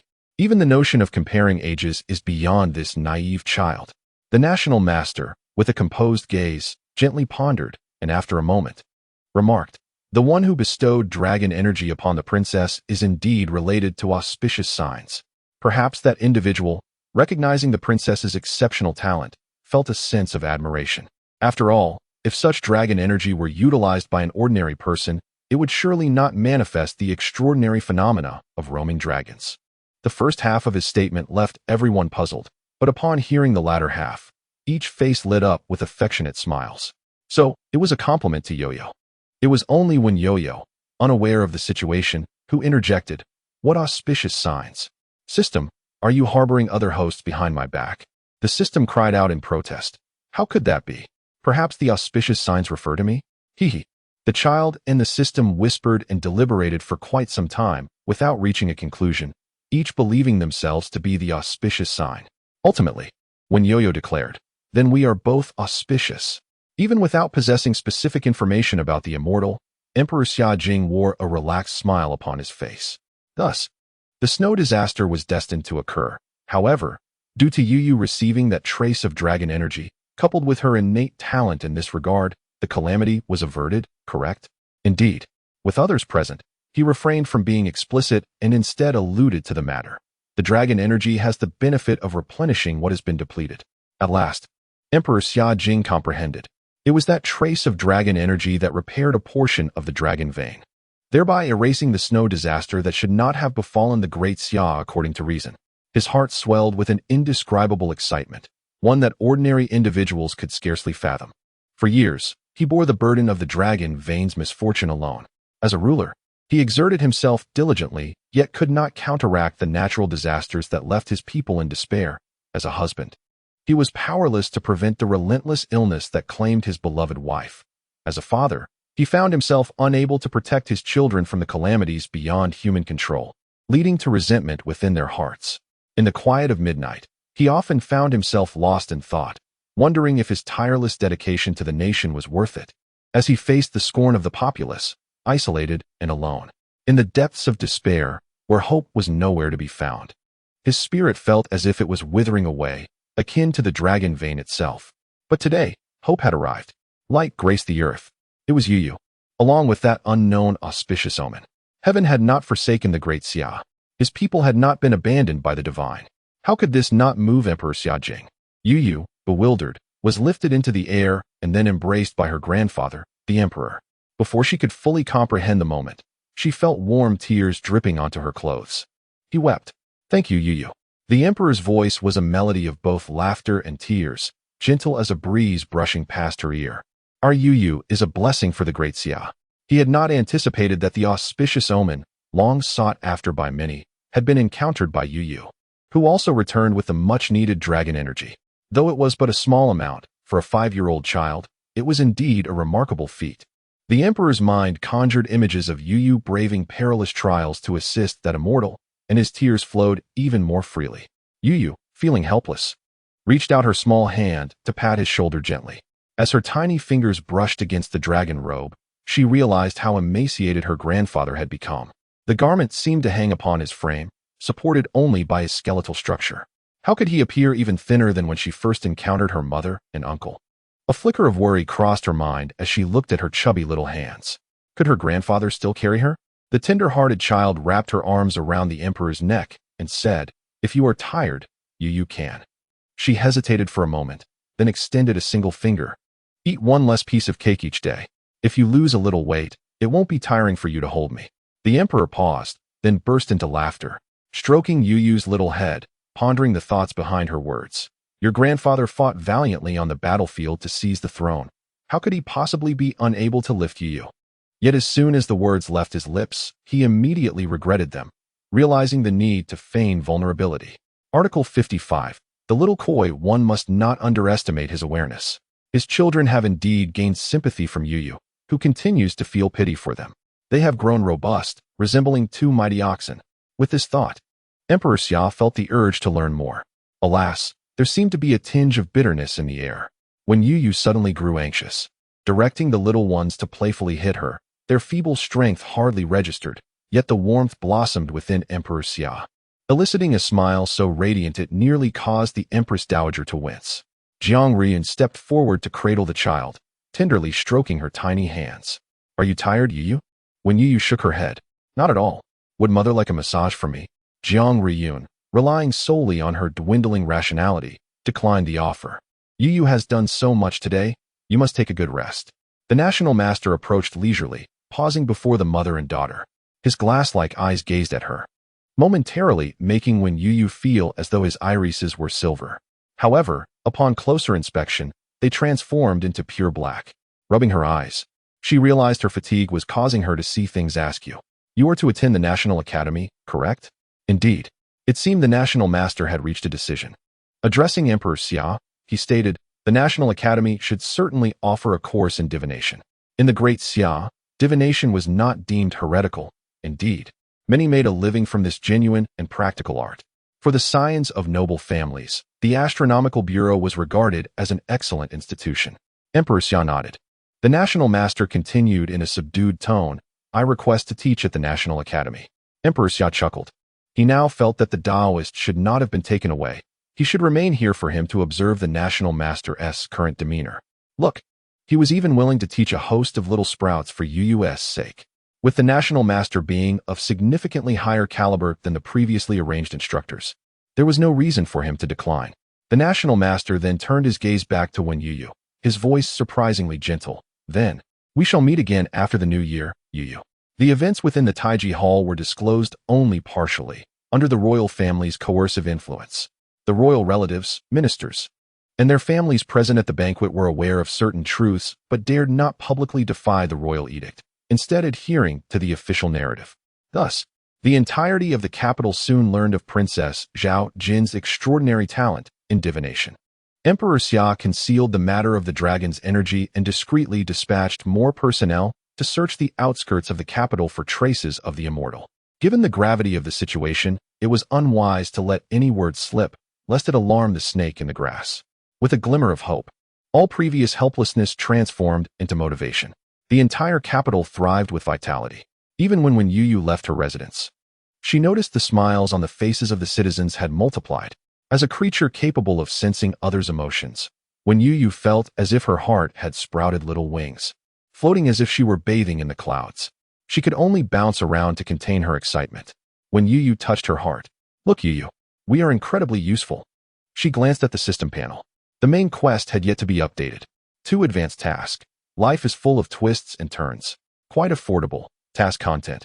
As the rising star and beloved darling of the group, please strive to earn the affection of 50 other humans. You are doing splendidly. Oh, 50. Is it because of attending the banquet? System. Indeed, no one wishes to hear the ill tidings of their own nation, especially those devoted subjects. Your performance at that moment brought them hope. When Youyou pressed her lips together, revealing a shy smile. How wonderful hope. It is such a warm word. However, once the points were tallied and she beheld just enough points for a packet of scratch powder, when Youyou's composure returned in an instant. Sigh. Life is akin to a kitten's tooth extraction, painful yet inescapable. Nevertheless, Youyou now acknowledged that the dragon vein remnant was indeed an impressive item. Look, even the branches were silent.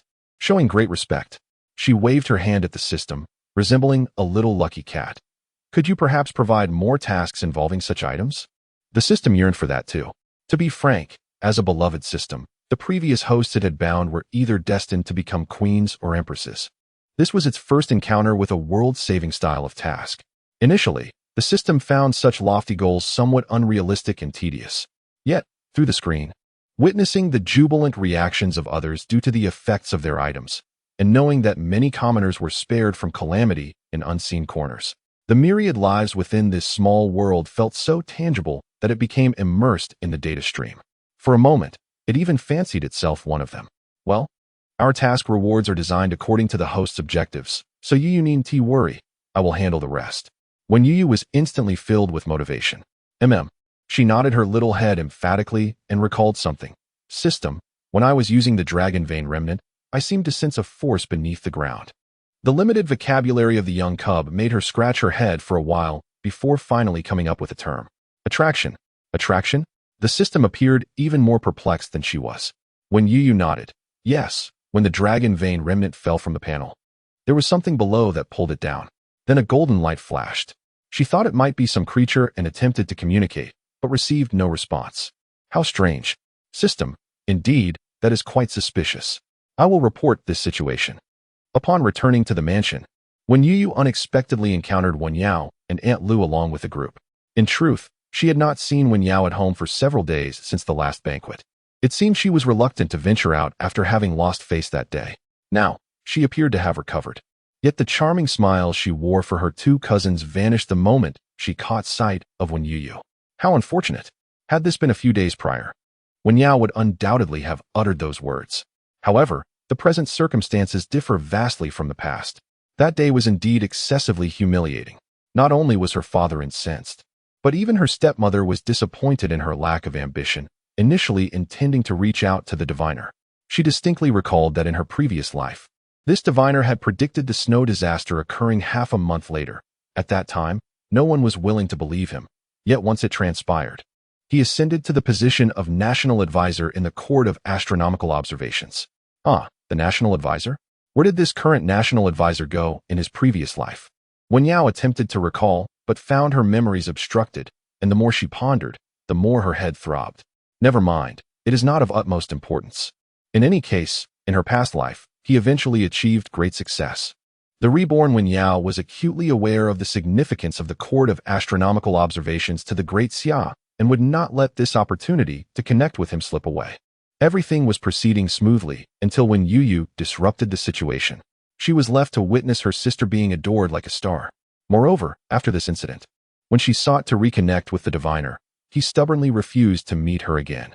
It was only after she penned numerous letters of consolation that he began to show signs of relenting. These past few days had left her utterly exhausted, as she had to mend her relationship with her parents, win over her 2 cousins, and deal with the diviner waiting for her outside. She knew that should she utter a single ill omen, it would likely reach Jiang Riyun's ears within a quarter of an hour, providing her an opportunity to punish her. Thus, she could only swallow her words. Reluctantly, she performed a bow. Lady Lu had never anticipated that one day she would bow to this abandoned child, whom she had never regarded with any esteem. Her face flushed with agitation. As a concubine, she was barred from attending court banquets. Yet, she had heard the rumors outside, aware that when Youyou had shone brilliantly that day, deepening her discontent. In her mind, the protagonist of such matters should be Youyou, not Youyou. The thought that Jiang Ruyun, that barren hen, had become more popular among the noble ladies due to Youyou's affair only exacerbated her resentment. Those haughty matrons were even obsequious towards her. Lady Lu felt a sense of injustice within her heart. The situation regarding Youyou being adopted by Jiang Ruyun had initially been portrayed in the Marquis's residence as Jiang Ruyun raising an unwanted child. However, this narrative had shifted, now suggesting that she had been harsh with the child, resulting in such a good child being forced to accept another as her mother. Implicitly, it became her fault, her loss. Ever since Lady Lu was brought into the residence, when had she ever endured such humiliation? She now regarded Youyou with a frosty demeanor. Youyou is your biological sister, and you watched her being taken away by the Imperial Guards without even pleading for her. Lady Lu's voice was soft, as if afraid the others might overhear. We are very disappointed in you. Do not expect to return. Lu Wu chimed in, but was pulled back by Lu Xian, reluctantly closing his mouth. Lady Lu understood that Youyou had always been fond of clinging to her since childhood. In the past, such words would have prompted her to quickly admit fault, regardless of whether it was truly her mistake. Moreover, Jiang Ruyun, as conveyed by Youyou, is not expected to survive this winter. Once her demise occurs, where else can Youyou go but return to her name? Youyou called out, "Come forth, Bai Ling." Bai Ling. While Aunt Lu hesitated, Youyou quickly reacted, pulling her backward. The Lu brothers, Lu Wu and Lu Xian, hastily vanished from sight. Hiss! A pair of serpentine vertical pupils suddenly appeared before Aunt Lu. A colossal python, towering over her, gradually unhinged its jaw, revealing its sharp fangs. The cruel intent flickered within its serpent eyes. Aunt Lu, taken aback by this turn of events, fainted on the spot. Youyou remarked, "Oh dear, what a timid soul. How dare she speak so boldly before me?" Observing Youyou, who was clutching Aunt Lu with a look of terror, Youyou kindly reassured her, "Do not worry. Everything will be just fine. System." This time, it is genuinely unclear whether the host is lacking in education or deliberately speaking so. Youyou, in distress, exclaimed, "You lunatic. She is your biological mother." Youyou merely blinked, uninterested in further conversation. The discussion is not yet concluded. Before Youyou could assist Aunt Lu, she had already fled. Youyou silently celebrated her victory, fearing that continued listening might render her foolish as well. Bai Ling, feeling quite useful, affectionately slithered closer to Youyou, its forked tongue brushing against her clothing. Unfortunately, human infants do not appreciate having their faces licked. Youyou generously praised Bai Ling. "You were just splendid, like a fierce beast." Bai Ling inquired, "Is it possible that I am, in fact, a fierce beast?" Youyou glanced at its small frame, shaking her head in disagreement. However, she was on the verge of summoning a true beast. Observing the hasty retreat of the others, Youyou instructed her attendants to maintain a respectful distance before discreetly speaking to Bai Ling. "Would you like a playmate?" "A playmate?" Bai Ling tilted its head, puzzled. What does a human mean by playmate? Youyou nestled against it, explaining, "A playmate is someone like Youyou, who can play with Bai Ling. That is what we call a playmate." This was a suggestion from the system, emphasizing the importance of preparing the existing household animals psychologically before introducing new companions. Youyou found this reasoning quite sound. She pressed her small face against Bai Ling's smooth, cool scales, her almond-shaped eyes narrowing in contentment.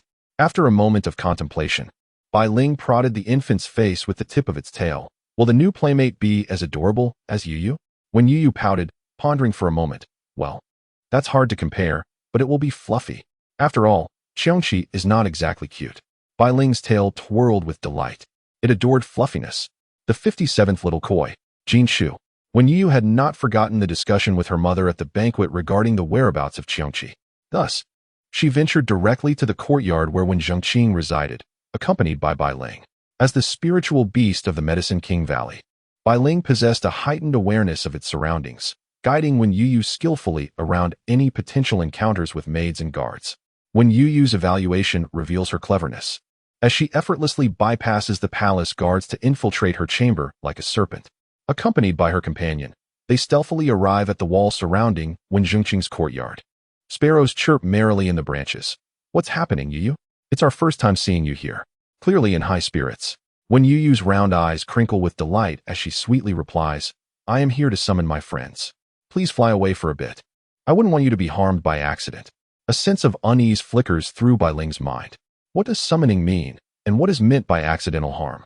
What exactly is the purpose of this visit? The sparrows, assigned by Youyou to gather information from the tree beside Wenjingqing's courtyard, chatter before retreating to their distant nest.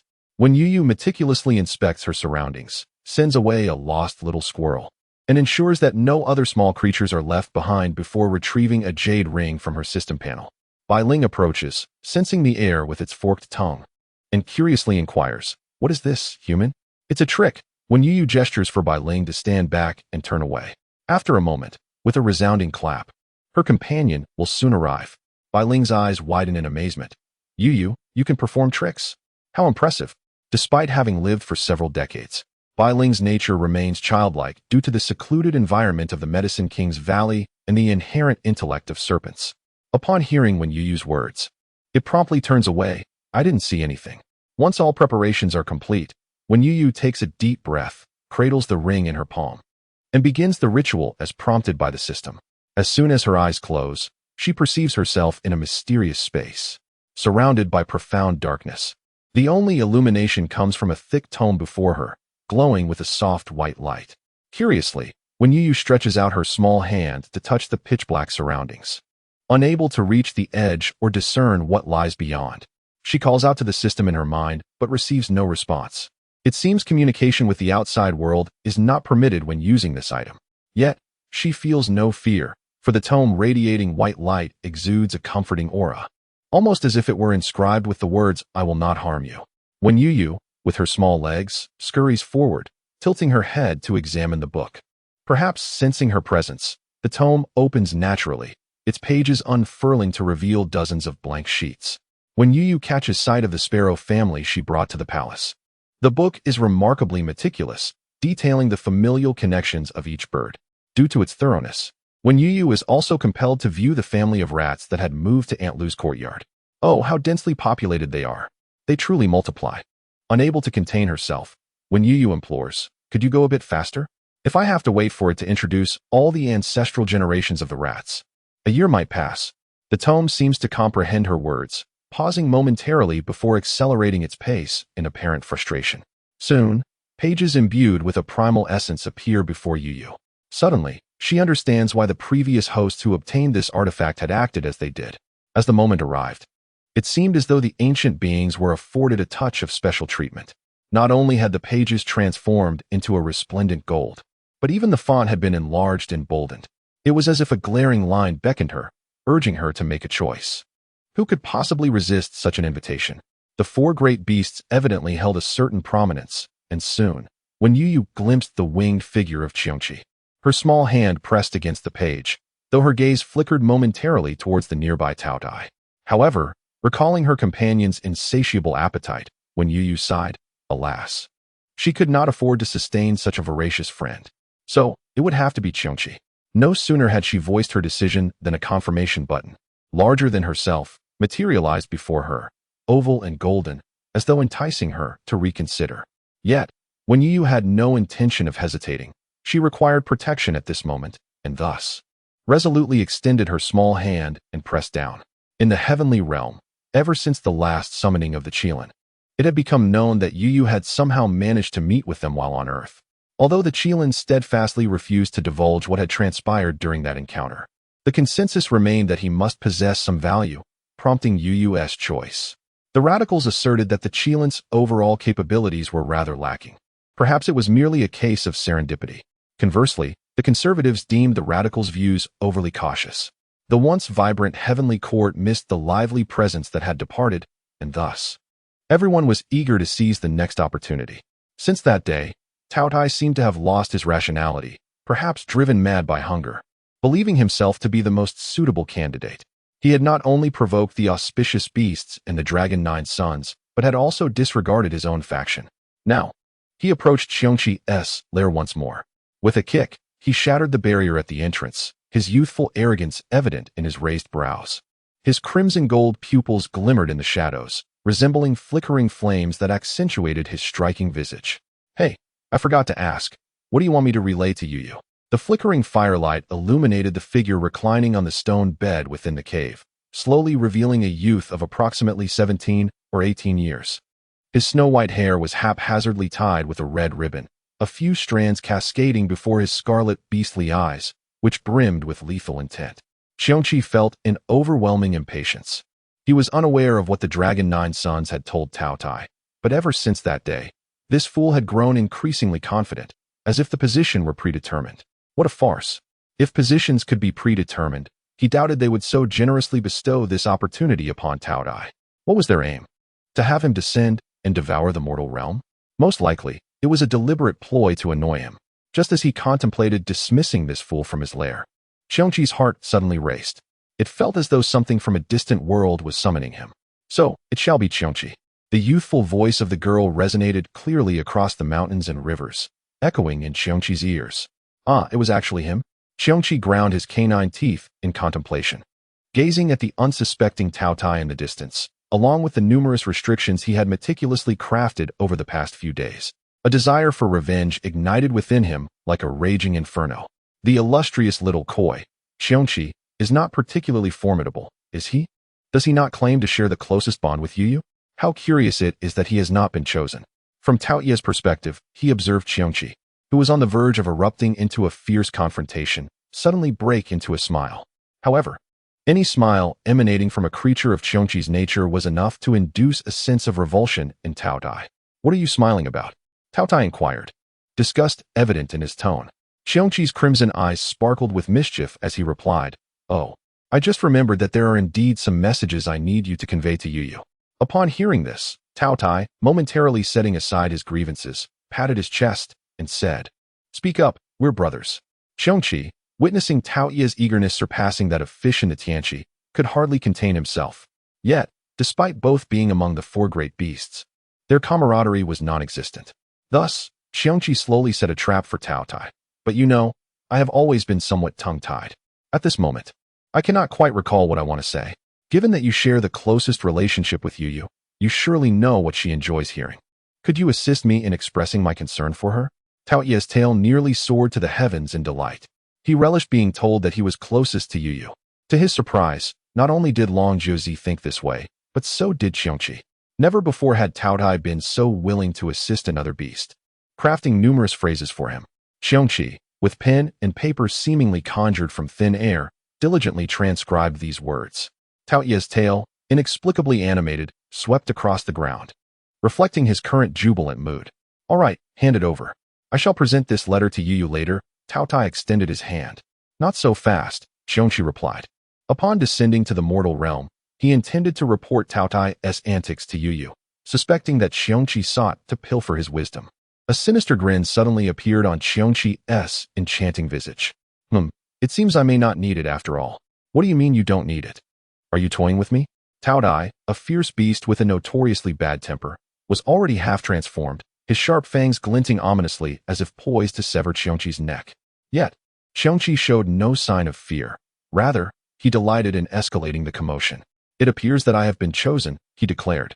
Taotai frowned. "Chosen for what?" "I sensed Youyou's call." Xiongqi's eyes narrowed playfully, adopting a big brother demeanor as he inquired amiably, "It seems I am the one descending to the mortal realm. Would you like me to convey a few words to Youyou on your behalf?" This phrase sounded all too familiar, as it echoed what Taotai had been shouting beside Xiongqi for days. Before Taotai could retort, Xiongqi continued, "But it's not particularly necessary. The letter is yours, after all. Just hand it over to Youyou. No need for courtesy." No sooner had he finished speaking than a gust of wind from Taoyu's claws swept past his face, which he narrowly evaded by sidestepping. The gluttonous beast yearned to pounce once more, yet found that the elusive Xiongqi had vanished without a trace, along with the letter. The absurdity of the situation almost made him laugh in frustration. How was it that he now had to express gratitude to this treacherous individual for not forgetting to attach his name to that letter? Suddenly, a thunderous roar echoed through the tranquil heavens. "Xiongqi." When Youyou opened her eyes to witness a spectral figure materializing from the ring on the ground, gradually enlarging and solidifying. Initially, she watched with a sense of intrigue, cupping her cheeks in fascination. However, as the figure began to approach the nearby wall. Despair washed over her as she realized she had miscalculated its size. She had forgotten that after descending to the mortal realm, her own form had diminished as well. Thus, her initial estimations based on her original size had proven to be woefully inadequate. It was one thing for heaven to close a door. It was another to have a window shut on her head. Xiongqi was deeply engrossed in comprehending the profound force that had summoned him from the celestial realm to the earthly plane when he heard a faint cracking sound nearby. Curious, he felt a gentle pressure upon his paw. Instantly recognizing a familiar presence, his crimson eyes widened, taking in his surroundings. In that moment, he grasped his current predicament, and thus, the once mighty creature before when Youyou began to shrink, ultimately reducing to the size of an ordinary tiger. With a graceful flap of his wings, he landed before her, remarking, "Long time no see." When Youyou gazed at Xiongqi in bewilderment, astonished that he could indeed transform to a smaller size. Apart from his scarlet eyes and the pair of wings adorning his back, he bore a striking resemblance to an ordinary tiger. "What happened to the wall?" she exclaimed, her heart racing. Without a moment's delay to reminisce with Xiongqi, she tugged at the tail of the dazed Bai Ling, who was equally astonished, and was swiftly lifted onto Xiongqi's back. "What is the situation now?" Xiongqi inquired. When Youyou glanced at the ruins of what had once been a wall, recoiling slightly as she uttered a single word, "Flee." With a powerful flap of his wings, Xiongqi ascended, carrying them high above, evading the approaching guards drawn by the commotion. The altitude frightened Bai Ling, the only terrestrial creature among them, who clung tightly to Youyou, fearful of plummeting to his demise. When Youyou gently patted Bai Ling, reassuring him, "Fear not, Xiongqi flies with great steadiness." Bai Ling squawked in alarm, "What did you call it?" Xiongqi closed his eyes, maintaining his composure as he attempted to clarify, "It's merely a name. Do you truly believe I am the Xiongqi among the four great beasts? How could that be possible?" Although Xiongqi was unaware of the circumstances that allowed Youyou to summon him from the heavens to the mortal realm, he understood the peril of possessing something precious in a world where evil reigned. Bai Ling attempted to regain his composure, yet found himself ensnared in a tumultuous conflict between his thoughts and his vision. The former claimed that Xiongqi was a creature from his father's legends. How could it possibly exist in the real world? It might merely be a tiger with wings that can fly. The first part of his statement held some merit, but when the latter half crossed his mind, Bai Ling began to doubt the reliability of her own thoughts. Which ordinary tiger possesses wings? And can take her to the heavens? As for the latter, it is well known that serpents do not possess particularly good vision, which can only be described as utterly lacking in clarity. This notion belonged to the side Bai Ling trusted even less. She felt so light that she could almost ascend to the sky herself, lying on Youyou's shoulder, her serpent eyes filled with confusion. A pair of warm little hands gently caressed her scales. Instantly, Bai Ling dismissed her earlier concerns, squinting her eyes to indulge in the moment. Her tail tipped playfully tapping on Xiongqi's back. The latter ground its teeth, but ultimately refrained from any action. After a while, Bai Ling opened her eyes, a look of bewilderment in her gaze, hissing, "Why are humans and snakes in the sky?" When Youyou? At that moment, she finally understood why Bai Ling occasionally called her Youyou and other times referred to her simply as human. It turned out she had forgotten. Indeed, after Bai Ling sensed the familiar aura, she resumed her incessant hissing of Youyou. In the 59th segment, the little koi, absolute kill, additional evaluation, when Youyou pondered for a moment, embracing Bai Ling's serpent head and gently covering her eyes. Initially, Bai Ling felt a twinge of unease, but trusting Youyou, she nestled in her embrace, savoring the warmth of a human child. Taking the opportunity, she extended her serpent tongue to lick Youyou's soft cheek. Hee, so soft. Then her eyes gradually closed, and she drifted into slumber, until they arrived at the grove beside the main courtyard of the Ho residence. Xiongqi folded its wings and landed on the ground. When Youyou glanced at the curious squirrel peeking out beside her, slightly pouting her lips, signaling that if it could shrink, it would be preferable for it to be even smaller. Xiongqi cast a disdainful glance at the squirrel. After all, it was a fierce beast. Transforming into its current size had already significantly tarnished its fierce reputation, hadn't it? When Youyou looked at him with a pitiful expression, pleading. After a moment, Bai Ling opened her eyes. Excited voices from when Youyou reached her ears. Bai Ling, look, your playmate has arrived. Bai Ling instantly perked up, scanning the surroundings. Where's the playmate? Her gaze gradually descended. She spotted a kitten adorned with tiger stripes and red eyes. This was the first time a human snake had encountered such a color combination. Curiously, she swam around the kitten, instinctively wanting to extend her serpent tongue to sense its aura. However, as she drew closer, less than half a meter away, the primal fear rooted deep within her lineage quelled all her movements. Generally speaking, Bai Ling referred to this as the will to survive. Thus, she contentedly watched as when Youyou bent down to cradle the unknown little creature in her arms. Indeed, she was such a coward. Although she was usually exceptionally friendly and kind, if someone crossed her boundaries, she would lower her standards. After all, she was a coward. When Youyou gazed at the diminutive Qiongqi, no larger than a kitten, its wings concealed, and felt an immense satisfaction.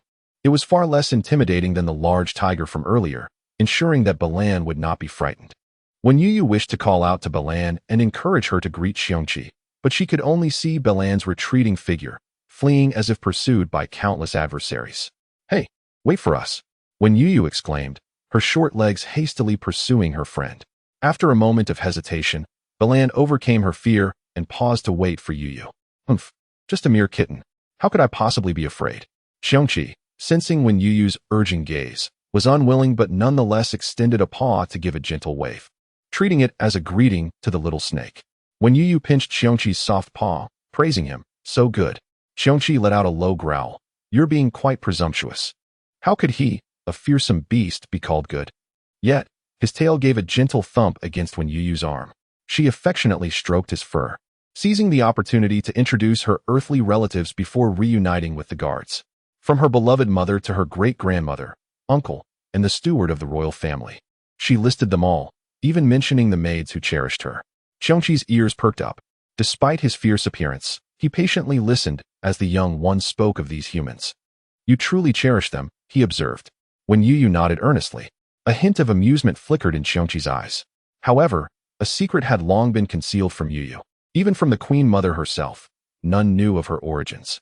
They only recounted the tale of a year when the heavenly river cascaded down, and a small gold-red fish swam upstream into the celestial pond. She was blissfully unaware of how dissimilar she was from the koi in the pond. The name when Youyou was one she had chosen for herself, and when questioned about its origin, she could only respond with ignorance. Initially, the Queen Mother found the name trivial and considered renaming her, but the stubborn youngling's insistence led her to relent. Perhaps it was due to her being an unknown entity that had floated down the heavenly river. Even after years in the celestial realm, where she had mingled harmoniously with its inhabitants, Qiongqi felt that she lacked a certain essence. Now, observing Youyou's charming smile, Qiongqi realized what had been missing, a sense of belonging. She felt as if she had finally returned home. Even spotting a blade of grass by the roadside filled her with joy, prompting her to exclaim that spring was on the way, perhaps influenced by her carefree spirit. The once vigilant beast gradually relaxed, shifting to nestle lazily in Youyou's embrace. Balan shot a resentful glance at Qiongqi. "Damn it, that was my spot." When Youyou reminded Qiongqi, "Be sure to greet my mother when the time comes. You must be a good little one." Qiongqi pondered how such a term could possibly be associated with him. Meanwhile, Balan, upon hearing the name Qiongqi, felt her mind, as pale as goose feathers, stumble upon a keyword, yet it was obscured by the feather, leading to a failure in comprehension. "It is rather peculiar and oddly familiar," thought the chief guard, as he observed the little princess return with a ferocious-looking tabby cat. "My lady, perhaps it would be wise for me to hold it," he suggested cautiously. Wild cats possess unpredictable temperaments, and it would be unfortunate if it were to suddenly lash out and injure you. Wild cat, unpredictable temperament. Qiongqi, with 2 arrows embedded within him. When Youyou shook her head, holding Qiongqi even tighter. "Qiongqi is not a wild cat," she asserted. Qiongqi struggled to peek out from her embrace, his crimson eyes filled with emotion. "Ah, Youyou understands. She knows how good he is to her. Qiongqi is now a domestic cat." "Oh, what a splendid name for this little feline, Qiongqi. It bears such a striking resemblance." 3 arrows. A lethal strike. Qiongqi let his furry head droop against when Youyou's arm, displaying an expression of utter despondency. "Tao Tai, perhaps it's your turn to take over," he lamented. "I would like to witness your transformation from a wild dog into a household companion." Zhang Ruoyun shared the chief guard's concerns, apprehensive that Youyou might be harmed by the wild cat. Moreover, why did this feline possess such blood-red eyes? Could it be afflicted with an ailment? When Youyou felt a twinge of guilt, she too was unaware that such vividly crimson eyes did not exist in this little world. Had she known, she would have had Qiongqi change them. At that moment, the system had conveniently updated with a small plugin. Though it was still uncertain about the current situation, it instinctively began to spout nonsense. Perhaps it is a hybrid mutation. When Youyou clung to this assertion as if it were a lifeline, Qiongqi retorted, if this continues, its lineage will become increasingly muddled. I dread that the next step will be to refer to a cat as a dog. Pa, what cat? It is a tiger. Jiang Ruiyun hesitated before summoning the physician to examine the cat. Even if the eyes were healthy, other aspects must be thoroughly investigated. The physician's diagnosis revealed that this was a remarkably healthy little kitten. The hybrid, mutated, tabby cat Qiongqi had even lost the desire to glare. Now, it lay languidly on the soft cushion provided for it, allowing the physician to conduct the final examination. Once assured that this tabby did not carry any ailments, Jiang Ruiyun did not oppose when Youyou keeping it by her side. However, she harbored concerns about whether Bai Ling would attack it. Bai Ling, trembling in the background, interjected. What? Me? Attack it? Upon witnessing Bai Ling's imposing serpent-like form, Jiang Ruiyun displayed an expression of disbelief. Bai Ling, you seem rather timid. Yet, as for Youyou, Jiang Ruiyun sighed as she gazed at the kitten. Is this truly the creature you spoke of that would protect you? When Youyou affirmed, indeed. At this moment, Qiongqi understood as well. Youyou required a pet that could safeguard her, and thus he had utilized a summoning technique to descend from the heavenly realm. This was a task he excelled at. How to protect the young one. Simply thwarting those who dared to harm her sufficed as protection. With that, Qiongqi rose, taking a few steps forward, and let out a ferocious howl, attempting to demonstrate his ferocity as a fierce beast to the oblivious humans. When Youyou exclaimed, Mother, look! It's so fierce. To Jiang Ruiyun, it sounded as though the adorable kitten was merely being playful, leaving her both amused and exasperated.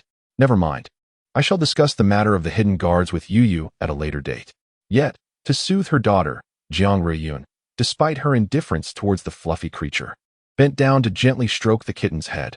Bai Ling trembled even more violently, as if that unknown breed of cat was poised to unleash chaos. However, when Youyou remained remarkably composed, the four fearsome beasts had previously been subdued in the depths of the Nine Nether. It was only later, through the efforts of the Queen Mother, that they were tamed and their ferocity diminished, enabling them to serve in the heavenly court. Hence, when Youyou harbored no fears that Qiongqi would harm her mother, especially since he bore the Queen Mother's mark upon his chest.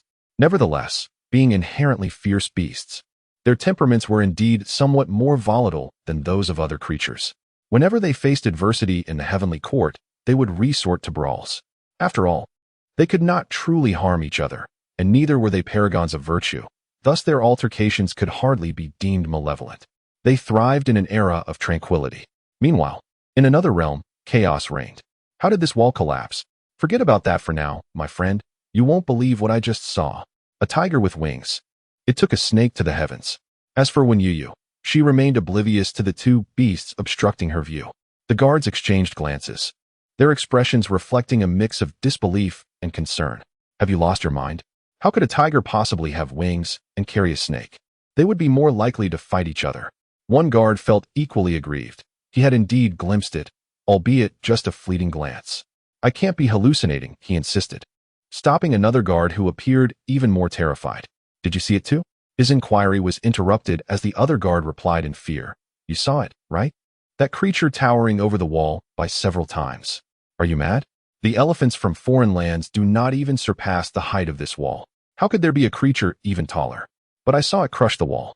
Enough. There's a limit to your fabrications. You must have been hallucinating. After uttering those words, the guard himself felt a twinge of doubt. Did he truly see that winged tiger? Where had it gone? With the wall collapsed, how much cold air would invade the Lord's courtyard tonight? If he caught a chill, he would surely be blamed. Get to work, the guard replied, quickly forgetting his earlier glimpse in the flurry of activity. In hindsight, it did seem quite implausible. Perhaps the stress of recent days had caused him to imagine things. Meanwhile, the son had dispatched an assassin to eliminate the little princess. Observing his eldest son's smug expression, Duke Wang slapped him across the face. You are now so frightened by Jiang Wan that you dare not confront him, and yet you resort to bullying a mere child? Jiang Yi recognized the dishonor in such tactics, yet he argued, that girl is too sinister. Had it not been for her, our plans would not have failed. Does father not harbor resentment? What of the child? In the ruthless game of imperial power, who can remain unscathed? Moreover, she possesses such extraordinary talents, rendering her a thorn in the side of many. Today it may not be us, but eventually, others will take action. The Prince of Duan sighed, saying, how can there be no resentment? However, heir, you must understand that even in the pursuit of power, one must adhere to a moral boundary. I do not wish for a day when someone targets the children within the royal residence, and thus, I shall never partake in such deeds. Jiang Yi seemed uncertain whether he absorbed this wisdom, merely responding, Father, it is too late. I have dispatched the assassins trained within the estate. Once given the order, they will not rest until they have succeeded. I have confirmed that this girl has only a raccoon by her side when she is alone, with no other guards. This time, success is assured. Very well, very well. Resorting to all means to deal with a mere child. How ambitious you have become. The Prince of Duan delivered a sharp slap to his face, expressing his disappointment. I had hoped that after losing your title, you would reflect upon your actions. Yet you have transformed into what you are today. Jiang Yi lowered his head, his eyes glazed over. He was indifferent, as long as the assassins returned with favorable news. His father would recognize that his actions were justified. Qiongqi opened his eyes. Someone was outside. Despite the intruder having taken great care to tread lightly, the sound still bore the hallmark of a martial artist, yet no movement could elude his keen ears. The assassin cautiously surveyed his surroundings, ensuring that the intelligence he received was accurate. He then leaped down from the beam and retrieved the poison entrusted to him by the young master. This substance was colorless and tasteless. When administered in a dream, it would induce eternal slumber. However, the conditions for its use were stringent, requiring half a quarter of an hour of exposure to the victim's nostrils, making it suitable only for those lacking in strength, such as small children. He mused that a swift strike to the heart would have been far more efficient. After all, the young master was overly cautious. Raising his gaze, the assassin found himself locked in a stare with a pair of crimson eyes. In a moment of disorientation, he fancied he was gazing into the eyes of a ferocious beast, but upon closer inspection, it was merely a kitten. He had allowed himself to become overly tense. Regardless of any peculiarities this girl might possess, she remained a child, no different from this cat.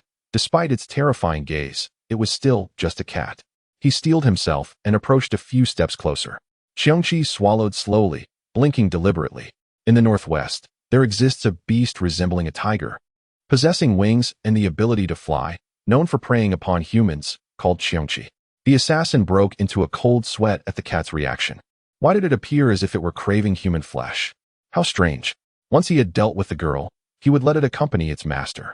The assassin approached the bedside, instinctively glancing back at the peculiar raccoon.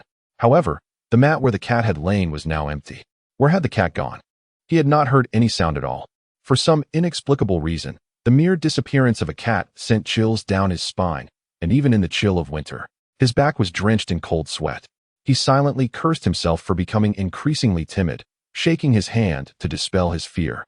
He turned, ready to strike. Are you looking for me? A chilling voice suddenly spread in his ear, like a dense web of spiders, ensnaring him completely. The death warrior stiffened, slowly turning to confront a face mere inches away. Under the moonlight, those crimson, beastly eyes glowed with a sanguine light, the overwhelming sense of otherness causing the warrior to take a step back. You, where did you come from? He stammered, hearing no sound in response. Moreover, those eyes, why did they resemble that cat from earlier? A creature of the supernatural. It must be a creature of the supernatural. How could the young princess keep such a being in her chamber? Convinced he was ridding the world of a menace, the warrior swiftly drew a dagger from his waist, intending to slay the young princess without hesitation. However, before he could complete his action, the peculiar youth seized him by the throat and lifted him off the ground. The warrior, believing he was about to be strangled, prepared to bite down on the poison-laden fangs hidden in his mouth, but was instead met with the sight of a handsome face contorting into a tiger's visage before him. Overcome with terror, he felt his strength drain away. The tiger's maw opened wide, an abyssal cavern threatening to engulf him entirely. The warrior's pupils constricted violently as a choking sound escaped his throat. His limbs went limp as if stripped of their bones, and the dagger clattered to the ground. The gaping maw continued to widen, drool dripping from its sharp fangs. Yet, he could not even emit a scream, for his throat was constricted by sheer terror. Qiongqi, attender, Helpless voice chimed from behind. Don't eat people. At that moment, everything seemed to pause, as if time itself had been halted by those simple words. The sensation of suffocation gradually faded, and the warrior felt a flicker of hope. Indeed, children are often soft-hearted. Perhaps he could escape while they were distracted. He intended to inform the eldest son about the princess keeping a creature of the supernatural. With a snicker, Xiongqi had entirely transformed back into beast form, pressing a piece of cloth into the warrior's mouth, rendering him mute. Such a good boy, Youyou said, embracing the fierce tiger head, her delicate hand stroking its fur without a hint of fear. So soft, unable to resist the temptation. She buried her face in its furry collar. Turning her gaze to the warrior sprawled on the ground, she smiled sweetly. We must leave a survivor, otherwise, how shall we interrogate the mastermind behind this? And such individuals are quite filthy. Xiongqi cannot eat him. If he does, he'll smell bad and can't come into the house anymore. Xiongqi roared, his tail thumping against the ground in acknowledgement.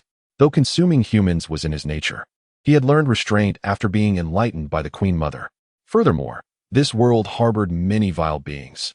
He could settle for devouring the truly wicked, thus serving as a good beast for the people. The warrior's hopes were dashed, silenced by the cloth stuffed in his mouth, leaving him to emit only muffled sounds of despair. Youyou did not feel pity for him. Had he succeeded in his dark intentions today, would he have shown her any mercy? She instructed Xiongqi to revert to his kitten form and called out a few commands, prompting the guards, who had been waiting in the wings, to take the warrior away. Xiongqi had mastered his strength well. Upon inspection, the warrior bore no visible injuries. The guards merely believed that the anesthetic provided by the divine physician had taken effect. When Youyou lifted her tiny paw, the soft, plump pad meeting its pink counterpart in a delightful clap. A perfect catch, and it was a kitten fishing, no less. In her view, there is no reason for a thief to remain undetected for 1,000 days. Once she had assured herself that Xiongqi could protect her, she broached this idea with her mother. Initially, her mother opposed the notion of using herself as bait. Fortunately, with the anesthetic provided by Linquan, she assured her mother that as soon as the adversary approached, she would disperse it from her sleeve. Linquan was confident that his concoction would act more swiftly than others, and he had even provided her with an antidote in advance. Thus, her mother relented. This should enable them to uncover the mastermind behind the scenes. When Youyou felt a surge of joy at the thought of being able to assist. However, just moments ago, Xiongqi had revealed its true form. She hurriedly prodded the system, fearing it had fainted from shock, for the system was timid enough to be afraid of even the golden crow. Yet, there was no response. Oh, is it offline? The system was still occupied with its updates. Unbeknownst to her, just a few days prior, the main task's difficulty had inexplicably escalated several notches. Merely observing it, the system found it hard to fathom how an ordinary human child could manage such a challenge. Furthermore, it was perplexed as to why the task's difficulty had surged at this particular juncture. It had submitted this matter for review, only to be met with indifference and told to await its turn. Suddenly, a spark of inspiration struck the system. It altered the reason for its report to suggest that there was an excess of task rewards, and it was promptly accepted. Alas, rewards. How frustrating. Clearly, the higher-ups were displeased upon discovering that it had been misrepresenting the situation, yet they still proceeded to investigate. The resulting conclusion was that the summoned creature exceeded the system's detection range, thus automatically categorizing it as an anomaly and altering the task accordingly. So it's merely a silly cat. The system fervently advocated for Youyou's cause. Every day, it drools at the sight of people, utterly daft, and spends all day acting coy with the host. You tell me this exceeds the limits? Is it weak enough to surpass the detection threshold? The higher-ups replied, it doesn't know either. Do we have a photo of that creature? I shall request a review by the system. Indeed, the system uploaded a picture of the kitten sleeping with its eyes closed. Lo and behold, it appeared to be just an innocent little kitten. After much effort, the system finally resolved this issue and gleefully logged back on to share the good news with Youyou. I told you that detection system was due for an update. Previously, there was a task that inexplicably completed itself, which was already puzzling. But now what is this? You summoned a wild cat, and before I could even address it, they had the audacity to increase your task's difficulty. Youyou silently played with her fingers, her head bowed, her small face etched with guilt. She felt rather embarrassed and timidly inquired, what has the task's difficulty escalated to? The system provided an analogy. The previous task's difficulty was akin to a cow plowing 500 acres only to return home and find no food to eat. When Youyou pondered for a moment, realizing the bitterness of the situation. And what of now? She inquired. At present, it's not just that you are denied sustenance. You are also informed that tomorrow you must toil on 600 acres, with 700 more awaiting you the day after. If you can endure hardship, there is an endless supply of it. When Youyou felt a surge of respect. However, she also sensed that this was somewhat excessive, and thus she asked, if the difficulty increases, will the rewards also be upgraded? If that were the case, Youyou thought, it might be worth a try. Even a slight enhancement might allow her to save several more lives. The system replied, dream on, the rewards are fixed. Instantly, the young creature collapsed onto her bed, burying her face in the soft bedding, revealing only her fluffy head. She found it hard to accept such a harsh reality. The system added, but why do you ask? Does this ugly cat have a different origin? Startled, when Youyou sat up with a jolt, grabbing the poor creature beside her, who was licking its fur, and raised its little paws in surrender. Although Kyunki was perplexed by her actions, he obediently tilted his head to lick her hand. Let me return the favor, he seemed to say, and perhaps due to her recent pretense of being a cat, he instinctively let out a soft mew. To Youyou, it felt as though she had just obtained some crucial evidence. She exhaled a small sigh of relief. See? This is just an ordinary little cat. The system retorted, no. I now find it rather extraordinary. When Youyou nearly choked on her words, the system continued, it appears quite special, particularly foolish. When Youyou dismissed the remark with a light heart, it was inconsequential. They were merely calling it silly, not her. She graciously accepted this characterization for Kyunki, feeling fortunate that he could not hear the system's comments. Linquan retracted his silver needle, noting that the residual poison in the third prince's body would be fully purged in 2 months. Jiang Luan expressed his gratitude. Linquan, however, offered him a cool demeanor, stating, no need for thanks. If you wish to express gratitude, treat Youyou well. I am only repaying a favor. Jiang Luan replied, it's merely a matter of courtesy. You take it too seriously, young masterling. From his tone, Jiang Ryun reasonably suspected that he was implying that Linquan considered himself too important. It was already a restrained response. Jiang Luan remarked, Youyou is my niece. It is only right to treat her well, so there is no need for your reminders. Young masterling. He emphasized their familial connection, as if to suggest that Linquan was an utter outsider. But so what? Their spiritual beasts from Yaowang Valley were still Youyou's companions, albeit a rather undignified notion. Nevertheless, when Linquan considered this, he understood that it was likely due to the recent closeness between Bai Ling and Youyou. Children often neglect old companions for new playmates. Well, Bai Ling, at least you have some use. Linquan turned to Jiang Ryun. Your Highness, I have a small request. Might your residence accommodate me and Bai Ling for a short, while 2 months hence? It was merely a trivial matter, hardly deserving of young Masterling's attention. Jiang Ryun furrowed her brow, inquiring about the reason. Jiang Luan crossed his arms, reminiscing, I remember the first time I heard of the renowned divine physician was in Chuzhou. During that plague when your tireless efforts on the front lines allowed the court ample time to send aid.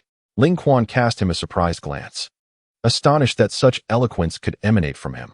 Now, seeking to reside here, was he preparing for retirement? To hell with his ivory tower. Linquan retorted, it is hardly time for retirement. If we speak of age, I am even younger than His Highness. If I were to retire, His Highness ought to contemplate his own resting place beneath the earth. Jiang Ryun stifled her laughter, her expression struggling to maintain composure. Out of the corner of her eye, she noticed a small figure stealthily approaching. Instantly, she relaxed her previously furrowed brow and feigned mediation, though it clearly only served to fan the flames. Jiang Luan shot a glance at his sister, wondering if she was stirring up trouble. He could not abide the sight of this individual, so dejected and listless. A youth of great renown, burdened with exceptional skills, yet choosing to languish in the princess's residence. What a shame. Just as he prepared to retort, a childish voice piped up. Are you two arguing again?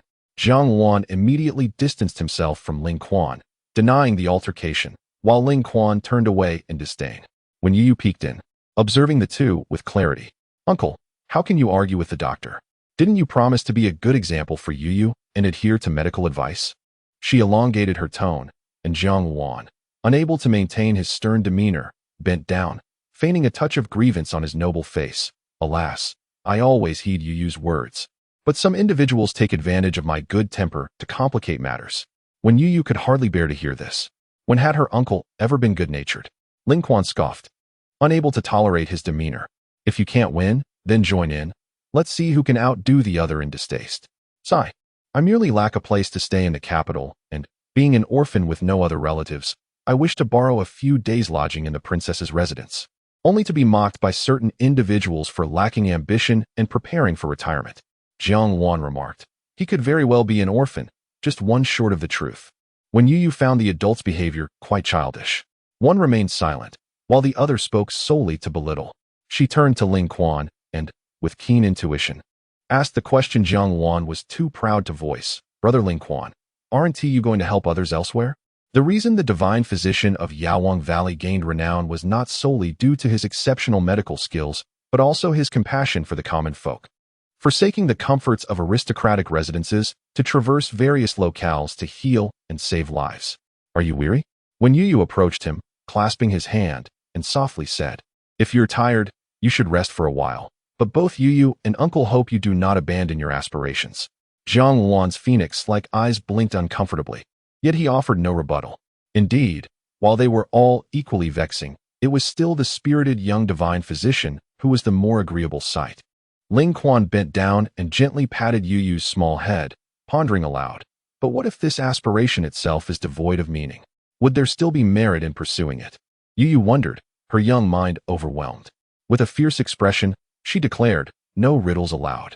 The illustrious little koi, sweet as candy. When Youyou could not fathom how an aspiration could possibly lack significance, Ling Quan turned his gaze to Jiang Wan, the setting sun casting a golden hue upon him, its rays dancing upon his pale cheeks, rendering his lips nearly indistinguishable from his skin. His voice, tinged with uncertainty, carried a weight. I too am astonished that His Highness the Third Prince remembers the events of Chu Prefecture from years past. At that time, he had just embarked on his journey, wholly devoted to applying his knowledge for the benefit of the people. After several days and nights of toil, he devised a remedy for the plague, which indeed saved countless lives. Yet, I wonder if His Highness also recalls that merely a month later, calamity struck yet again in the form of a flood, claiming the lives of those who had survived the plague. Of course, I remember. When discussing serious matters, Jiang Wan's demeanor shifted, his eyes losing their casualness and taking on an earnest gravity. Ling Quan's raven-blue lashes cast shadows beneath his eyes as he slowly spoke. Upon hearing the news at that time, my heart was pained, and I merely considered it a natural disaster, a mere coincidence of two unfortunate events. However, in my travels over the years, I have encountered numerous natural disasters, rescuing countless souls, yet the truly fortunate survivors are few and far between. He gently covered Youyou's ears with his hand, his voice barely a whisper, as if it might be carried away by the wind. Have your highnesses never doubted that perhaps these calamities are beyond the reach of human intervention? What if all my efforts ultimately led the people to endure suffering once more? Ling Quan's voice was as delicate as drifting smoke, though his fingertips trembled slightly. Countless images flashed before his eyes, those whom he had pulled back from the brink of death, only to see them depart in even more tragic circumstances. In the eastern part of Chu Prefecture, there was an elderly man who sold sweet water, and he fell into reminiscence. He was the first person I saved. When his young granddaughter fell ill, he offered me his family recipe for sweet water as payment, promising that every time I returned to Chu Prefecture, he would prepare my favorite flavor. The sunset elongated his shadow, rendering him even more solitary. After the flood, I returned to Chu Prefecture, but he had failed to keep his promise. His voice trembled more violently now, quivering with emotion.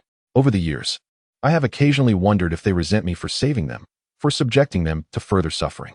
Suddenly, when Youyou reached up and gently removed his hand from her ears, turning to scrutinize him earnestly, asserting with conviction, no one resents you. They are all very grateful to you.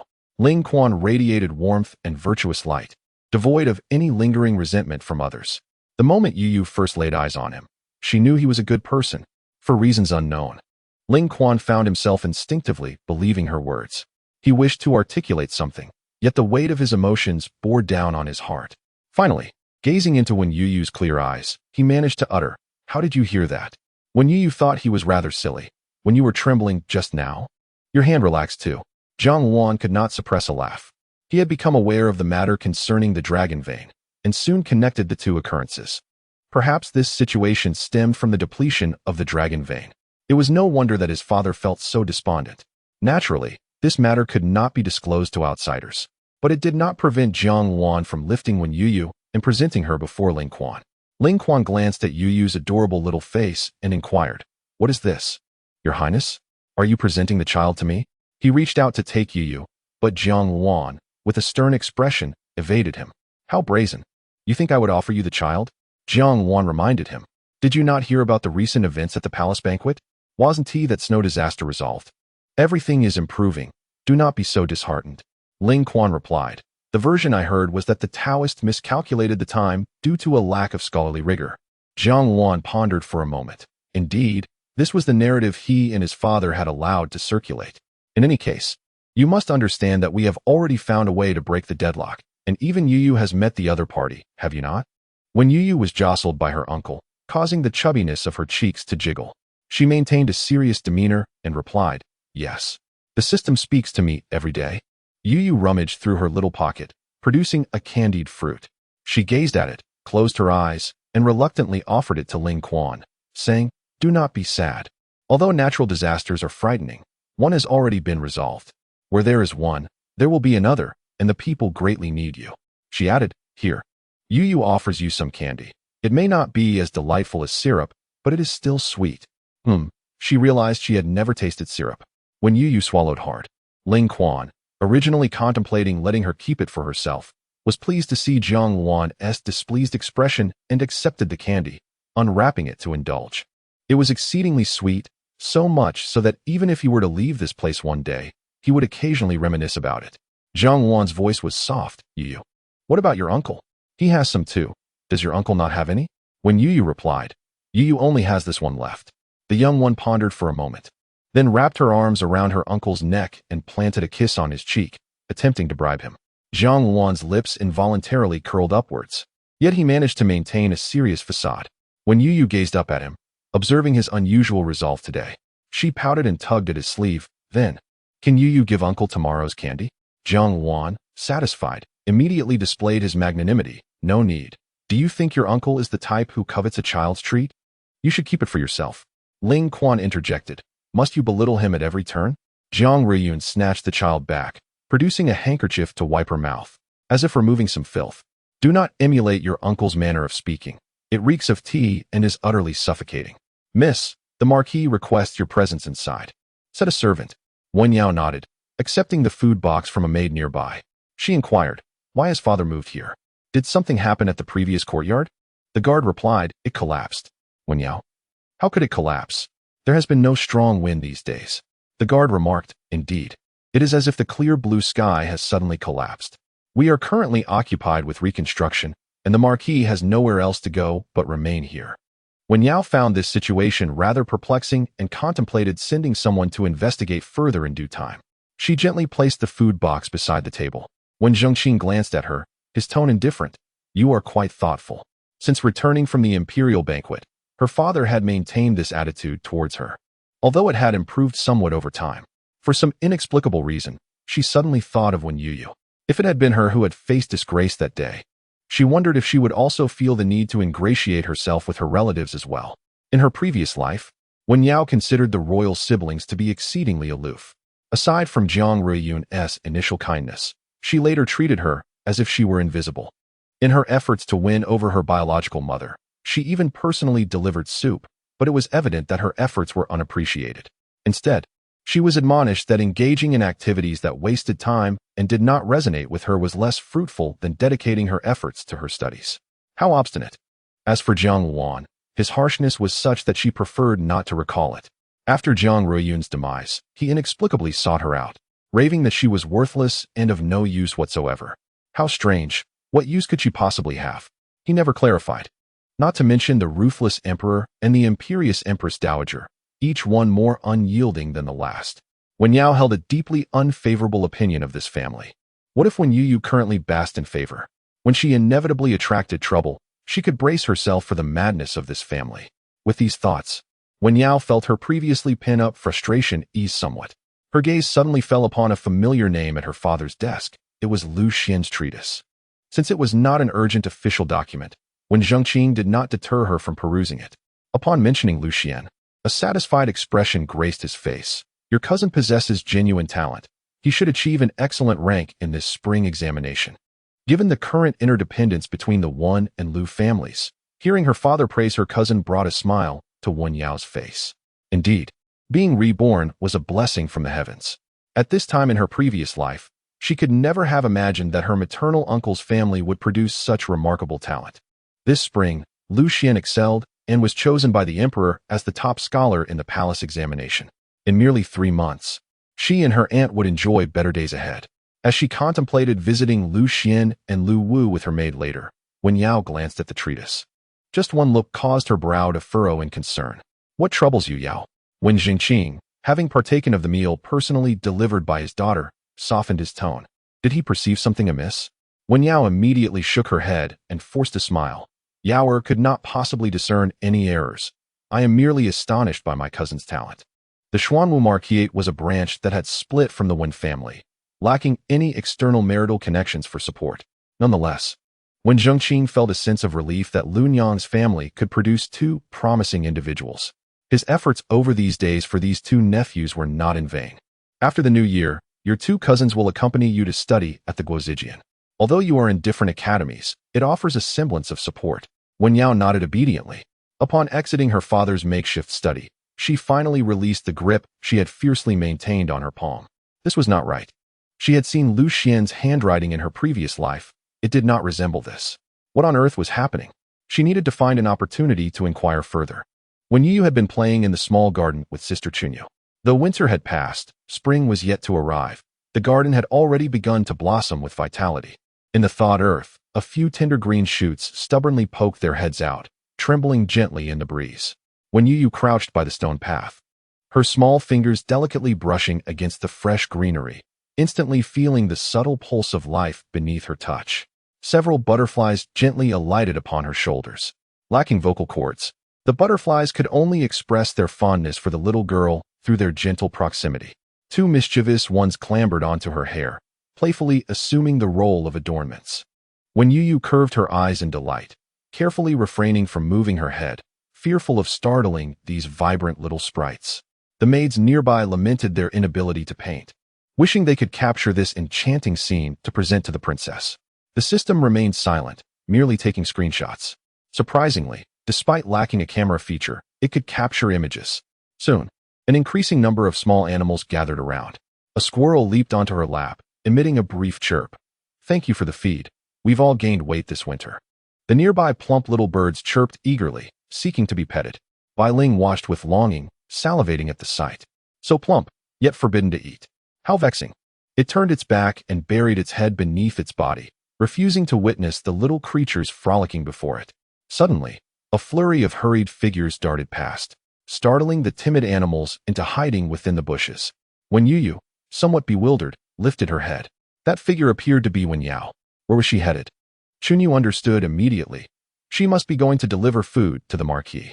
When Youyou nodded in comprehension, her bright eyes harboring no negative feelings towards the scene of familial affection. Chunyu affectionately patted her little head, observing the young princess's lack of yearning for her biological father. Those serving her felt reassured, especially amidst the recent whispers in the capital concerning filial piety. However, those who attended her considered it a fortuitous circumstance. If one were to repay virtue with resentment, encountering those who were overly eager to demonstrate filial devotion would only chill the hearts of those who genuinely cared. Moreover, since the incident at the palace banquet had come to light, it became known that the young princess was a prodigy in divination, thus quelling public discussion on such matters. After all, while gossiping about the royal family outside might be entertaining, once home and behind closed doors, the focus shifted to one's own family. The young princess's ability to foresee natural disasters rendered concerns about filial duty trivial. What truly mattered was her benevolence towards the people. It is said that a few unsuccessful scholars, who often frequented the tea house to express their scornful remarks, recently resurrected old grievances and began to speak ill of Princess Zhaojin. This led to a group of robust men rolling up their sleeves and giving them a thorough beating before tossing them out. After this incident, even these most ignorant and inflexible individuals dared not utter a word.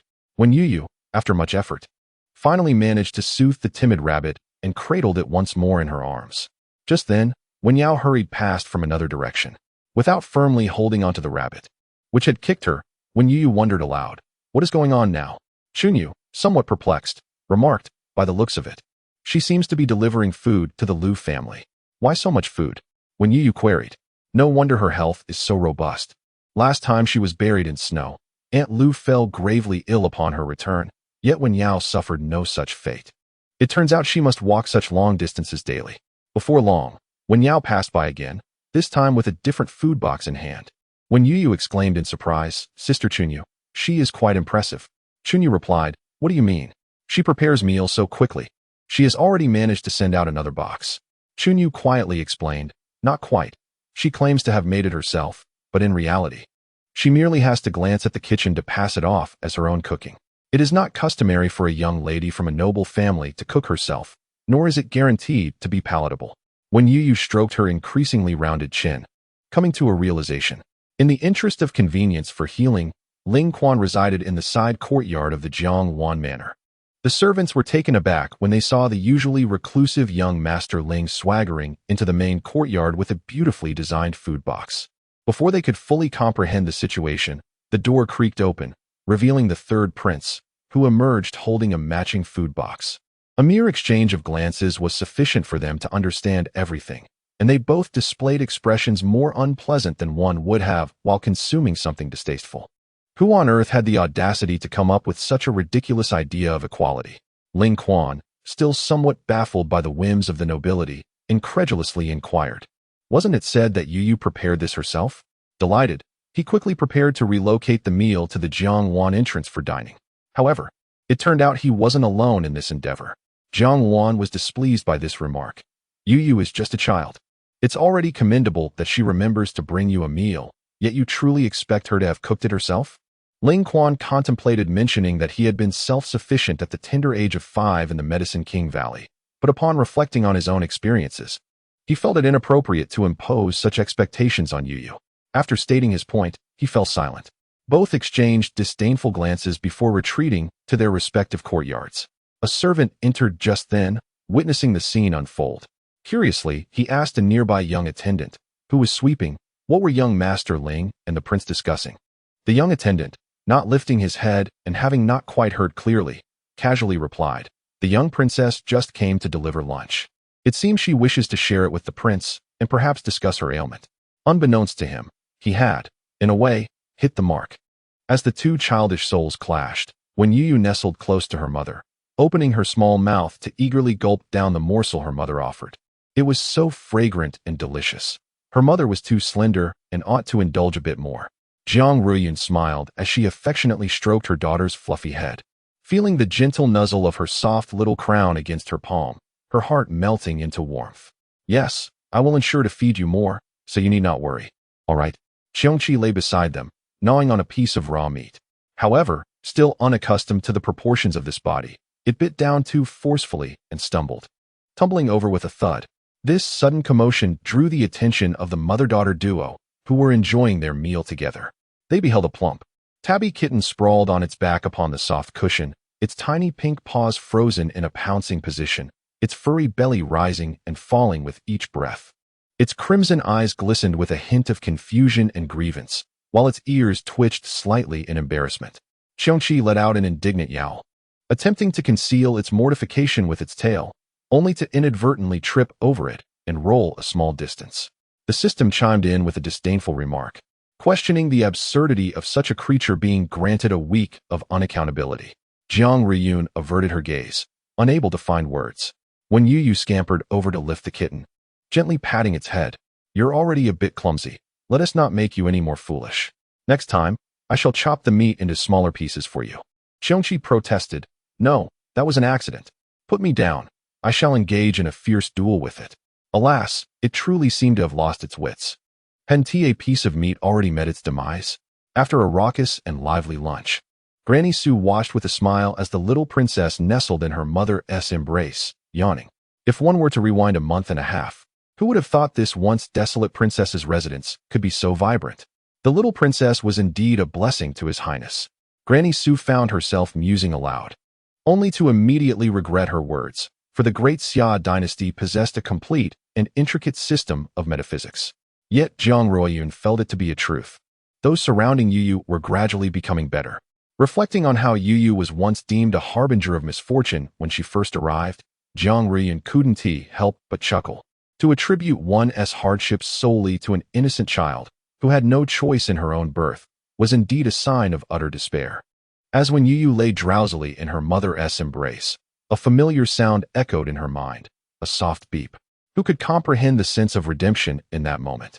Certainly, when Youyou did not. She was so fatigued that she could barely keep her eyes open. System, recite it for me. System, look at how spoiled you've become. Other hosts treat this advanced technology with utmost respect, while you have taken it as your servant.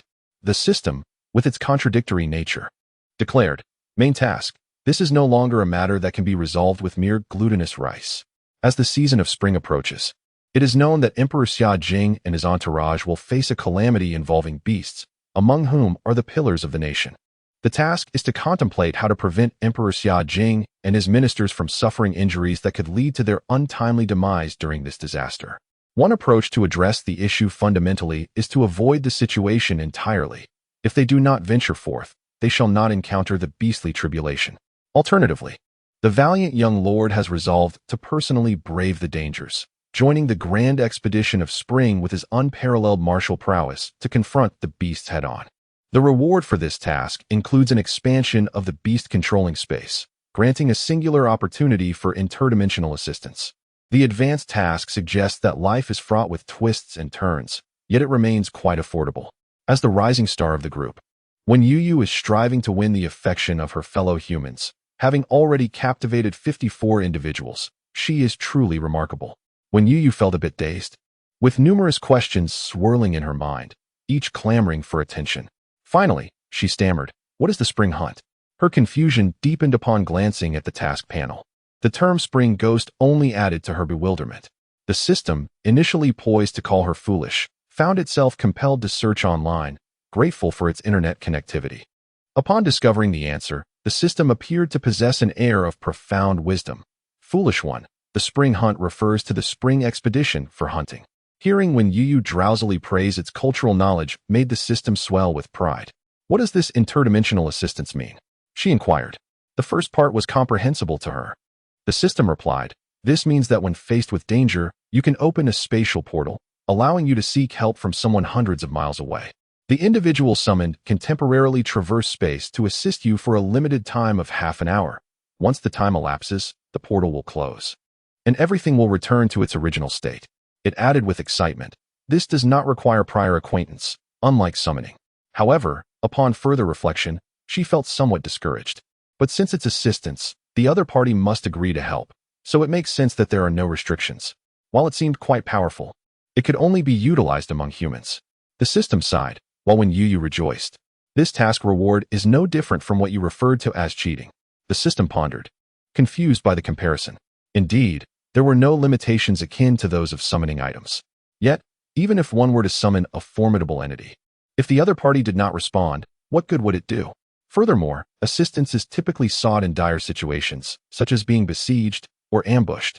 What would happen if one were to be vehemently refused in front of their adversaries? Would they plan to cause their enemies to die of laughter and then seize the opportunity to escape? The system concluded, in any case, let us select a path for now. Do you require my advice? It asked.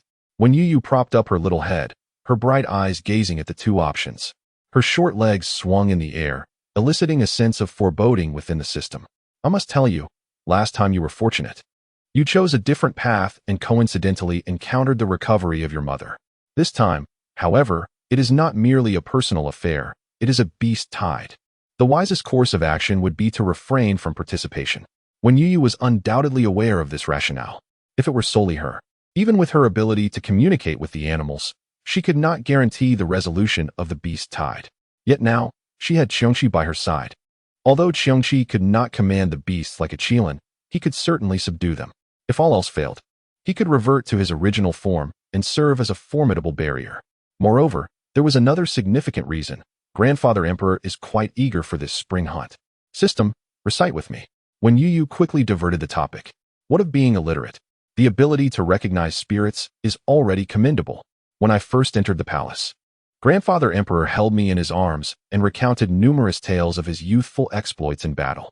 His eyes sparkled then, entirely different from his demeanor in the court. Perhaps riding and archery are what truly bring him joy. This time, he has gone to great lengths to prepare for the hunt, even readying a new outfit to showcase to Youyou.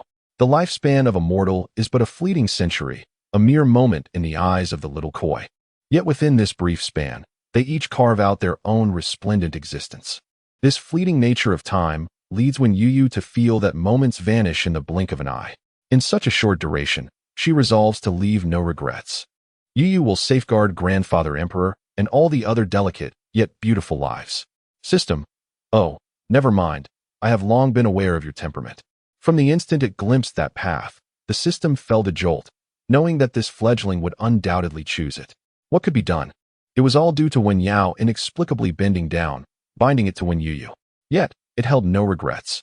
When in Rome, do as the Romans do. We shall make do. After all, what choice do we have? Nevertheless, this could indeed be a fortuitous opportunity. Participating in the spring hunt will allow us to meet many new individuals. Our advancement tasks have been stagnating for quite some time. It is time for movement.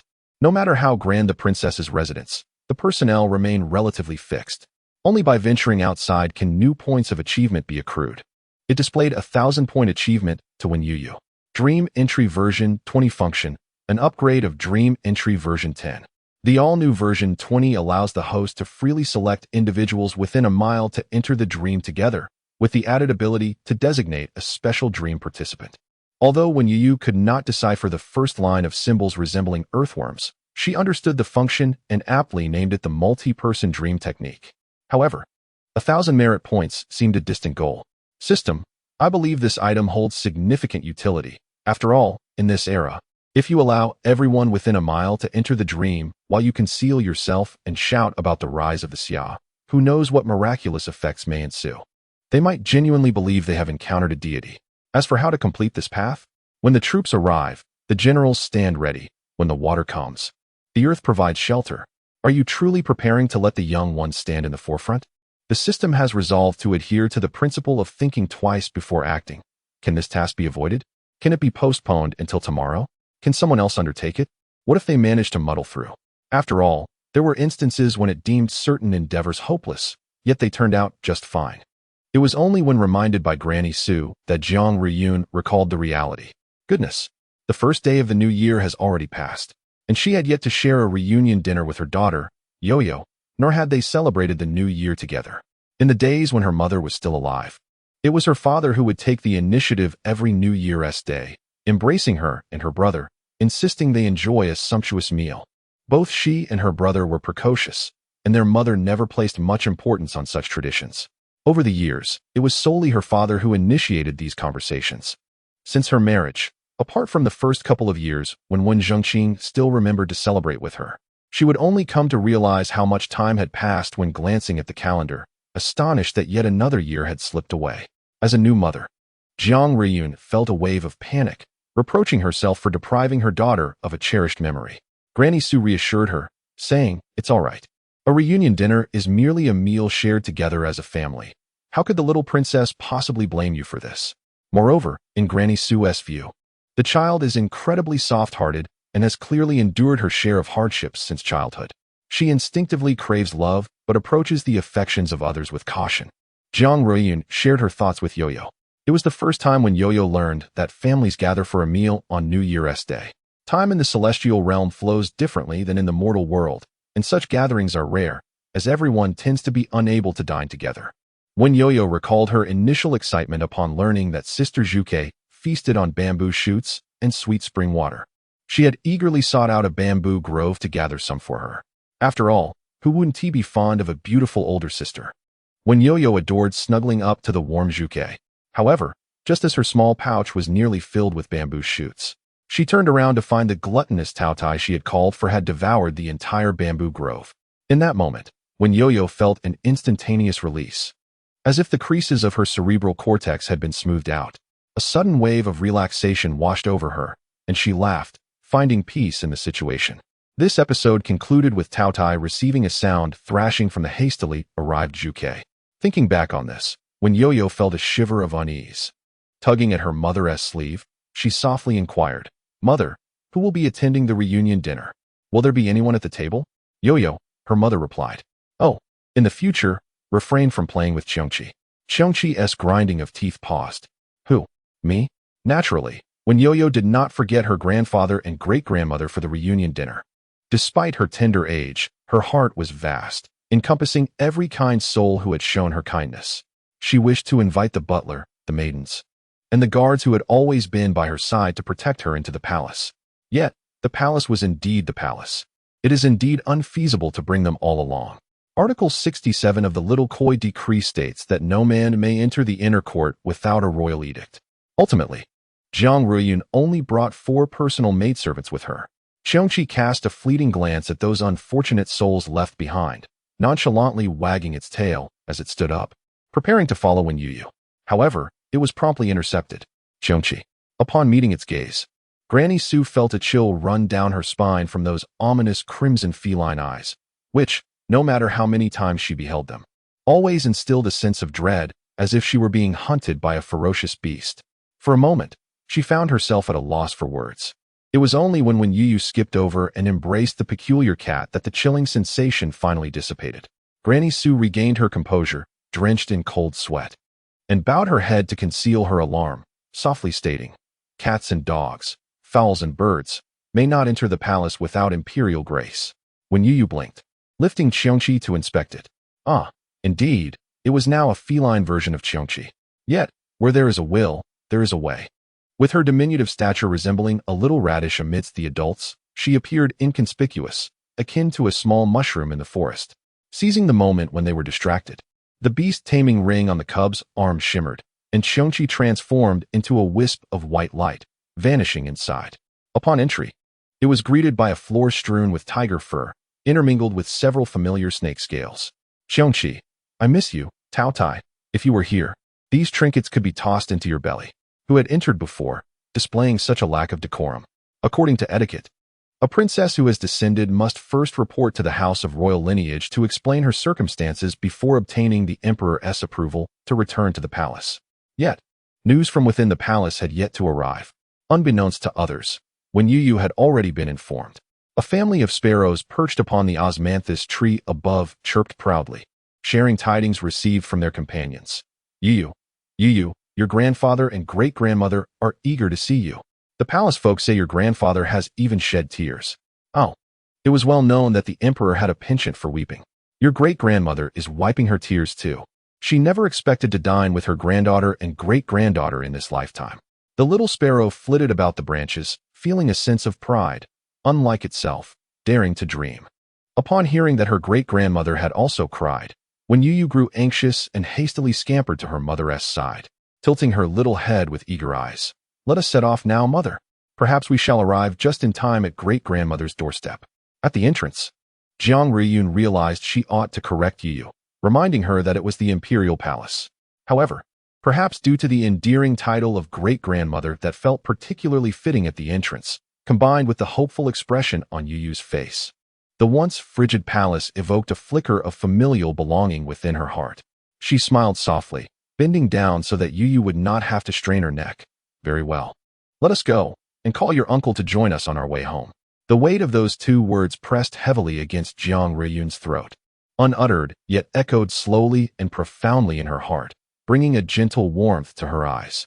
Madame Su looked helplessly at the retreating figures of the mother and daughter, before turning to the steward and remarking, "It is uncertain whether the prince's indulgence towards the child is a blessing or a curse." Her voice trailed off abruptly as she noticed the steward gazing longingly at their silhouettes. "I, too, wish to join the little princess and partake in the reunion dinner at the palace." Madame Su replied, "It is not impossible. The kitchen has knives, and it would still be timely to prepare something." The steward pondered deeply, mulling over the situation repeatedly, until he observed Madame Su leaving with a smile, prompting the surrounding maidens to stifle their laughter. He could not help but accept the reality that he had been outwitted by the seemingly solemn Madame Su. Life had become rather mundane, yet the steward found himself chuckling. How delightful it was to think that one day the Suyu courtyard could be infused with such vitality. Upon returning to his quarters, he could not resist petting Wankai, the dog, recounting the earlier events, and began to mutter, How is it that I am the greatest contributor to this affair? It was fortunate that I brought the little princess back to Youyou courtyard.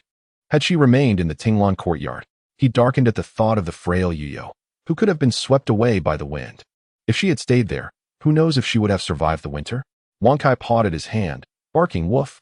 Where do you derive the title of greatest contributor?" "Clearly it is I."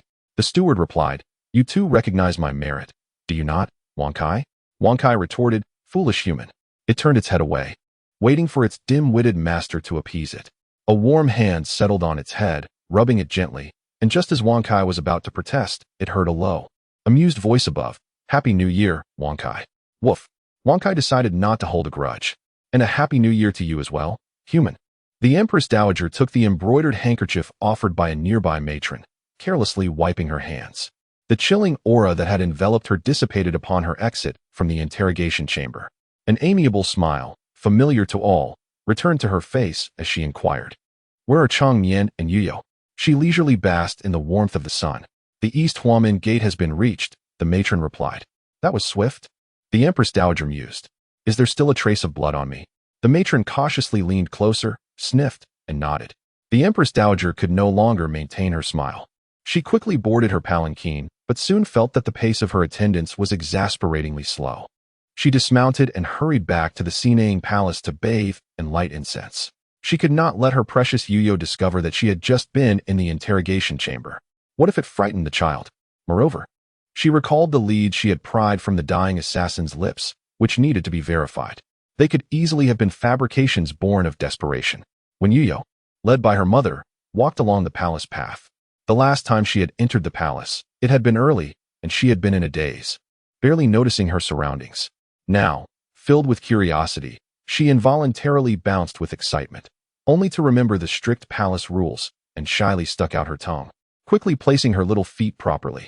However, the towering crimson walls on either side obstructed her view of the outside world, leaving her unable to see what lay beyond, while the alleyway stretched deep without a clear path back.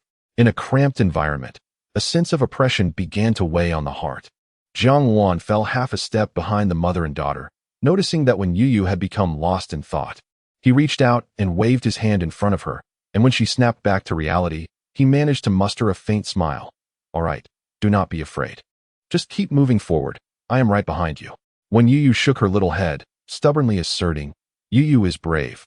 I want to be frightened." "That's nonsense. Just a moment ago, you were walking quite slowly." However, he refrained from exposing the truth, understanding the child's need for pride. He engaged in idle chatter with Jiang Ryun. "Where did you send the person who attempted to assassinate Youyou last time?" "To the imperial prison." Jiang Wan replied with a nod of understanding. "That's good. It will give grandmother something to occupy herself with, lest she inundate me with letters every day." Curiosity piqued. When Youyou leaned in, asking, "What did the letters say? What else could it be?" "Every day? She reminds us to bring Youyou to the palace to comfort the lonely elder, and urges me to marry and have children." Correction, not just any children, but specifically daughters. Jiang Wan could only lament his father's ineptitude, feeling the pressure of his grandmother's expectations weighing heavily upon him. Yet, he could not share this with Youyou. So he ambiguously remarked, "Your great-grandmother is urging your uncle to settle down soon."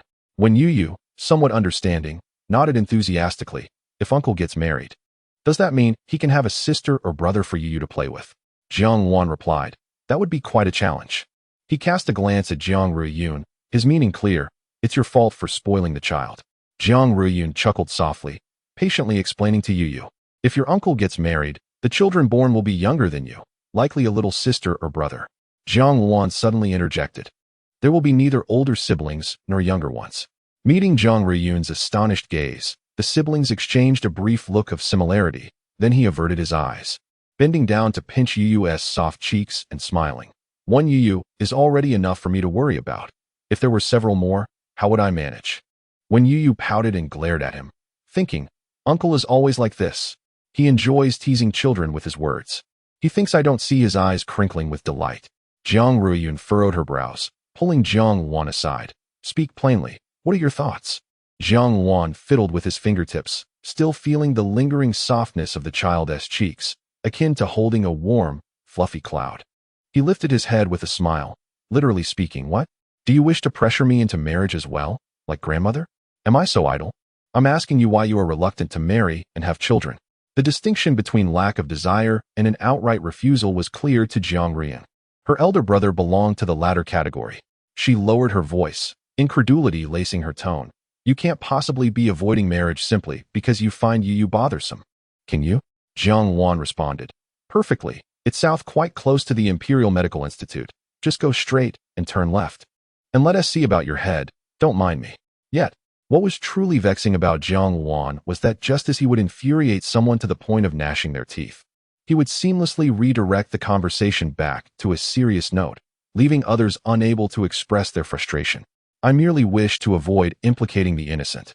I have my own compelling reasons, and besides, Youyou is as dear to me as a daughter, indistinguishable from a biological one. Jiang Riyun crossed her arms and regarded him. Indeed, a visit to the ancestral hall has thickened your skin. She is my daughter. Is it beyond my comprehension that you have compelling reasons? This time, Jiang Wan did not retort. His expression became grave, his brows furrowed, revealing a hint of sternness as he softly replied, upon returning to the estate today, take Youyou to visit your mother-in-law. If you can understand, I shall inform you. Mother-in-law? Jiang Riyun looked up at Jiang Wan, a sudden conjecture fluttering in her heart, causing it to race. Jiang Wan observed his sister's expression shift dramatically. She wore a frown before him, only to transform into a beaming smile upon facing Youyou, her lips twitching slightly. Such a talent for performance. Jiang Riyun sighed in a tone he found particularly familiar. Alas, it cannot be helped. Youyou worries so. The last time she furrowed her brow, she was so concerned that she continuously massaged my shoulders. How can a child be so easily troubled? Enough, Jiang Wan interjected, now able to empathize with Ling Quan to a small extent. It certainly sounds rather irritating. Next time, I shall apply greater force. The lady-in-waiting by the Empress Dowager's side ushered everyone into the Sinang Palace. Upon seeing the Empress Dowager, when Youyou dashed forward, leaping into her embrace, her sweet voice calling out, "Great-grandmother, Youyou misses you so much. Do not cry, do not cry." The Empress Dowager felt her heart healed by the child's presence. Indeed, this was the beloved little darling she had yearned for all these years. After daily prayers, heaven had finally bestowed her with this blessing. The warmth radiating from the child was remarkably comforting, accompanied by the delightful aroma of pastries, and the Empress Dowager, once embraced, could not bear to let go. She longed to return those troublesome rascals to their origins and reshape them anew, just as she reveled in the child's affection.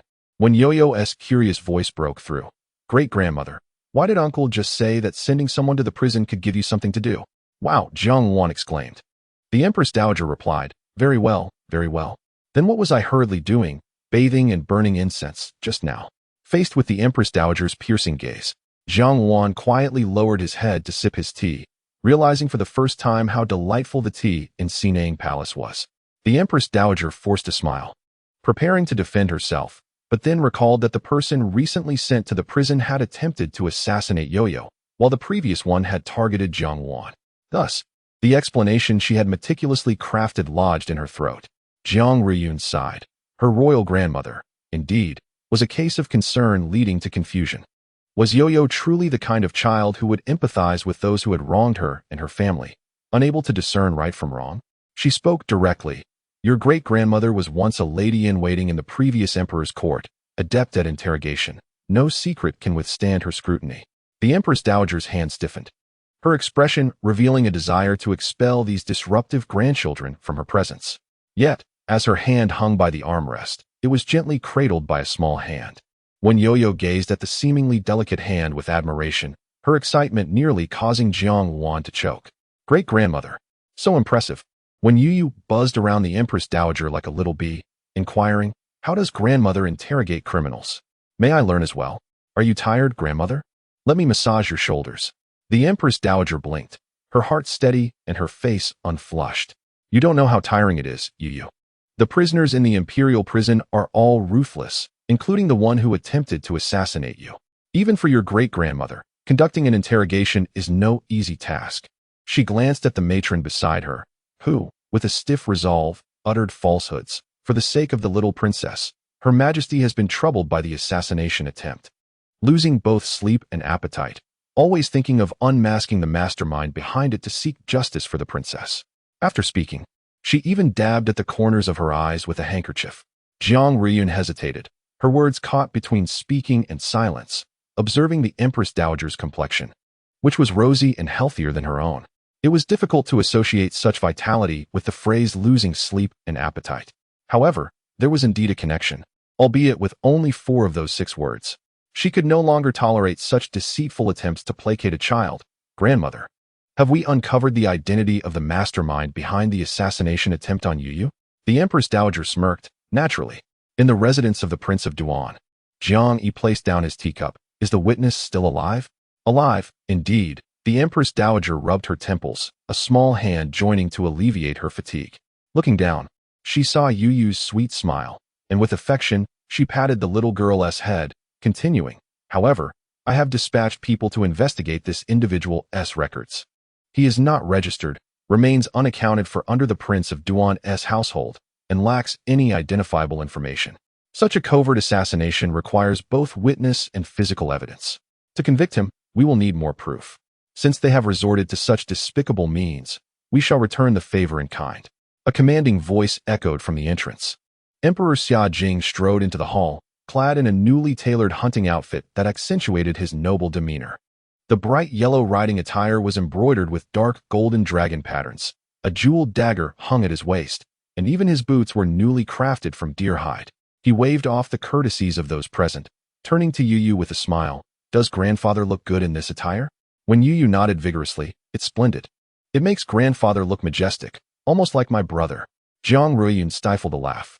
Suddenly, the emperor found himself likened to a younger generation. There's really no need for such flattery, he replied, slightly bashful, clearing his throat before lifting Youyou high into the air. She exclaimed in delight, wrapping her arms around his neck. So this is what the heir feels like up here. Once satisfied with his granddaughter's joy, Emperor Xia Jing gently placed Youyou back on the ground. His smile faded as he spoke solemnly. It is utterly unacceptable to secretly raise assassins, especially knowing the risks. And to use them to attack a child is simply shameless. He leaned close to Zhang Wan and whispered a few words. The latter revealed a hint of a malicious grin. Father, your method is quite ingenious. The two exchanged glances, both seemingly pleased with one another. Zhang Wan was known for his sharp tongue and even sharper actions. One could only wonder how much of the Prince of Duan's residence would remain after his visit. The focus remains on gathering evidence. Emperor Xia Jing instructed his son that with sufficient proof, they could justifiably act against them. Rooting out the source of trouble is the true principle.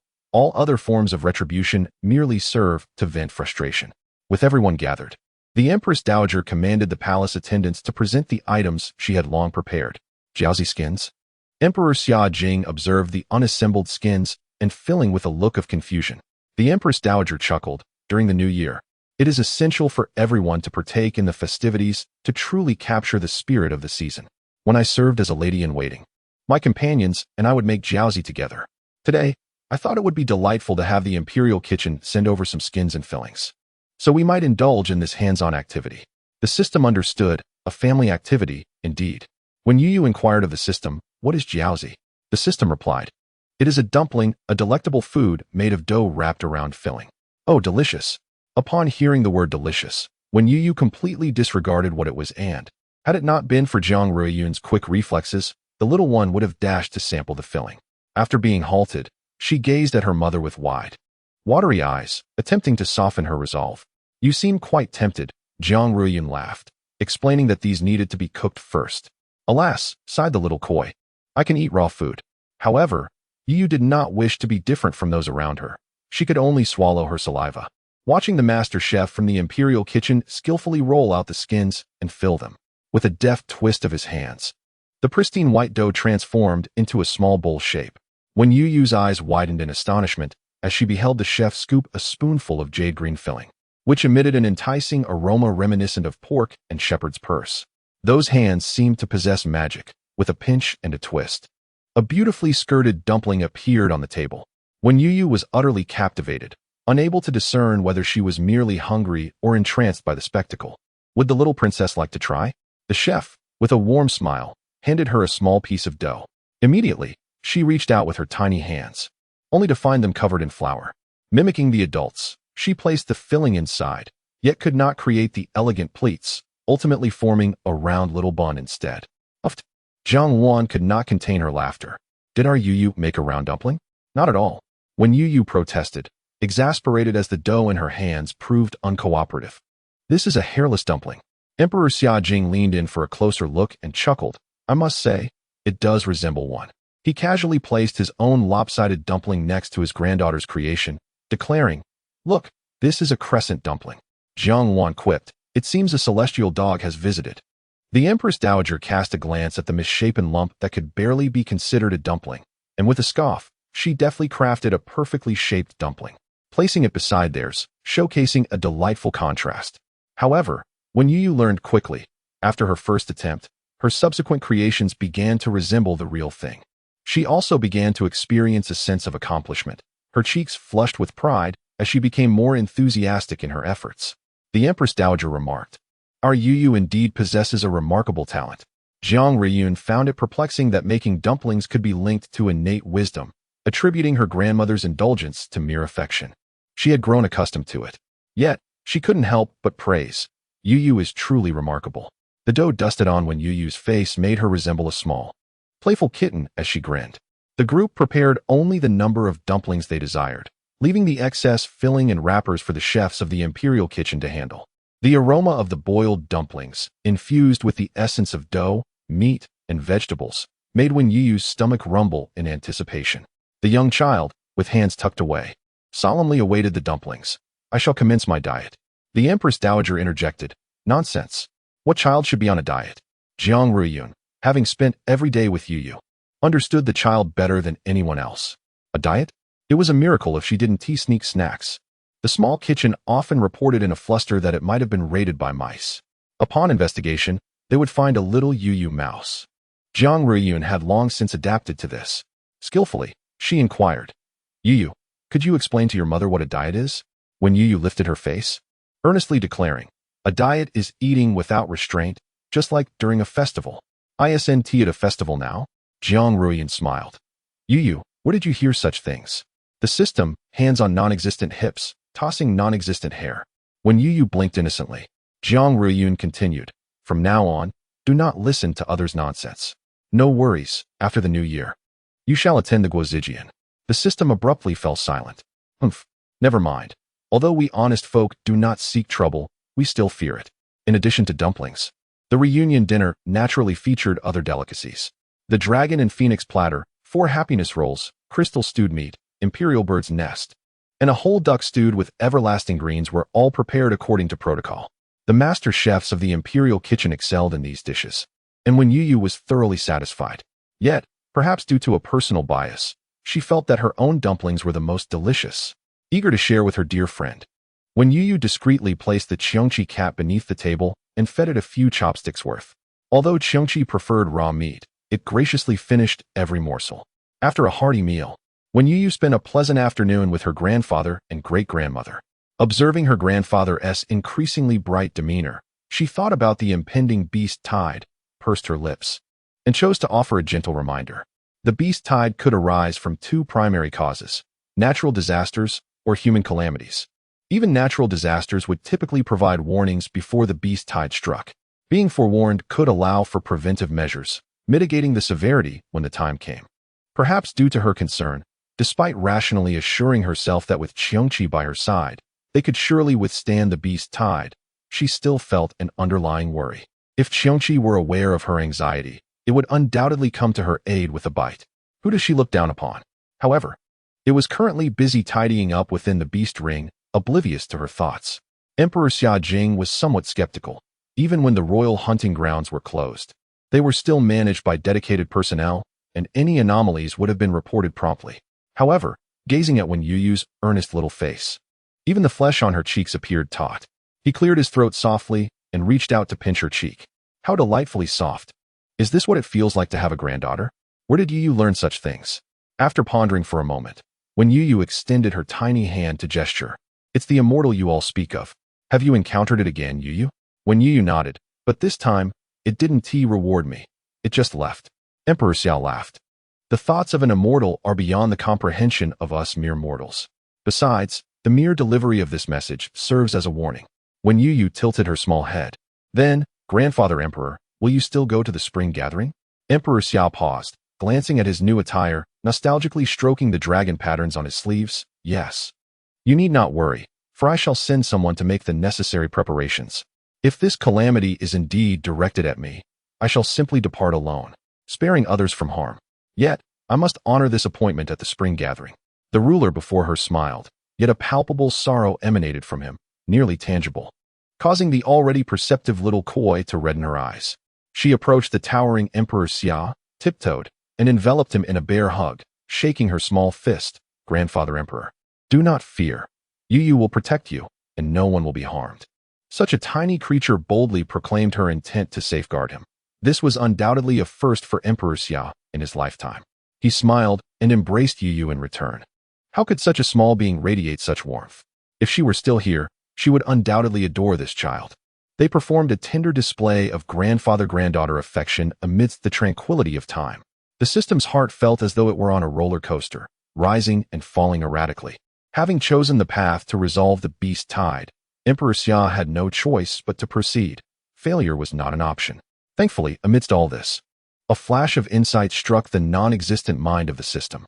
Perhaps Emperor Xia's desire to attend the spring gathering had transformed into an obsession, one that could not be swayed by mere words. Thus, the difficulty of those two paths was likely equal from the very start. If that were the case, the system felt fortunate to have selected the alternative path. It truly struggled to analyze human emotions. When the young one approached with Emperor Xia's fixation, it could only feign a sudden malfunction.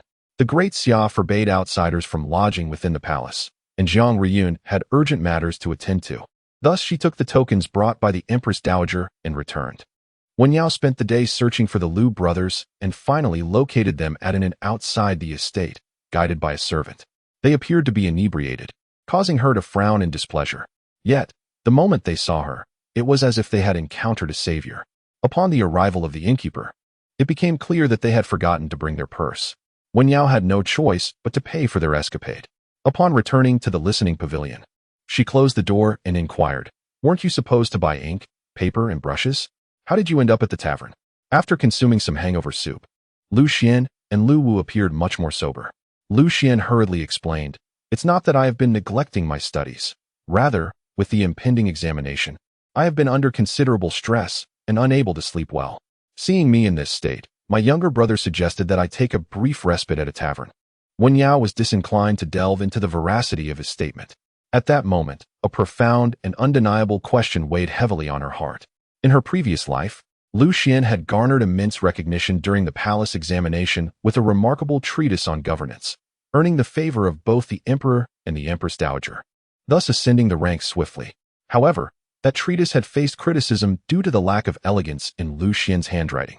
It was not entirely devoid of merit, but it lacked the refinement one would expect from the author of such a stirring essay. Over time, as he rose to prominence, such criticisms gradually faded. Yet, Wenyao remembered them vividly. She had even seen the handwriting of that treatise, which was starkly different from what she observed today in her father's study. With less than 3 months until the examination, could one's handwriting truly undergo such a dramatic transformation in such a short span? Or perhaps it had deteriorated. Wenyao found it utterly astonishing. "My visit to my cousin today is not to pressure him regarding his studies, so I hope he will not find it amusing." She chuckled, speaking familiarly. "I merely admire my cousin's talent and wish to see some of his authentic works for inspiration. Might it be possible for me to enter the study?" Lu Xian was momentarily taken aback, but he quickly responded graciously, "It is but a small matter, cousin. Please, do come in." When Youyou, now surrounded by her sociable little sparrows, had formed a miniature information network within the household, there was a stir nearby, and the chirping of the sparrows relayed information to her. Their voices could travel great distances. 2 little sparrows could convey messages over considerable lengths. What was most significant was that only Youyou could comprehend their communications.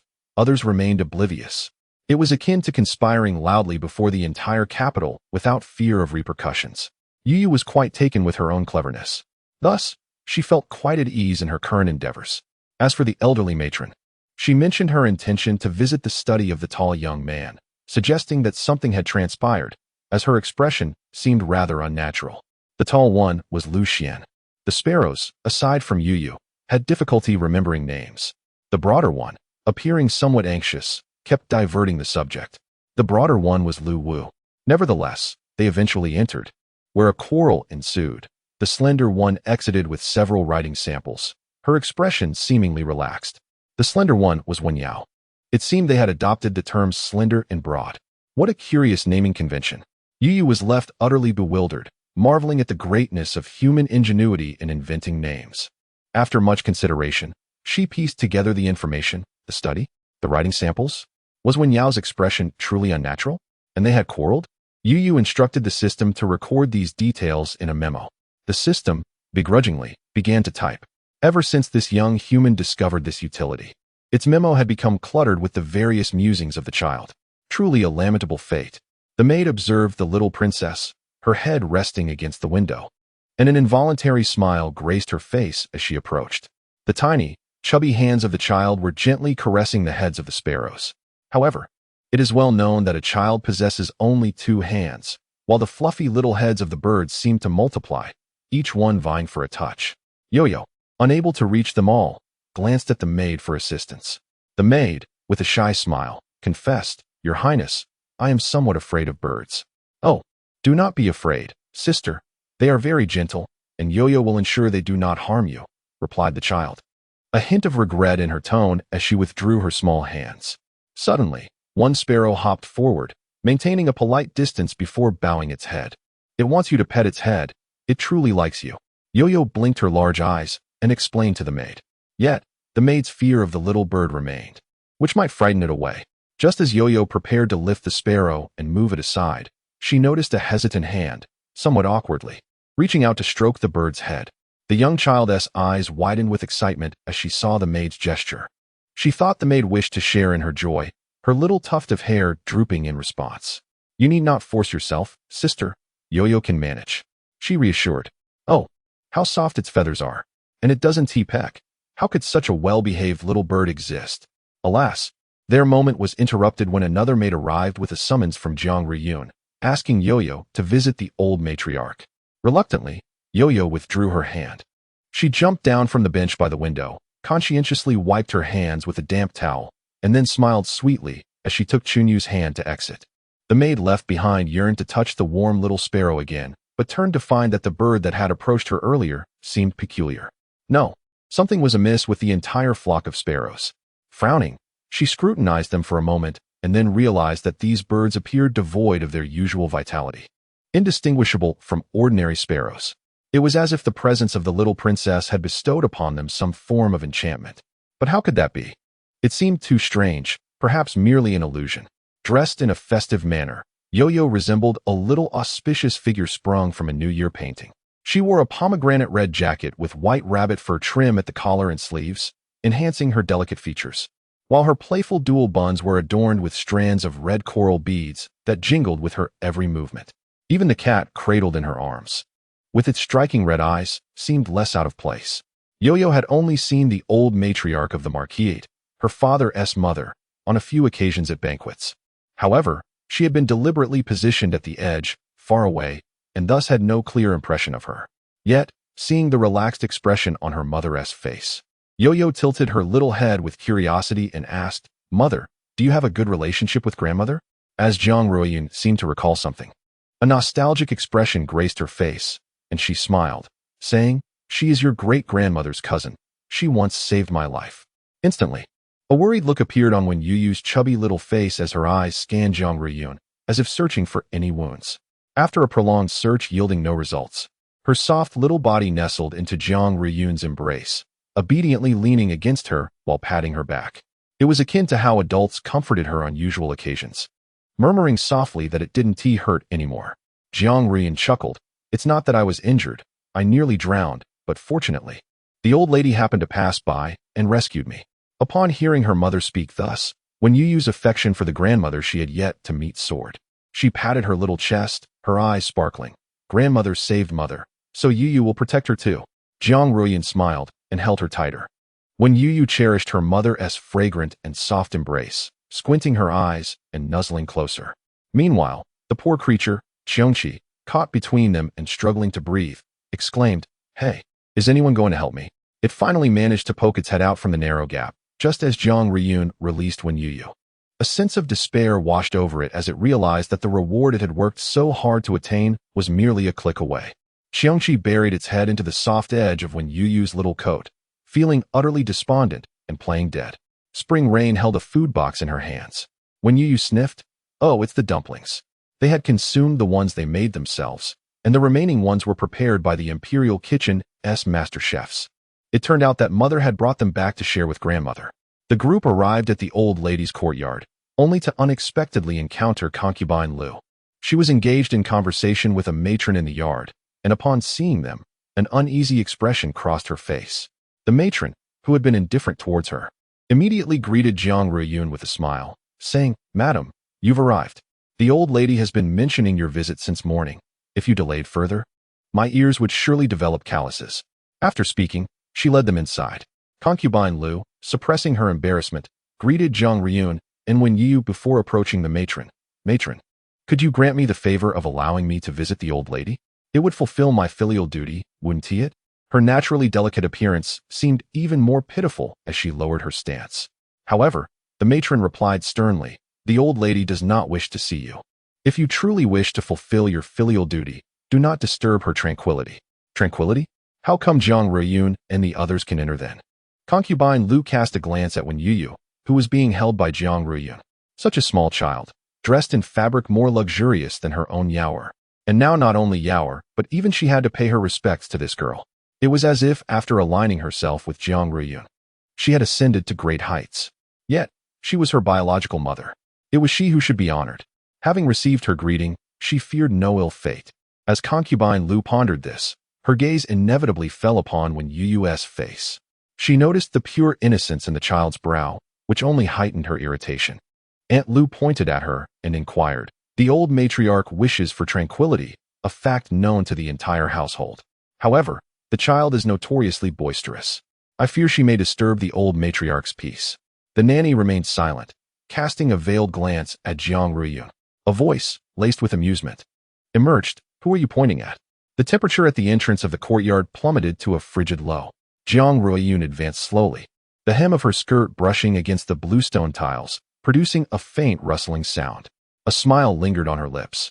Yet her phoenix-like eyes had already hardened with frost. "My daughter is not someone you are worthy to point at."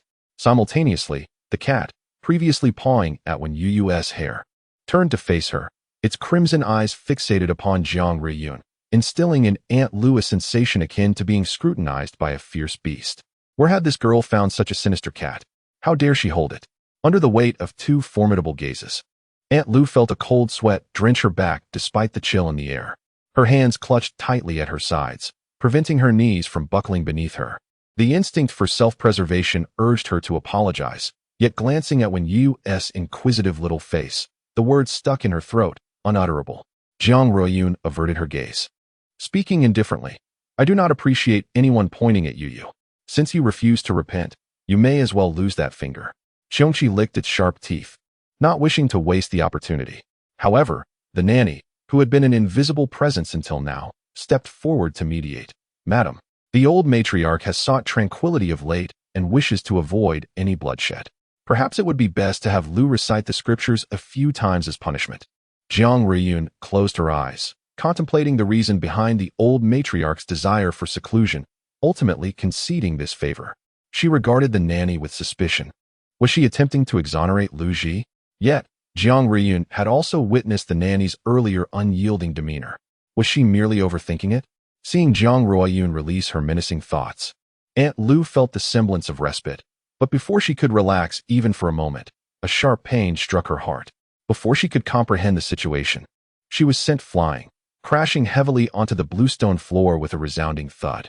Jiang Ruiyun slowly retracted her foot, the tip of her boot glinting coldly in the sunlight. She gazed down at Aunt Lu curled on the ground, her tone as casual as if discussing the weather. "I have changed my mind." A kick for good measure feels quite satisfying. When Youyou's eyes widened, her mouth forming a perfect circle. "Mother, how majestic." When Youyou watched as Aunt Lu was helped up by a maid, bent over and coughing. With a bright blink, she sweetly advised, "Don't cough too much. If you end up coughing blood, it will disturb grandmother's tranquility, and mother will have to punish you." The system remained silent. Upon hearing Youyou's words, Aunt Lu's cough intensified. How dare you speak to your birth mother in such a manner? When Youyou's dark, glistening eyes widened further. What does it matter? Even if you were to inscribe these words on your tombstone, I would still dare. Aunt Lu attempted to retort, but a single glance from Jiang Ruiyun silenced her, forcing the words back down. The madwoman now resembles a hen fiercely protecting its chicks. Anyone who dares to bully her offspring will feel the wrath of her flapping wings. She does not stoop to the level of the madwoman, and thus, they have been quite audacious in recent days. Jiang Ruiyun regards this unwanted child as a treasure, albeit one that pales in comparison to her beloved Youyou. She reassures herself that her time is limited, yet convinces herself to persevere, believing that Youyou's fate will eventually bring her a turning point. In the midst of her self-comforting thoughts, Lu Yinyang suddenly falters. The force of Jiang Ruiyun's kick had sent her flying. How could she appear to be on the brink of death? Even a fleeting moment of vitality could not explain this. If she continued to cling to this mirage of life, it might be she who would succumb to madness. No, she must seek clarity from Youyou about the true nature of Jiang Ruiyun's ailment. As she stepped through the courtyard gate, when Youyou observed the matron leading the way, tilting her small, perplexed head. How strange. This person exuded a scent she found distasteful. She had hoped that upon encountering her grandmother, her instinctive aversion towards this residence would diminish, but it did not. Upon seeing the old matron for the first time, her little brows furrowed deeply. This person bore no trace of the benevolence associated with saving lives. But didn't her mother say that Youyou's mind would come to a standstill? Could it be that she was merely imagining things? Rubbing her eyes with her tiny hands, she opened them wide, looking on with anticipation. Alas, the unpleasant odor lingered. She was certainly not a good person. Xiongqi, sensing the cub's bewilderment, softly mewed. I quite like the scent she carries. It was evident that Xiongqi had fully embraced its feline persona. After all, being a cat allowed for affectionate cuddles, whereas being a fierce beast only invited punishment. Upon hearing this, when Youyou puffed out her cheeks, a verdict had been rendered. The seemingly benevolent figure before her, with outstretched hands and a tender smile, was a villain. For Xiongqi adored the wicked. Wait a moment. Did that mean Youyou was also a villain? When Youyou pondered this, her little curls drooping slightly due to the convoluted thought. In a heartbeat, she bent down and placed Xiongqi on the ground, her short legs scurrying backward a few steps. Severing ties, she would dissociate from the villainous beast. Thus, Youyou would be a good egg, giggling to herself. Xiongqi, perplexed by the cub's nonsensical musings, had grown accustomed to such whimsical thoughts. The cub's imagination was always so far-fetched and elusive. Meanwhile, the old matron, who had initially extended her hand to embrace the illegitimate daughter, found her smile faltering. She assumed when Youyou's retreat was a rejection of her affection. What is it, my sixth girl? Do you find your grandmother too old? She sighed, dabbing at the corners of her eyes with a handkerchief. When Youyou shook her head, it is not that I find you old. It is you that I find distasteful. Jiang Ruiyun is a parent who holds deep respect for her child's autonomy. Observing that Youyou did not rush over to embrace her like she did with other elders, she refrained from pressuring the child. Instead, she remarked, you are perhaps being overly sensitive. Youyou is still young and lacks the understanding of age. She is likely just shy due to infrequent encounters. The old lady paused, taken aback by these words. What was she saying? The fact that she was willing to embrace a child of lesser status should have sufficed, yet now it seemed as if she were in the wrong. Soon, she discovered an even more infuriating reality. In the conflict between her and this child, whom she had only raised for a few months, Jiang Ruiyun had shockingly chosen the latter. Upon realizing this, the old lady fidgeted with the beads in her hand, quickly suppressing her irritation. She turned to Youyou with a gentle smile and said, I must have been hasty. This child is indeed quite endearing. It is only natural for little ones to be timid around strangers. In the future, Youyou should visit me more often so that we can nurture our bond as grandmother and granddaughter. Although her face bore a smile and radiated warmth, Youyou clutched her mother's sleeve and cautiously stepped back. Earlier, the maid had mentioned that the old lady intended to maintain a life of simplicity, and Youyou was quite the chatterbox. Her presence would surely disturb her. The old lady? Reflecting on how Youyou had referred to her in such an affectionate manner on the way here, Jiang Ruiyun sensed something amiss. It appeared that Youyou harbored a strong aversion towards the old lady, even considering the fact that she had once saved her. As her thoughts swirled, Jiang Ruiyun felt the old lady's gaze upon her, filled with confusion. The maid beside her wore a disgruntled expression, seemingly indignant at the younger generation's defiance towards her mistress. In the past, if Jiang Ruiyun had witnessed such a look, she would have intervened on her behalf. After all, the old lady had once saved her life. However, today, the old lady stood there, watching her stand beside the illegitimate child. In a few days, Youyou will be attending the Imperial Academy and may not be able to stay close to her mother. Jiang Ruiyun subtly shifted her stance, discreetly shielding her daughter behind her. I shall bring her to pay my respects to you on the next rest day, she said. The old lady's smile faltered, leaving her to mumble, indeed. Education must take precedence. A mere child, would she truly make anything remarkable of herself at the academy? Would she even be able to participate in the imperial examinations? Jiang Ruiyun cast a glance at Chunyu, who promptly offered the food box she had brought. This is a portion of the reunion meal I saved from the palace. I thought of you, so I brought it especially for you. The box of delicacies elicited a hint of disdain from the old lady, yet she wore a cheerful facade, rising to accept it from Chunyu's hands. You are thoughtful. You are the only one in this household who still remembers this old body. After they departed, the old lady glared at the box of food, her frustration boiling over as she slammed the beads on the table. There are so many fine delicacies in the palace, and even that child wears coral gifted to her. If she truly cared for me as her elder, how could she possibly offer me a mere box of food as a gesture? The maid muttered under her breath. Isn't it because you insist on appearing unambitious in front of others? The aroma of the food was indeed tempting. Unbeknownst to her, the composition of this food box was a mystery. Despite the frigid weather outside, it emanated warmth upon her arrival. The culinary skills of the imperial kitchen were unparalleled, yet she had scarcely glimpsed the palace gates throughout her life. Observing her lackluster demeanor, the matriarch let out a cold snort, instructing, "Take it away and distribute it." The maidservant promptly complied, her movements swift as if fearing a change of heart from the old lady, further darkening the matriarch's countenance. Useless, though there were ample morsels. By the time the elderly residents of the courtyard had their share, the youthful maidens were left with but one each. Chun Tao, newly arrived from outside the estate to serve the matriarch, was young and frail, having recently caught a chill, and often found herself ostracized by her fellow servants. She received a peculiar morsel, distinctly shaped and unlike the others, round and devoid of creases. The others stifled their laughter, bewildered by how this odd piece had come to be. Unwanted by all, it ended up in Chun Tao's hands. She ought to have felt wronged by their bullying, yet gazing at the food ignited an unprecedented yearning within her.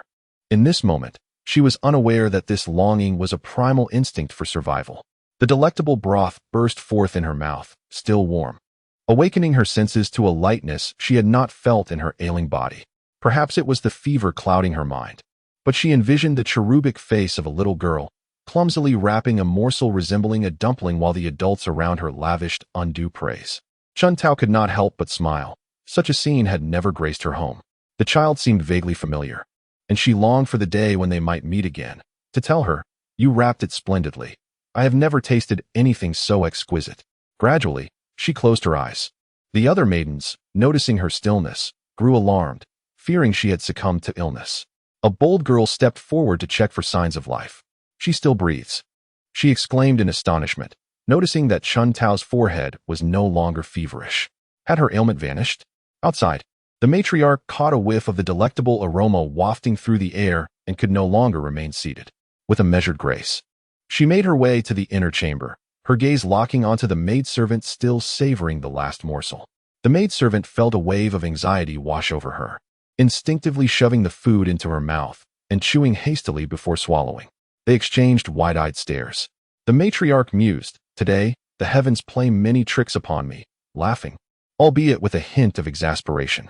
In the midst of the maidservant's nervous glances, she deftly picked up a string of pearls she had quietly gathered and resolved, "Summon Lu. Instruct her to come see me." Despite having supported Jiang Ruiyun over the years, Lu had proven not only ungrateful, but also dim-witted, a veritable ingrate. It was preferable that Lu's words regarding Youyou were not mere fabrications. Still savoring the lingering fragrance in the air, the matriarch added, "Bring some warm food." The maidservant's anxiety deepened, and she timidly replied, "My lady, Lu may not be able to come." "Why? Oh, how amusing it is to recall the moment at the entrance when your daughter-in-law, with a swift kick, sent your granddaughter, who was pointing at you, back into the realm of the unknown." She spoke the truth. The old matron's vision darkened, and at that moment, even laughter seemed an insurmountable effort.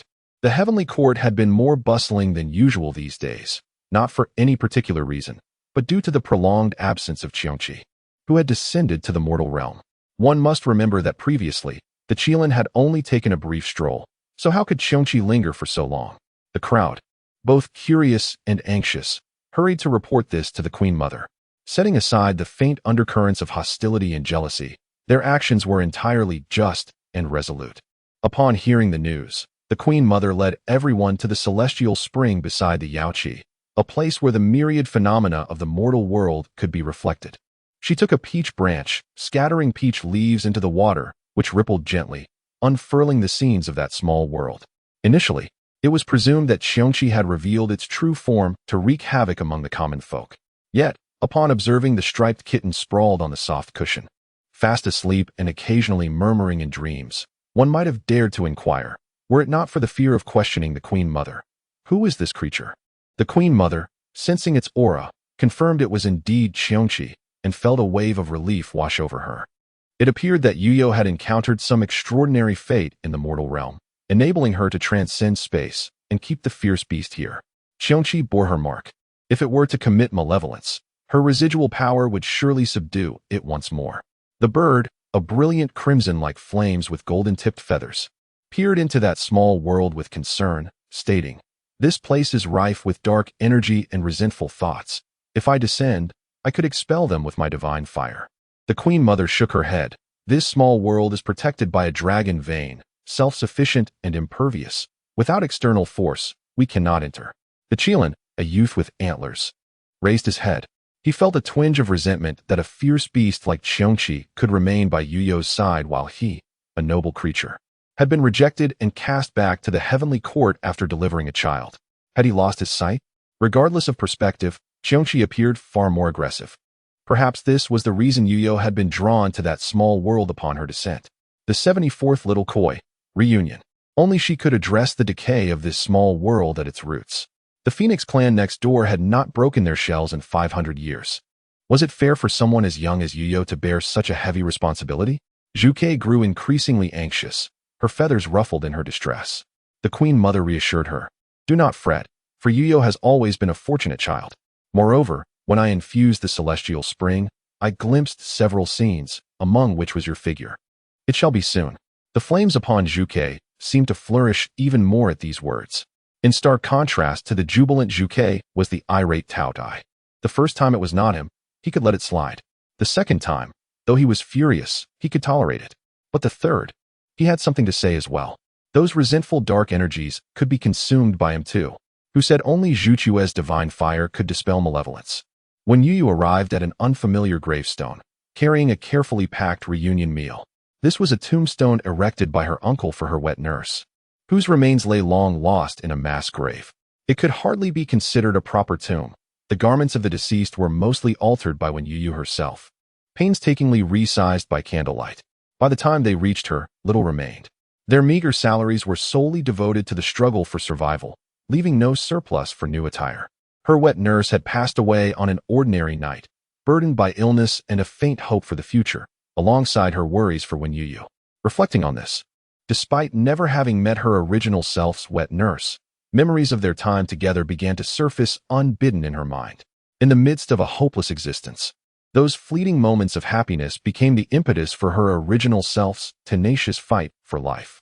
Until the moment she was driven to her demise by Youyou, she had still harbored the hope that one day her wet nurse would open the door, bathed in the glow of the evening sun, and greet her with the words, "I have returned." After all, her efforts to please her sister and aunt were merely attempts to glean any information about the wet nurse, who had seemingly vanished from their lives. A tear fell into the earth, darkening a small patch of soil. Youyou was perplexed by her own emotional response. Each time she recalled the memories of her original self, it felt as if she were reliving those experiences personally. She shook her small head, trying to dispel her thoughts, and carefully set down the utensils and food beside the gravestone. The grave of her original self stood nearby, and the two small mounds of earth gazed at each other from afar, as if they had finally fulfilled a promise of reunion after 2 long years. Suddenly, the system chimed in. "Your relationship with your wet nurse must have been quite profound." "Huh." When Youyou responded, But the system fell silent, for the truth was undeniable. Tears shimmered in her almond-shaped eyes, revealing a child's longing and sorrow for an elder. Such genuine sadness could only arise from shared experiences. When Youyou felt embarrassed about her tears, her nose reddened and her eyes swollen, rendering her appearance rather unattractive. She worried that her mother, uncle, and the maidservants would be concerned for her. All she wished was to bring joy to those close to her, without imposing her grief upon them. Thus, she wiped her tears with a handkerchief, avoiding the crowd and aimlessly wandering through a small garden. Her sobs were always quiet, only occasionally breaking into soft gasps. However, as she turned a corner, her weeping resonated in harmony with another sound of pain. When Youyou was momentarily taken aback by this coincidence. Who could it be? Following the sound, she beheld a somewhat familiar, exquisite face, now contorted with agony, dark hair clinging to her cheek from cold sweat. When Youyou gasped, stifling a sob, "Water! Water ghost!" Lu Shijing's youthful, hoarse voice emerged, tinged with resignation. "I am a human, Your Highness." After a brief introduction, when Youyou recalled, he is the one who accompanied the Lu family. Youyou's gaze fell upon his right hand, which twitched unconsciously, and she suddenly noticed the vivid crimson stains on his sleeve. Blood dripped steadily from his pale wrist, pooling on the ground beneath him. Lu Shijing appeared to have lost all strength, unable to cover the wound. What an odd individual he was. Typically, one would seize the opportunity to seek assistance in such a situation, yet he sat there, silently awaiting his fate. When Youyou rifled through her memories, finding no evidence of him having ever bullied the original owner of her body, there was no unpleasant aura surrounding him. Moreover, Qiongqi was still nearby, blowing hot air at him. Thus, it was confirmed, he was likely not a villain. Cautiously, when Youyou approached him with her short legs, Qiongqi yawned in boredom. It was perplexing what the cub was afraid of. With him there, one would think the real threat was the individual seated before them. When Youyou, mimicking an adult, crossed her short arms and adopted a serious expression as she asked, "I have a question. How well do you get along with Lu Xian and the others?" "Get along?" Lu Shijing suddenly chuckled softly, gesturing to his wrist. "Look, this is what Lu Xian just ordered Lu Wu to do to me." He added, "It was supposedly your dear sister Wen Yao's idea. So, is this sending a child to root out the problem?" However, when Lu Shijing lifted his head and met her gaze, those bright eyes still glistening with tears, it became impossible for him to utter those words. All right.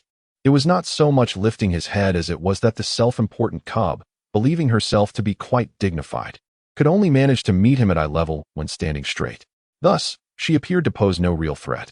On the contrary, with her pale little face still marked with traces of tears, she resembled the one who had been wronged. At that moment, when Youyou was calculating with the system, "The enemy of my enemy is my friend," the system responded, "Correct." When Youyou continued, "So, the enemies of those three are," the system interjected, "Still friends." When Youyou found it rather foolish, clearly, they are friends of friends, 3 in total. The system fell silent, reflecting on the notion that good things often come with trials. It seemed that fate had indeed taken her for a fool. "I'll call for help. You stay right here and don't move." When Youyou, small and with short legs, was not swift in her movements, wrapped in layers by her mother, uncle, butler, and maid, each concerned she might be cold, she resembled a fluffy little ball from a distance. When she ran, she bobbed and wobbled. Qiongqi trailed behind her, walking leisurely. "If you go any slower, that person's hand will be ruined. I could just carry you and fly over." When Youyou shook her head, No. If someone sees us when you land, we'll be captured as monsters." She mimicked a grabbing motion, her round little face displaying a fierce expression, though it lacked any real intimidation. Qiongqi, somewhat speechless, tucked his paws away. Ever since transforming into a cat, he had developed a fondness for this gesture. When Youyou's big eyes darted around, and she waved her hand, summoning the little sparrows that had been preening on the branches to land on her arm. "What's wrong, Youyou?" When Youyou murmured a few words to them, the sparrows took flight to summon Bai Ling. Upon hearing that her dear friend required her presence alongside her master, Bai Ling opened her beak wide and seized the sleeve of Ling Quan, who was engrossed in reading a medical book, forcibly dragging him along. Ling Quan glanced at the 2 large holes in his sleeve, then at the young creature before him, who was clasping its hands together with eager anticipation, and finally at the youth leaning against the artificial rock, eyes closed, oblivious to his fate. At 20 years of age, one is often consumed by resentment. After confirming with Youyou that the other had not harmed anyone, He cautiously lifted the corner of the sleeve. If indeed the tendons had been severed, the corresponding muscles and joints would be rendered immobile. Ling Quan regarded the youth before him, who had yet to reach the age of maturity, and a flicker of regret crossed his eyes. Had he been present from the beginning, perhaps the meridians could have been restored, but now, upon observing the fabric haphazardly wrapped beneath the sleeve, an ominous premonition surged within him. It was over. However, as he carefully peeled back the layer of cloth, he discovered that it was not adhered to flesh and blood, easily separating to reveal the wound beneath. Could there still be hope after all this time? Ling Quan, disregarding his astonishment, promptly retrieved his golden needle and medicinal pouch, deftly tapping the youth's wrist, and the bleeding wound immediately ceased. Bai Ling, having accompanied him in healing for many years, understood his silent cue and promptly used the tip of her tail to present the tendon-repairing ointment before him, staunching the bleeding, applying the medicine, and stitching the wound. Ling Quan cautioned, "In our haste to arrive, I neglected to bring anesthetics. Bear with it, and no matter how much it hurts, do not move your hand. Youyou, come, help me hold his arm." Curiously, the excruciating pain that had nearly dulled his senses seemed to pause when touched by those warm little hands.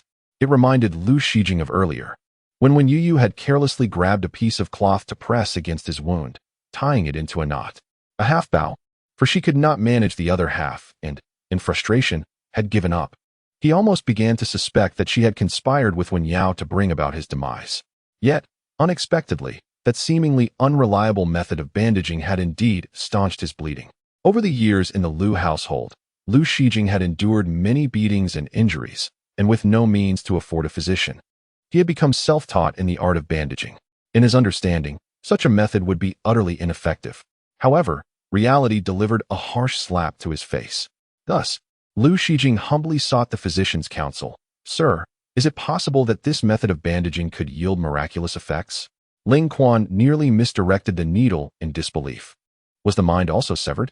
Indeed, it could yield miraculous effects. When Youyou tilted her head, and then proudly straightened her back. Oh, how clever she felt, puffing out her chest. The irony lay in the fact that such a method of bandaging served no purpose in staunching the bleeding. Naturally, it bore no ill effects. Merely a fruitless endeavor. When Youyou's little face fell, and her once erect posture slumped immediately. Just moments ago, the young creature had even begun to fantasize about a future where it could carry a medical kit like Ling Quan to save others. But now those dreams shattered like the bubbles she had blown. Alas, life is fraught with difficulties, and Youyou sighed. Ling Quan, upon witnessing her demeanor, instinctively understood the source of her distress. With a gentle smile, he comforted her. "Our Youyou is quite remarkable for knowing how to staunch her wounds promptly. Next time, allow me to teach you the art of bandaging. You are clever enough to master it with ease. Besides, it is not without merit." Reflecting on this, Ling Quan surmised that perhaps he had provided the young gentleman with some psychological solace, enabling him to endure until his arrival. When Youyou found this reasoning compelling and graciously bestowed a sweet smile upon Ling Quan, Lu Shijing opened his mouth, sensing something amiss. What sort of psychological comfort could it be? He had been on the brink of death. Ling Quan used a silver needle, scorched by flames, to stitch the wounds, an excruciating ordeal as the needle pierced through flesh. Yet the youth before him remained resolutely silent, enduring the pain with only the faintest sound of inhalation escaping his lips. Ling Quan could not help but steal a glance at him. He was a person of unwavering spirit. "Very well, thanks to timely medical attention and the condition of your wound, the meridians have been reconnected. However, you must rest diligently during these days. Should any further complications arise, even a divine being would find it challenging to heal you." Reconnected? Lu Shijing could scarcely believe his ears. He had not called for help, fully aware that his hand was beyond salvation. Yet, he was astonished to discover that the physician summoned by Princess Zhaojin was indeed capable of mending meridians, and remarkably so young. He suddenly recalled a grievance he had overheard from Youyou in the courtyard, their altercation with the Youyou courtyard, and the noticeable change in the third prince's demeanor thereafter. Could it be that the miraculous physician Youyou had lamented about was rescued by the princess, and was now treating him? A spark of vitality ignited in his beautiful black eyes. Serves them right. They deserve to face the consequences of their scheming, unable to attain their desires. He solemnly expressed his gratitude to both Youyou and Ling Quan, stating, "Should there be anything I can do for you in the future, I shall exert myself to the utmost." The system chimed in. What a grand declaration. That sounds delectable. At that moment, when Youyou's thoughts aligned with the system's in a peculiar way, to exert oneself to the utmost, that would be quite wasteful. System, at 500 years old. One is indeed at the peak of resentment. He does not mean the animal entrails you typically consume. The system nearly faltered, reciting dryly from the results it had gathered. Tears dampened the system's interface, vowing to educate the fool. Before it could finish, Lu Shijing's voice drew Youyou's attention. Will my hand be healed in time for the imperial examination? This year's examination was set for March, leaving less than 3 months. Lingquan shook his head regretfully. It takes 100 days for injuries to heal, especially since yours was a direct severance and reconnection. A mere 100 days will not suffice, let alone with so little time remaining. In an instant, Lu Shijing's spirits plummeted once more, even more despairing than before. For to have once grasped hope only to see it shatter is far more unbearable than never having possessed it at all. The sparrows chirped animatedly, chattering amongst themselves. Fools. Humans are such simpletons. Why doesn't he just stay beside Youyou? Indeed, how delightful it is to be near Youyou. The last time I injured my wing, I resided in the tree beside her for several days, and now I soar effortlessly. Wow, is there truly some enchantment at play? When will it be my turn to dwell beside Youyou for a spell? Is it because I have not sustained an injury that I am deemed unworthy? There are simply too many birds and too few nests. Last time, other birds came to contest our territory. How could every one of us be accommodated? At that moment, a thought burst forth in Youyou's mind, wild and unbridled as a galloping steed. What is this? I possess such potential? Can this effect be applied to humans? Why did Lu Xian and the others sever his tendons? Are they fearful of his academic prowess affecting their standings? A series of more serious confusions flitted away, leaving only a whimsical realization. Ah, no wonder I can never recognize them. It turns out the birds outside my window are never the same group. The system remarked, such is the life of a hermit crab, uprooted and restless. To comprehend the ramblings of Youyou and the sparrows, the system had even installed a bird language translator. Isn't the key that they speak of residing by your side to aid in recovery? Are sparrows now superstitious? I just reviewed all the items issued and found no artifacts with such an effect. Youyou pondered, indeed, this must be their auspicious power. Yet, she felt a twinge of uncertainty. Although she was a small koi fish, she was not akin to the celestial koi of the heavens. Her abilities were vastly different, and even she struggled to grasp her own potential. But what was that saying? The system interjected. A dead horse is treated as a living one. Can't figure it out, can you? Just admit that I'm the clever one, Youyou. Youyou huffed playfully. Who said Youyou couldn't figure it out? I'm just testing you. Congratulations, you barely passed my assessment. The system sighed. Please, let life treat the 50-second system kindly, will you? From the sparrow's incessant gossip. Youyou gleaned that the youth before her, although nominally the brother of Lu Xian and Lu Wu, had actually been raised without a mother, relying solely on a wet nurse, and had faced neglect from his father due to his illegitimate status, leading to exclusion by his 2 elder brothers. Yet he was gifted, possessing exceptional calligraphy skills, which the Lu brothers exploited to burden him with their academic tasks. Suddenly, a thought struck her. In the original narrative, Lu Xian had risen to a high position. She had never believed that such a cowardly figure could genuinely care for the populace. Was the original self not part of the common people? Thus, a rather plausible notion flickered through Youyou's mind. Never mind. Youyou, be confident. It is indeed a very credible thought. Could it be that the one who performed well was actually Lu Shijing, not Lu Xian? Youyou was uncertain about the specific procedures involved. However, the more she contemplated, the more plausible it seemed. After all, why would Yao sever his tendons if she did not feel threatened? The conviction grew stronger within her. Moreover, whatever Yao did, she would do the opposite, which rarely led her astray. Even if she were mistaken, it would still provide her with a sense of satisfaction. Youyou brought Lu Shijing back with her, not forgetting to pluck a small wildflower for the esteemed physician along the way, generously placing it in his hand. This is a flower personally picked by Youyou for the most benevolent and skilled brother Lingquan. Lingquan glanced at the ordinary white flower in his hand, then looked down to see the young one with her hands clasped behind her back, her little head bowed in apparent guilt. Is this my payment? He mused. Alas, my worth has plummeted since visiting your residence. Youyou had developed a reflexive reaction. Upon hearing the sigh, she sensed an odd feeling. One she could not quite articulate, merely peculiar, and it made her feel even guiltier. She patted her small pocket. realizing she had devoured the sweet treats she craved earlier that morning. The candy was gone, leaving her with nothing to appease brother Linquan. With a pitiful expression, she reached out to tug at his sleeve, only to grasp the side that had been bitten through by Ling. As the fabric tore, when Youyou stared at the remnants in her hand, lost in silence. To sever ties and cut off loyalty. System. Wait, you actually know this idiom? After a brief separation, I view you in a new light, little one. Linquan closed his eyes, having already resolved to put Bai Ling on a few days of a vegetarian diet to temper her disposition.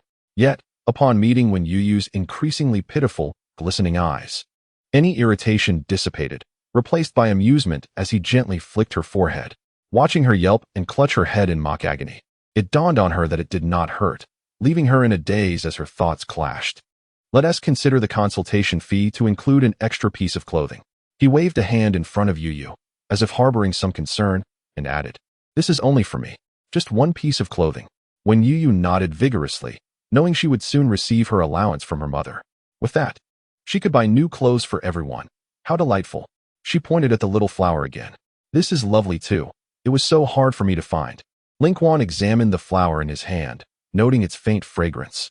It was indeed rare for a flower to bloom by the roadside in this weather. Moreover, he was not financially constrained. He affectionately patted Youyou's head. "Very well, I shall keep it safe." Then, glancing at Lu Shijing waiting not far off, he lowered his voice. "This person may appear harmless, but one should never let down their guard." He rummaged through his medical kit and finally placed a heavy cloth pouch into Wen Youyou's hands. It was so weighty that she nearly dropped it. "What is this?" "Poison." The two characters slipped from his lips with an ease that left Wen Youyou utterly bewildered, especially in light of Ling Xuan's seemingly kind visage. She paused, thinking she must have misheard. "Should he wish to reside near your courtyard, it would be prudent to assign a few servants to keep a watchful eye on him, you understand?" Wen Youyou blinked her eyes and gazed at him. Ling Xuan's gaze faltered momentarily. Surely, she could not be perceived as somewhat cruel? As Wen Youyou regarded the cloth bundle with solemn respect, she tucked it into her sleeve. Suddenly struck by a thought, she tugged at the intact side of her sleeve, rose onto her tiptoes to draw closer to Linquan, and whispered, "Is there truly a great villain within the Valley of the Medicine King?"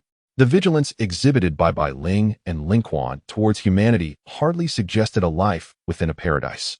Linquan was astonished by the cub's keen insight but refrained from speaking, merely smiling as he affectionately ruffled her hair. "You will understand when you grow up." The 500-year-old Wen Youyou also tiptoed to pat his head. "Ah, when you reach my age, you will comprehend my sentiments." She resolved to arrange several bird nests at the entrance of the side courtyard upon returning home, assigning birds to oversee the situation in real time. Zhang Riyun learned that her daughter had brought back the third son of the Lu family and even enlisted a young servant to climb a tree for assistance in building nests. Perhaps having observed the foolish antics of the Qiongqi for too long, she instinctively remarked, "Is Youyou planning to have that person reside in the tree?" At this utterance, even her close maid, Qingji, could not help but cast her a glance. "Your Highness." Zhang Riyun finally regained her focus and instructed those around her to thoroughly investigate the background of Lu Shijing. Youyou was kind-hearted. Saving a few people was nothing out of the ordinary, yet those intended to stay by her side, regardless of the reasons, warranted caution. On another note, as Linquan returned, he fortuitously encountered Jiang Wan returning to the residence. The latter glanced at the former's sleeve. "Has the divine physician gone in search of a brawl?" Linquan shot a reproachful glance at the innocent-looking Bai Ling. He had later stated he could walk on his own, but this foolish snake clung to him as if fearing he might change his mind. Turning his head, Linquan was taken aback by the scent of blood emanating from Jiang Wan. What had transpired to leave him in such a disheveled state? A brawl? "I clearly went to lend assistance." Linquan casually waved the small flower in his hand. "Alas, Youyou insisted on gifting me this flower, claiming it was the sole bloom encountered on the road." She had deliberately emphasized the word soul. Who would have thought? "Soon I shall possess the only garment that Youyou has purchased for me. The means of acquisition, do not inquire." Jiang Wan's gaze was indeed fixed upon that flower. Transfixed. Merely a little flower, and it has already won you over. Linquan raised an eyebrow. "It matters not that I have not received flowers before. They shall surely bloom upon my grave in due time." Jiang Wan chuckled softly. Linquan then cautioned him, "You ought to cleanse yourself of that odor. To venture forth to slay while the poison has not yet dissipated is indeed courting death." Jiang Wan waved his hand, signaling his understanding. The young servant trailing behind had grown numb to the situation. Ever since residing next door to the prince, he had observed how Mr. Ling's speech had increasingly acquired a certain charm. In such moments, he dared not even breathe, fearing the fate of being poisoned. Jiang Wan had no desire for demise. To die would mean he could no longer see Youyou, nor his beloved kin. Today, I merely fulfilled the imperial decree from my father to investigate the duke's residence for any objects that contravene regulations. Accompanied by a cadre of eunuchs and matrons from the internal affairs court, predominantly seasoned relics who have lingered in the palace for 2 or 3 decades, each possessing keen eyes, capable of discerning non-compliant items with a mere glance, ready to seize them all. The duke, once the favored prince during the reign of the late emperor, was indulged to an extreme by a ruler who was not one to adhere strictly to protocol. After the ascension of Emperor Xiao, beset by troubles regarding the dragon vein, he found himself with little leisure until recently, when the memory of the recent assassination attempt resurfaced. Thus, his dark-hearted son has returned to the scene. Jiang Wan, unconcerned with appearances, even faced queries from the matrons he brought along, who trembled and suggested perhaps they should cease their efforts today, fearing the resurgence of rumors about him in the capital. Nevertheless, he was resolute, determined to unearth the truth, even if it required digging 3 feet into the earth. Let the rumors be mere rumors, to stifle oneself for the sake of gossip, only to attain a good reputation and meet an early demise, was not his desire. Moreover, today's inquiry served as a mere fade. The true objective was to uncover the whereabouts of those assassins concealed within.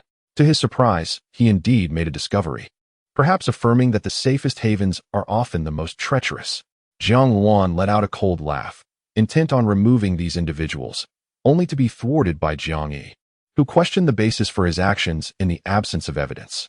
Indeed, Jiang Wan lacked proof to substantiate the claim that these individuals were covertly harbored assassins within the estate, yet he felt no obligation to provide any. According to the laws of the Great Xiao, no more than 6 individuals may reside in a single chamber. However, these assassins were crammed in like cargo, 12 occupying a modest room. Thus, Jiang Wan boldly took half of the assassins, claiming they were to be transferred to the dental office. Should Jiang Yi wish to impede him, he would need to produce their identification papers, which, of course, he could not. To distance himself from the duke's residence, these individuals possessed no identities whatsoever, leaving Jiang Yi exasperated. Jiang Wan could not help but lament that he had not been more excessive, perhaps even driving Jiang Yi to his demise. Yet, assassins are not mere items to be moved at will. Midway through their transport, they attempted to assassinate Jiang Wan. He had anticipated such a move, as many of his concealed guards were disguised as palace eunuchs and matrons, ready to strike at the first sign of trouble. Nevertheless, despite his caution, Jiang Wan sustained minor injuries. As he contemplated whether to seek solace from Youyou for his wounds, perhaps even to receive a delicate flower, Lu Shijing reclined upon the bed. Although it was a side chamber, being the princess's residence, the bedding and cushions were soft, enveloping him like a cloud. Lu Shijing had never before experienced such comfort. Yet, weighed down by worries regarding the imperial examination, he initially believed sleep would elude him. Unexpectedly, he felt a gentle force and his eyelids grew heavy. Upon opening his eyes again, it was the dawn of the next day. He found it hard to believe, feeling as though he had been languid in such a favorable environment. However, he could distinctly sense a marked improvement in the condition of his injured right hand. Would it truly require 100 days to heal? Suddenly, a flicker of hope ignited within him. With his uninjured left hand, he eagerly picked up a book and immersed himself in its pages, thirsting for knowledge. The imperial examination was his sole path forward. Even if hope seemed fleeting, he could not afford to relinquish it. His mother awaited him in Jiangzhou. Yesterday, due to an unfortunate misstep by Lu Wu, Lu Shijing had managed to escape. Wen Yao had dispatched individuals to search the residence. Yet today she received word that Lu Shijing was residing at Youyou courtyard. How could he possibly be entangled with Zhang Ruyun? A cautious maid, probing for information, elaborated. It must have been the 6th miss of the county, who was playing there and fortuitously encountered Lu Shijing, even bringing a young physician to check his pulse before ultimately escorting him back to Youyou courtyard. Check his pulse. Wen Yao couldn't help but burst into laughter. In her previous life, she had worked in a medical clinic and had witnessed many instances of severed limbs. If it were merely a case of dislocated bones, rest would suffice. Yet, She had personally observed Lu Shijing's tendons had been severed. That he had survived was already beyond her imagination. How could they possibly hope to mend his pulse? Did they believe that everyone was a divine healer? Nevertheless, the recent events had been exceedingly peculiar, diverging vastly from her expectations. Cautiously, Wen Yao inquired further, how much time elapsed from when Youyou discovered Lu Shijing to when the physician was summoned? At least over half an hour. Wen Yao felt reassured. After such a duration, even divine beings would struggle to intervene. She lowered her gaze, continuing to transcribe the Buddhist scriptures in her hands. She was uncertain how her aunt had managed to provoke Jiang Ruyun during her visit to the old madam's quarters. Jiang Ruyun, already in a frail state, had been kicked in the chest and now lay in bed, constantly lamenting heart pains. The doctor could discern no other ailments, merely attributing it to a heart condition. Thus her recovery remained elusive. Heart condition, heart condition. Upon hearing these words, Aunt Lu felt a disquieting sense of disorientation. Had not Jiang Ruyun once suffered from this affliction? Why did she now appear perfectly healthy while Aunt Lu languished in bed, plagued by a heart ailment? This unsettling sensation, akin to a reversal of fate, stirred profound anxiety within Aunt Lu, as if her initial choices had been misguided. Overwhelmed with worry, her affliction only worsened. In a moment of intense pain, Aunt Lu recalled the soothing power that had flowed through her when she first received the Buddhist scriptures from Youyou, swiftly alleviating all her ailments. It was a nostalgic feeling indeed. Furthermore, she had indeed been punished by Jiang Ruyun to transcribe the scriptures. Thus, she resolved to ask Wen Yao to transcribe another volume for her, turning it into a mutually beneficial endeavor. Our Youyou possesses extraordinary capabilities. The scriptures you transcribe will undoubtedly far surpass the scrawls of that Youyou girl. The efficacy of the scriptures was evident, having only passed through Youyou's hands. Although Wen Yao found the task of transcribing the scriptures to be laborious and thankless, leaving her delicate fingertips calloused after her visit to the old madam's quarters, she settled her mind and diligently continued her transcription of the Buddhist texts. The ailment of the concubine must be resolved promptly. When Youyou stretched her arms and kicked her legs, still grappling with the arduous decision of getting out of bed when she was abruptly lifted from her cocoon, her mother, still half asleep, instinctively reached out for a hug. Since recovering from her illness, Jiang Ruyun had consciously engaged in martial training. Her once frail arms had grown strong, enabling her to effortlessly cradle the soft child in her embrace. Observing Youyou's head wobbling as she searched for a comfortable position, it seemed she was on the verge of drifting back to sleep. Jiang Ruyun, in exasperation, gently tapped her forehead. Youyou, is there anything in the world more terrifying for a child than being called by their full name by an elder? No, there is not. Startled, Youyou bolted upright. What happened, mother? The little one rubbed her eyes, her voice soft and endearing as she had just awakened. Jiang Ruyun could not resist planting a kiss on her cheek before saying, an old acquaintance has arrived. There is an additional chapter awaiting a reward for a bonus. But I find myself unable to write further, so I shall retire for the night and aim to have it completed by noon. Youyou was taken aback to discover that the old acquaintance her mother referred to was none other than Princess Chuyang. With a joyful cry, she embraced the princess. Long time no see. According to familial hierarchy, Youyou should address her as great aunt, yet neither her appearance nor demeanor reflected that of someone of such standing, rendering Youyou unable to voice the title. Princess Chuyang had entered the palace yesterday, having received a few instructions from the Empress Dowager, and had come today to relay messages about what Youyou should be mindful of upon attending the Guozijian, as well as the personnel accompanying her for this spring's outing. Several of her royal uncle's children were also of the age to begin their studies this year, and the Empress Dowager had long since advised that they should look after Youyou within the Guozijian. The rambunctious boys, who usually ruled their own domains, had Chaoyang worried they might bully Youyou. However, it was astonishing that the Empress Dowager had devised such a plan. Yet, with her bright, wide eyes, Youyou seemed utterly unconcerned. Confidently patting her chest, Youyou will protect them too. Xiongqi, standing nearby, rolled his eyes. Who could dare bully Youyou in his presence? Chaoyang, observing her tiny arms and legs, chuckled as she pinched the soft flesh of Youyou's arm. Indeed, quite soft. It lacks any credibility. She found the sight of such a small creature declaring her intention to protect her brothers utterly adorable and could not help but smile at Jiang Ruyun, saying, I find myself dreaming of having a child as delightful as Youyou. However, as you know, my union with the prince has not been blessed with offspring. Why not let Youyou stay with me for a few days? It would satiate my longing. Jiang Ruiyun, pulling Youyou closer, offered a suggestion. Why not visit Prince In's residence and take one with you? Surely he would be delighted. Prince In is the eldest prince. Who would not be pleased?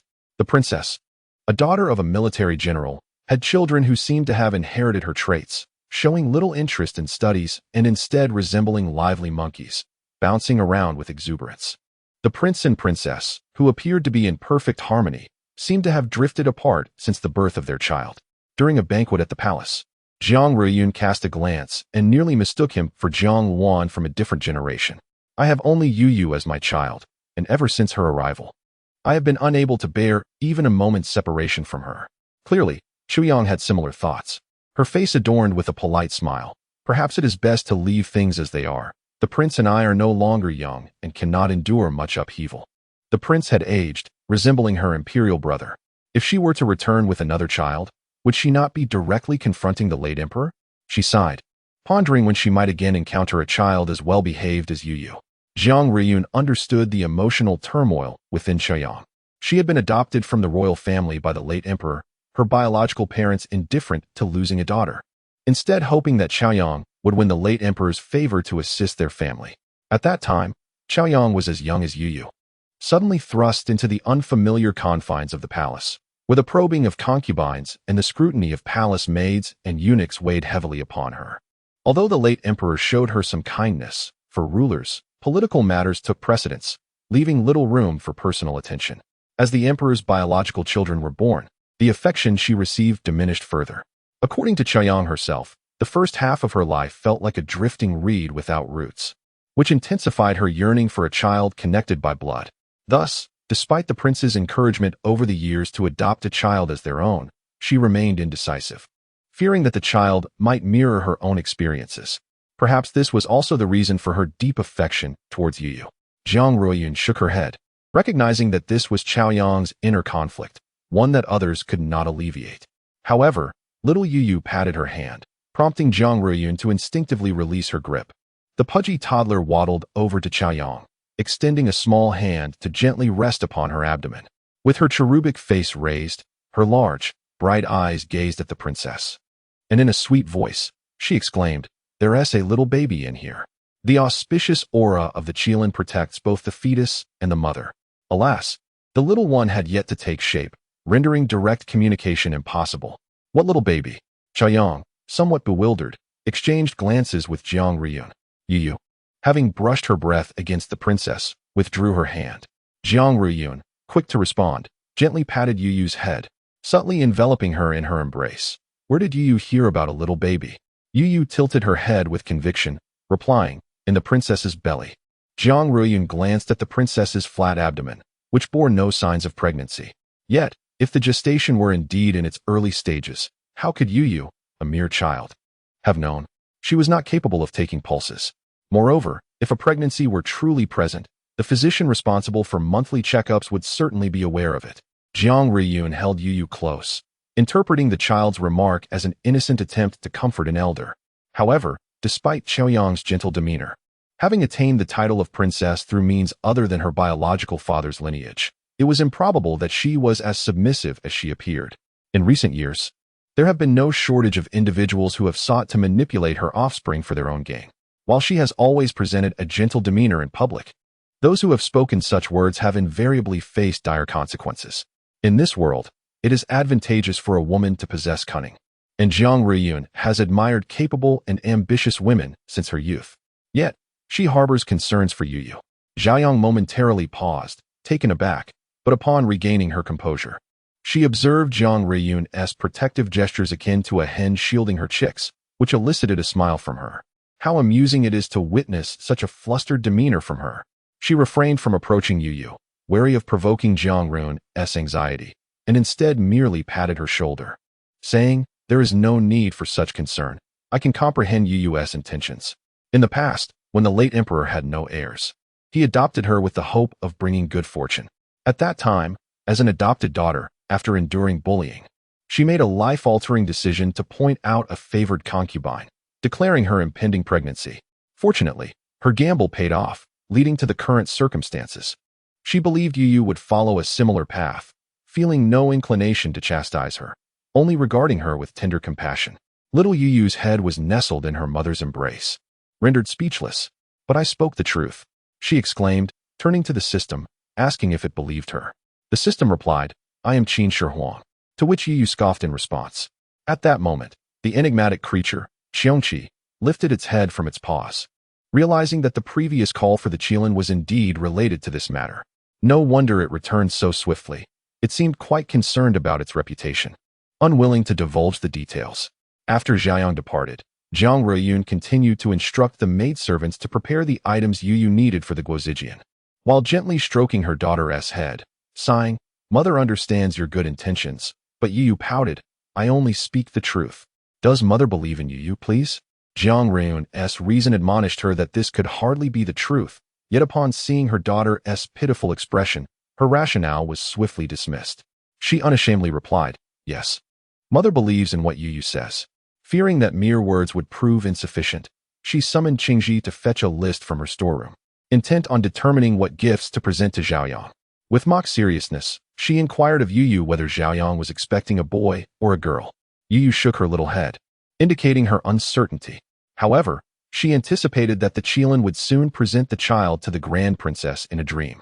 Zhang Ruiyun concluded, "Then let us prepare gifts for both a boy and a girl, along with some nourishing herbs for pregnancy. Xiaoyang must be well cared for at her age." Youyou wrapped her arms around her mother's neck, exclaiming, "How wonderful! Mother believes in me." She planted a kiss on her mother's cheek and tilted her head, adding, "There's no need. This pregnancy will be smooth sailing. With the protection of me and the Qilin, she could do everything forbidden to the pregnant, and it should be just fine." The system observed, a doting mother, a confident host, a wondrous world, and its own despair. Soon, a more profound despair approached.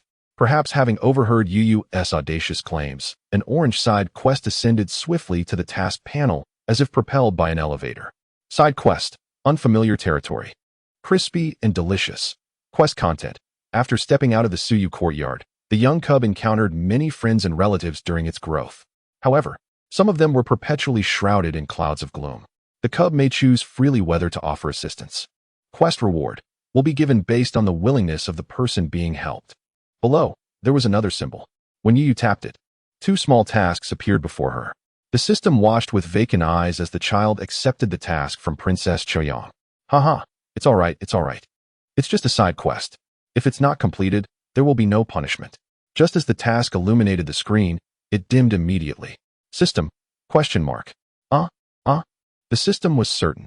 This task is deemed impossible to complete, hence it has been automatically cancelled. Alas, they were still too human-like. The 79th little koi.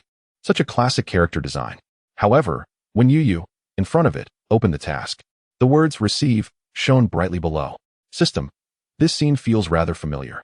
The system suddenly recalled the day when Youyou fell asleep in the arms of Princess Choyang, having previously sworn that she had a solution. Could it truly be that the dream-inducing item was effective? Yet, even as the system pondered, it was unable to deduce how this truly worked. Is there genuinely someone capable of granting children within a dream? This little world isn't set in a mythological backdrop. Nonsense. Forget it, it's incomprehensible. Let us claim the reward first. However, when Youyou's tender fingers pressed that button, a loading image popped up. The system explained, "Do you see the reward content on the task panel?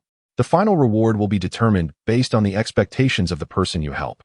Tonight, headquarters will send someone to enter the dream to inquire about Princess Choyang's opinion."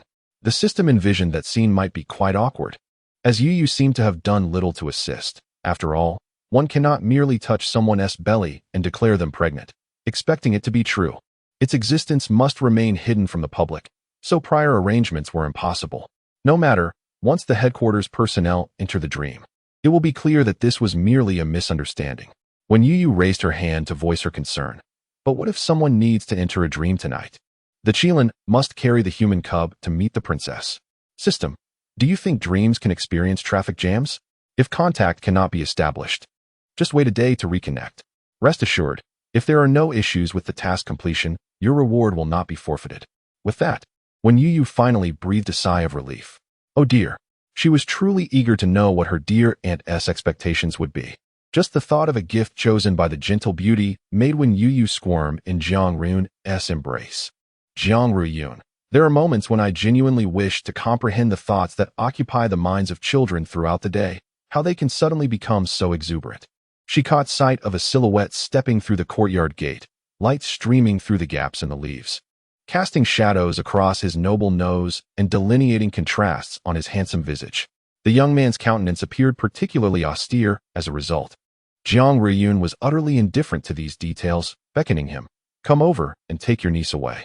When Youyou was lifted by the nape of her neck and placed on the ground, her round eyes remained wide open, tilting her little head to scrutinize her uncle. Rather cold. His complexion seemed rather off as well. Her warm little hands enveloped his icy fingertips, sending a shiver through her. After mentally bracing herself, she promptly used both of her hands to warm his frigid ones. Observing Youyou smile like a mischievous cat that had stolen a fish, even Jiang Wan could no longer maintain his indifferent demeanor, helplessly smiling as he tucked Youyou's small hands back into her sleeves. Fluctuating between cold and warm can lead to sores. Your hands have been nurtured with great effort. Don't torment them. Resigned, Jiang Wan sat by the warm stove to warm his hands under Youyou's watchful gaze, explaining to Jiang Ruiyun the purpose of his visit. He then turned to Youyou, playfully pinching her cheek with his now warmed hand, and said with a smile, "Uncle has avenged you. Shouldn't you show her appreciation as well?" Jiang Ruiyun could hardly tolerate it. After all, it was the emperor who summoned him, and he was also seeking revenge for himself, wasn't he? However, Youyou was captivated by a wound that Jiang Wan had inadvertently revealed. Though it appeared nearly healed, her uncle had sustained an injury for her sake. Instantly, Youyou could no longer sit still, her little legs carrying her back to her room to rummage about. Jiang Ruiyun massaged his temples. "How old are you? If you had arrived a few hours later, this wound would have vanished, wouldn't it? Is this your ploy to deceive my daughter? So what if it is?" Jiang Wan retorted with conviction. "Between kin, what constitutes deception? Why must your words be so harsh?" Jiang Ruiyun feigned a smile. "I learned it from you." Ultimately, Jiang Wan received a tangled cord crafted by Youyou herself.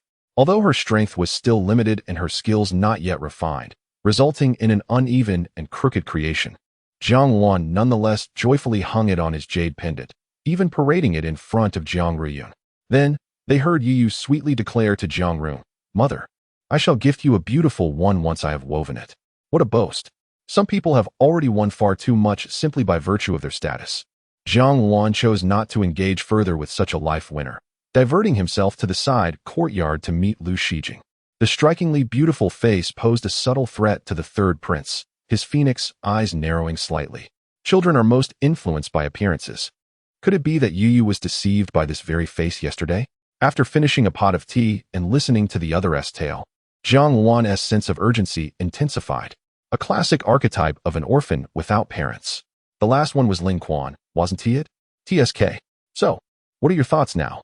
It seems your hand might not catch up to the examination. No, I believe perhaps it can. Jiang Wan felt a twinge of doubt. Realizing that perhaps he had been overly optimistic, Ling Quan was a skilled physician, not a deity. He presented him with a challenge, to compose a discourse on this subject. "If you truly possess talent and a righteous heart, I see no harm in granting you this opportunity." Though his recommendation lacked the legitimacy of having passed the imperial examination, it nonetheless provided a potential avenue of escape. Lu Shijing was momentarily taken aback, then solemnly expressed his gratitude.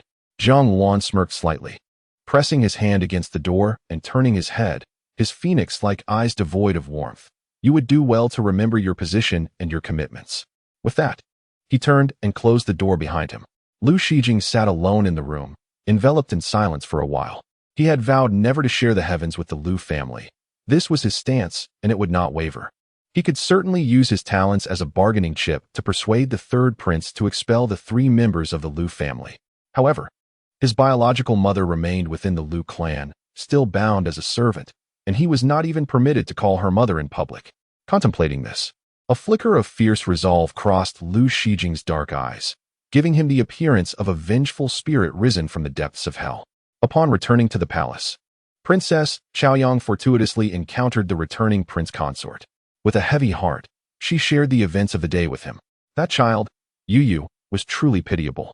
At such a tender age, she had to rely on others and read their moods. If only she could be nurtured under our care. She reminds me of my own child. The prince consort's expression grew complex upon hearing the first part of her words, as if he had swallowed something bitter. Was he perhaps overthinking? At the last palace banquet, he had observed that Princess Zhao Jin was quite favored. There was no need to mention the doting of her foster mother, Princess Chang Mian. Even the emperor and empress dowager occasionally cast glances in her direction, as if fearful that the young princess might come to harm. Ah, so this is what it means to read others' expressions. Well, that settles it. However, when he heard the latter part of her statement, the prince consort suddenly understood. It was merely a pretext for her desire to adopt a child of her own. He embraced his wife's shoulders, soothing her. If you truly wish for a child, we can adopt one, or even two. Do not fixate on someone else's beloved. Yet, he understood the emotional turmoil within his wife, so he refrained from pursuing the topic of adoption further. Suddenly, Xiaoyang recalled something and smiled as she said, speaking of offspring, today you even touched my belly, claiming there was a child inside. The prince consort could not bear to contradict his wife and played along. They say children can perceive things that adults cannot. Perhaps there is truth to this after all. Xiaoyang sensed that her husband was not entirely convinced, and in truth, she herself held doubts. However, that evening, Xiaoyang dreamt a peculiar dream. A mechanical voice proclaimed, due to a reward. Xiaoyang furrowed her brow, eager to comprehend the message, but the voice abruptly ceased, as if interrupted by an unseen force. Instantly, auspicious clouds enveloped the surroundings, ethereal mists swirling forth. A radiant light pierced the haze, revealing a creature descending from the heavens. It resembled a deer, adorned in resplendent hues, with a dragon's tail trailing behind it. The princess of Chaoyang found herself speechless, utterly astonished by the extraordinary sight before her. After a prolonged pause, she regained her voice. Qilin? Her gaze then fell upon the two infants held delicately in its mouth. The princess widened her eyes in disbelief. Was it really the Qilin bringing children? She had always believed it merely a tale of legend. Or perhaps her deep yearning for offspring had manifested in such dreams. Her mind was a tumultuous whirl. The Qilin gently placed the two children upon a cloud, extending its front hoof to present the fluffy expanse before Chaoyang. For reasons unknown, seeing the infants filled her heart with joy. Without a second thought, she bent down to embrace them. However, the Qilin intervened. You may choose but one. Chaoyang was somewhat perplexed. Why? Your body cannot bear the burden of twins. She sighed. Why could her dreams never align with her desires? Her gaze swept across the two children, and finally, she extended her hand to cradle the girl. The Qilin cautioned. This girl will possess a nature unlike that of ordinary maidens. She may be somewhat unconventional. Yet, she has been deemed by heavenly decree as the most suitable child for you and your husband. Looking down at the sleeping child nestled in her arms, Chaoyang couldn't help but smile. There is nothing wrong with being unconventional. My life has been too focused on the perceptions of others. I often think that if I were to have a daughter one day, I would teach her how to live freely and joyfully. The Qilin continued. Why not choose the boy? Male infants are rarer at the reincarnation platform. Why is that? As the question slipped from her lips, Chaoyang instantly regretted asking. What other reason could there be? The girl, despite being born into nobility, would not be a burden for her family, who could easily afford to raise another child in lavish comfort. However, when the late emperor sought to adopt a son or daughter, they had still pushed her aside. Gazing at the infant girl in her arms, she gently pressed a kiss upon her forehead, tears instantly welling in her eyes. Unbeknownst to her, the Qilin had departed. The baby gradually faded from her embrace, and the surrounding scenery transformed into shades of gray, disintegrating into fragments that dissolved into the air. Everything felt truly like a dream. She hadn't even had the chance to inquire why she was bestowed such an honor. A mechanical voice then sounded abruptly, preparing to speak. But was interrupted by the princess of Chaoyang's tearful exclamation of get lost. The voice fled in a panic, rolling away in a hurry. Did their system still possess any dignity? It had merely come to inquire about the rewards. Never mind, it decided. It would not stoop to the level of humans. It would return tomorrow. The following morning, the princess of Chaoyang found herself unable to sleep, nudging her husband awake. As he stirred with a look of confusion, she hesitantly remarked, I think I may truly be with child. Her husband, now wide awake, sat up abruptly. Chaoyang declared, I will send someone to the palace to summon a physician to check my pulse. He nodded solemnly. It was indeed time to seek a physician. The curse of childlessness was driving his beloved wife to the brink of madness. Today marks the day when Youyou arrives at the Guozijian. On her very first day, she realizes that her mother did not deceive her in the slightest. Indeed, there are many children of her age within the institution. Due to the events of the previous palace banquet, she is not regarded as a stranger among them. In fact, they seem to admire her quite a bit. Consequently, she is soon surrounded by a throng of eager young ones, each bombarding her with questions, overwhelming her with their chatter. However, Youyou can sense the goodwill radiating from them, and with a beaming smile, she responds to each inquiry with good humor. Only two groups appear less than pleased. Youyou stands under the corridor, her gaze fixed intensely on Youyou, who is surrounded like a star by the children of prominent families, the legitimate granddaughter of the Minister of Revenue, the sole daughter of the general who protects the nation, and the young ladies of the Duke's residence, as well as the grandson of the Grand Scholar. These are connections she seldom encounters in her daily life, yet they now flock to Youyou with expressions of excitement, leading one to wonder if there is something extraordinary about her. Lu Xian, noticing the jealousy in her eyes, steps forward to obstruct her view and cautions her, "Be mindful. Everyone is watching. Do not linger here too long. We are not from the same academy."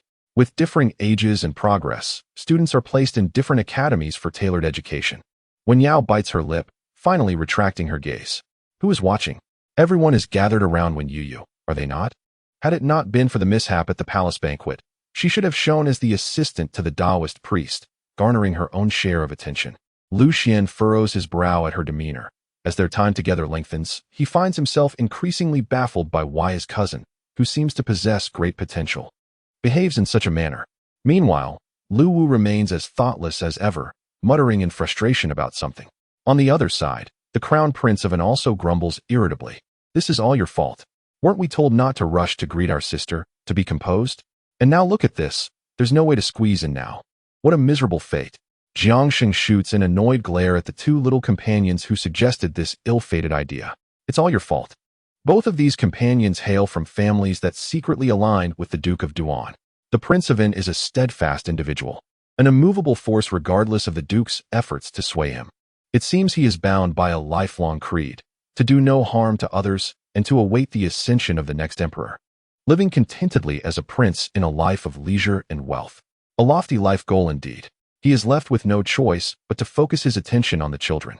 They have always looked askance at Youyou. How could she shine so brightly at the palace banquet at their age?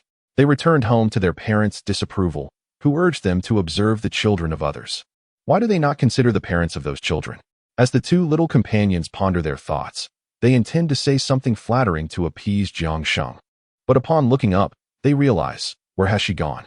Is that truly her? Hearing the incredulous voice of a friend, they follow the direction of his pointing finger.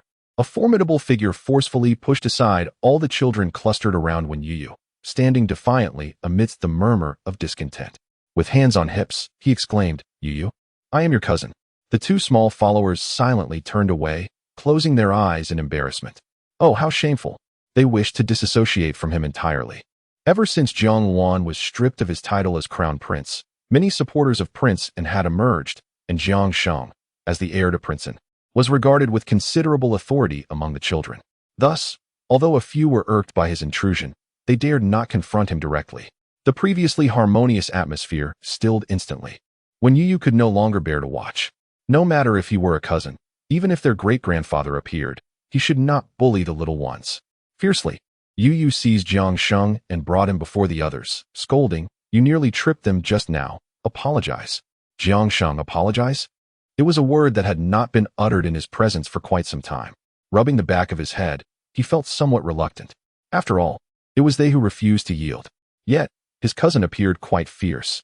Hadn't his parents told him that sisters were sweet and gentle?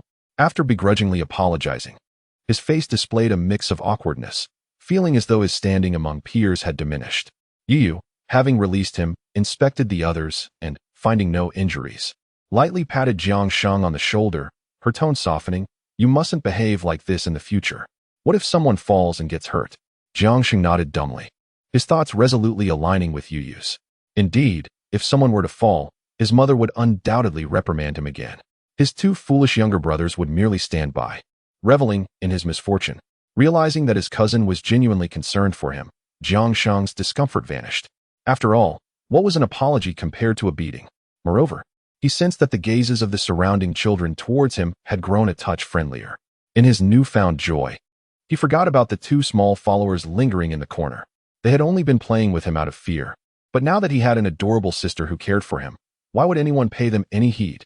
The children who had been pushed aside exchanged glances and chose to follow Youyou, sensing her comforting presence.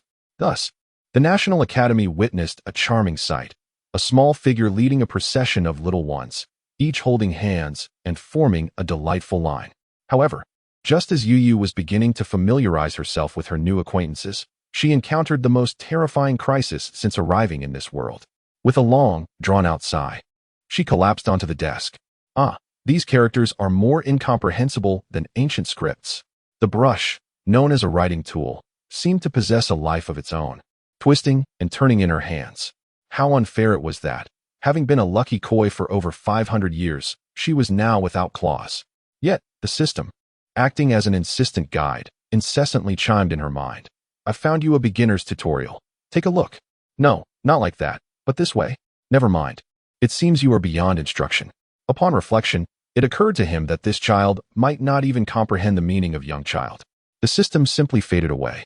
When the Grand Master finally encountered this batch of students, he immediately spotted the drooping-headed Youyou, whose little side curls seemed to wilt in response to their owner's mood. He furrowed his brow. What had transpired? As the others stood bewildered before the divination tools on the table, the Grand Master casually approached Youyou and stated, "The results of the divination are remarkably accurate. Come, step forward and demonstrate for everyone." Nervously clutching her small hands, Youyou stood before her peers, the warmth of her jade pendant seemingly infusing her with strength, radiating warmth to her heart. Her contemporaries lifted their heads to gaze at her, their clear eyes filled with curiosity, which allowed Youyou to breathe a sigh of relief. She first removed one stalk from the divination set, representing the Tai Chi, and divided the remaining stalks into two piles, symbolizing the two instruments. From each pile, she extracted one stalk, denoting the 3 talents. At this juncture, the others began to show interest. Excellent. Their minds had grasped the concept, and their hands followed suit. However, as she proceeded to the subsequent steps of the divination, becoming increasingly engrossed and proficient in her actions, the onlookers found themselves utterly confounded. Alas, this would be the extent of their learning for the day. Although they could not comprehend the intricacies, it did not hinder their admiration, and they collectively expressed their astonishment. Youyou's cheeks flushed with embarrassment as she anxiously clutched her clothing. "Everyone is truly wonderful." As the group prepared to depart, the Grand Master suddenly called out to her, "Youyou." In an instant, all eyes in the room fixated upon Youyou. A girl beside her whispered, "You? The Grand Master seems quite familiar with you." Her tone was laden with envy and admiration. The people regarded this elusive Grand Master with both respect and trepidation. Though as children they did not fully grasp the adult's fear of him, they sensed a natural distance born of reverence. Youyou wished to clarify that he was merely friendly. They had only met once. Yet, feeling the intensity of the gazes behind her, Youyou's survival instincts surged, and she swallowed her words, vigorously nodding in agreement. Familiar? Indeed, far too familiar. Once everyone had departed, the Grand Master approached Youyou, his white satin robes gliding past her. He bent down before her. As the distance closed, Youyou felt increasingly aware that his eyes were unlike those of any other human. She wanted to lean closer to discern what made them unique. Just then, a cool finger pressed gently against her forehead, nudging her head away slightly. Youyou blinked, gazing at the sky and the ground. But she dared not look at the Grand Master, exclaiming, "Oh, Youyou meant no harm." The Grand Master observed her antics, finding a place to sit down, and gently inquired, "Now that there is no one else present, tell me, why are you unhappy?" Clearly, he did not consider himself someone else. Yet, the young child, possessing a keen sense of boundaries, found herself momentarily at a loss for words. Article 82. The little koi. As the situation unfolded, she found herself reminiscing, pondering if she had ever encountered him before, but the answer eluded her. He was simply an affable stranger, comfortably seated before her, exuding an air that suggested he would leave only if she remained silent. Yet, he was the first to discern her troubled spirit. After a moment's reflection, Youyou extended her little pinky and made a gesture, indicating a promise. "Now that you've heard me, you mustn't mock me, nor share this with anyone else." She playfully poked his pinky with her own. The National Master paused, momentarily perplexed, before grasping her intent and awkwardly bent his pinky to intertwine with hers, tapping their thumbs together. Then it is settled. A pinky swear binds us for 100 years without change. A century seemed but a fleeting moment to him. Yet such sentiments need not be articulated. The national master nodded, assuring her, "Rest easy. I seldom converse with others." He sensed a hint of pity in the gaze of the young human before him, which led him to believe she had misinterpreted his situation. It was not her that he wished to isolate, but rather his own aversion to social interaction. Nonetheless, this child's demeanor softened towards him, prompting the national master to remain silent, cherishing this enchanting misunderstanding. In the presence of this seemingly forlorn adult, who lacked companionship, Youyou felt a modicum of relaxation. Resting her arms on the table, she cradled her face and confided her thoughts. "You must have lived for quite some time, dear national master." He nodded, and she mirrored his approval, recognizing him as a person of profound experience who might assist her. "Today, our teacher instructed us in literacy. Yet I often feel that others grasp concepts more swiftly than I do." Youyou leaned over the table, her fingertips tracing the beams of light filtering through the window. Musing slowly, "Am I, perhaps, a dullard? If so, will my mother still love me? Dullard?" At the mere inquiry of such a question, the national master perceived her naivety. Leaning back in his chair, arms crossed, he adopted a somewhat aloof posture. With half-closed eyes, he stated plainly, "The esteemed Long Yin sent you to the National Academy not for you to fret over whether she loves you." "Really?" she responded, her voice tinged with hope. Youyou could feel the warmth of her family's affection, a fervor so intense that it bubbled up at mere thought. Yet, perhaps the remnants of her previous life clouded her mind, instilling a perpetual fear that such love could dissipate due to external factors. "I do not wish to bring shame to my mother. I want them to be proud of me." Youyou mimicked a gesture of the mythical creature Qiongqi, clasping her hands as if seeking solace. Yet she lamented, "But I truly cannot comprehend those characters. I've heard that the National Academy requires both minor and major examinations." The weight of her realization felt as though the sky had collapsed upon her. Listening intently, the tone of the national master shifted to one of gravity, reminiscent of their earlier teacher. Instantly, Youyou straightened, placing her hands on her knees, her eyes wide with anticipation. "Your family does not expect a child of your stature to bear the burden of their pride. A person's face is something they earn through their own efforts. When you say that, do you imply that your loved ones cannot gain respect on their own?" When Youyou shook her head vigorously, like a rattledrum. "Certainly not. Even without Youyou's storyline, they are all capable adults." "That's good," he replied, his tone softening slightly. "Your mother sent you here so that you may have more choices in the future." Looking into Youyou's clear, dark eyes, the national master understood that at her age, she likely did not comprehend fully, and he continued gently, "Pursue what you wish to do, engage in what you deem meaningful. If you still have concerns, return and ask your mother." When Youyou nodded and obediently expressed her gratitude. "Oh, what a silly question it would be to ask if my mother loves me," she thought. The system quietly rolled its eyes, noting that this was hardly the moment for such affectionate displays. The national master, feeling unusually expressive today, continued, "Moreover, even if you lack talent in academics, in the art of divination, you are truly a genius. Did you not bring them honor at the palace banquet?" When genius Youyou felt a blush rising. However, she quickly abandoned her pretense, realizing the conversation's true direction. "If you cannot grasp the studies, then simply become my disciple." When Youyou noted, "What a brief map of the Yin kingdom," her bashful demeanor morphed into a deadpan expression. She wondered why the topic had shifted so abruptly. No, I believe one should still pursue education and literacy." With a broad smile, she added, "And if I wish to learn divination from the esteemed national master, I can do so right here." The national master, having metaphorically shot himself in the foot, replied, "Indeed." It was he who initially made the request. Upon exiting the room, when Youyou encountered her friends waiting outside, Jiang Sheng rushed up, anxiously checking her for injuries. His tone laden with fear, as if the national master were some sort of monster. "He didn't eat you, did he?" When Youyou found herself at a loss for words, overwhelmed by the numerous points of contention. Ultimately, she helplessly closed her mouth. A young lady from the Duke's residence stepped in, pulling Jiang Sheng aside, and became Youyou's spokesperson. "If the national master had eaten Youyou, what stands before us now?" "Well, there's no need to say it that way."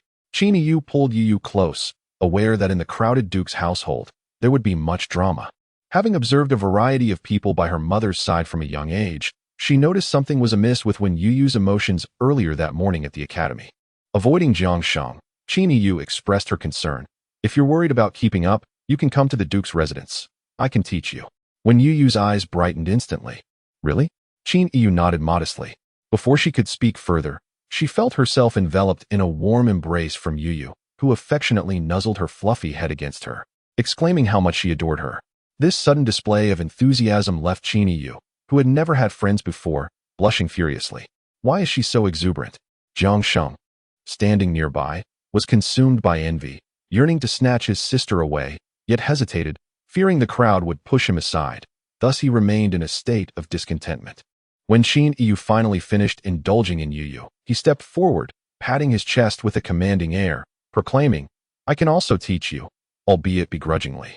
Youyou blinked and softly reminded him, but it seems we are quite evenly matched.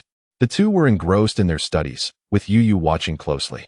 Youyou was elated to have made a new friend and eagerly took Youyou to meet her sister. My sister may appear somewhat aloof, but she is genuinely kind. Do not fear her. Youyou nodded emphatically, it's perfectly fine. Who could possibly outshine my uncle? Youyou's sister, slightly older than them, studied at the esteemed institution, a place for students with over a year and a half of scholarly pursuit. Thus her courses were more extensive and began after theirs. Consequently, the two young girls waited at the entrance for a while until they spotted two figures approaching, one in the lead, seemingly impatient and walking briskly, while the other followed closely behind. An ominous premonition suddenly struck Youyou. As the figures drew nearer, Youyou immediately called out, Elder sister.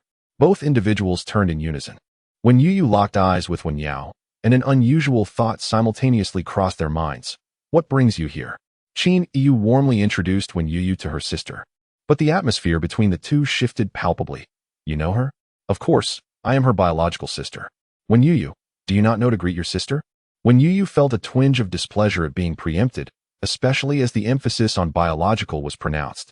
Indeed, the original body was her sister, yet she had been forced to her demise by the very same person. What purpose did this unnecessary emphasis on their blood relation serve?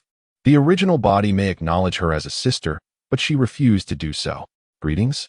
Youyou raised her chin slightly, adopting an imitative tone of haughtiness. Why did you not bow before this county princess? Her attempt at intimidation fell short.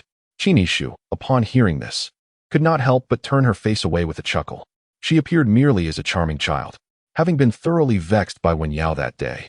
She chose to stand beside Youyou, taking her sister's hand to perform a bow together. This gesture left Youyou feeling somewhat embarrassed. She quickly extended her hands to assist them up. In doing so, they effectively held Yao in place, compelling her to bow despite her reluctance. Upon completing the bow, Yao felt as if all the onlookers were scrutinizing her, and her eyes brimmed with tears. Youyou teased, what is this? Is bowing to the county princess such a grievance? Shouldn't we report this to the emperor for you to be granted the title of princess? Otherwise, enduring such slight daily seems a tad excessive. She had initially wished to suggest the emperor abdicate in her favor, thus sparing everyone from the need to bow, but thought better of her audacity and swallowed her words. Qinishu lightly reproached, Youyou, how can you speak to your elders in such a manner? Her words seemed less of a reprimand towards her sister and more like a deliberate provocation towards Yao. Having grown up in the household, Yao had never endured such indignities. After all, in terms of familial ties, she was genuinely their elder, albeit a relationship relegated to a forgotten corner. How could she dare to position herself as an elder? Each time she faced setbacks in social situations, she would recall the system that had inexplicably vanished. That so-called beloved darling system was surely adept in such matters, yet its whereabouts remained a mystery. She remembered when she first bound with it. It had informed her of its purpose, to seek out those destined for great fortune. Yao reassured herself that if it could not find other fortunate souls, it would inevitably return to her side. The Taoist had previously mentioned that he suspected the disappearance of the snow disaster at the last court banquet was due to her fate being influential at the event. Apart from binding her, whom else could that system possibly find? Moreover, she had come today to foster goodwill with Qinishu, not to create enmity. Adjusting her mindset, she lowered her pride and promptly apologized, wiping her tears and admitting that her actions today were impulsive, vowing not to repeat such mistakes. Observing the pitiable silhouette of the departing figure, the three remained unresponsive. While secretly plotting against others, and then apologizing pitifully. They remained oblivious to the drama unfolding within her heart. Meanwhile, some students nearby, unaware of the truth, began to murmur, only to be silenced by a glance from Youyou.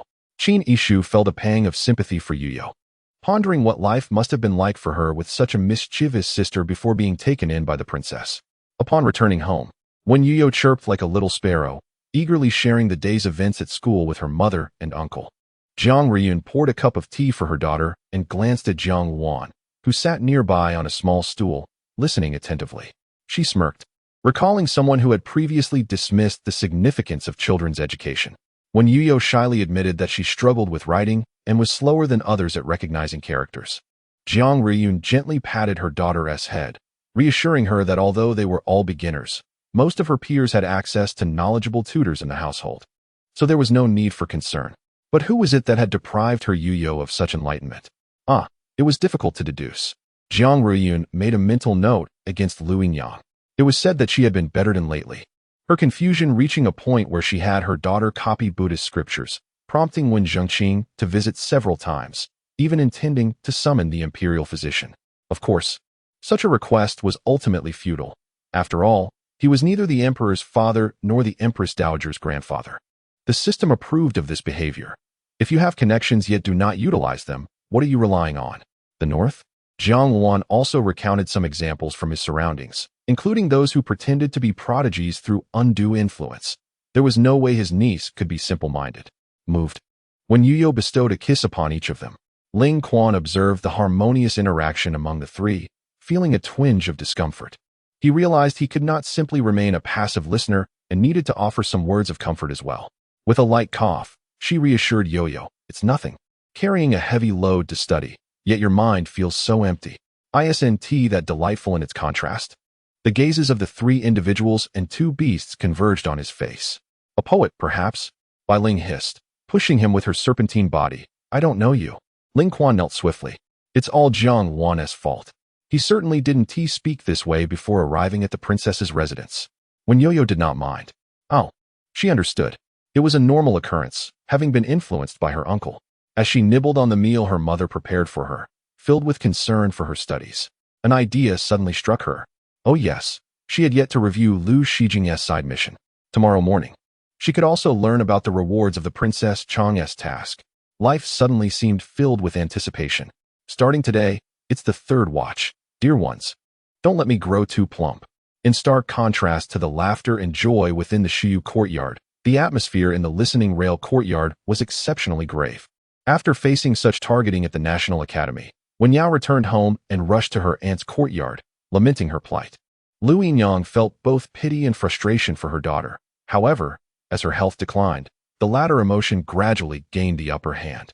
She coughed lightly and gently interrupted Wen Yao's complaints. "Are you saying that the Qin sisters rebuked you for your sister? Yaoer, when did you become less likable than her?" Her voice, though weak, carried an unmistakable dissatisfaction. Since her rebirth, first the system vanished, then her sister, who was supposed to have perished early, survived, was adopted by her biological mother, and was conferred the title of princess. The people surrounding her were those she could no longer reach due to her current status. It felt as though her second chance had made things worse. The overwhelming sense of disparity left her emotions taut. Now, upon hearing her aunt's words laden with discontent and scrutiny, Wen Yao's emotions erupted. "I do not have such a sister." She stood abruptly, her teacup tipping over, shards of porcelain scattering across the floor. The maidservants who had been attending her instinctively retreated. Startled, yet she did not spare them a glance, focusing solely on Luoyang. "If you are so concerned about your daughter, why not go to Youyou courtyard and fetch her back? Have you lost your mind? I merely spoke a few words to you." Observing the incredulous expression on her aunt's face, Wen Yao felt a surge of vindictive pleasure. She wished to say more, but a distant male voice interrupted her impulsiveness. "Yaoer, your aunt is still unwell." Lu Hongxing had intended to check on his sister, but was taken aback by the scene before him. His usually sensible niece was fiercely arguing with her sister. He could hardly recognize her. Wen Yao regained her composure, instantly realizing her prior behavior was inappropriate. At her young age, she still required the support of the Lu family and her aunt. She must not disrupt the harmony and push them away. Thus, she steadied her emotions, instructed the maidservants to present the Buddhist scriptures she had been copying, and uttered a few gentle words before departing. Aunt Lu was originally pressing her hand against her heart, feeling a pang of guilt upon seeing her like this. However, constrained by her status as an elder, she ultimately refrained from expressing her thoughts. Instead, she leaned against the edge of the bed, perusing the Buddhist scriptures presented by Youyou. A thread of confusion swiftly engulfed her, akin to a wildfire spreading uncontrollably. Why did the scriptures transcribed by Youyou no longer evoke the same sense of wonder as before? They now appeared merely as ordinary words. How peculiar. She conveyed her concerns to her brother. Lu Hongsheng furrowed his brow. Yet he had not witnessed the miraculous effects of that scroll of scriptures and merely assumed his sister was still vexed over her niece. He reassured her, saying, "Such matters are gifts from heaven, rare and precious. Having experienced it once is already a profound blessing. How could one expect every instance to yield the same results?" Reflecting further, he added, "Moreover, your current predicament stems from human misfortune, while the last was due to illness. Perhaps there lies a connection." Aunt Lu's tightly drawn brows eased somewhat. Indeed, his reasoning was sound. If such a method were consistently effective, Youyou could simply open a clinic and save the world. However, I am recovering swiftly as well. Once I am well, I must pay a visit to the old matriarch. At that moment, Jiang Luan also happened to mention the old matriarch. Previously, when I asked you to see her, did you go? Did you have anything to say? Jiang Riyun's smile faltered as she glanced at Youyou. Jiang Luan chuckled. No need to send Youyou away. She isn't as naive as you. Unable to bear hearing her mother spoken of in such a manner, when Youyou immediately protested in his arms. Mother is not naive. Jiang Luan replied, all right. So you're naive then. When Youyou shook her small head in satisfaction at his concession, but then quickly turned to glare at him, Uncle, bad. After watching the two of them playfully quarrel, Jiang Riyun solemnly remarked, her various words and actions that day indeed revealed contradictions. And even the treats I specially brought were shared with the servants. Speaking of this caused Jiang Riyun a pang of sorrow. It was not merely that her good intentions were squandered, but rather that there was also a delightful treat made by Youyou. Its roundness and cuteness led everyone to subconsciously avoid taking a bite, resulting in it being left untouched. She had deliberated for quite some time before she could bear to bring it to the old matriarch. Who would have thought she would show no appreciation at all? It remained uncertain whose stomach it ultimately filled. Jiang Luan teased, let me guess, you still have no news from her, and perhaps you still remember that debt of gratitude for saving your life? Jiang Riyun nodded. After all, she risked her life to save me, suffering from illness in the process. These years of careful nurturing have only recently allowed her to recover somewhat. Had she not selflessly saved me that day, I would have truly perished. A debt of gratitude is a debt of gratitude. I shall always hold it in my heart. Upon hearing this, when Youyou became anxious, exclaiming, but the old matriarch has never actually saved anyone. Sensing her urgency, Jiang Luan chuckled lightly, pinching her little hand, and spoke before she could. Have you carefully investigated what truly transpired that day? Did anyone else witness the event, or did you simply believe her account without question? Jiang Riyun fell silent for a moment. Naturally, there were others who had seen it, present beside the old matriarch, fortuitously within the manor. Seeing her as if she had just come to a realization, Jiang Luan finally lifted the teacup and took a sip. This was the downside of his sister's excessive moral compass. A single act of salvation had tethered her to this marquise for so many years. Had she not encountered Youyou, who knows how long she would have struggled in this quagmire. Alas, it was not only her, he too shared the same plight. Were it not for Youyou barging into his life through the window that day, he would likely still be languishing in the ancestral hall, awaiting his demise. When Youyou noticed her mother furrowing her brow once again, clambering out of her uncle's embrace, she extended her tiny hand to massage her mother's forehead, pouting her lips in a reproachful manner. Jiang Riyun paused momentarily, grasping her soft little hand and naturally planting a kiss upon it, smiling as she remarked, I see. Mother is frowning again. Mother is naughty. Jiang Luan, whose own brow was tightly knitted, inquired, and what about me? He reached out to cradle when Youyou once more, leaning down to her level. Look, I am frowning too. When Youyou tilted her little head in confusion. What did that mean? The emperor had previously whispered to her that her uncle disliked being controlled, labeling him a rebellious child. Hence, when Youyou initially did not suspect anything amiss.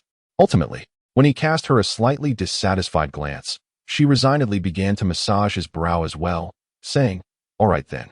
It's fine.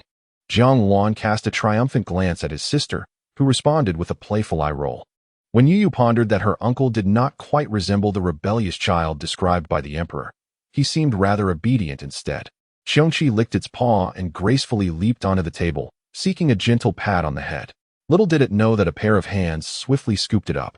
Chunyu's voice rang out above, "Good Xiongqi, kitties are not allowed to jump up here." Xiongqi huffed in indignation. "Who is a cat?" Chunyu replied, "Oh, how adorable." Xiongqi lamented, "My dignity as a fierce beast is thus trampled. After such humiliation, these humans continue to prance about on top of me. When will I have the chance to reclaim my honor?"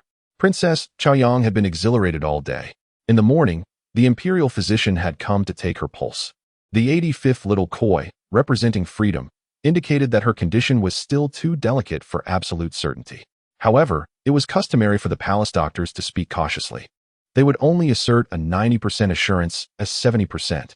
Upon hearing this, Princess Chaoyang understood that she was likely indeed expecting. Recalling the dream she had the previous night, she suddenly touched her belly and said to her husband, "It's a girl. Do you like her?" The prince, slightly perplexed, interpreted her words and replied, "If it is a daughter, that would be wonderful." Princess Chaoyang shook her head, insisting, "Remove the if. It is a girl." The prince cast a troubled glance at his wife's still flat abdomen and solemnly remarked, "Dr. Imo hasn't gone far yet. We can still call him back to see if there's any fever that has muddled his mind. I am not jesting." Princess Chaoyang earnestly conveyed the auspicious dream of the Qilin bearing a son to her husband, affirming that it was indeed a girl. The prince remained silent for a moment, while Princess Chaoyang's eyes gradually narrowed in anticipation. If he dared to criticize her for not choosing that male infant, it was evident that she had overthought the matter. The prince consort was merely overwhelmed with excitement, grappling with the reality of impending fatherhood. He flitted about the room like an inexperienced youth, pondering what color drapes should adorn their daughter's chamber and whether to commission tiny garments at once. Once his fervor subsided, he cast a worried glance at his wife, Chaoyang, expressing, "Once the months progress, we shall heed the physician's counsel." He harbored concerns about his wife's advanced age and the potential toll childbirth could take on her health. If the arrival of this child meant risking her well-being, he would rather forego it altogether. Chaoyang, in contrast, appeared far more composed. While she verbally acquiesced, a sense of unexplainable confidence blossomed within her. She believed she would carry this child to a safe delivery. That night, she drifted into slumber once more, almost convinced that the Qilin regretted its decision to bestow a child upon her. A somewhat familiar electronic voice echoed in her ear. "Due to Youyou's assistance in fulfilling your long-held desire for offspring, please provide a reward suggestion, and we shall allocate corresponding rewards to Youyou." It recited this convoluted message in one breath, awaiting the response from the human before it. To her astonishment, she erupted in anger. "Have you tricked Youyou into some bargain? What price did she pay for this child within me? She is but a child herself. How could you be so cruel?" The opinion consultation system, bewildered and chastised, retorted, "Do we appear villainous?" Even the electronic voice carried a hint of grievance. "We are entirely legitimate. She has not paid any price. Please promptly provide a suggestion." Startled, she found herself resorting to formalities, realizing she had no other recourse. A countdown appeared before Princess Chaoyang. Indeed, regardless of how Youyou had accomplished this, she needed to finalize the reward. It would be unfortunate if she were consumed by this peculiar voice. After a few moments of contemplation, she uttered two simple words, "freedom." She wished for Youyou to be eternally free. This thought often surfaced in her childhood whenever she gazed at the crimson palace walls that enclosed her. She longed for freedom, to witness the world beyond those barriers. She had once believed that with age, freedom would be within her grasp. However, the palace walls that had seemed tangible in her youth had transformed into invisible shackles in adulthood. She remained ensnared within. She hoped that all women might attain freedom. Upon receiving her suggestion, the system would subsequently bestow rewards related to the theme of freedom upon Youyou. Princess Chaoyang wished to inquire further, but she suddenly felt a gentle force sweep over her. When she awoke the following day, the specifics of her dream eluded her memory, yet deep within her consciousness, she firmly believed that the child she carried was a blessing from Youyou. Yet how could such a small child have achieved this? Chaoyang's rational mind and subconscious wrestled with one another until they reached a consensus, concluding that this matter was indeed thanks to Youyou. She shared her rational reflections with the prince consort. The prince consort pondered. When did this world begin to grow so peculiar? Yet, he had always been accommodating to his wife. Observing her fondness for Princess Zhaojin, he suggested, since it is the little princess's merit, why not invite her to our residence for a gathering, to express our gratitude? Thus, he readily embraced this arrangement. Chaoyang nodded with a smile. Meanwhile, when Youyou gazed at the dandelion in the rewards section, lost in contemplation. Freedom. Introduction. The seeds of the dandelion can travel dozens of miles when carried by stable winds. A remarkable distance for such diminutive beings. Utilizing freedom enables the host to traverse any location within 30 miles, making it an essential companion for outdoor excursions. Indeed, this dandelion is aptly named Freedom. Merely upon seeing the word, Youyou could envision the gentle concern with which Her Highness, the eldest princess, must have uttered it. However, processed by the system, it transformed into this contraption. Complaint. I wish to report to the main system. The system presented the task interface before the young one. Youyou widened her eyes, barely managing to discern a line of faint, diminutive text in a secluded corner. The final interpretation writes regarding the implementation of suggestions for side quest rewards belong to the system.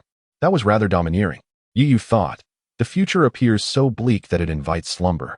After futilely protesting with the system for a while, she finally clicked on Lu Shijing's side quest upon receiving a reminder. Background introduction. As the illegitimate son of an unknown mother, Lu Shijing has been subjected to bullying by his two elder brothers since arriving at the Lu family.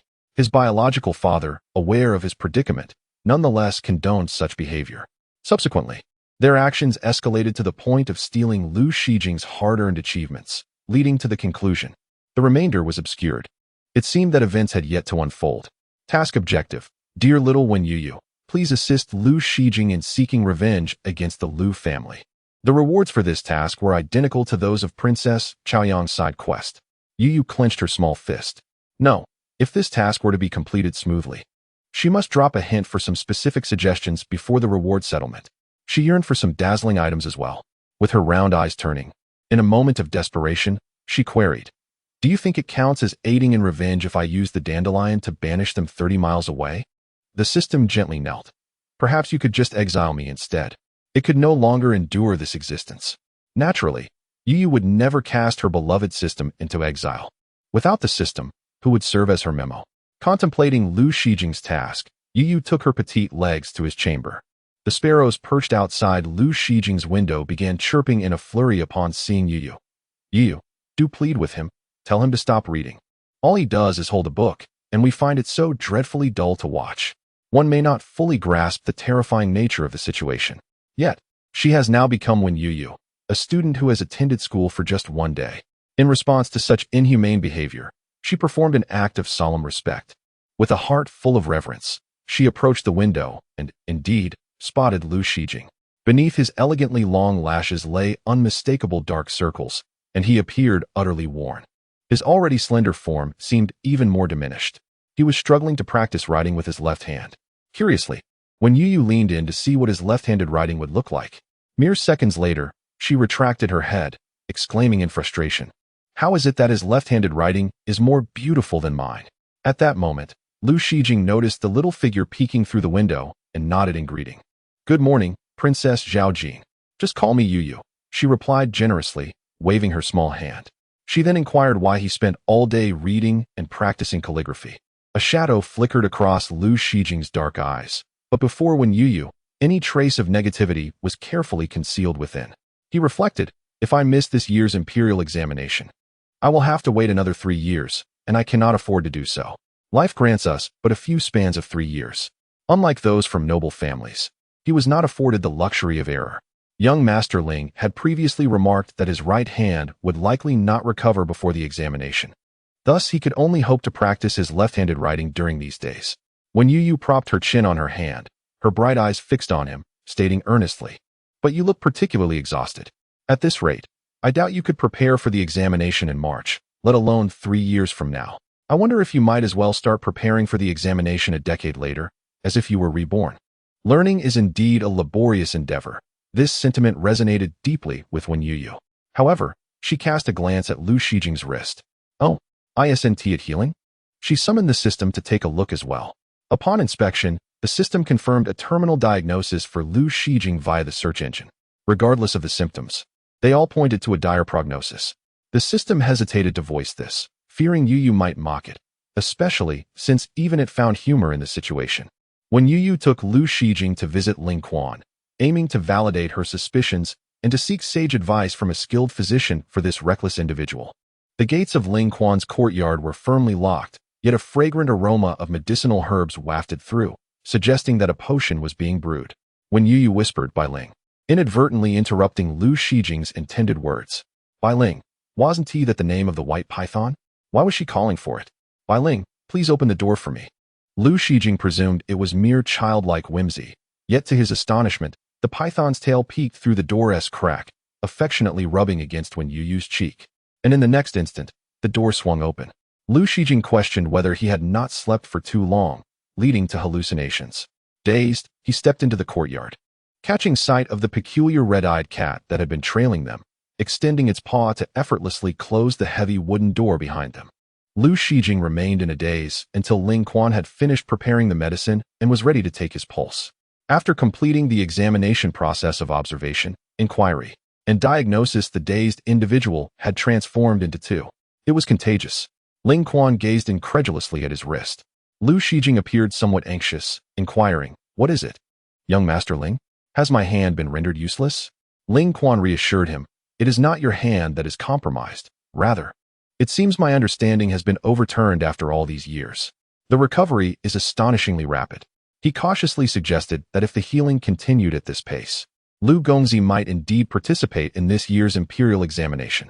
Liu Shijing possessed an androgynous beauty that was already striking, and upon hearing the good news, his previously furrowed brow relaxed, his features illuminated with a newfound vibrance. "Thank you, Princess. Thank you, young Master Ling." Perhaps due to his excitement, his previously pale lips now bore a hint of color. A sudden gust of wind tousled the dark strands of hair that fell across his cheek. The exquisite contrast of black, white, and red captivated Youyou, who gazed at him for a moment, convinced that his mother must have been an extraordinary beauty. Ling Quan offered further reminders to rest diligently in the coming days, as it would facilitate the healing of his wound. Observing Youyou bidding a fond farewell to Bai Ling, Liu Shijing marveled at the affinity she shared with animals. Simultaneously, a thought flickered through his mind. He suspected that his recovery was somehow linked to Youyou. This was not a baseless assumption. Growing up under the scrutiny of cold eyes had honed his observational skills, enabling him to discern that the animals exhibited an extraordinary vitality when drawn to Youyou. Being near her seemed to resonate with the essence of life itself. This peculiar notion swiftly reminded him of a conversation he had eavesdropped on in Jiangzhou, where esteemed elders of the Liu family discussed a master who spoke of a person of great fortune, believed to be Youyou. Yet, comparing this to his previous experiences in the listening pavilion and the Shiyu courtyard, he found himself harboring doubts about this assertion. If the Liu family were to discover that the young girl they had long belittled and ignored was, in fact, the one endowed with great fortune, would they not feel a profound sense of regret? The mere thought of such a scenario elicited a smile from Liu Shijing. How intriguing! If that were indeed the case, he would certainly keep it a secret and mislead them, relishing in watching them seal their own fates. As he contemplated the matter, he recalled his quest for clarity regarding the complete prophecy of Youyou from the benevolent master. The term fortune was far too vague and encompassing. He had researched ancient texts, discovering that its original connotation was one of creation and evolution, symbolizing the creator of the natural world, later evolving into the concept of blessings and good fortune. The notion of fortune was indeed enigmatic. While possessing good fortune would naturally be advantageous, was it truly that simple? Was a blessed child alone worthy of the Jiangzhou Liu family nearly forcing their daughter upon the Xuanwu marquis? If the intent was merely to align with power, Luzi had far better prospects available at the time. The Liu family approached the matter with utmost caution. Aside from Liu Zi and the elders of that era, even Liu Hongsheng only possessed a general understanding of the situation. Under the premise of not knowing the full picture, he could not ascertain anything.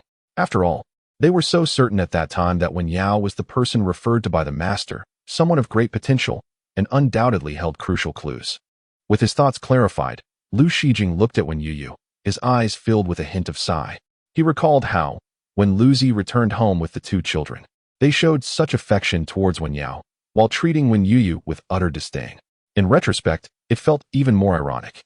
Just a single word, which had not even been verified for its authenticity, had altered the course of a young child's life. One couldn't help but wonder if that esteemed master, known for his virtue, would feel regret upon learning of this. He paused in his contemplation as he heard Youyou touch her little belly and say she was somewhat hungry, a smile flickering in his eyes, one he was not even aware of. "Why are you seeking me out before breakfast?" he asked. "Let us return to dine." Youyou nodded earnestly, extending her small hand to naturally grasp his. Noticing his momentary stillness, she tilted her little head, inquiring, "What is it? Is there something else to do?"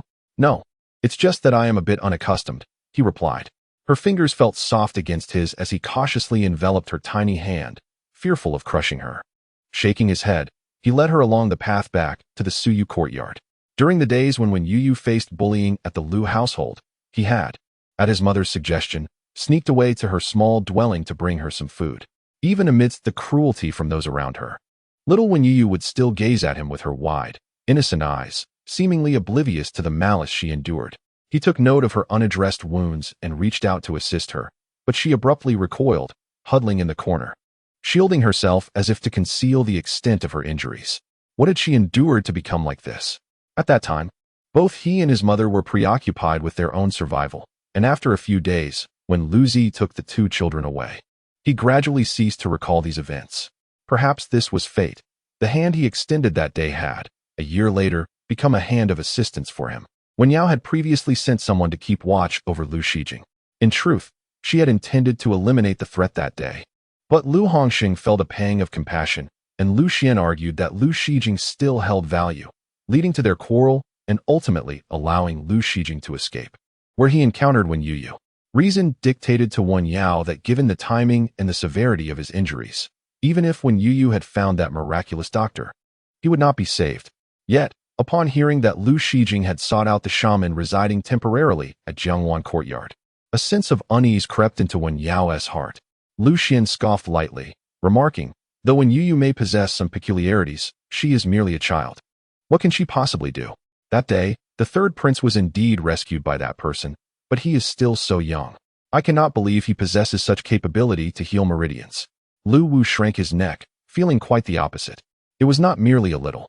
She was far more than just a child.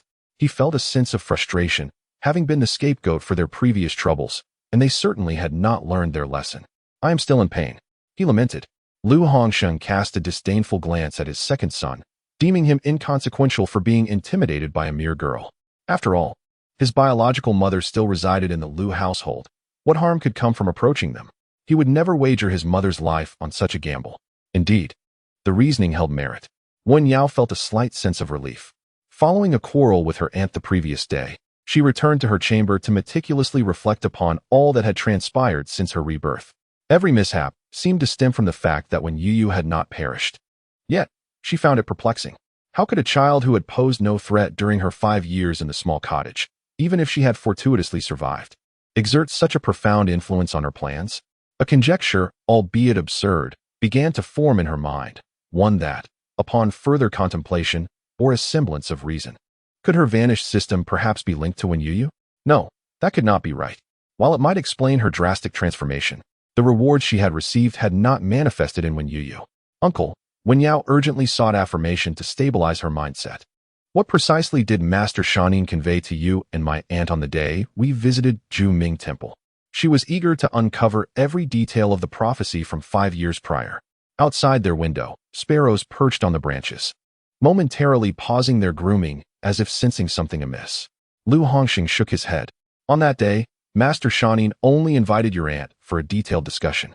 Upon her return to the Liu household, she immediately sought out the clan elders, and thereafter, news was sealed. I am aware only of the generalities. If you wish to know more, you should inquire with your aunt. However, why the sudden curiosity?" Youyou managed a faint smile. "It's merely that I have heard you all speak of it incessantly, and my curiosity has been piqued. Moreover, despite having been told this since childhood, I have yet to discern any differences within myself." Lu Hongxing paused, momentarily taken aback, before bursting into laughter. How could there be no differences? At the palace banquet that day, had it not been for Youyou seizing the accolades, Those commendations should rightly have been yours. Yet worry not. Falsehoods are destined to unravel, and the truth will inevitably surface. Youyou hesitated, contemplating whether to voice his thoughts, but refrained for fear of reprimand. He had heard from friends that at the palace banquet, when Youyou had even summoned the dragon shadow and manifested golden light, surely this could not also be attributed to Sister Yao? But observing the confidence radiating from his brother and father, he resolutely chose silence. With the advantage of Youyou's private tutoring, when Youyou swiftly caught up with her studies, having taken the most challenging first step, the subsequent learning of literature and calligraphy became far less arduous. In the Great Xia, children typically commenced their primary education at the age of 7 or 8. At their age, it was deemed enlightenment, yet the workload was light, resembling more of a social gathering than formal schooling. Naturally charming. When Youyou exuded an innocent demeanor in her speech and actions, making her more approachable than her competitive siblings. Some children, having been advised by the clan's elders, were keen to cultivate a favorable relationship with the currently favored young princess. Let us not discuss her identity, nor the favor she enjoys from the Empress Dowager and His Majesty. Even her remarkable talent for divination is sufficient to draw the attention of the lofty royals and aristocrats. Naturally, there are those from the End Princess faction and supporters of other princes who wish to keep their children at a distance from her. Within the noble families, the relationships among children often reflect the stances of their elders. However, witnessing the lively demeanor of Youyou, even these children cannot resist the allure of joining in the merriment. Yet, just as they timidly approached, Jiangsheng swiftly attached himself to her, pushing them aside while calling out "Sister, sister," inwardly pondering what had just been shoved away, mistaking it for an obstacle. Jiangsheng was particularly exhilarated. After returning home yesterday, he had shared news of Youyou with his father and mother. Although he was perplexed when his father affectionately ruffled his hair with a tone of resignation, calling him a fool, his mother clearly took delight in the news. Putting aside the rod she usually used to discipline him and suggesting that he bring his sister to the palace for a visit. Eager to play with his sister, he had rushed to invite her upon arriving at the Imperial Academy today. Hearing this, Youyou linked her arm with Youyou's and boldly suggested, "Come to our residence first. Our cat can do backflips." Youyou was taken aback. Jiangsheng scoffed, "So what? I can do that too." Youyou retorted with righteous indignation, "That's still not quite the same." Meanwhile, Xiongqi, perplexed within the beast-guarding ring, attempted a backflip, only to end up sprawled on the ground, his crimson eyes gazing up at the sky. Cursed humans. As Jiangsheng and Youyou spoke up, the other children gathered around when Youyou clamored to invite her to play. Overwhelmed, Youyou exclaimed, "But I promised the princess to visit her residence." Unyielding, Youyou insisted that she would reserve the next day off for her. The others echoed her sentiments. Youyou felt her head spinning. At this rate, she would have no time to rest this year. With a decisive wave of her hand, she proposed, "Then let us all play together." This solution received unanimous approval, except for Jiangsheng, who looked confused. "Aren't we already playing together?" A venerable voice resonated from behind. "Play? Shouldn't the young master invite this old man to join?" The children scattered in a flurry, obediently returning to their seats as if nothing had occurred. On their way to divination class, they coincidentally encountered students from the exuberant hall dispersing. Wenyao was walking shoulder to shoulder with two friends. "You are so impressive. I haven't even grasped the steps. And you have already arrived at a conclusion. I noticed the national master glanced at you several times. He must think you possess a natural talent." Wenyao smiled and accepted the compliment.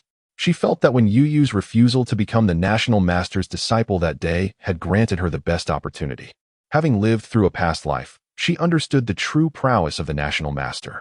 Being chosen as his disciple would render any prior embarrassing incidents insignificant.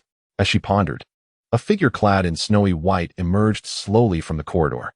The national master, devoid of his official attire today, donned a simple, flowing white robe with wide sleeves. The silver-threaded star map embroidered at the hem danced with each step, resembling a cascade of the Milky Way.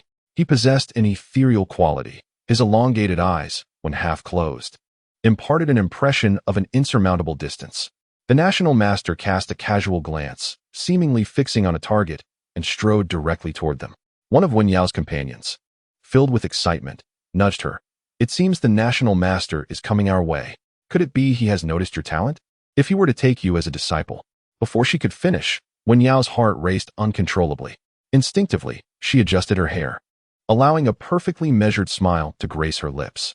Yet, in the next moment, the national master swept past her, seizing the collar of a small, rotund figure. When Yao's smile froze, her companion remarked, "Look at the commotion this has caused." She averted her gaze to the heavens and the ground, unwilling to meet Wen Yao's eyes. "Oh dear, what splendid weather we have today, so overcast, haha." At that moment, when Youyou, with her short arms and legs, was easily lifted by him. She struggled momentarily in the air, but upon realizing her predicament, surrendered and lay back, accepting his grasp with tranquility. What is this all about? The national master could not articulate it either.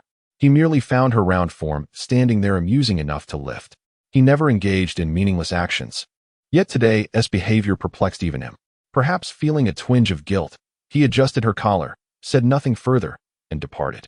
When Youyou leaned closer and whispered, "I told you his temperament is rather peculiar." When Youyou shook her head, perhaps he has simply been isolated for too long. No one speaks to him at the Qintian Observatory, which is quite pitiful. Pitiful? Youyou thought when Youyou must have been misled. In their divination class, they had covered some content from the I Ching as usual, and after the session, the national master summoned Wen Youyou once more. He glanced at the children clustered around her, stating, "Today, there is no need to wait for her outside." Once they were out of the national master's sight, Jiang Sheng dared to speak. "Why do I feel like he knows what we have done and what we intend to do next? He's the national master. Isn't it normal for him to know these things?" The other children thought he was overreacting. However, Jiang Sheng felt it was anything but ordinary. He had encountered numerous Taoists within the royal residence, even those from the Qintian Observatory, and they all sensed that the national master was somewhat extraordinary. Regardless of the sect, divination typically relied on external objects. The national master, however, seemed to possess the innate ability to divine without such aids. He grew concerned for his sister and contemplated sneaking a peek through the window to see what they were doing inside. After wandering for quite some time without finding an entrance, he finally caught Youyou's attention for the fourth time, prompting her to pull him away. Inside, a crystal orb was placed before Wen Youyou. It appeared somewhat familiar. Wasn't this the treasured item from the Qingyan temple? Wen Youyou blinked, glancing between the national master and the crystal orb, and hesitantly inquired, "Is this not the item that wicked Taoist forgot to take, only to be claimed by you?" The national master gazed at her incredulously. "Do I appear to be a thief?" Wen Youyou shook her head earnestly, responding, "This does not qualify as thievery. It should be considered a brazen act of theft." The national master replied, "This is indeed my possession. Some years ago, while passing by Qingyan Temple, I engaged in pleasant conversation with their Taoist priest, which led to my leaving behind this magical artifact. Little did I know that, after some time, they would use it to incite chaos. Thus, I am within my rights to reclaim it." He concluded the topic and stated plainly, "I could not foresee your future, which prompted this method. You may place your hand upon it." When Youyou nodded, she too was curious about what she would become in the future. Hopefully, it wouldn't involve setting up a fortune-telling stall outside. As her small hand rested upon the orb, a primordial aura surged forth, enveloping the entire sphere in a gentle golden glow. Yet, the anticipated image failed to materialize. When Youyou cautiously tapped it, "Is the orb malfunctioning? How peculiar." He still could not discern the trajectory of her fate, though the golden light bore a resemblance to dragon energy, albeit lacking its purity. The national master lowered his gaze, observing the young creature as she touched the crystal ball, and inquired, "After the palace banquet that day, did you acquire anything related to dragon energy from that immortal?" System. Greetings, this is the immortal herself. If only she had truly obtained something connected to dragon energy. In reality, since that day, all she had was a foolish cat that yawned incessantly and a dandelion it intended to use for its own exile. Over the days, no noble had appeared. Only precious items. When Youyou pondered seriously for a moment before shaking her small head, "No, I didn't." The national master pinched his fingers thoughtfully. "That is indeed strange. She was raised by the princess of Changyan and does not possess royal blood. So from whence does this dragon energy originate?" After returning to the palace, he relayed this matter to Emperor Xiajing. The emperor seemed rather amused. "From this perspective, it appears Youyou is destined to be a child of the royal family. Is that the crux of the matter, your majesty?" The national master inquired. "Have you sensed any dragon veins in these recent days?" "None at all." Emperor Xiajing maintained a positive demeanor, inviting the national master to sit and share a cup of newly offered tea. "It matters not, after all. I have been in a state of near death for many years. I have come to understand that if I continue to wait anxiously for it to stir, I may depart before it does." The national master sipped his tea, remaining silent. The emperor unexpectedly spoke to the fate that had originally awaited him. He was uncertain whether this alteration of the future was for better or worse. Nevertheless, nothing could be worse than the devastation of losing one's family. Emperor Xia Jing, as if conversing with an old friend, murmured, "One must live for something in this lifetime. Knowing that the heavens have not forsaken Daxia brings me peace." The manifestation of dragon energy that day quelled the snow disaster. Though it was a temporary remedy, it was the first occurrence since his ascension. Having a national master in Daxia is indeed a blessing. He comprehends the emotions of all things and the matters of spirits. Yet, the calamities that follow the decline of the dragon veins are merciless. Even with prior knowledge to evacuate, they will still descend upon the common folk. That sense of helplessness, where no action can avert the impending doom, may weigh heavier than being completely oblivious. Emperor Xia Jing felt that his previous statement cast a shadow upon himself. He silently revised it. Since the ascension of the late emperor, this is the first occurrence. "Father, you shall not escape this." The national scholar, having been dutifully attentive, redirected the discourse back to Youyou. The young princess possesses a faint trace of dragon energy, though the reason remains unknown. Might I inquire if I could obtain some of the young princess's garments or belongings from her childhood? Such artifacts might elucidate the timing of this anomaly. Jiang Ryun was taken aback to find herself summoned to the palace for such a matter. The earlier garments had likely been lost, leaving only those from the past 2 months. The older ones lay buried in the earth. As for the belongings, the young princess resides in the marquis's residence. Surely there are a few items in her chamber. Jiang Ryun hesitated. That room has collapsed. Most of the belongings were damaged and mingled with the ruins, making them indistinguishable.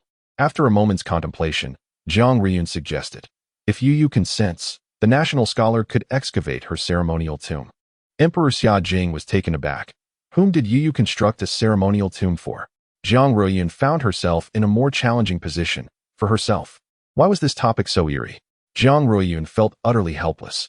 The national scholar shook his head. She would not agree to that. "Very well. Let us transport the ruins to the national scholar's residence. The effect should be similar." Jiang Ryun breathed a sigh of relief. Although she did not understand why Youyou wished to build a ceremonial tomb for herself, she knew that Youyou often took cherished items there, as if to share them with her former self. That tomb held great significance for Youyou.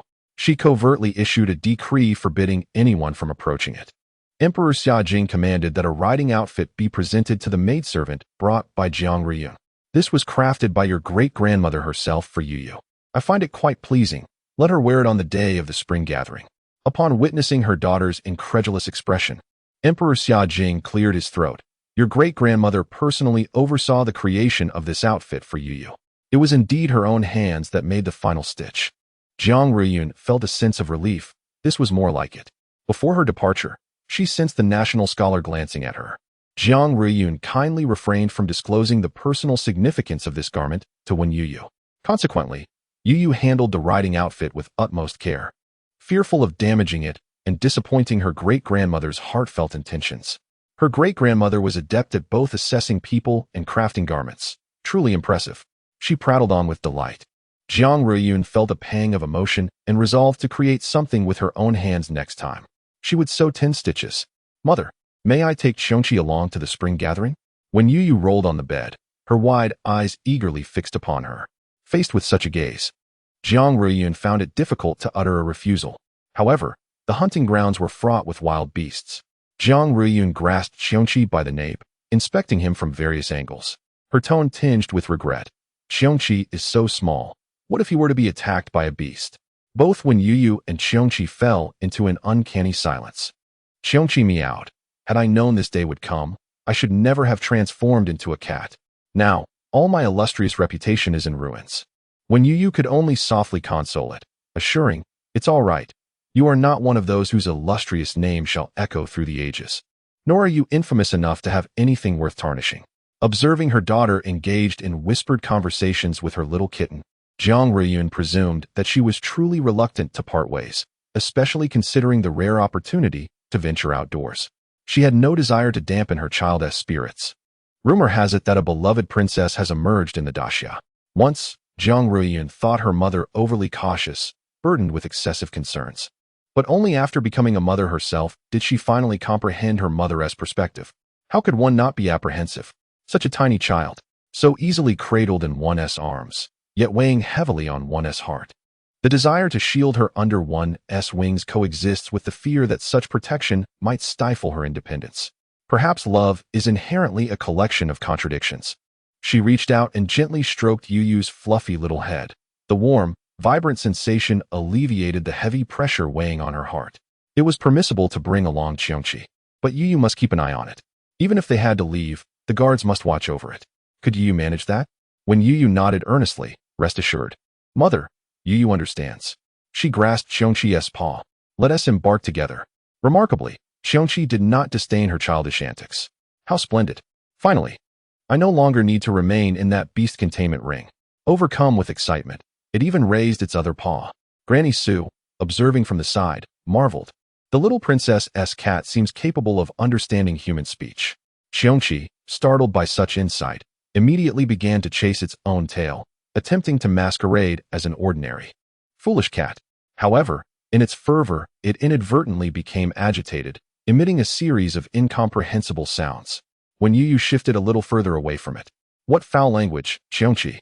Granny Sue sensed the puzzled gazes of the other maidens and struggled to maintain her polite smile. Was it truly necessary to be so blunt?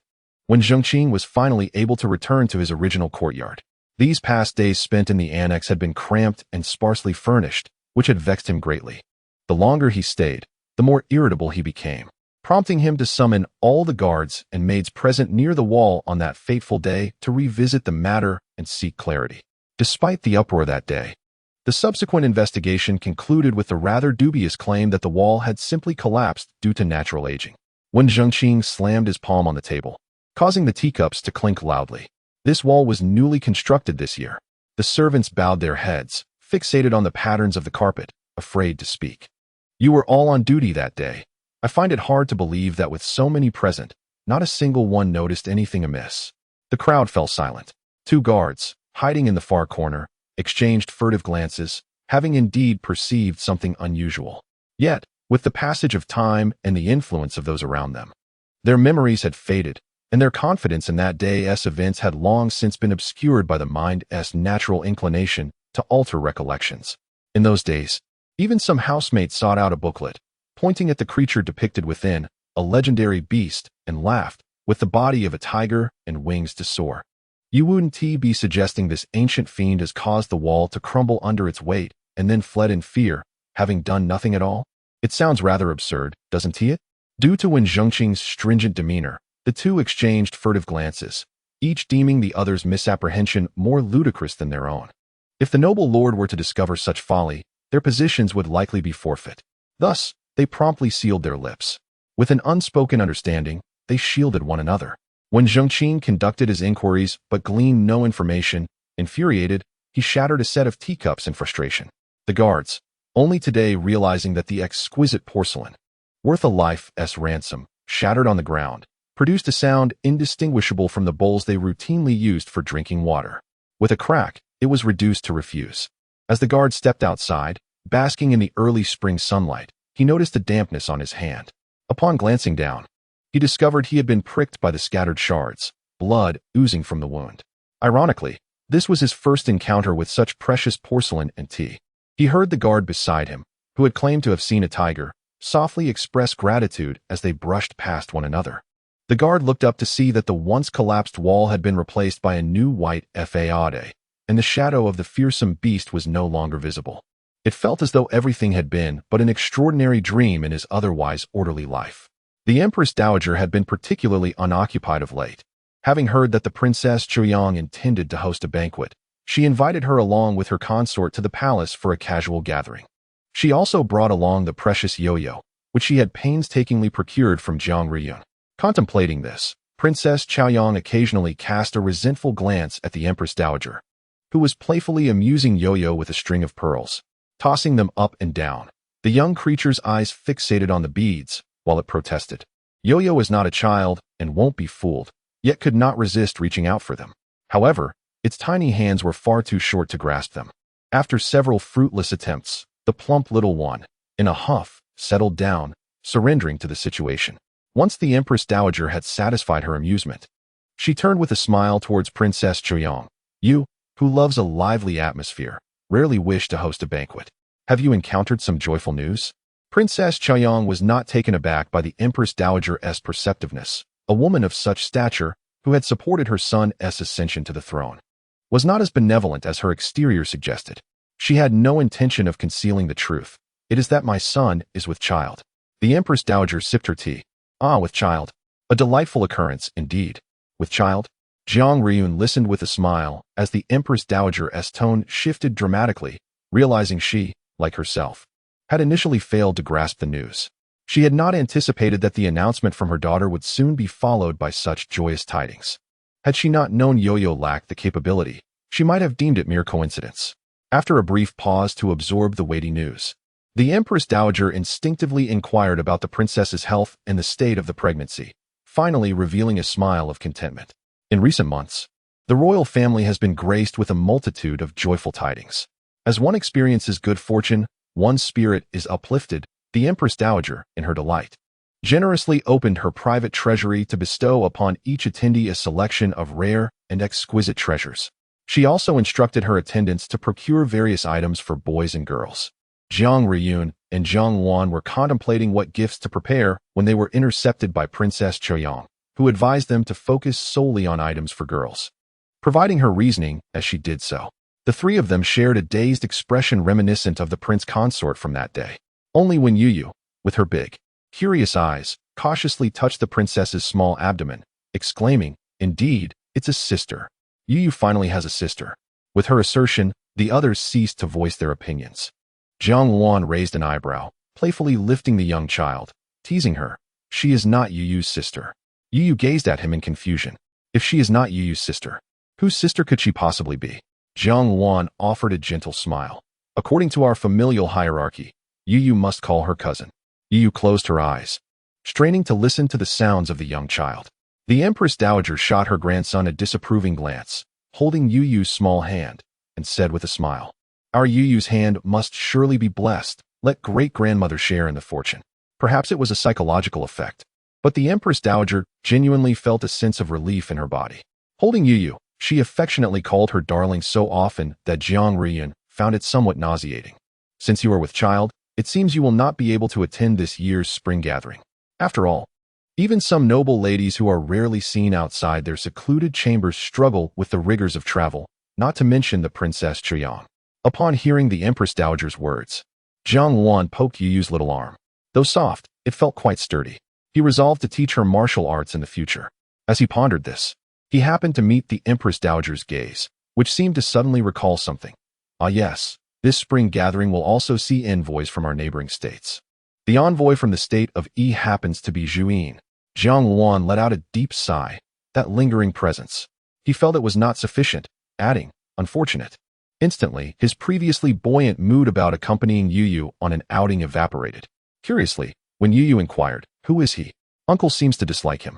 Jiang Wan, stroking Youyou's head, felt a strong urge to insult him directly, but the other attendees cast warning glances in his direction. Indeed, Youyou is still a child.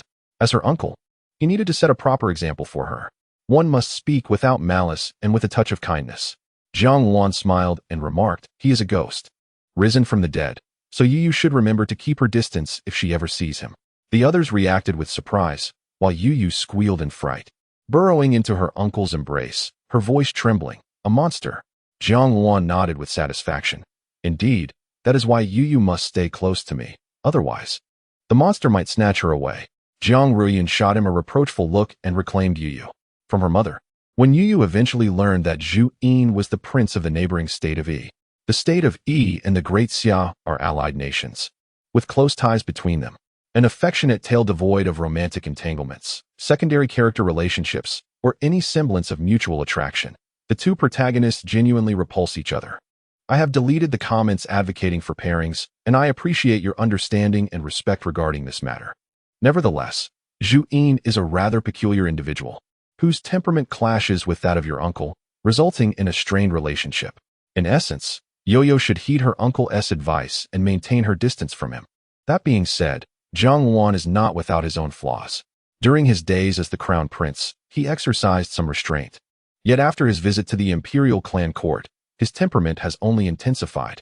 When Youyou, though somewhat perplexed, nodded in comprehension, she gravitated closer to her uncle, brandishing her small fist. "Is he bullying you, uncle?" "Fear not. Youyou will help you deal with him." Her tiny fist, when it made contact, seemed more akin to a gentle massage, prompting Jiang Wan to chuckle as he playfully pinched her fist. "Have I perhaps misinterpreted your loyalty to your uncle?" That would be more aptly described as a brawl. However, under the increasingly ominous gaze of the imperial matriarch, Jiang Wan refrained from voicing his thoughts further. In the kingdom of Yi, Youyou sat beside his father, the emperor. His slender fingers idly toyed with the wine cup in his hand. His elongated eyes, partially veiled, displayed a hint of gloom as he gazed at the chalice, a beauty mark at the corner of his eye adding an air of allure. With a slight elevation of his chin, he exuded an unmistakable pride. Youyou interrupted his father, rising to his full height, which now surpassed the aging emperor Yi by a head. He languidly remarked, "Father, there is no need for further admonitions. I could recite them from memory." "Just because you can recite them, does that mean you have truly absorbed their meaning?" The emperor pondered. "Of course," Youyou replied with a smile, embodying a carefree demeanor. Were it not for the fact that this was his only son, the emperor Yi would truly consider disowning him. Previously, after Jiang Wan's scheme for power had surfaced, he had relished in the misfortune, going to bed each night with a smirk. In retrospect, such mirth seemed misplaced. Perhaps others were reveling in the misfortune of having such a troublesome son. As Youyou exited the palace, he quietly instructed the shadowy figure trailing behind him, "Investigate any significant happenings in the Great Xiao recently. I have heard rumors of a favored princess emerging from their ranks." How intriguing. He was curious to see if she truly possessed any extraordinary attributes.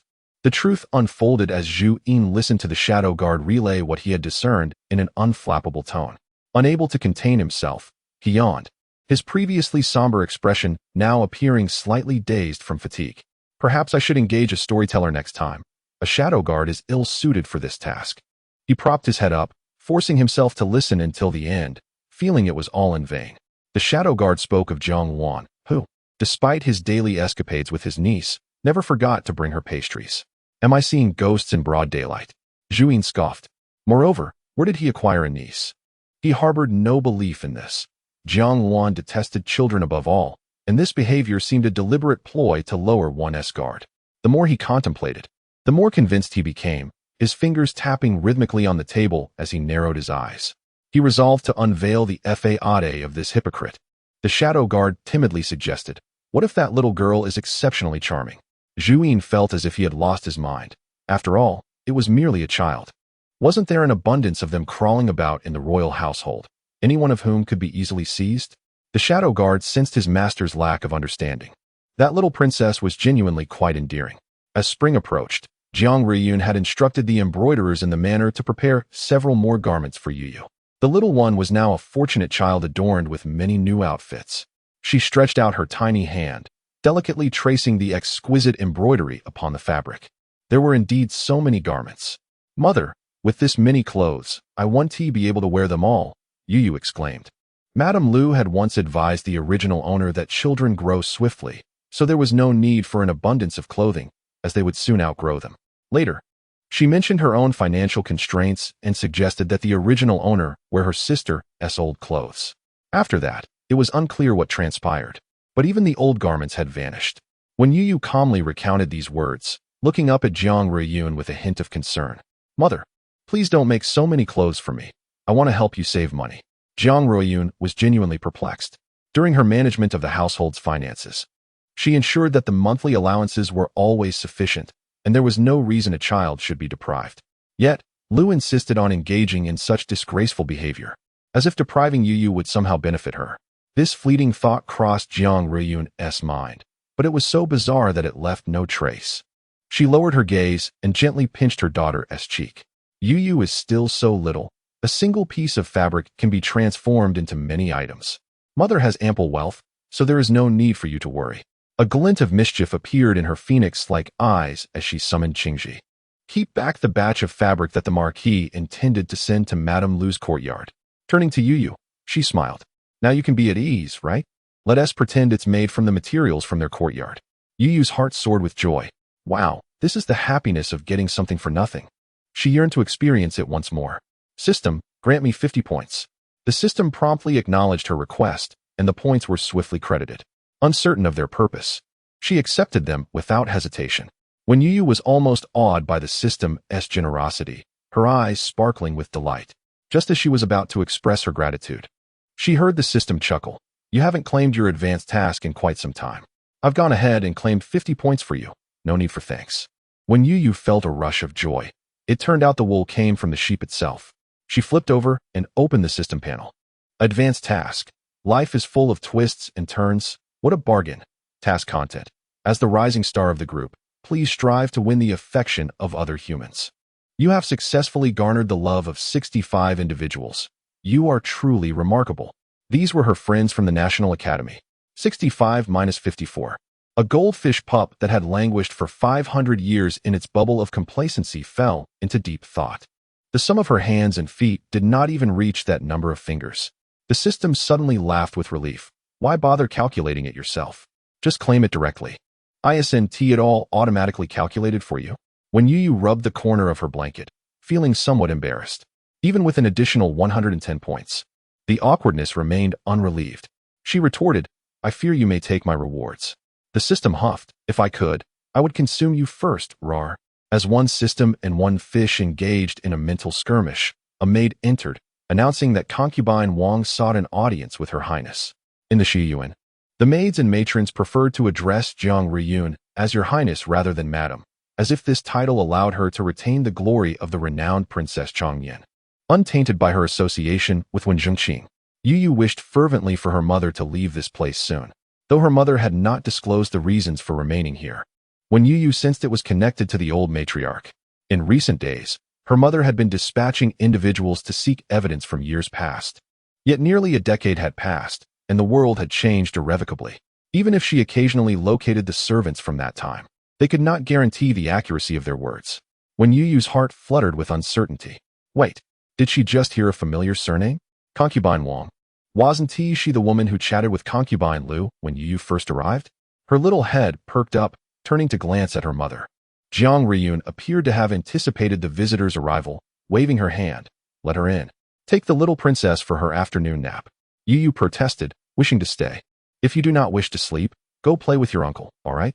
Youyou shook her head, curling up under the quilt, covering her little face while revealing only half of her fluffy head, murmuring, Youyou is asleep, cannot hear.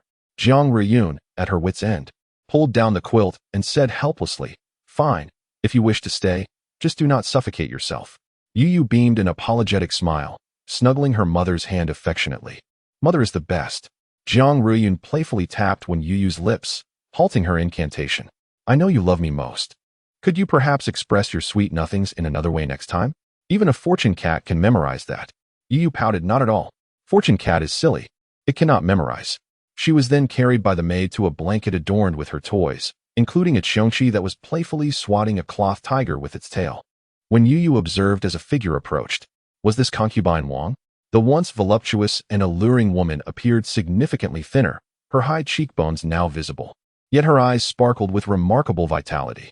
She seemed more spirited than when they first met. Upon entering the inner chamber, she respectfully saluted both Jiang Riyun and Wen Youyou. Upon seeing the latter, concubine Wang reflected on the passage of time. Perhaps fate had a penchant for jest. Every time she encountered this child in concubine Liu's courtyard, she felt a pang of sympathy, yet dared not defy concubine Liu, always promising herself that next time, she would bring something for the child to comfort herself. Yet next time always remained just that, a promise unfulfilled, until she heard that Wen Youyou had been adopted by the lady, leaving her no opportunity to act. Yet, a sigh of relief escaped her heart, for the guilt that had tormented her in the stillness of the night dissipated with the knowledge that the poor child had found a home. Although the entire affair was of no concern to her, Aunt Wang cautiously raised her eyes, scrutinizing the pair of mother and daughter. She had frequented the listening pavilion in the past, but Jiang Riyun despised interruptions, and thus, there was no custom of paying respects in the residence. However, confusion swept over her, an overwhelming perplexity. What of the supposed calamities she was warned about? How could the lady appear so much healthier than before? Conversely, The listening pavilion had recently been steeped in disarray. Jiang Ruiyun cast a fleeting glance in her direction, prompting Aunt Wang to avert her gaze and kneel. Bowing her head to Jiang Ruiyun. As she lifted her head, tears streamed down her gaunt cheeks. "I beseech you, madam, save me." Jiang Ruiyun remained silent. Aunt Wang understood this silence demanded her sincerity. Through the mist of her tears, she glimpsed the adorable Youyou, seated on a plush blanket with a cat cradled in her arms. With her rosy lips and bright eyes, she resembled a charming figure from a traditional painting. Forever embracing a koi, Aunt Wang could not believe that one capable of nurturing such a child could be the tyrant described by Lu Yinyang. Moreover, within the entire household, she was the only one who could aid her. If she hesitated further, she would be crushed by Lu Zi and the old matriarch. She was acutely aware of too much. In the fleeting moment of contemplation, she made her decision. Bowing again, her tone grew resolute. "I implore you, madam. Save me and the child within me." Although it was 2 sections, it encompassed the length of 3, and not having settled on how to divide them, she chose to submit them together. The little koi, for she was not carrying his child. She was pregnant, but what concern was that of hers? Jiang Ruiyun could only revel in the misfortune of Lu Zi, whose schemes had come to naught. The child was not of her blood. She slightly raised her chin, her voice calm. "What more?"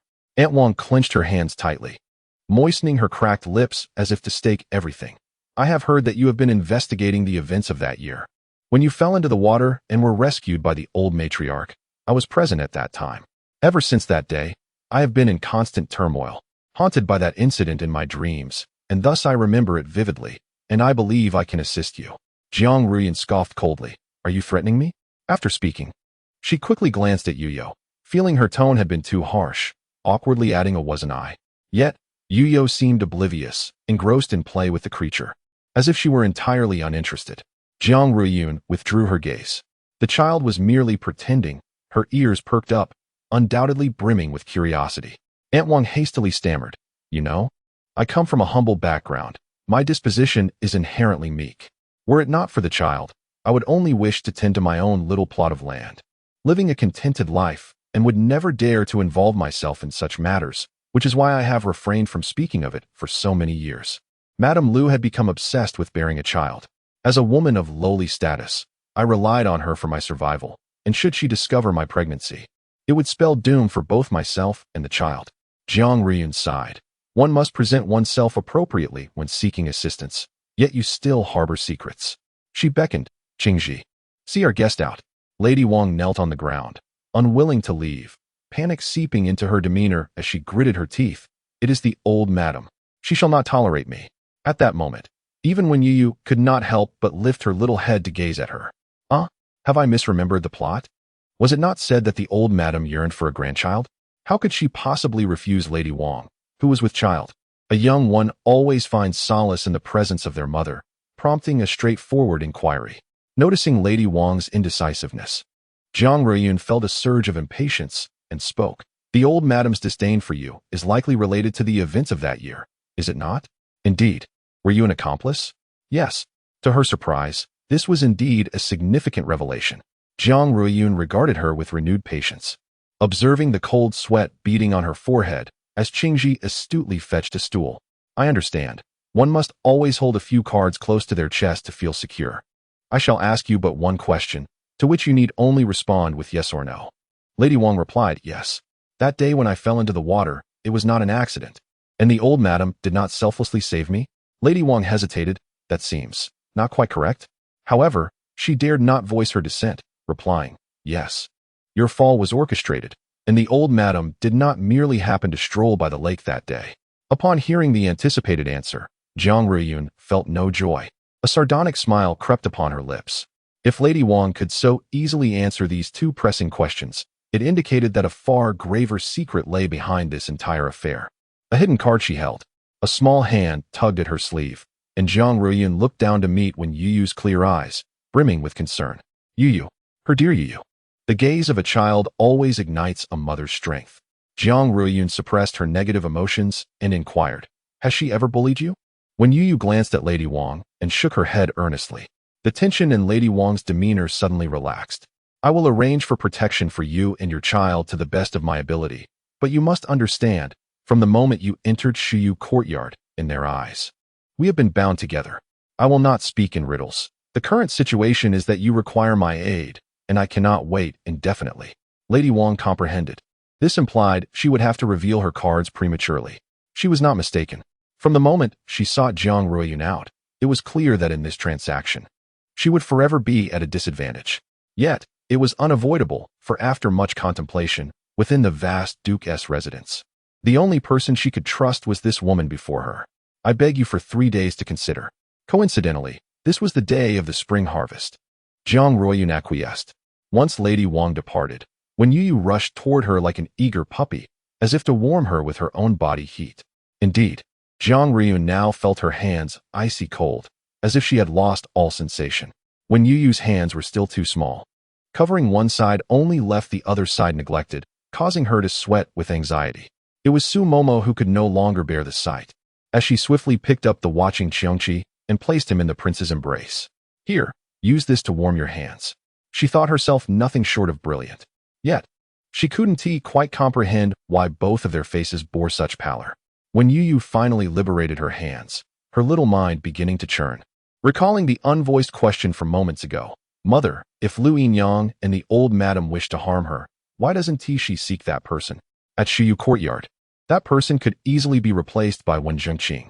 Jiang Ruiyun, evidently well acquainted with this, processed the information without delay. She glanced around and saw only her trusted confidants, finally allowing a hint of a smile to grace her face, because she is not carrying his child. In an instant, all eyes turned towards Jiang Ruiyun. Even the small creatures outside, some of whom, in their eagerness, quietly crept closer to eavesdrop. How did they know this? Where did this child come from? Qingji and Su Momo immediately took action, closing all doors and windows, creating an atmosphere as if they were about to unveil a sensational revelation. Even Qiongqi in her arms ceased to struggle, ears perked up, mirroring the wide-eyed curiosity of Wen Youyou beside her. Jiang Ruiyun did not disappoint their anticipation, though she did not regard it as a significant matter. For years ago, I found him bothersome and drugged him. Jiang Ruiyun spoke with a casualness that belied the gravity of her words, as if discussing the weather rather than revealing that she had rendered the Marquis incapable of fatherhood. How could he father a child? Besides, he was inherently irresponsible. Would he defy his mother for a child whose gender and abilities were unknown? The possibility of him becoming a eunuch in the palace seemed far more likely. When Youyou regarded her with newfound respect. For years ago. So, Lu Yinyang had been seeking medical advice and various remedies all these years, suffering to the extent that even through the walls, one could sense her plight. What did that signify? That she was capable of enduring hardship. When Youyou, puzzled, inquired, "Oh, didn't he ever seek a physician?" Jiang Ruiyun chuckled, "Not at all. People like them blame their inability to have children solely on their wives and concubines. They would never consider that the fault might lie with themselves. Even if the truth were to surface, they would keep it hidden, terrified of being ridiculed." Jiang Ruiyun found it utterly absurd, especially since she had never witnessed such a strong sense of pride before. Regardless, upon hearing of Wang Yinyang's pregnancy, she nearly burst into laughter. Even without knowing the events of the past, she would protect her own. The thought of that scene brought her amusement. Su Momo had long been discontent with the murky affairs of the Marquisate. When the Marquis took a concubine, the prince had sought a decree to dismiss him. But it was the old madam, in her frail state, who begged on her knees, causing the prince's heart to soften and ultimately preventing the dismissal. Why soften? Was it not due to the life-saving grace from the past? As fate would have it, the passing of Her Majesty the Queen coincided with the prince's most vulnerable moment, allowing an opportunity for an intrusion, particularly as the intruder happened to share a bloodline with the Queen, thus leading the prince to regard her as kin. Granny Su remained oblivious to the earth-shattering secret that concubine Wang contemplated for 3 days before deciding whether to reveal. Nonetheless, this did not hinder her from swiftly dragging her aged body to the door to ignite a string of firecrackers. How exhilarating! To ward off evil spirits. Retreat, retreat, retreat. When Youyou was drawn out by the sound of the firecrackers, peering curiously. Oh, how fortunate it was that the year beast was not present, or it would have surely been terrified to death. Although she thought this, when Youyou promptly raised her tiny paw, declaring, "Youyou wants to play too." The elderly lady and the little one frolicked joyously in the courtyard, with several lively young maids unable to resist joining in the merriment. The cacophony of firecrackers shattered Jiang Ruiyun's gloom. as the noise left her no room to indulge in sorrow. It even attracted Jiang Luan from the neighboring courtyard. Was he not asleep enough? His brows were furrowed, and with his already sharp features, he appeared rather fierce. At least the maids were intimidated, their previously bright smiles fading. Yet, Youyou was undeterred by his cold demeanor. She trotted over on her short legs and landed in his embrace, which Jiang Luan caught with ease, indulging her in a few playful lifts. It was evident he had grown sturdier since their first meeting, which pleased Jiang Luan greatly. Health was indeed a blessing. Upon saying this, he noticed the round, fluffy creature, Qiongqi, that Jiang Riyun had placed back on the blanket. Qiongqi was not merely a creature, it resembled a little cart. When Youyou mused that Qiongqi was never like this in the heavenly court, perhaps the delights of the mortal realm were simply too tempting. The thought of many more little carts arriving in the future prompted her to decide against prolonging this topic. Uncle, come help Youyou choose the most beautiful outfit.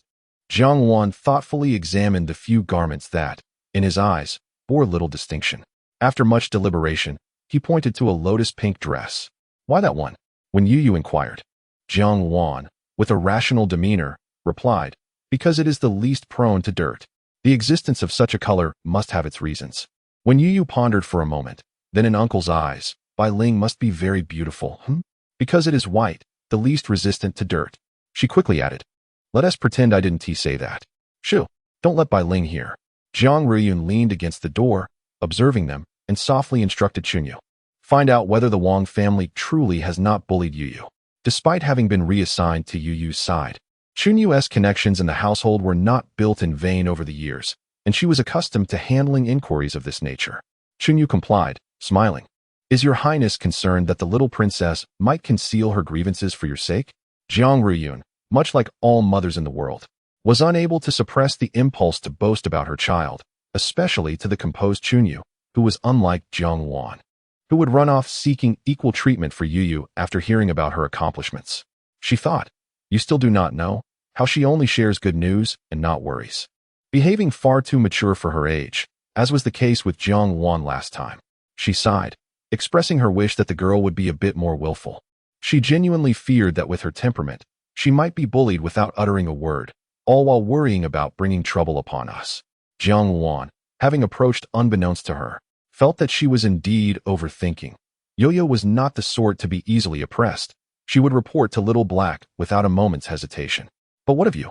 Has there been any progress on that matter? Jiang Riyun recounted the visit from the Wang family today. Jiang Luan scoffed. I had warned you long ago. Your mother-in-law is not one to deal with lightly, which is why I suggested you take Youyou along to meet her. Look, Youyou, a mere child, is far more perceptive than you. Jiang Riyun joined in the scoff, about to speak. Sumomo interjected. She performed the cleverest act today by bringing the little princess here. When Youyou stood on tiptoe, handing each of them a cloth tiger. All right, let us not quarrel. It almost seemed as though they were the ones misbehaving, with Youyou soothing the two grown-up children. Jiang Riyun swallowed her words, replying amiably, we were not arguing. Youyou misheard. Jiang Luan chuckled in agreement. Their similar faces leaned in, coaxing her, and Youyou soon became blissfully oblivious to her surroundings. Indeed, mother and uncle have such good tempers, they would never quarrel. As Wang Anyang exited the Youyou courtyard, her strained body immediately softened, supported by a nearby maid. Yet, she was particularly elated, nearly shedding tears. How wonderful. We are saved. Does the master truly trust the lady? Wang Anyang could not articulate her thoughts. They had barely met a few times, so to say there was trust felt somewhat insincere. But Chuyer, the Youyou courtyard truly feels warm. Wang Anyang smiled, yet her tears flowed unabated. Upon entering, I knew I had made the right decision. Chuyer thought she was referring to the warmth of the place and grew anxious. Is the master cold? Now that we have the lady's protection, those people dare not skimp on the charcoal in our courtyard anymore. Wang Anyang simply smiled. In this world, maintaining such innocence was indeed a blessing. Upon hearing that, Wang Anyang hurried to the Youyou courtyard. Weeping as she exited, the old lady was conversing with Lu Anyang. They were merely discussing the childbirth secrets Lu Anyang had kept under wraps, claiming they were useful and brought from her family. Of course, it was somewhat bitter. At that moment, they were unaware that the efficacy of this method was fundamentally flawed. Lu Anyang, seeing the prescription, felt a bitter taste rising in her throat. She forced a smile and accepted it. The old lady noticed her discomfort and inwardly scolded her for being delicate, yet maintained a gentle demeanor. It's all right. If this prescription does not work, we shall resort to maternal surrogacy.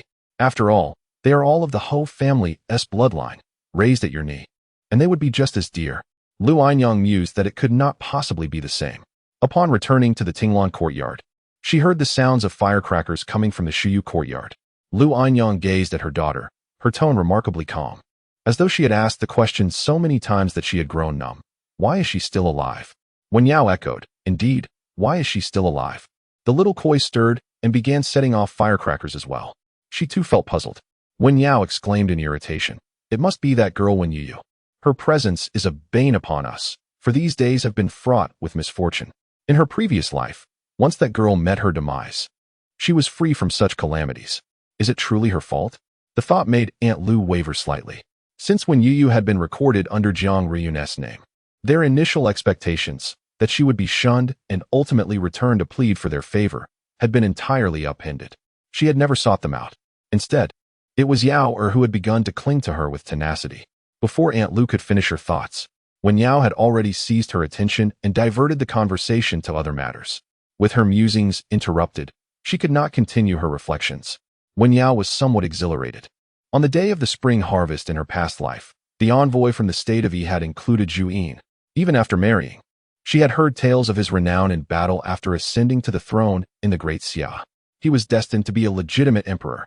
How could he possibly compare to Jiang Wan, who was merely a prince? In truth, she did not wish to constantly measure herself against Youyou. Yet, something that both she and her aunt despised, which had always been deemed a burden in the eyes of others, was thriving elsewhere, creating a stark contrast that compelled her to care. She felt an urgent need to surpass Youyou, to validate their initial choice as correct. This spring harvest presented a splendid opportunity for her resurgence. She shared only a few details with her aunt, who murmured, "But your father seems unwilling to take you along." "What? He fears that you might offend the Empress Dowager again, claiming the Marquis cannot endure another disgrace." Disgraced? Youyou scoffed. When he indulged his concubines and cast aside his wife, causing a scandal throughout the city, he felt no shame. Yet, she dared not voice such sentiments to her aunt. Nonetheless, "Aunt, I must attend this spring harvest," she insisted. The list of attendees from the Marquis did not include Youyou. Jiang Ryun was laughing in exasperation. Although Youyou did not need to rely on such a wretched list to accompany them, it was still irksome. She promptly brought Youyou to demolish the newly erected wall, proclaiming she intended to jolt him awake and prevent him from degrading others. Youyou, cradling Qiongqi, gazed at the familiar yet foreign wall in that spot, recalling all the heartaches of her lifetime. She could not help but smile. Was this not the place that Qiongqi had collapsed with a heavy thud?